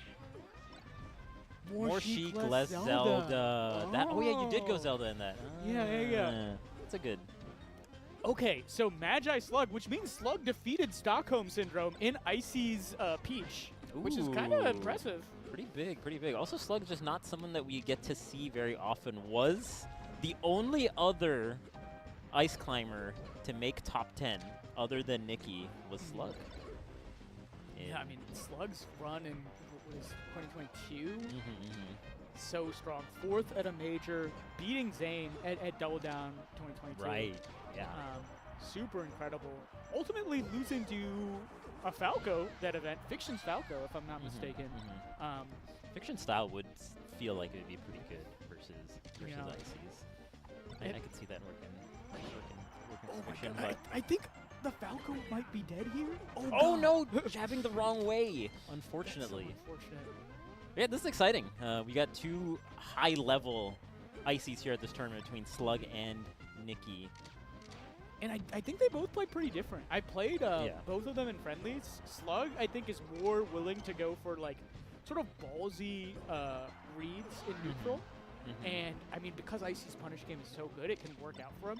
Whereas Nicki has that like raw consistency, and then knowing that like 1, their neutral is very safe, and 2, that their punish game is the best of all time. Of a non-wobbling Icy. Yeah. And I think also just like the desyncs that Nicki does are a little bit different than, you know, like more other ICs. So I feel like the timings that you might have on certain ICs you don't really get on Nicki as frequently. But we got Slug here who's got Magi to contend with. So sick by Magi. That's gonna be a donk. A donk. Ooh, oh, gets grabbed. You can't punish Nana. You're just gonna get grabbed. That is something that Slug is very, very good at. Like, whenever somebody hits Nana, he reacts like faster than any ICs I've ever seen. Almost putting Nana out as like a little bit of a bait. Oh, the Blizzard is so nice too in neutral. You gotta really watch out for Blizzard in neutral. The pressure, covering the jump out of the corner there from Magi too. See, there's again the Nana kind of like staying in that position and then almost getting punished for going for the punish on Nana. It's a messed up option select because he's desyncing Nana so he can throw out Blizzard, and then you hit Nana for desyncing, and then Slug hits you for hitting Nana. Yeah, Slug is kind of just ready for it. Okay, a little bit of a lead here though for Magi. Yeah, let's see what she can do. Oh, great shine. But does the Peach? I think this should be it. Oh yeah. Okay. How's she gonna split them up? Okay, gets a nice shine on Nana. Pressures. Really Big opportunity here for Magi. Okay, just retreats to top platform, resetting back to neutral. I like the lasers, the split up. Big. I think this is a Nana KO. Yes. Gets the back here. Yeah, Nana's just gone. Keeping Popo occupied with the aerials here. I love the lasers. Yeah, now you can let the lasers fly. Magi's so good at like laser dash back, and then when she comes in, she's double shining your face. Absolutely. Her pressure is quite good. Nicki also in the background watching. Magi goes, woo Magi. So we got FD now. Yeah. The classic IC's counter pick here. Some would say ICs do pretty good on this stage.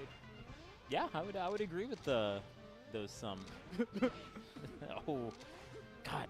When the smash attacks get, you know, kind of desynced. Oh my God. You go up air? Oh! Tried the dash attack. Yeah. I love the playing off the up throw as well too. Almost working out super well.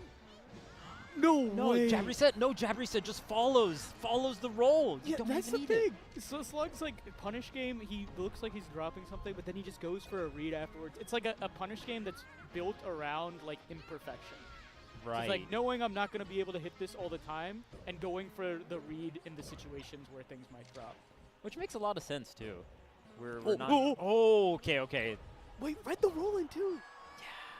That was still a lot of good damage for just the one climber. For just the solo climber. He doesn't quite. Magi getting out of the corner. Yeah. Very important. There's the Blizzard again. Yeah, that Blizzard is tough because if you don't jump over it straight up and you try to like jump as you're getting clipped by it, the icing just gets so much off of it, so much value. Yes, you got to stay that distance away that the Blizzard isn't threatening.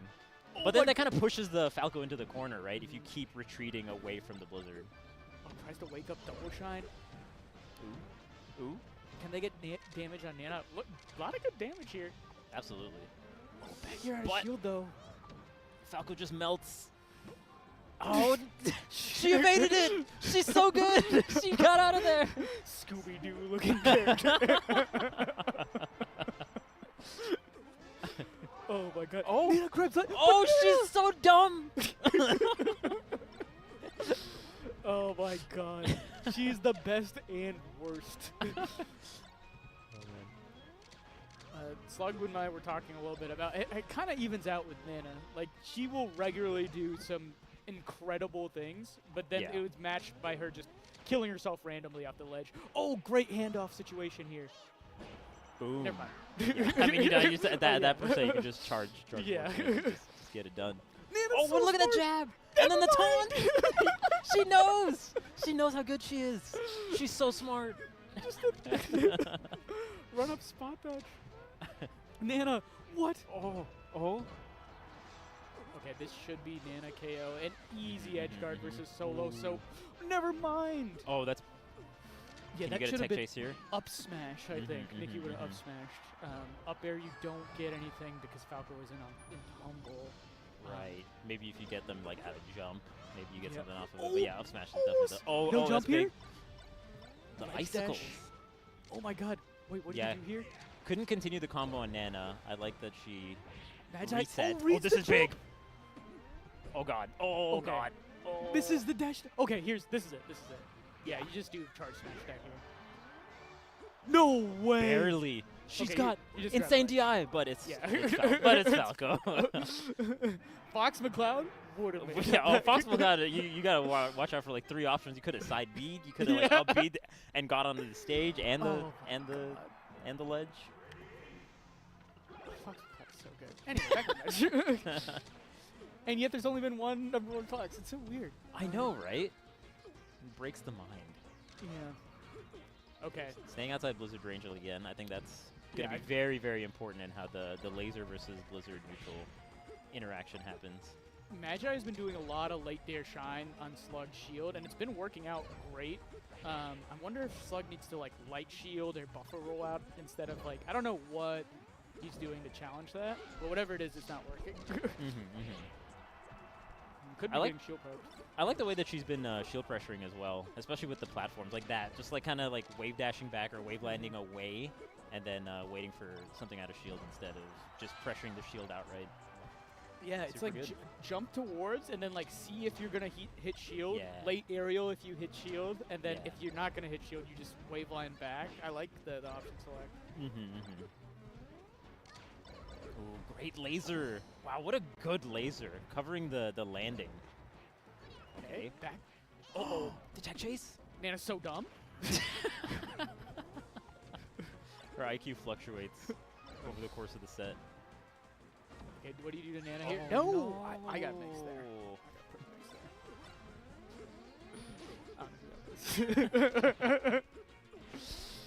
What a dominant performance right now for Magi. And it's like going for the read there instead of maybe a handoff that could have been the KO. Yeah, especially at this percent. You could just any Yeah. okay. Ooh. That works. I think especially if you're not expecting it off of that particular throw. You're Wait, just, yeah. it's crazy. I also noticed it's not just Nicki, it's Swebby also. This is handoff death. And Swebby in the front row. So you do F Dang. smash. That's right. The great so equalizer. the Ice Climbers are in full force. Magi almost getting reversal there. Kind of does. Oh my god. Oh yeah, now it's back to even. Now it's Magi losing. Slug is so good at baiting out panic options and disadvantage. Could be. Wait. Oh, no. almost another that great tech could chase. be. No, Oh, Slug kills himself. A little too low. That's huge Yeah, that's- potentially. It really is big. Oh, back But here. Never mind. You I go think that's for just no what way. an angle. Smart. She's too smart. She's too smart. She's up airing Slug. She's killing Nana potentially. Oh. Okay, what do you do here? Go for ledge again? Nope. Oh, what a tech! Magi! Oh, the craziest tech. What is these She's- things happening She's right the now? greatest. Oh my god, so much momentum off that SD. So unfortunate. Oh. Okay, no jump here for Magi. You do up B again. Go for ledge again. So good at the going to ledge every time and almost getting the KO on Nana. No, gets burned too. the slug edge guard has not been it right No, now. and the Magi recovery yeah, has been it's a so good. twofold thing. Yeah, the SD combined with Magi's recovery mix-ups combined with the slug, not really covering much with some of those edge guard attempts. She held on to that stock for so long. I My also don't. goodness. I mean, so now this is the thing, right? Back in the day, this was the Icy's counter pick against Spaceys, and now in this transforming landscape that we're now in, I think it might be Spacey's favor on this stage. You could just theoretically camp out this one stage that's bad for you, and then you get to play every other stage that's great for you. Wow. And it transforms. Yeah. Oh! Sneaky, Amazing. sneaky slug. It sounds like it could be a children's book. A sneaky, sneaky slug. Yeah, sequel to Very Hungry Caterpillar. Ooh. Oh, man, the Sopo has also been so good. Just any little like tech chase is money. And holding down every single time. You love it. Okay, but Slug about to deal with a transformation here. Wants to get some mileage. Okay, this is the tech chase. Nana goes for F throw. What? Okay. Doesn't get no punish, no roll in either. This She is was a waiting. horrible transformation too. Holy. Even though they're good at climbing mountains, Yeah, they're they not good at cannot- this one. I think Slug just loses here. Oh my god. Oh, almost though. I like the attempt with the back air. Lost Nana. Oh, goes for the light shield. Oh, Oh tries. my god. Oh my Okay, god. Trying to tag. They're going toe to toe with just one climber. Why is this even? I know. It shouldn't be. A It shouldn't climber on a transforming stadium? Why? Oh, no. I think that's no jump here. Oh, only with the light back air. Oh, no way. Getting Slug clipped by makes the that side back. B. It is deceptively hard to edge guard that side B sometimes. Great spot dodge too. Okay. We Fox out here? Finally. Finally getting the F smash KO. Oh my god. Oh, tries to mash. Oh, wait. Does it? Yeah, going for grab there is interesting. And I think back throws can be good if you Yeah. want to split up the climbers, but Slug is just. Oh, my God. Gets the tech chase. Wait, this is Uh-oh. huge. Ooh, Nice. the regrab. Wait. Oh. Handoff? Nana's so dumb. no. Okay, never mind. Nana's a genius. Genius. Nana's so dumb. She's average intelligence. Average. Oh, what a regrab here. You get. Tried to reverse the F smash maybe. Jab. Dude, the Blizzard desync into dash attack is so nice. You Yeah. just don't know where the ices are going to be. My god. Okay, you grab ledge here. Yeah. That's Yeah, just. yeah. Hey. It's close. Nicki going, yes.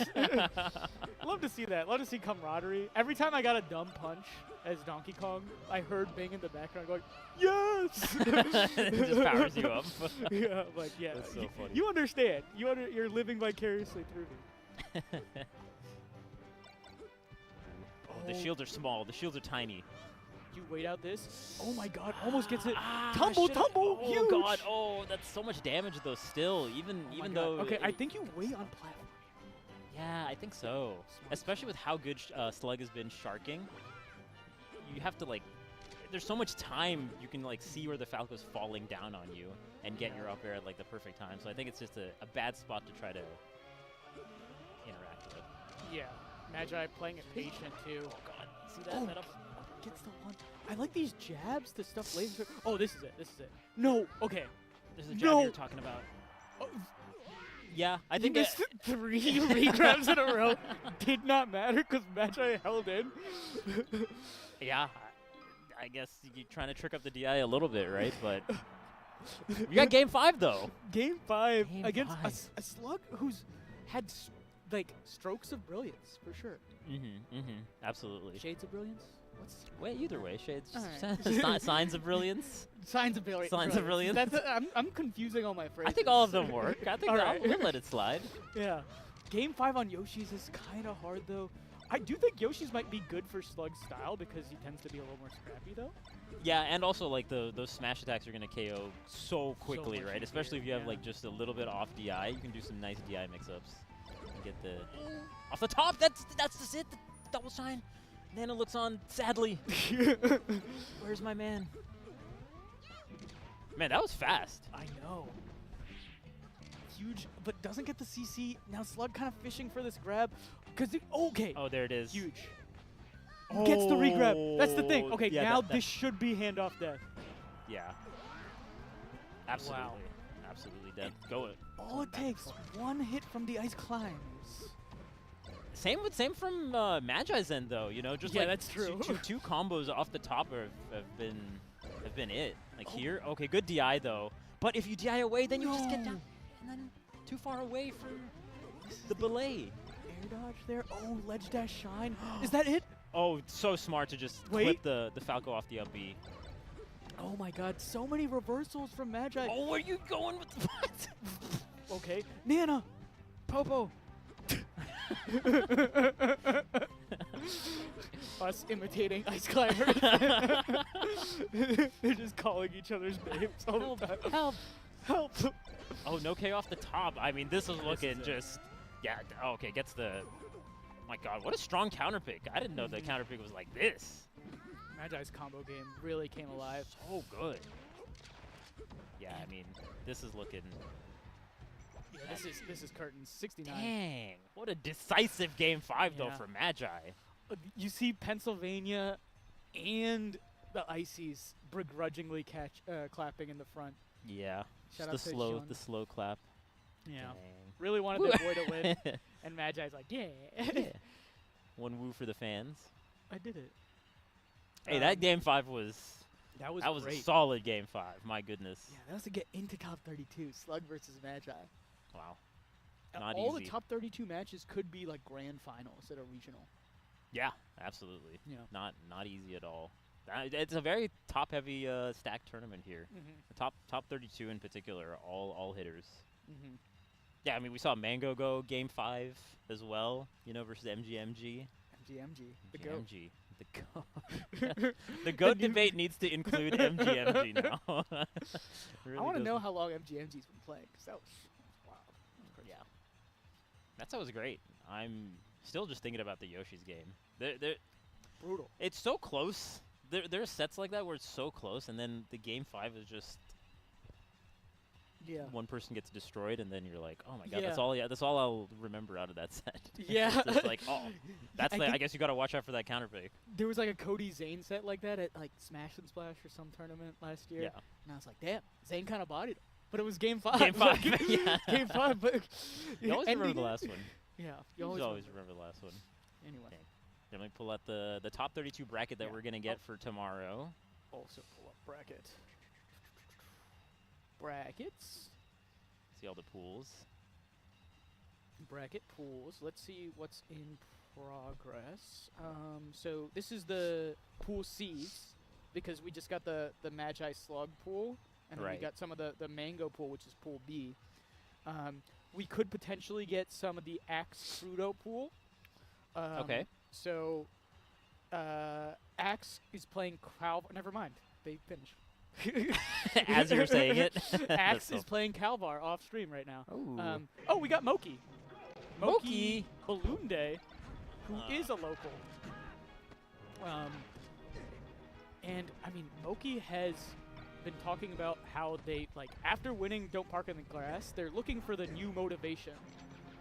And who knows what it is, right? Is it content? Is it just trying to be the best version of yourself? Is it trying to win one more major? One more major.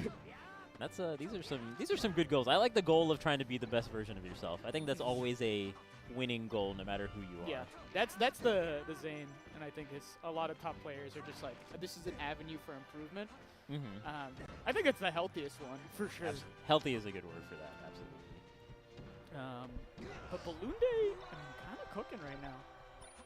Yeah, I got the first stock right, and then evens it right back up here from Moki's end. But I mean, God, when you think about the Fox Itto, Moki's name definitely comes into play. What an up smash call out though, calling the jump on the platform with the up smash. Moki Dude, these Ohio Foxes with their like whiff punish pivot up smashes are Yeah, oh true. God, chill. True. You got chills from that up smash. Yeah. Also the weather. Oh wait, huge. Oh, here you go. Let's go. Okay. The other person gets to do it now. Stay in the pit. Stay in the pit. Stay in the pit. Stay in the pit. You're Boom. I do think it's good to pit fight when you're behind. I don't know if you should pit fight when you're ahead, but Yeah. it seems like Balloon Day wants it. I think you always pit fight. not, Fair enough. not logical, enough. but it's what the people want. It gets the people going. Gets the people going. Ball so hard. Ooh, no jab reset, but the combo is Okay, still you do- going. Nice, makes the plat there. Moki's DI has been super impressive. Oh, what's the pickup off the knockdown? Oh, Nothing. huge. Back throw? No one back throws. they're all too Yeah. efficient. They're all just up throw. The dream's dead. SFAT would be disappointed at this era. Shout out to Zach. Back throw. Go. Okay. Go. Moki goes. Tries to cover. Doesn't bait roll. It feels like you cover and roll there. Oh, great shorten. Got shortens like that? Okay, so Fox's recovery is really good because these are the best Foxes in the world. They still can't recover Fox. If Moki can't do it, what am I supposed to do? Moki can't do it. Moki What? plays this character. And it's top 4. 4. It's way better. Boom. Okay. Back to even. What's Balloon Day got? Okay, so I know this is a huge tech chase. Doesn't- I think- Oh, you got the jump. Oh, You got the that's jump. it. There's no jump. There's no That jump. should have been it. You got no jump. Just hit him one. Oh, okay. Side. Oh, no You go side to B. ledge here? No way Rick, Moki I- makes that back.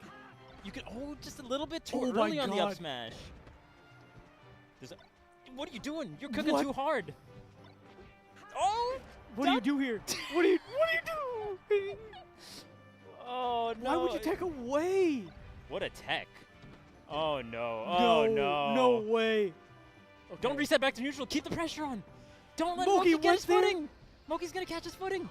What is this? No, he makes it back! You make it back? Oh my God! How did An up Moki- smash!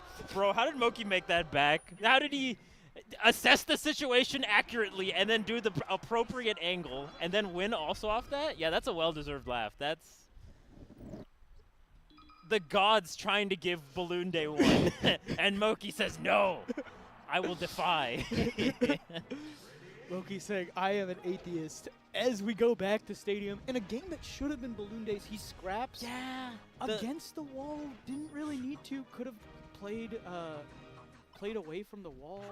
I think there was also like there's one back here that you pointed out that may have been, it was at low percent. I think you could have just maybe held ledge. Yeah, maybe. He did a double jump back here off the ledge instead of double jump refresh. And I think if Double you jump did double refresh, jump, yeah.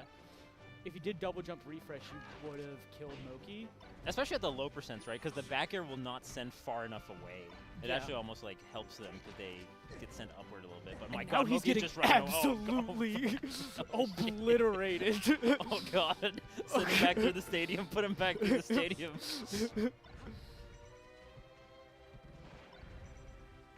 There you go. Get some. Yeah. Find your footing a little bit there. Get the tech chase. Get some momentum on your side. Because we saw Balloon Day do pretty well in Game 1, right? Like, pushed it all the way to Yeah. last stock, so... Ah, man. Dude, but this is a classic. You have a close game with a top player, and then, like, next game, your mental boomed, and they're like, oh, I'm going to do all these things differently, and I know your mental boomed. Right. Yeah, you gotta take your one. You gotta take your one dub. So it's like the combination of the top player playing better because they're adapting, and the other player being like, I should have won that. Oh, dang. Yeah, and the top player, I think, also gets like a little snap out of it kind of moment, Like, too, right? I, Like, I won this. yeah. Dang. Is Moki ever gonna lose the stock to the tree? Why? You threw to the tree. I- Okay. I think Balloon Day is like trying to play off the tree. Yeah. Balloon Day loves trees. Not usually balloons don't like trees. They get Yeah, stuck they in them. stuck in them all the Stuck in time. them, right? If Balloon Day didn't get stuck on the tree, he probably would have won that Dude, first game. It's all coming together. Ooh. Nair. Yeah, catching the DI away or the dash away too as well. So you just end up getting DI away. Shoutouts to Red Dragon, the best Nairer to ever do it. Okay, do we get edge guard here? Nice. I mean, the back air refresh working out great at that percent. What do we see from Balloon Day? Oh, but Oh. calls out. Oh Oh no. my nice shortens. Giving yourself another chance here. Good shine as well. Gets Moki off of you, but can you play out of the corner here? Oh, God. Moki is getting off, all right. Oh, yeah. Yeah, that's that first game, I mean, given to Balloon Day, and he could not get it. And now it's... Okay, we got Yoshi's. Want to make things even more crazy. Yeah. Playing the high variance stages, and I feel like Moki's benefiting more often. I think Moki is super good on the fly, too, right? Like, yeah. As a player, he can play off these kind of odd situations and off the scraps really well, so... I don't think you're going to be knocking him off of his game. That was a mid shorten that didn't get edge guarded by the top Fox. So. Ooh, wow. Fox McCloud is too good. Yeah, actually. Short shorten? Ooh. All right. Very nice. He did very go nice. ledge. Nice. I like the back air there too as well. Just keeping it going. Trying to catch Moki with the up tilts, but. I'm not liking these dash attacks from Balloon Day. Yeah. Okay, gets the nair. Oh. I think you could be dead here. Yeah, I think you are. Oh, Oh my god. Heck. Never mind. Fox. Okay, now. No. Okay, I was gonna say that was the one that Balloon Day should have done at the end of game 1 because Moki looked like he was going for the double jump refresh, but then he just dropped it. Yeah, and then Randall came out too. Ooh, oh my god. Okay, Moki is just trying to do some extensions right now. Knows you're up 2 games, oh two stocks as well. What's the thing I can try? What's something I can show the fans that they haven't seen before? What's something that I haven't done before? Oh god, here you go. No way. Also, does not cover Shorty. Oh. This could be a 4-stock glitch. Yeah. After such a close game one. Fall through Yoshi's. Give it to him. Yoshi's just like so smoky through. And Moki probably still find an angle. Ooh. Yeah, that's true. Oh, nice dash attack. Baits out the shine, or baits out the drill, I should say. Take that, Shy Guy. I still look at the drill, trying to style a little bit. Oh. Wow. Dang. What a set. Oh, Hyan's been going down like flies. Yeah. But that game won, though. That game won. Though. That almost. Almost there. Almost got it. That's a real. Yeah. Drat. Fooey. Fiddlesticks. Fiddlesticks. Probably what I would say. Dang. Man. What a Crazy tournament. set. Yeah, let's set. check that pool. I think that might be. Is that D? Oh. I'm getting chills. Chills. From Thinking set. about. Oh, the thinking about replay of this. stadium. Okay. Oh. Boom. Oh my God. Balloon Day just had to grab ledge. Yeah, there's honestly, only right? one thing Moki could go for in that situation. Yeah. But I think Moki assessed the situation faster than Balloon Day did, right? Yeah. And Balloon Day needed to. Yeah. Balloon I guess Day you could. probably thought he was dead based on like. Can't you also like go straight up again? Oh, I guess Right. so. You can also go straight up back through the place that you fell down, right? So So I I guess think maybe Balloon Day was Balloon Day was trying to covering- covering that. Yeah. Fox's recovery's so good that even when you fall through, there's like, hey, I can Most do characters die there. Donkey Kong.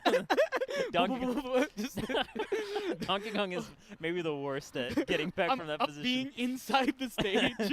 I just go to the center. Like, what do I do? Can't even see my character model. Hope you guys have been enjoying Nouns Bowl so far. We've had some crazy matches. Yeah. Been some fun ones. A lot of Fox. It's a pretty Fox-heavy tournament, both in doubles for sure, because we had Zuppy, Arton, making grand finals. Arton making grand finals. And then, you have Cody, Sunsei, Moki, Arton. Yeah. There's a lot of Foxes here. I'm sure I'm A lot of missing foxes. So MGMG. MGMG. But yeah, tell us about the pools. Oh yeah, but before we go into pools, we gotta thank our sponsors. The reason this event is happening. Nouns GG, of course. I hope you guys have been enjoying all the new updates that we've been doing. Have you been messing with it a little? Oh yeah. Tell us about it. You got Nouns Gold, which you can exchange for cool merch, venue fees, and coaching with people like Aklo. Oh, they use the Aklo pictures then. Dang. You got to get coaching from the higher, the better. I guess that makes sense. But yeah, you will be ranked based on how much activity. So that's dope. You know, get involved in your community, get those levels up, get that experience, and then earn some Nouns Gold, which you can do cool stuff with. And you can also make proposals. JoJo, I believe, made a proposal and won his way to this tournament. That's oh, the reason really? JoJo That's pretty cool. Is at Nouns Bowl. Oh. Which is great because JoJo isn't somebody that we get to see often, and they're super talented. Absolutely. So yeah, that's pretty cool. You can pitch yourself, market yourself, potentially get trips to tournaments, get free venue fee, coaching, get experience. You can also side bet. Oh, the side bet. Oh, yo, the side betting would go crazy. Yeah. I would love that. With experience or Nouns Gold, but you know, it's there. Hey, I'll do it. But yeah. Also, shout-outs to the charity fundraiser happening throughout this entire tournament. Donate now at nouns.gg/SCHS for the Stark County Humane Society. There have been a couple of puppers upstairs where they actually got adopted. A few of them have gotten adopted, which is really nice. I think all of them got adopted. That's all so that nice. they brought. Yeah. I think there's more coming tomorrow, a couple more coming tomorrow, so, you know, definitely come check them out. I gotta get there early because I want to play with the puppies. There's an armored MMA match happening here. Dude, that's... How is so that crazy. even legal? Dude, that's so MMA is already, like, bordering on the legal, and then now we got armor? Yeah, it feels like even more dangerous, but it's here. It's June 7th sick. at the Hall of Fame Village. It's probably going to be so AAMMA. That makes sense. Armored MMA. That's crazy. At the Hall of Fame Village. But June's... Oh, yeah, also happening June 7th, which most of us will be. Yeah, we got Tipped Off 16 happening at the zoo. At the zoo. At the zoo, we got 21 out of 20 of the top 20 players going to be there at the tournament. It's gonna be crazy. Yeah. And more invitations too for the Nouns Invitational happening in Tokyo. That's a fire logo, by the way, for the Nouns Invitational really like that. happening there. The Works in Indiana, gonna be the end of July, Fort Wayne, Indiana. We got all your Smash games. Well, some of your Smash games, Ultimate and Melee, and then we got Rivals 2 and Street Fighter. That's pretty cool too. There's all the Street Fighters, all the Street Fighters, Street Fighter 5, Street Fighter 4. We're going back. Just six. Yeah, I mean we might be going back to 4 with Elena being in the game. Oh. Yeah. I don't know much about this. But okay, big cheesy character. Okay. And we got Unranked, the major for the rest of us. Yeah. Unique bracket format, no ranked players happening July 19th in downtown Chicago. Register at star.gg/unranked. Yeah. We got the deep dish, which originated from Chicago. I love me a good deep dish. I wonder who's the top seed for that tournament. I know the last Arcadian, I think J-Salt won. Oh no, and then or maybe it was J-Chu. There was one at I think Let's Make Moves Miami that J-Chu right. beating Equilateral. Ooh, and then Equilateral beating Mang0 the very next day. The very next day. Yeah. What a run. What a run. So I wonder... Oh, I guess that's it for our blog. June, always a pleasure. we can do this one also. We'll do both. Always a pleasure. That was a fun blog. I hope you all enjoyed it. There's going to be more Melee happening right after this break. Don't go anywhere.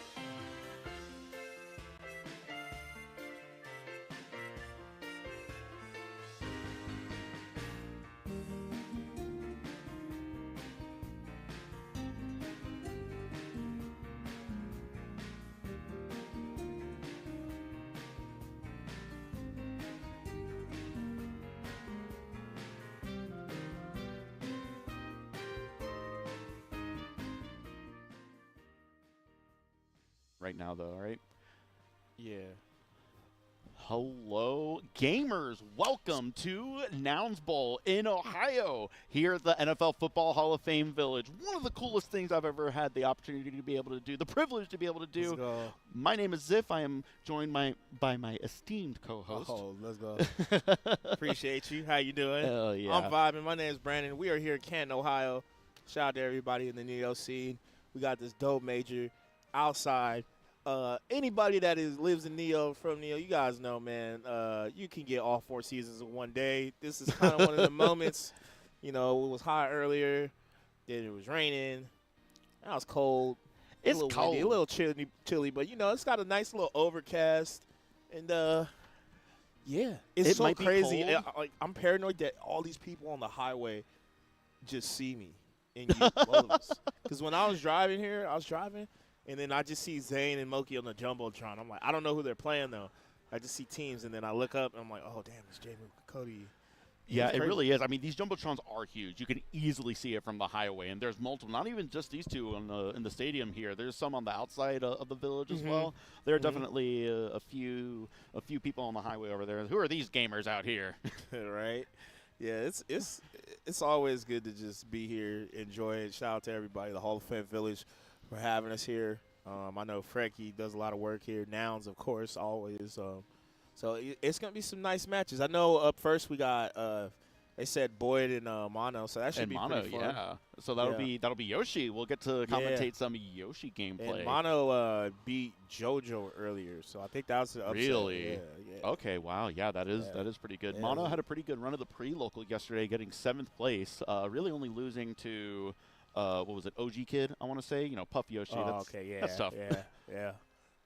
And I don't know who else they got knocked out by, but I mean, hey, Yoshi doing it big. Yoshi's one of those characters. It's not just AMSA. There are some Yoshi shooters out there. Yeah, right? there are definitely some Yoshi enthusiasts. Shout out to all the Yoshi players.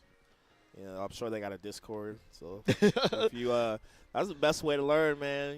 You hop in a little Discord, the character Discords, and just find the just community. learn all type of they will stuff. all congregate to one place, just by nature of it, and right? they'll all share ideas and stuff like that. So, definitely recommend that if you're a Yoshi player.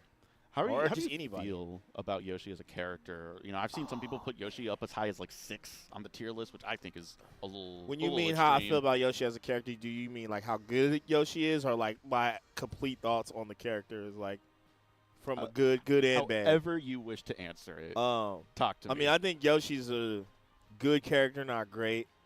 I think it's a lot of Yoshi has probably the hardest barrier to entry of any of the good characters, I think, but also has a lot of unorthodox movement and timing for most people to grasp. So I think you get away with a lot at first, but there's a point where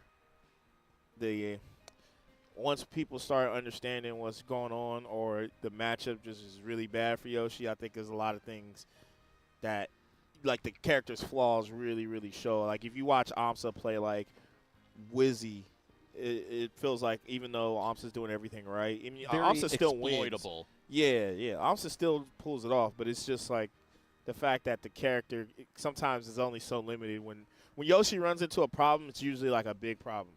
And I feel like a lot of characters don't run into they run into a bunch of small problems. I feel like Fox runs into a bunch of small problems. Yeah. Whereas Yoshi won't have those small problems, but just one how do I beat Peach, or how do I beat Icy or Sheik or something like that. You have so many good options, and then how do you deal with your double jump getting killed by Falco Shine instantly? You're right. It's you do run into big I problems. love doing that. That's the classic of Falco. Just shiny Yoshi. But yeah, Yoshi has a lot of things I think in neutral that help him, but it can be to his detriment sometimes if the opponent is solidly aware of the matchup. It's interesting because I'm definitely raising the volume over there. Mono, the Yoshi player that we're about to see right here, going up against Boyd, but What's up?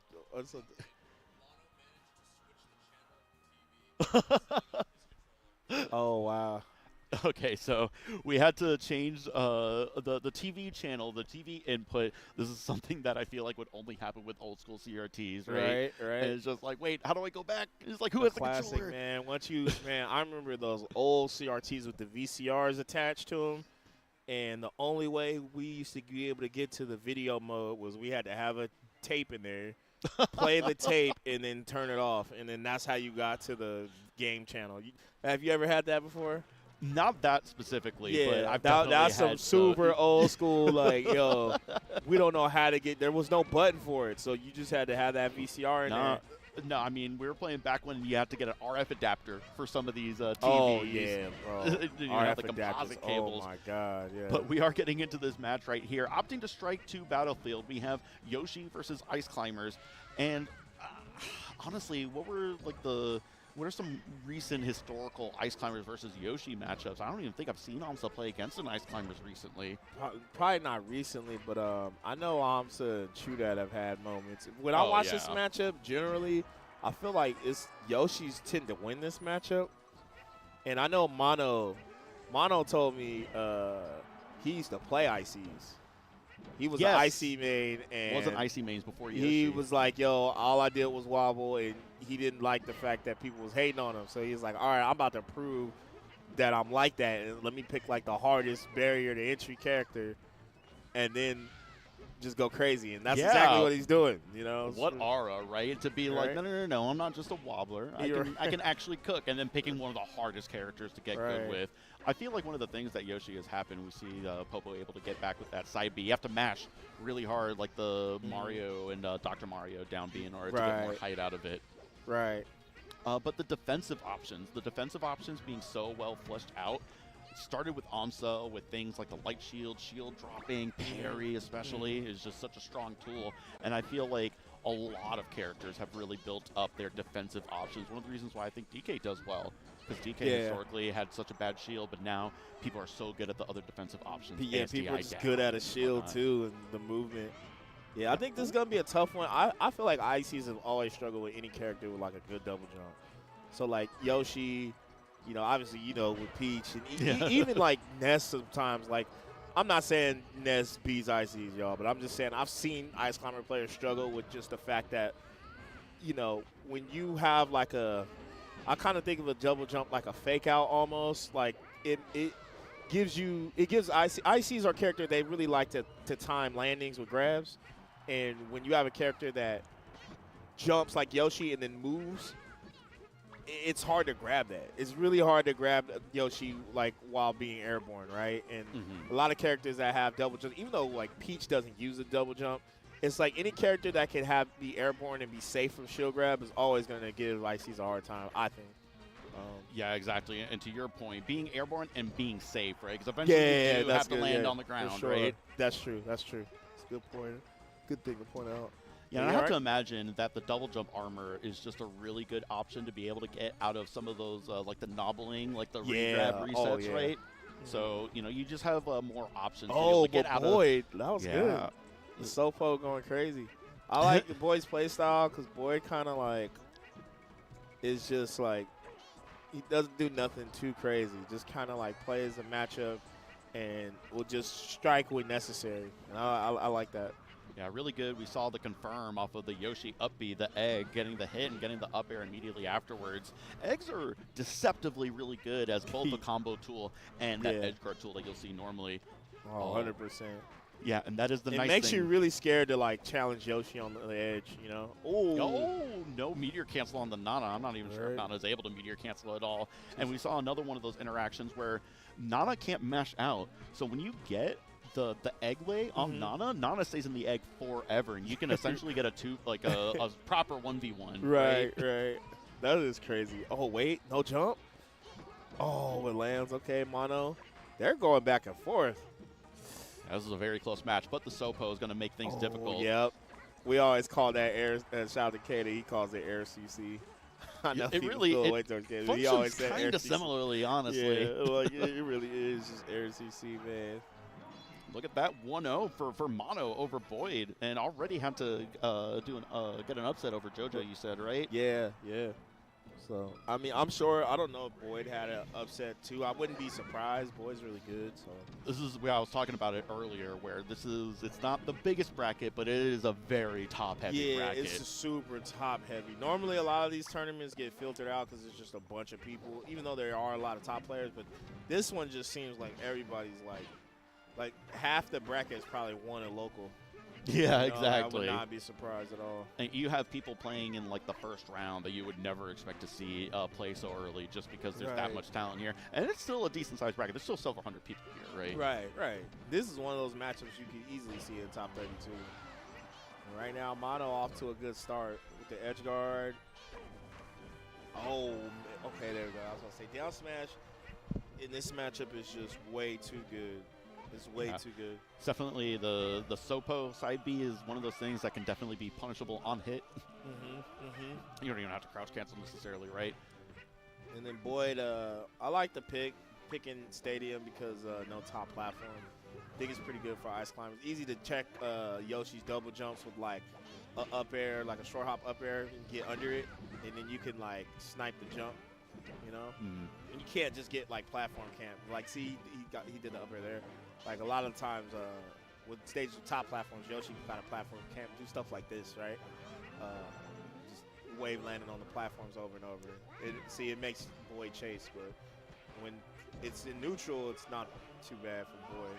Yeah, it's not just for show, right? When you do the Yoshi double jump wave land, you're constantly like dipping down, coming back up, like over and that is actually really good because you can change your momentum forward or backwards really quickly during that. So it's really a movement like mix-up where you can opt to swing your momentum forward or backwards depending on where you double jump, how you wave land. Right, 100%. It just gives Yoshi more movement options. Mono shaking his head on that nair. He got grabbed there. But can he get this edge guard? There it goes. Okay. That's a hard thing for ICs, man. These characters, let's go, boy. The back air. But, yeah, it's just so hard for ICs to recover, man. Their recovery, to me, is ass. I mean, don't get me wrong. Ice climber players are good at it. 100%. I'm not going to sit here and act like they don't know what they're doing. But it's just the character itself. Like, they make it look a lot better than it is.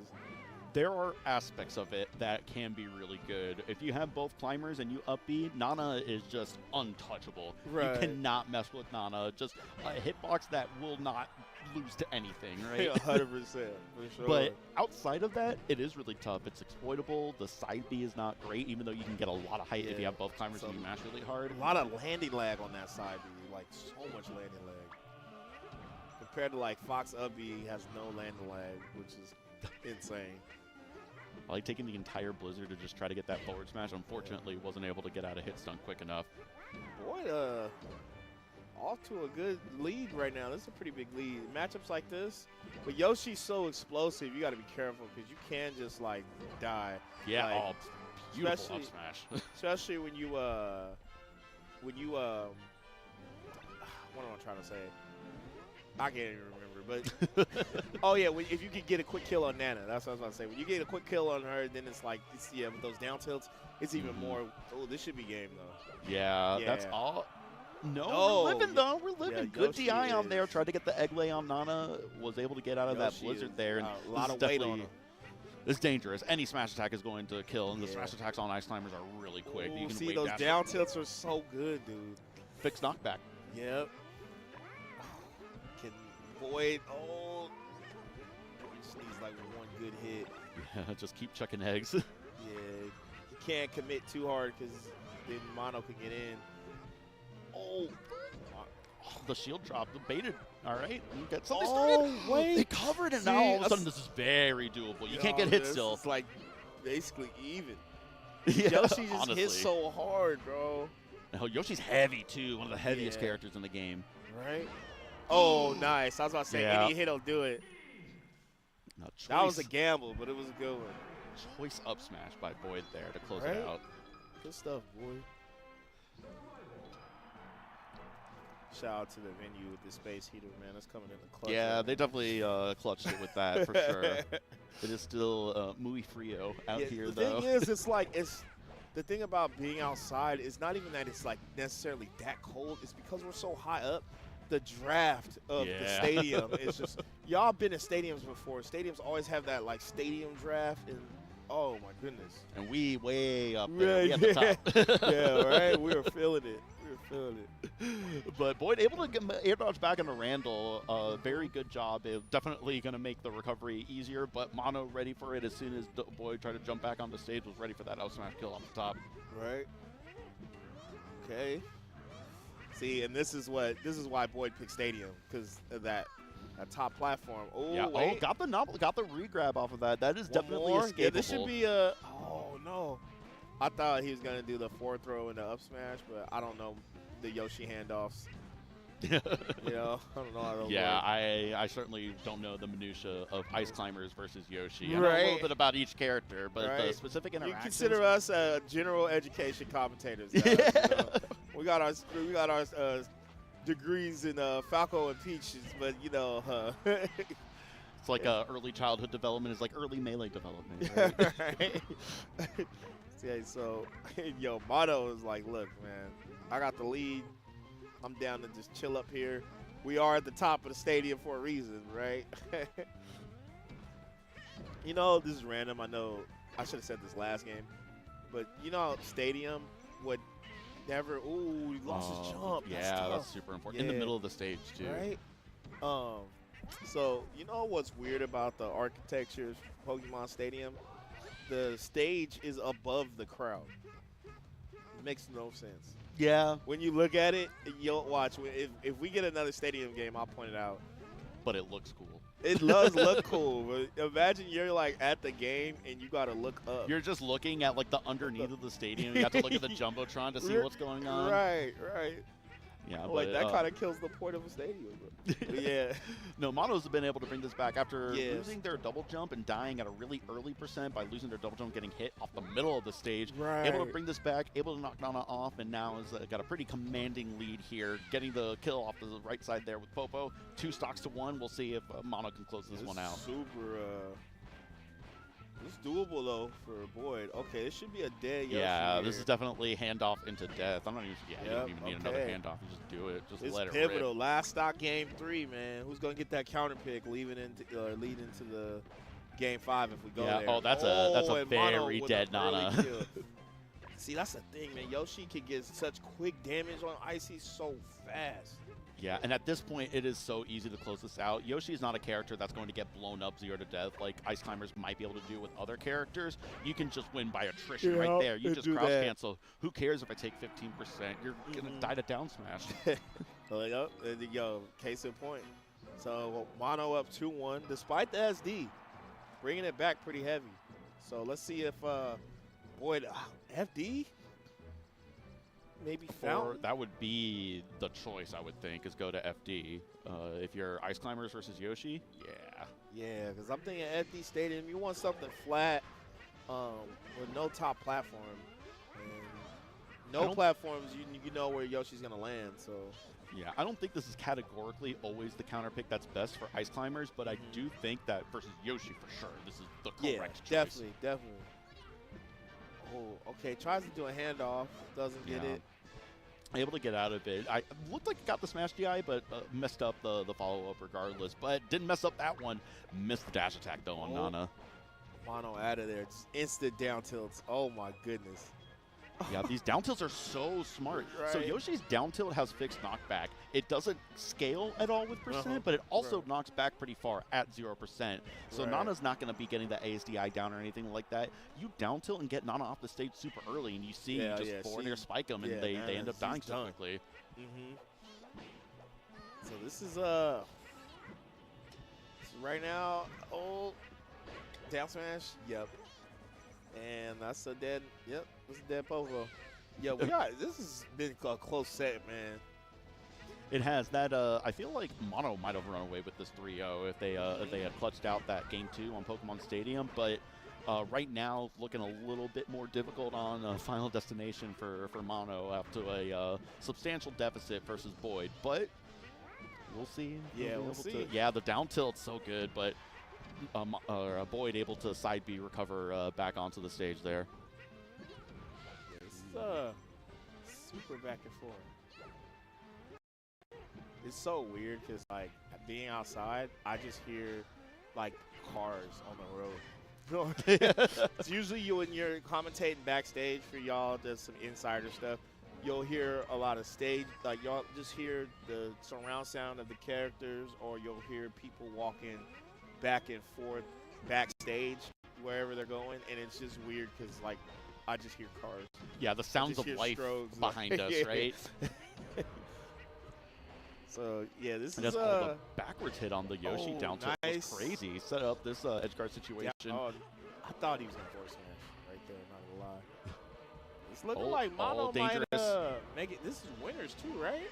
Yeah, no, Mono already on a hell of a run right here, but has to close this one out to make it to solidify that hell of a run. Nice. Oh.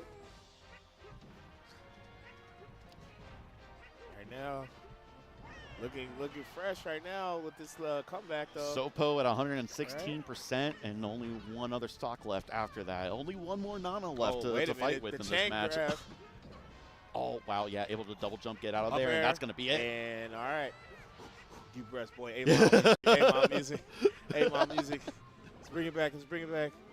Mono, though, looking clean. I like just how Mono's not overcomplicating it. You know, just, yo, I'm going to down tilt you, and then forward air, and then off stage. And then has just done a real phenomenal job of isolating Nana and getting those early kills. I don't think Nana has survived past 40% any of these stocks. So 40% right. on Popo. They have two different percents. Right. Yeah, right now, this is, uh-oh. Yeah, honestly, not a bad idea. Retreating forward air to, like, time. How's Popo going to approach that? Yeah, right? There's not really much.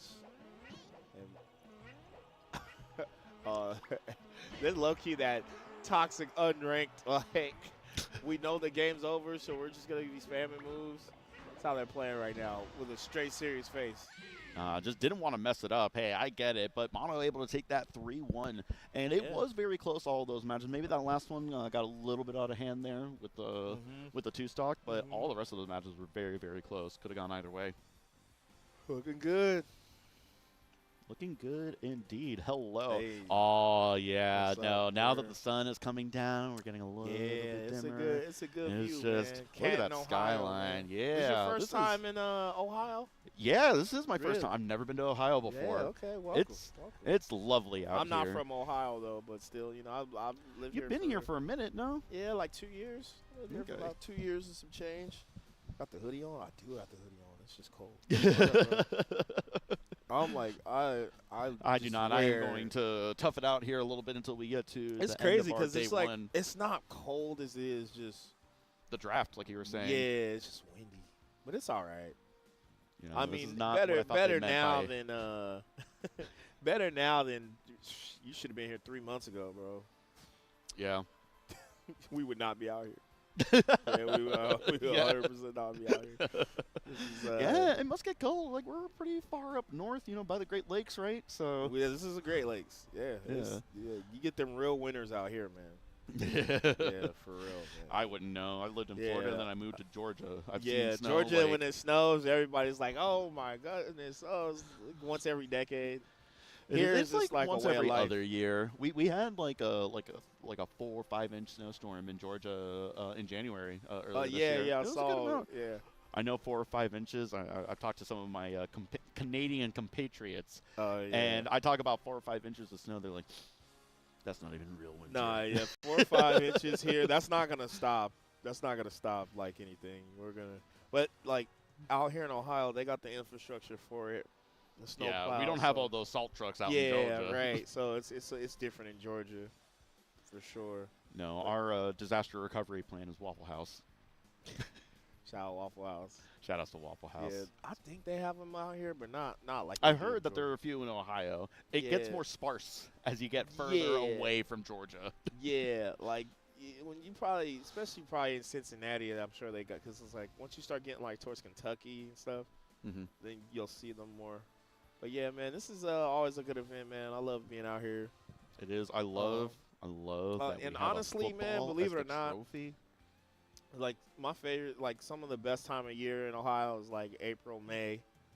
like, I mean, today we didn't get it, but there's some days where you just get some nice, beautiful sun days, and you just go outside, walk around, and then there's so much like trees and life in Ohio, so it's a lot of nature and stuff out here too. Yeah.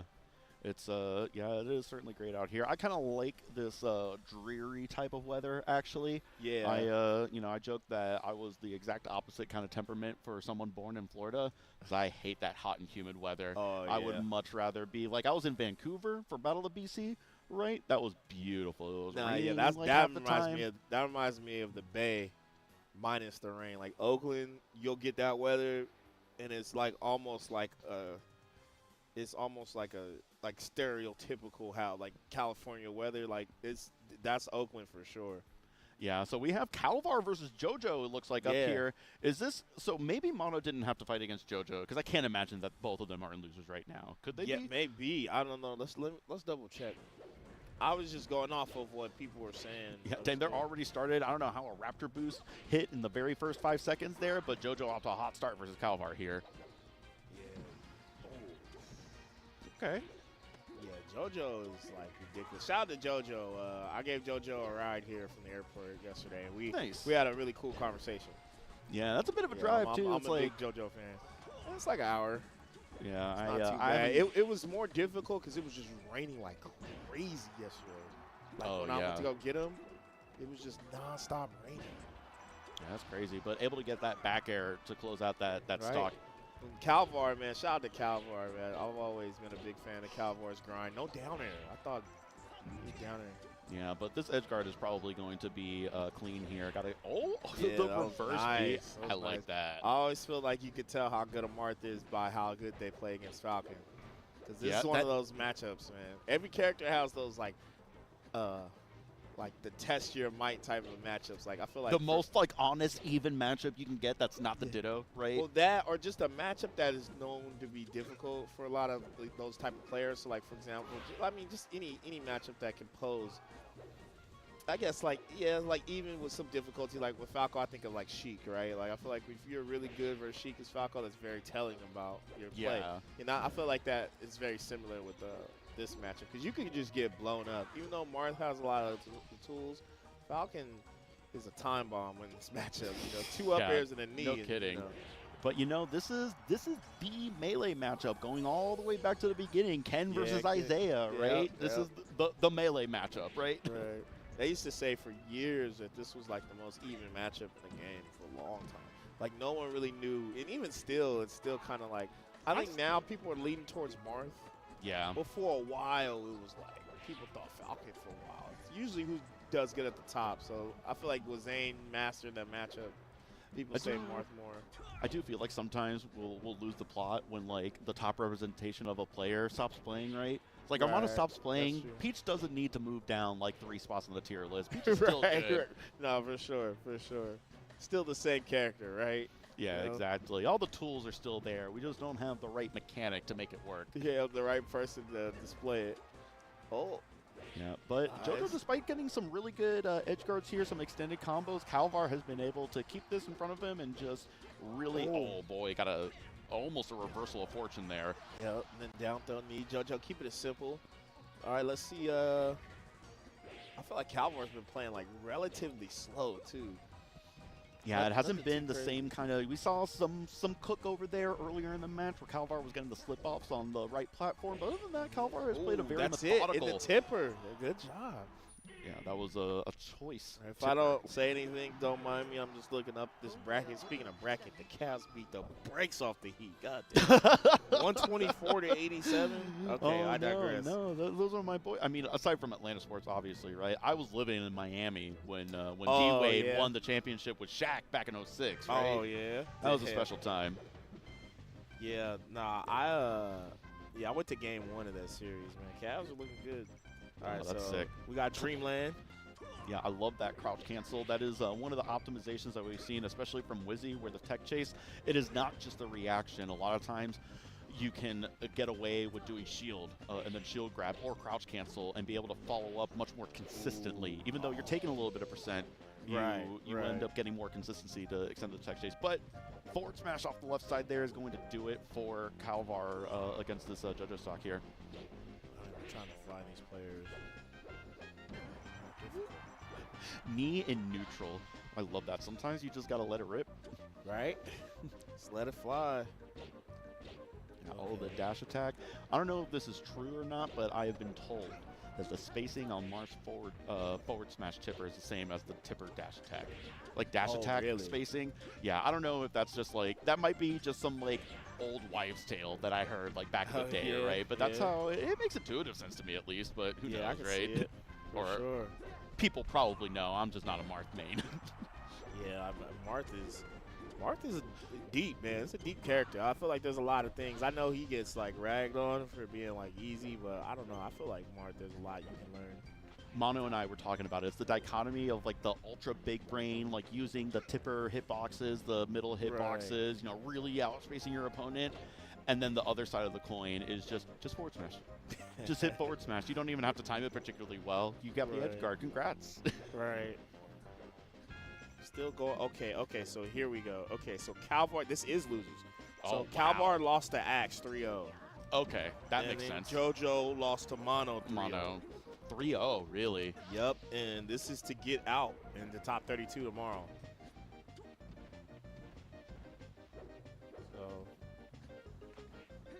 yeah, man, this is yeah, that's tough. Calvar versus JoJo to get into day 2, right?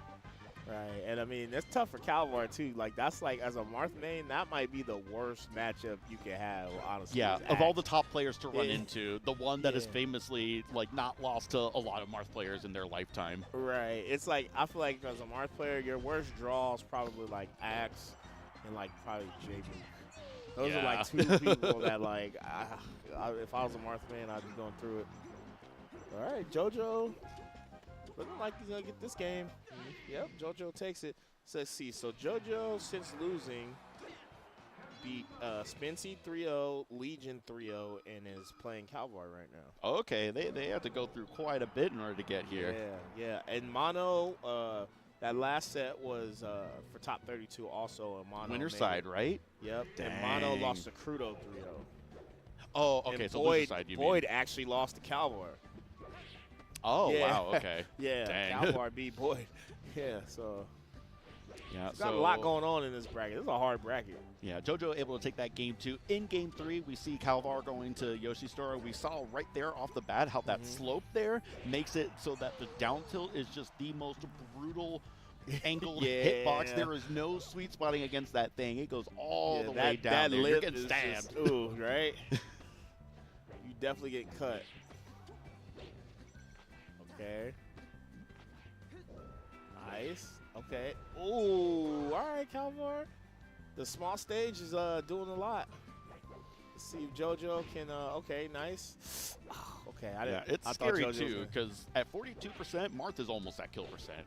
Like Marth dying to knee at like 55 or 60 sometimes. This is tough when you're JoJo, right? Because Mars sword just goes, it covers the whole damn stage, dude. It's like, no matter where JoJo goes, it's like, oh man. So it's hard to like whiff moves and like, because I feel like, see, no. That's literally what I was talking about. Like, Falcon usually will sometimes like throw an air out, obviously to get a hit, or to just set up in neutral to position himself correctly. But then, like, I feel like every time JoJo tried that, he got poked. Just because it's just like, man, like, Calvar's with either in JoJo's face with the Nair or with the down tilt or with the F smash, you know? Yeah, maybe a different Falcon player, but a Falcon that is really relying on the neutral interactions and really playing that precise spacing. A small stage makes it more difficult, but this edge guard has been going on for quite a bit now, and just charging a neutral B is going to do the trick. Yeah. Calvar doing an amazing job with his down tilt and just doing a good job at checking. So, like, checking JoJo's jump. So, like, when JoJo's in the air trying to nair, Calvar beats it out with either a nair of his own or a forward air. And then the down tilt edge guards is just making it real simple. Nice dashes. Okay. Yeah, Calvar really working these dashbacks. Mark dashback is low-key one of the best moves in the game. Oh, it's yeah. Not even Mark a dashback is, like, better than, like, whole-ass characters. Exactly. Yeah, see? Ooh, I would have just jumped off forward B, but Yeah, I got a little bit too knee close. again. Oh. Almost. And right now, we get the. Oh, let's go. I thought you lost the way he was walking. Yeah. Doo-doo-doo. So Dark X been giving us updates, and Dark X beat Slug in the Ditto. Is that the Sports Center? The Doo-doo-doo, yeah. Doo-doo-doo. He's been giving us intel on other matchups. He really did just pop in like it was like the bottom ticker of like a news feed, right? And the way he was like holding his head, I thought he got cooked because he looked upset. He was like, I beat Slug. What a twist, right? Dark X. But Calvar has come out to a pretty significant lead here. JoJo just has been getting edge guarded, been getting comboed. The dash back, like we were talking about, has just been very, very, very low, but not able to get that early edge guard there. But the down tilts. Yeah. Oh, I think he's just neutral B. Every time I was about to say, I think the neutral B. Just torch it. It's like abandoning it. Okay, JoJo, got to get this kill. Let's go. Yeah, okay. We back in it. Just grab that ledge. Yeah. Okay. All right. Back to That's the cool thing even-ish about match. Falcon. You can just combo your way right back into the game. But And it's really in every matchup. There is no matchup where Falcon cannot zero to death you in some way. Oh, wait. Oh, JoJo got stuck. So The sidestep, that's huge. Yeah, it's going to be a big JoJo's punish. just right back into the game. Yeah, those were 3 stocks in a row, seems like. Oh, boy. Right. And where it was That was looking two quick real ones. dire. Yeah. Okay. Fair to there. Okay. Yeah. Okay, we got back to the neutral B. We brought it back. And there it is. One All stock right. apiece, JoJo 0%. ate Who's my got music it? cues in. Oh. Yo, they're playing some new trial. Oh. I mean, Knee? no, that's Ooh, got gotta to get be a it. two-piece This to edge guard go. is going to be hard to get One past. more. Oh, no, was able to get back on the ledge. survives. This is super doable again, where it was so dicey being off stage like that. the Now, all of a sudden, now it's a reverse. no. Now he's off. Okay. Oh. Knee. Game Yeet. 5.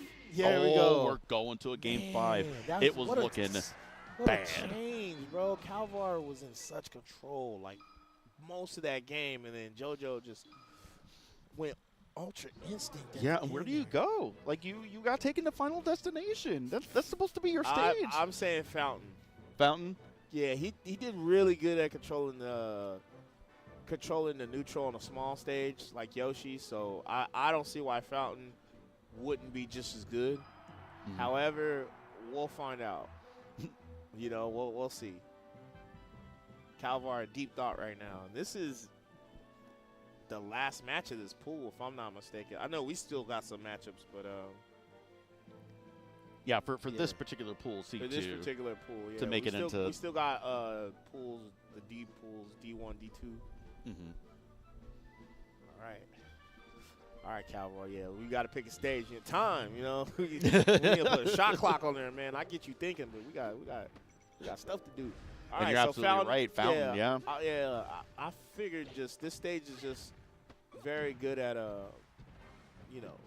controlling space a little bit better. However, Falcons have gotten a lot better here, and the difference I think in between JoJo within the last game or two is just the speed and how quick. Like JoJo isn't trying to force interaction now. It's more he's just kind of like flowing his way into a good neutral position. So like he'll use movement to bait Calvar into an option and then attack from there, as opposed to the first couple games. I feel like he was just literally trying to mash neutral into a follow-up.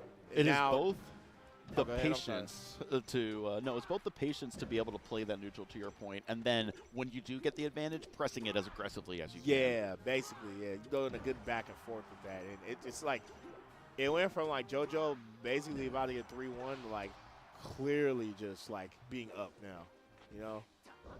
This is like pretty big swing.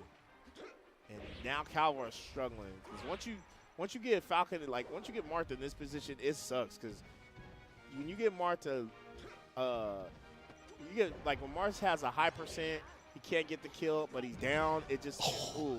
What was Yeah. that Falcon kick? That was amazing. Right? The classic. Yeah, this is like the worst position if you're Calvar, because it almost feels like because he can't kill him, the lead's just getting worse. Yeah. Yeah, and it was looking this bad for a moment. Maybe not this bad, but in that game 4. But I mean, hey, listen, if JoJo was able to make it back, maybe Calvar can work some of that magic right back at him. Yeah, this would be a crazy comeback. Oh no, he's grabbing oxygen. I don't know, Ziff. It's. Yeah, hey, got the grab. Well, all it takes is one grab. Got the re-grab. He might have some tech chases here. Oh, got the power shield. Oh, how did he dash back in that position? That's crazy. But this is bad. This is, you have to basically stop getting hit right now for the next 3 stocks. I mean, hey, that works. Ooh. Okay. Nice. Oh, that was such a good idea by JoJo, and Calvar was just able to get the shield up in time. Calvar's still trying to bring this back. I respect it. Yeah, I mean, you have to. It's game 5. Yeah, This is loser's side. Like, this is all you got. Yeah. He's got to play like perfect. I know. Oh, yeah. No, that's going to do it. The back air from the top platform, from the top rope. JoJo past the chest in top 32. Yeah, look at that. That would have been like that would have been like the most ridiculous comeback I ever seen. Yeah, I mean, it was already a pretty good comeback. JoJo would kind of have to throw it at that point. The lead was so crazy. Oh, absolutely a throw. I mean, there are universes where we see the most insane play from Calvar that we're just like, hey, listen, like, you just got outplayed, right? But most of the time, 9 times out of 10, if you're in that position, it's a throw. Right. And here we are. In beautiful Canton, Ohio. We just got hit with the meanest draft like 10 seconds ago. before the camera, the B-roll. I was like, whoa. But yeah, we're out here just chilling. Hopefully, I don't know who we're about to get next, but yeah, I like this. It's definitely, I mean, it's beautiful to be able to see the nice big expanse of stadium, you know, the field and jumbotrons, but the night vibes are where it's at right now. Right. Yeah, this is dope, man. It looks a lot better than the camp because like y'all just see it just being dark here. Yeah. And there's just like a lot of cool like scenic view here. I wish the stadium lights were on to a degree. But yeah, getting those big spotlights. I mean, that might mess up with the lighting here, right? Because those things get bright. All right, so we got Aklo versus Eric coming up. So Aklo's been chilling. He's been waiting. So it should be a good match. Yeah, who's Aklo, Eric play? I've been hanging out with Aklo today, huh? Who does Eric play? I think Fox, if I'm not mistaken. So we should get some good matchups regardless. Yeah. But you said you were talking with you were hanging out with Aklo earlier, yes? Oh yeah. No, it was just cool because me and him usually don't like. We always say hi to each other, but we don't ever like hang out for an extended period of time. So we were just chilling, we're just eating. Yeah, that happens a lot of events. Life, really. I feel like even at Battle of BC this past weekend, we got to actually chat at length. Yeah. You know, we've obviously run into each other so many times. We've gotten to chat, right? But it's been a while. It's been a while since you got to, you know, relax, you know, have a couple of drinks at the after party, right? Yeah, no, for sure. Definitely just cool to kick it, you know, especially here, you know, like, I didn't have to get on a plane this time. Have to go through TSA. It's nice. It's nice when you don't have to, like, sleep in a hotel bed or, you know, be out of your element or anything like that. I'll just go back home after this. Sorry. Hey, man, for Tipped Off, you got that one, so. Hey, listen, it's a little give and a little take, right? Right. Trade offer. It's the cool thing, though, about Melee. Like, we have all these events in a bunch of different areas across the continent. I think it's a beautiful thing. Yeah, I mean, to that point. Very fortunate to be able to go. Even though I complain about it, I'm still I'm still very grateful because it's just like, damn, bro, like I saw you in Canada last time, and now we're like on the other side of the continent. We are very far away from where we saw each other last time, and that was my first out-of-country tournament. I had never been to a Melee tournament out of the United States, so Vancouver was the first time, and I'm so glad that I made it out there.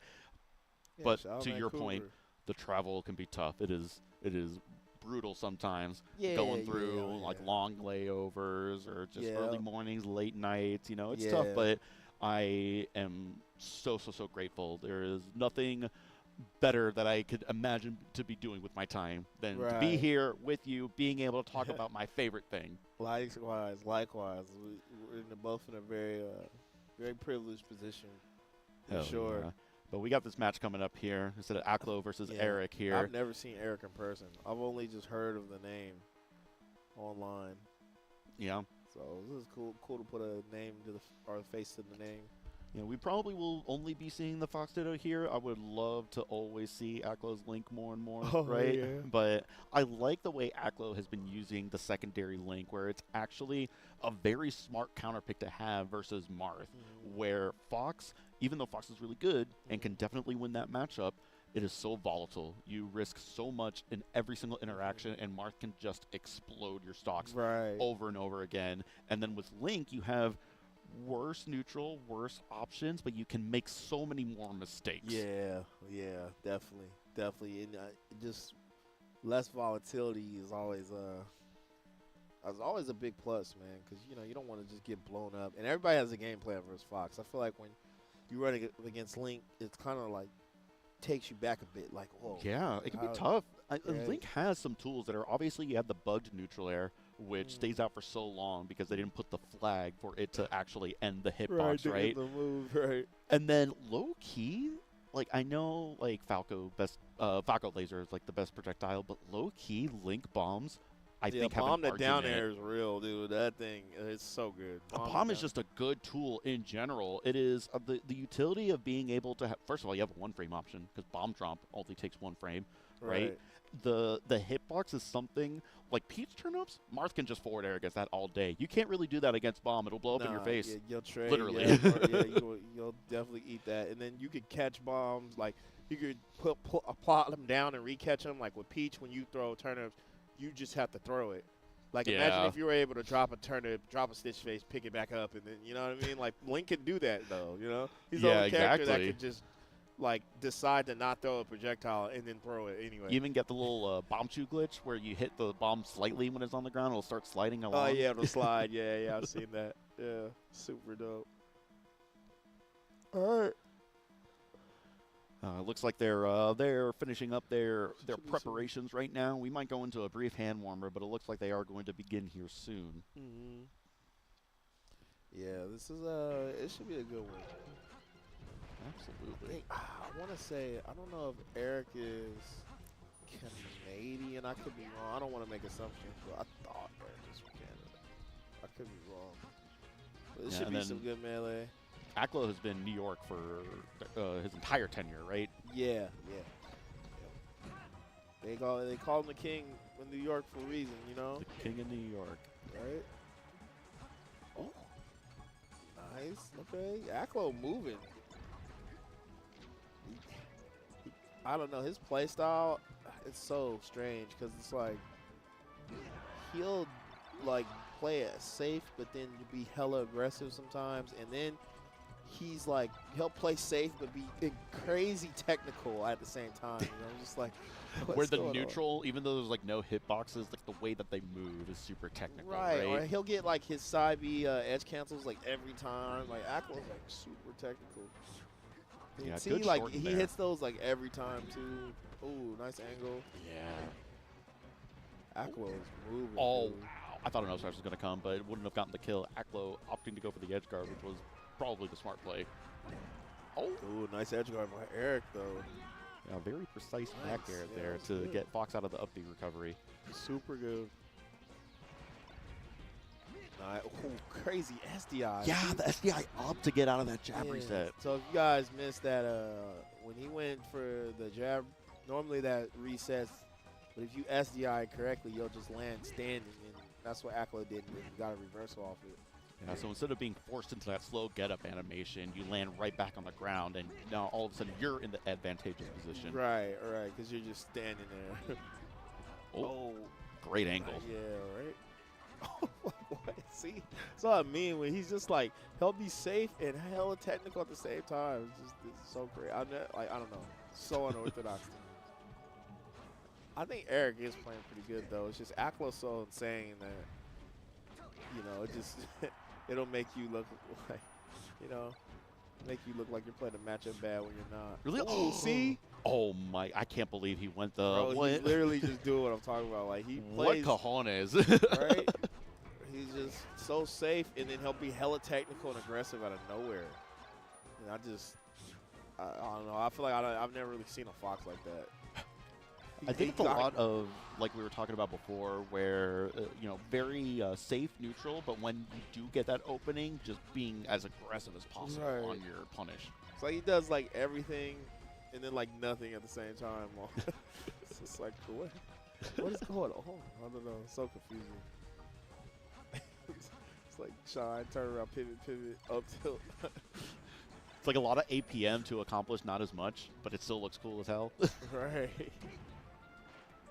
Or he's just doing something super technical, you know?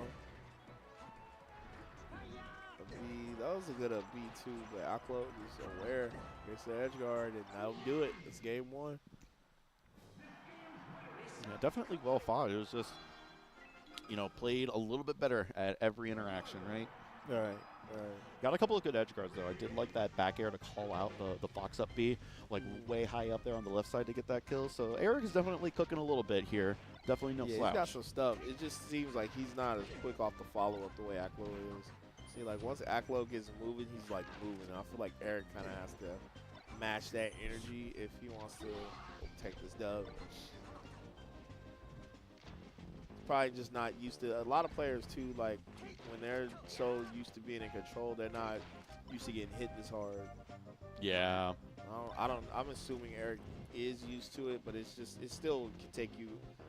It can get a lot getting used to Aklo, especially because the way he plays is so weird, man. Like, ooh, nice. Ooh, yeah, I like that follow up.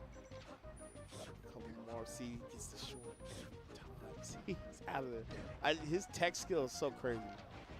Yeah, and those shortens, it is, I think it's 4 consecutive frames that you can shorten it, but each frame is a different shorten length. I love doing that. Yeah. Get the shine back there. Yeah. Yeah. Aklo's, he's in rare form right now. He just gets out of there with side B every time. Yeah, hey, dash attack into up smash is going to do it, though. Even though you're on a stage like Dreamland, up smash will eventually kill. Right. Okay. Yeah. Almost. Danger, danger. Right.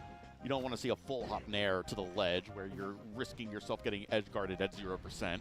Right. Oh, baits the grab. Okay, Eric. Nice. Don't side B Aklo. Oh, nice. Yeah. Yeah, what a crazy shine stall. Just understood that Eric was not going to try to go out there to like be aggressive with it and just let it stall for a long time. Makes it so much harder. He knew Eric was waiting to react. And you got to throw people off with a different time move when they're just kind of waiting to react. Nice. Tech chase. See, that's what normally happens when you don't SDI. You just think the combo keeps extending. And that jab reset. Okay. Aklo dash dancing, trying to find an opening here with movement. Back air. Goes high and wow. Okay with him there. Nice recovery though. Eric down but not out. Oh, God, brutal. I somehow lit though. Crouch had to have been a crouch cancel. Right, yeah. But still, that was still crazy. 172. You don't expect to see someone survive up smash at that percent. Down smash. Yeah, I go. His move selection's crazy. Yeah, that's crazy. Nice Those metal boots, those space boots. That steep angle to avoid the down arrow from Fox. So in the Fox duo, I really like seeing. Oh, that was disgusting.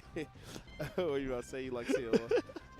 That was such a funny recovery, and it worked out for both of them. It was like mutual assured saving. Right. But no, I was saying that I like to see. He got the steep angle on the up B to avoid Fox drill, and Fox down air is really good, especially in this matchup because there's so many situations like during a shine spike where you can ledge tech or wall tech, right? So what do you do to get around someone trying to wall tech? You do a move that doesn't allow them to tech. That's what makes down air so strong in this matchup, and a lot of matchups. Stadium, what you think? It's Fox McCloud. Yeah, this on Fox probably- energy for sure, right? Right. You It's can't gonna go wrong be- with this. I feel like some Fox mains would just be cool with playing like just stadium for the whole set, honestly. Yeah, either that or like Yoshi's. Like Battlefield. they'll just go back and forth on a small stage like Yoshi's Yeah. and just have like a 90-second match. Right. Yeah, stadium, Yoshi, or Battlefield, just because, I don't know. Especially if you're a New York Fox player, they love that stage. Yeah. Ooh, nice. Oh, that was sick. Yeah, I was moving, but wait. Okay, Eric, draw Yeah, first that blow. was good. 104%, a little bit early, but Not Pokemon bad. Stadium with that lower ceiling. Not bad at all.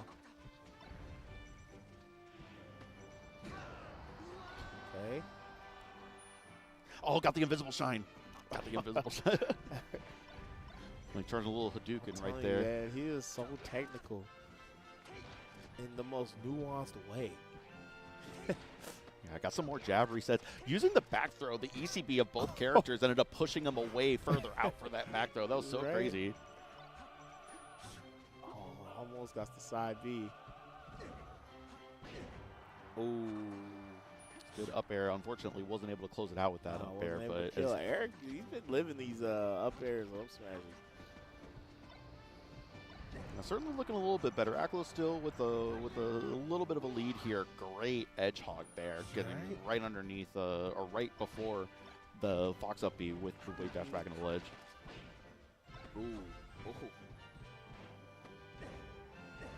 Dang, okay, yo, they are squabbing. Okay, back and forth. Nice. Okay, Eric, can you get this? Oh, you gotta get this edge guard. No, he fumbled. You gotta get those, man. I think that's the deal breaker, man. When you're playing a matchup, when you're really trying to get these upsets, you gotta hit your edge guards, man. Your kill confirms and your edge guards. It is definitely Aklo and all the other top players. You give them an inch, they will take Yeah, a see, mile. that's the difference. That's the difference, though. Like, he got him in that position and killed him. And I think, oh, that was crazy, FDI. Yeah, I just, the there anti-air you go. double shine. yeah, this is, wow. Yeah, Eric is gonna, it's gonna be rough. I feel like Aklo is playing this so good. Yeah, doing the up tilt in place. Fox standing still and doing up tilts. That's menacing. That is tough to get around. Right. Aklo, shine in there. Oh, that's going to Yeah. be it. A shine spike, a 3-0, and a handshake. Eric was trying to bring it back a little bit. None of the matches got completely out of control there, but a very solid and definitive 3-0 for Aklo. Yeah, not a bad showing for Eric. I think got just the end there with the whole edge guarding thing. But other than that, I think he played pretty well. It kind of just seemed like Aklo was just too quick. And the follow-ups from Aklo were just way more potent. So, you know, if Eric could just, like, work on the punish game a little bit better, work on the edge guards just a little bit better. Like, I know that's easy for me to say, but it's just, it makes the game so much easier. It'll force your opponent to play neutral differently when they know that you can kill them off one hit. You know, Yeah, they, you know, they another have to thing respect it. What's Eric up? could help to work on is not running into Aklo before top 32. That too. It's That tough. too. Like, Yeah, sometimes that's there's a tough draw. even the best players have to have a little bit of luck. Things have to break a little bit your way. You have to have, you know, a nice bracket path or, you know, good matchups or something like that, right? Definitely.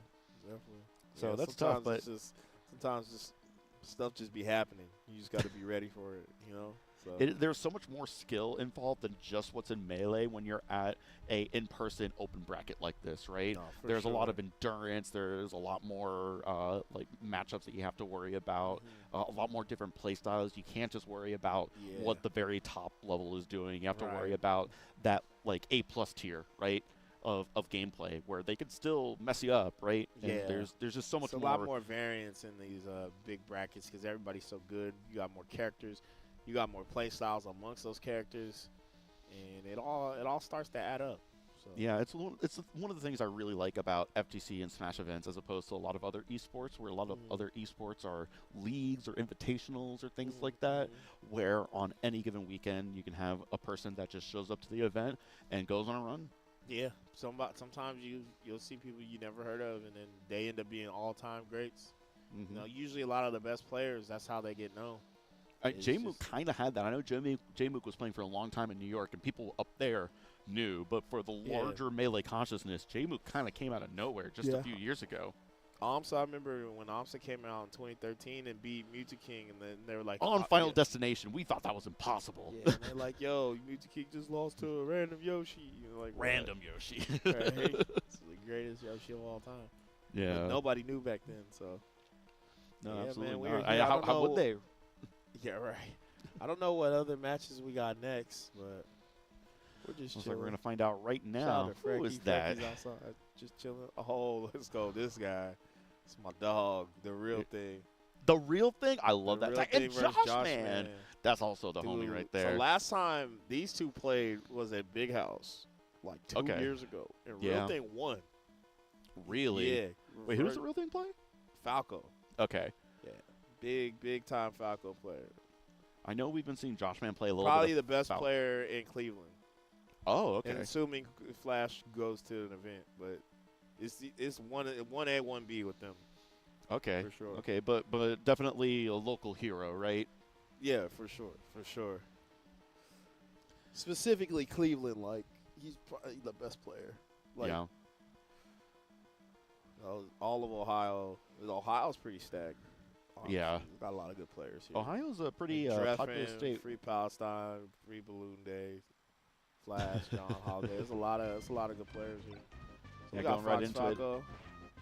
it. We were talking about the Melee matchups of all time. You know, the Marth Falcon. I think this is one of the Melee matchups of all time. Fox Falco John is with just the bar tag. There's like a little inside thing we got going on. yeah. Yeah. Yeah, JoshMan. You know how most people say, like when you want to say, like, if you agree with something, like if you say something that I find very factual, I will, like, some people be like, bars, you know? Yeah. But one of our friends just says bar. Bar. Almost as a fact and bar, instead of using the S at the end of those words. It's just the one singular bar. Yeah, and then it just became a thing. So we just be saying bar. Bar. I love that. It's bars. So he'll swap between FAC and the bar tag. I like how those jokes, like, kind of like, because, like, you know, like we have like no Jones in Melee, Yeah, right? But for a yeah. long time, we would be like no Jones, no Right. Jones, son. No Jones, yeah, I remember that. That was way back in the day. So yeah, JoshMan, obviously, you know, I would still say, even despite the Real Thing winning last time, I still say Josh is the favorite. Just considering, like, you know, how much Josh goes to a lot of these tournaments and off placing and stuff. Yeah, we're He- pretty far removed from that Big House tournament. Yeah, that was a long time. That was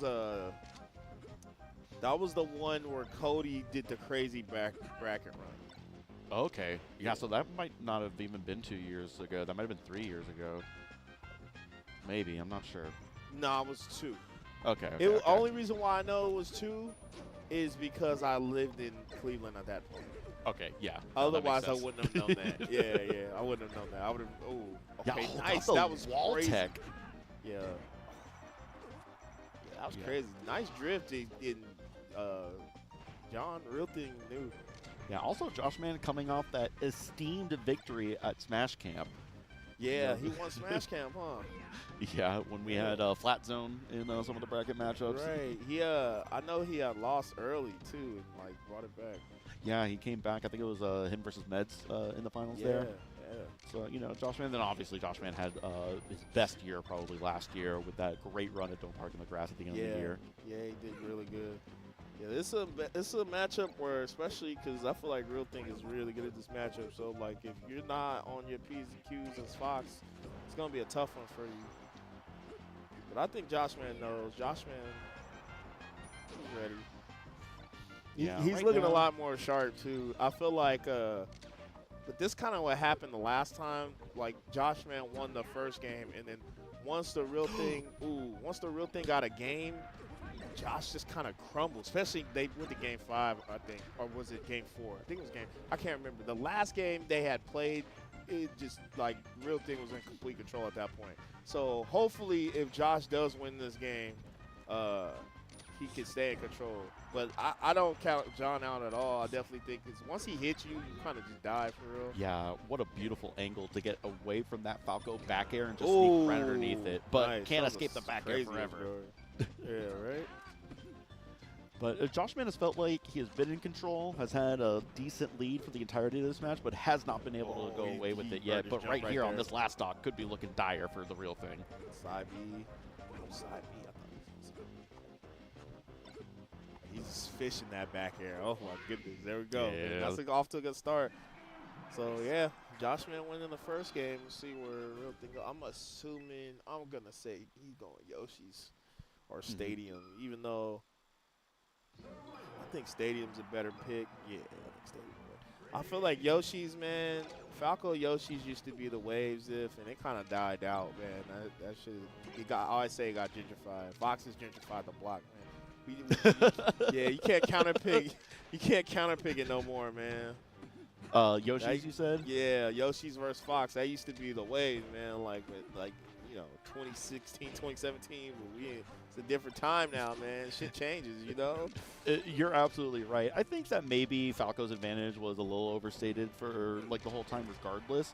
Because I think that having that small stage, you could just kill Falco so quickly. That was crazy. Yeah, that was. What was that? A right? chain grab with Falco down throw? Right? Yeah, I just think it's the play styles are a lot different. I think now Foxes jump more. They didn't full hop as much back then, so they wouldn't get caught in those scenarios. But now that they full hop more, it's like so much better for them to like. And I think Cody was like a real. He's like the father of bringing that into this matchup. Oh, yeah, right now great edge cancel there. Yeah, he's had a great combo of this like 0 to like 121% versus Fox here. Okay, up tilt, back air. And, yeah, yeah. deleted. Shout out to Walk. This is another homie. We got a homie who plays Falco who does that in every matchup. That's like tough instantly. too. Instantly. I know out there, like you being from Florida, you've seen the shine back air for days. So I'm not. We definitely did not invent that. But it's just like when you have a friend where that's like his specialty. And oh yeah. When we watch him play, he just boom shine bear like touch his shield. He just does it. It might have been a Florida export, but it's definitely become part of the culture for everywhere else. It's just, I think every Falco has like just done that. Sometimes it's just necessary, honestly. It's like it's such a quick move and high reward, low risk, honestly. But wait, Josh. I thought he was gonna dash attack there. Ooh, nice shine. Wake up, shine. Yeah, right. Real thing, nice shine at the shield. Okay. Oh, yeah, he be comboing, man. Yeah, and Chase Fox up Josh there. Is dead. Oh. Got the ledge tech. Beautiful work there. But the tournament winner just jumping right off the ledge there. Still nice somehow trying to recover. Finally at 154. Succumbed to he his brought wounds. this back. He was getting cooked. Oh, wait. Oh, nice SDI. Yeah, you grab the ledge here. Or not. Or what do I know? He's a professional, right? Dead even here in this game, too. JoshMan, will he be able to get out to a 2-0 lead here, or will the real thing make it a real match? Right. Lasers, more lasers. Yeah, see, this is why Stadium's good, because it forces him to just come down instead of just going to the top platform. But can he deal with this full hop? The real thing is he's in the shield a lot. Oh, yeah, and JoshMan playing like just outside of range too, just staying on the shield but spaced far away, not really putting themselves in a disadvantageous position fully. Yep, JoshMan up 2-0.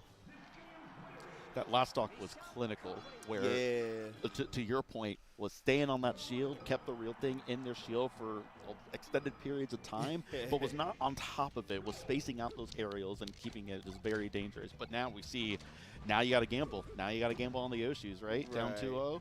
Right. Yeah, so, ooh, yeah, he did. Oh, my. Yeah, it just followed him all the way down there. Once you see that first shine, you just see Falco just looking plummet downstage. Just like, yeah, and that shine is absolutely free. See, here's where, this is why I say got gentrified. Look at this. all the follow-ups just fit Fox so much better now, man. Like, Fox is really – you got to just give Fox players credit because they really changed their game plan to make this stage just be, like, clinical. Because this used to be almost free for Falco back in the day. But not no more, man. Yeah, So shout out to all you Fox players grinding. What's up?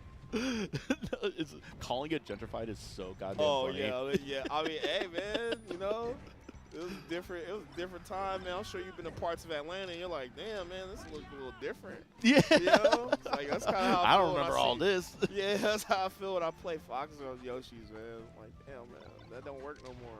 I'm experiencing that right now where I live, and I live out in the suburbs, but they built a quick trip. They built a highway entrance right outsed my neighborhood. Now I got all sorts of people See around the Whole me. Foods there, man. You're like, damn. Oh, man, no, things it's ain't the same. Jover. Right.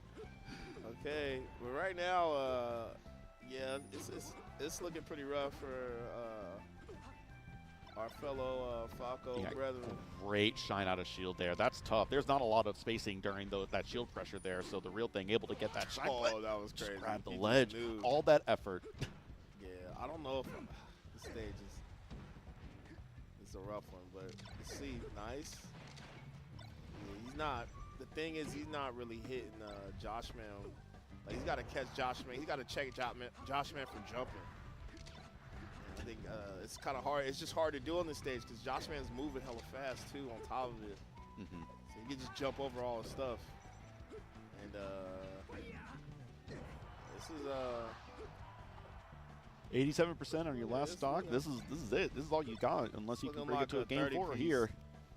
Our fellow Ohioan is trying to bring it back, but I like the high recovery there, but shield was too small and able to get that shield poke back air.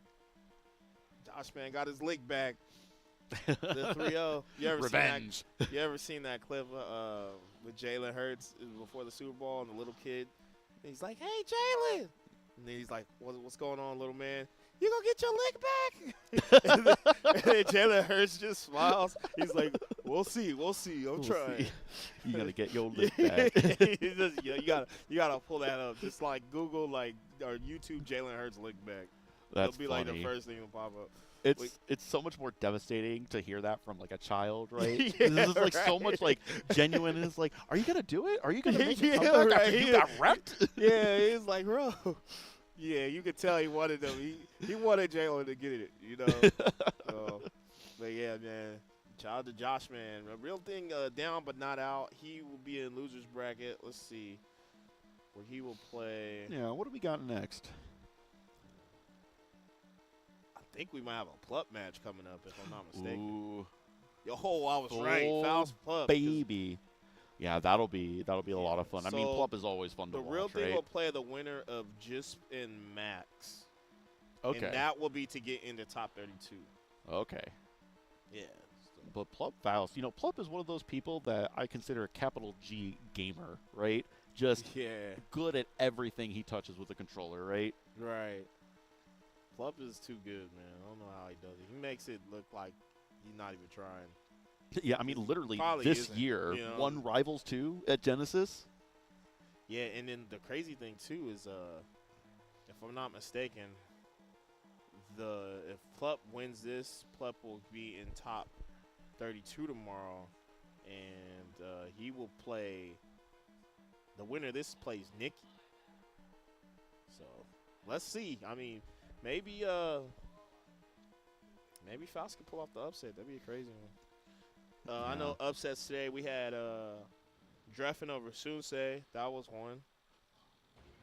That might have been the biggest upset. Dreffen said he studied Sunsei for hours. Yeah. And, it paid off. It paid off, man. Yeah, I can imagine. But we've got a Fox Puff match here. And this is one of the classic examples in Melee where I feel like it is the on-paper versus in-practice matchup. Where on paper, Fox beats up Puff real bad. For sure. In practice, it is never that easy. Yeah. Puff is always... I feel like playing against Jigglypuff in general, no matter who you're using, is one of the most polarizing experiences, right? Because it's like a slow burn, but then you're like you get hit and then everything happens so quick, right? It's just like, yo, neutral so slow, so like back and forth, and then you just like get rested, and then you're like, what happened? What happened? Where are my stocks? I don't know what happened.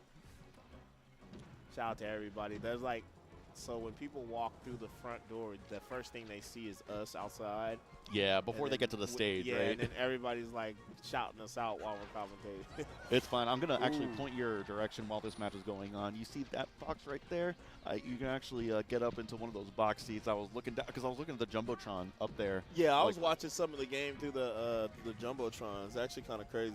Yeah, but like looking down right there at that box, I was like, oh, yeah, look, you can see right into the commentators. It's fun. I It's hope nice. people, like, hopefully it's warmer tomorrow, and like I hope people go into the stands and watch the games. Like, you know. Yeah, that would be the dopest. sick. Yeah, because people have done that before. Let me see what the weather's gonna be like tomorrow. Hopefully.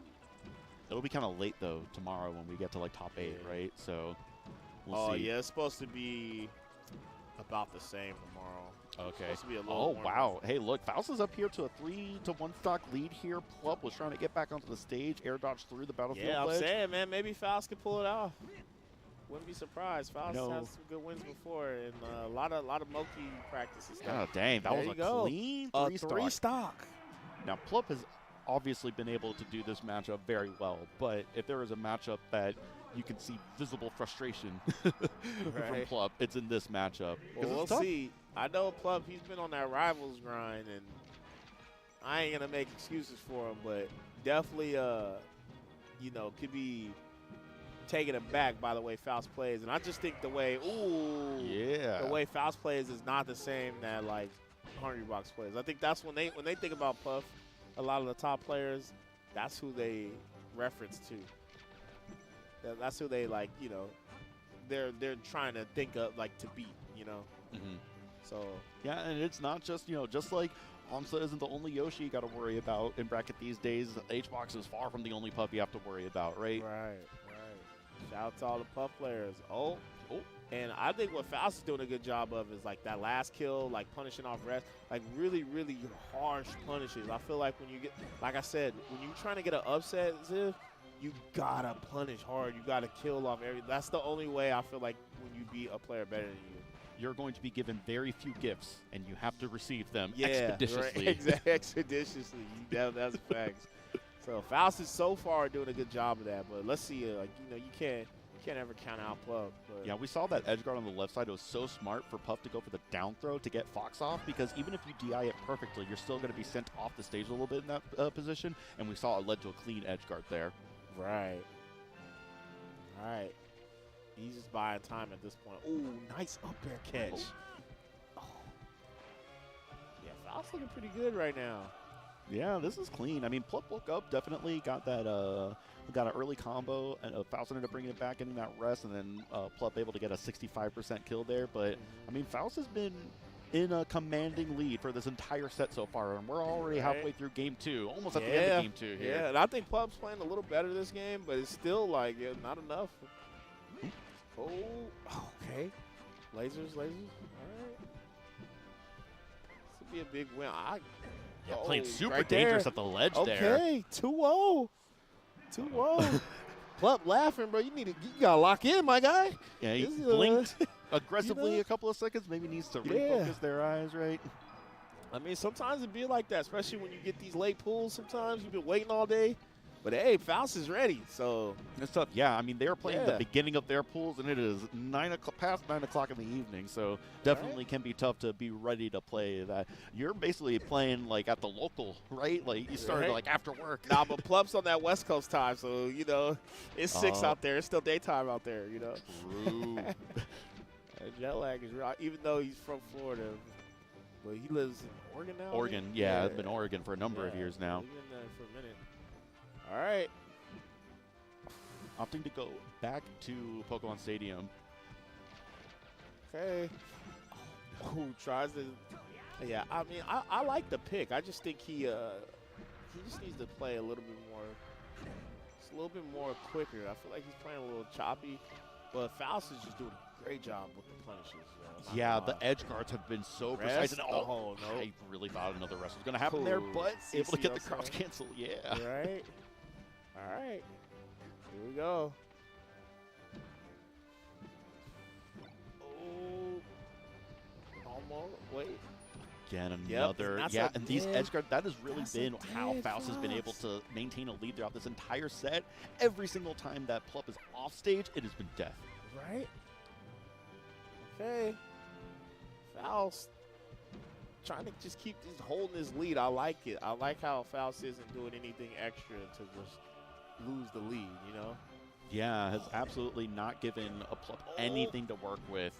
Where Plup has not been making giant mistakes, it's just the one mistake that is leading Yeah, to Plup, stock. though, he's not like, he's playing a little, not enough drills, not enough shines, not enough lasers at all, man. We are in Ohio, man. This is concealed carry. You need to use that amendment, bro.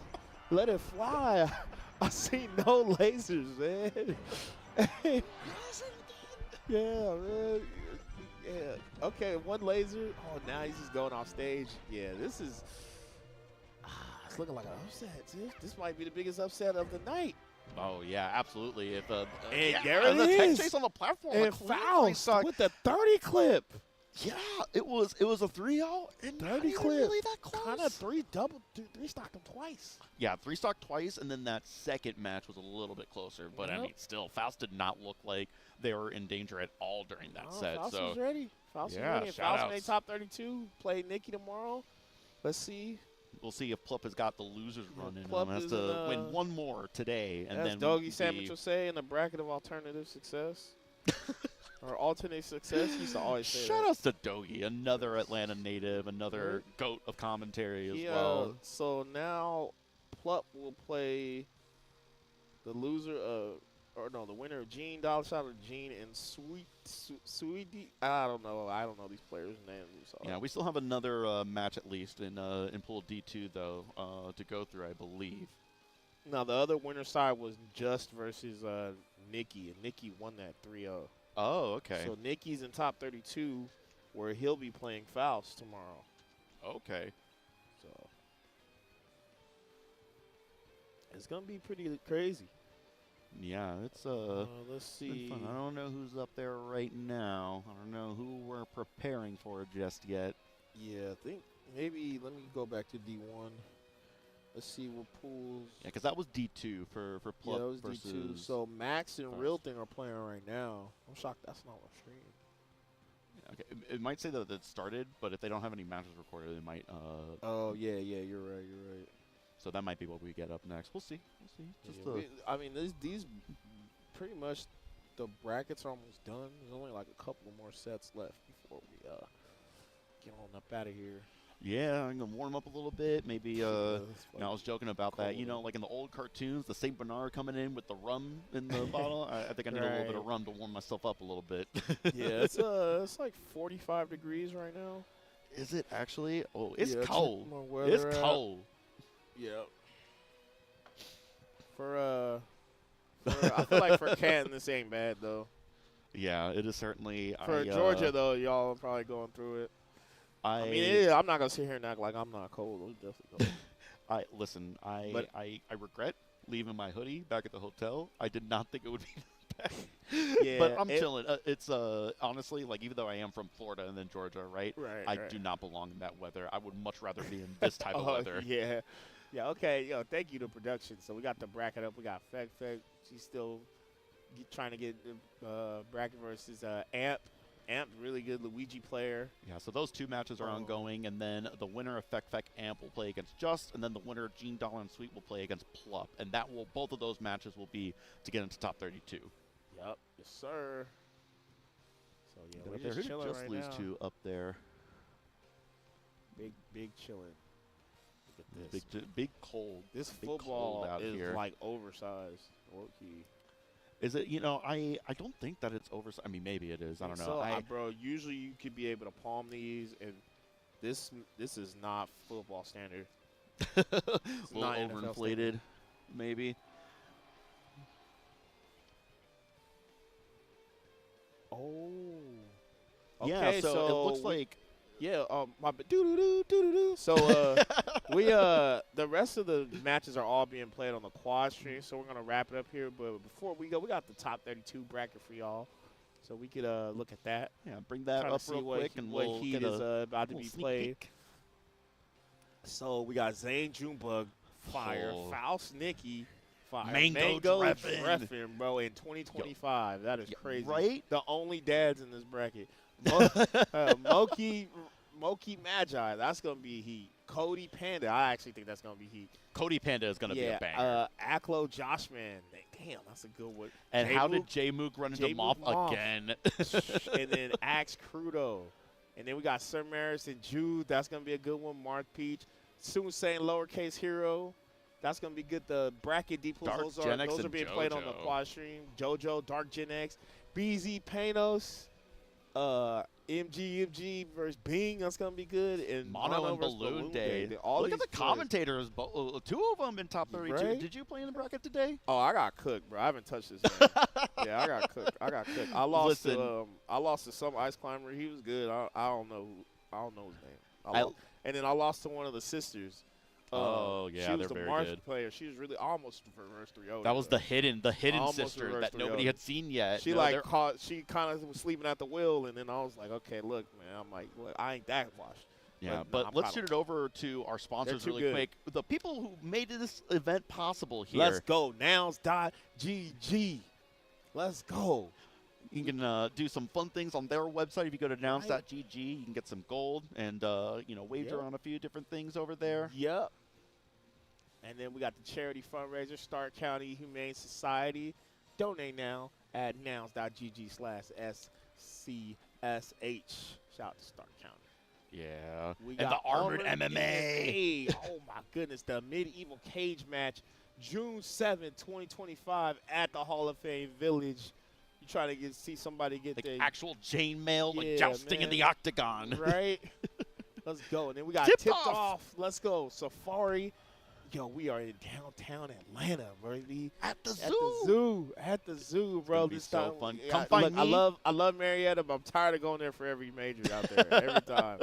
So, It's time we brought it actually to Atlanta. And also Right? the Works 2025, start.gg/the Works, Indiana's premier summer Yep. FGC event. in Ultimate Fort Singles. Wayne. Let's yeah, go. for Indiana, June 28th and 29th. Let's get it. Oh, love to see it. And unranked, the major for the rest of us. It's like Festivus for the rest of us. I like that. Melee Chicago? singles. Yeah, unique bracket format. No ranked players. July 19th in downtown Chicago. Wait, is Register this like an now. Arcadian or is it It's an just- Arcadian. It's the arcade. It's an Arcadian. Oh, it's called Unranked. I'm like, yo, so you just pull up and like, yo, shout out to Unranked. I like the name for that. Right. Well, yeah, man. I think that That's gonna do it for wraps us. it up.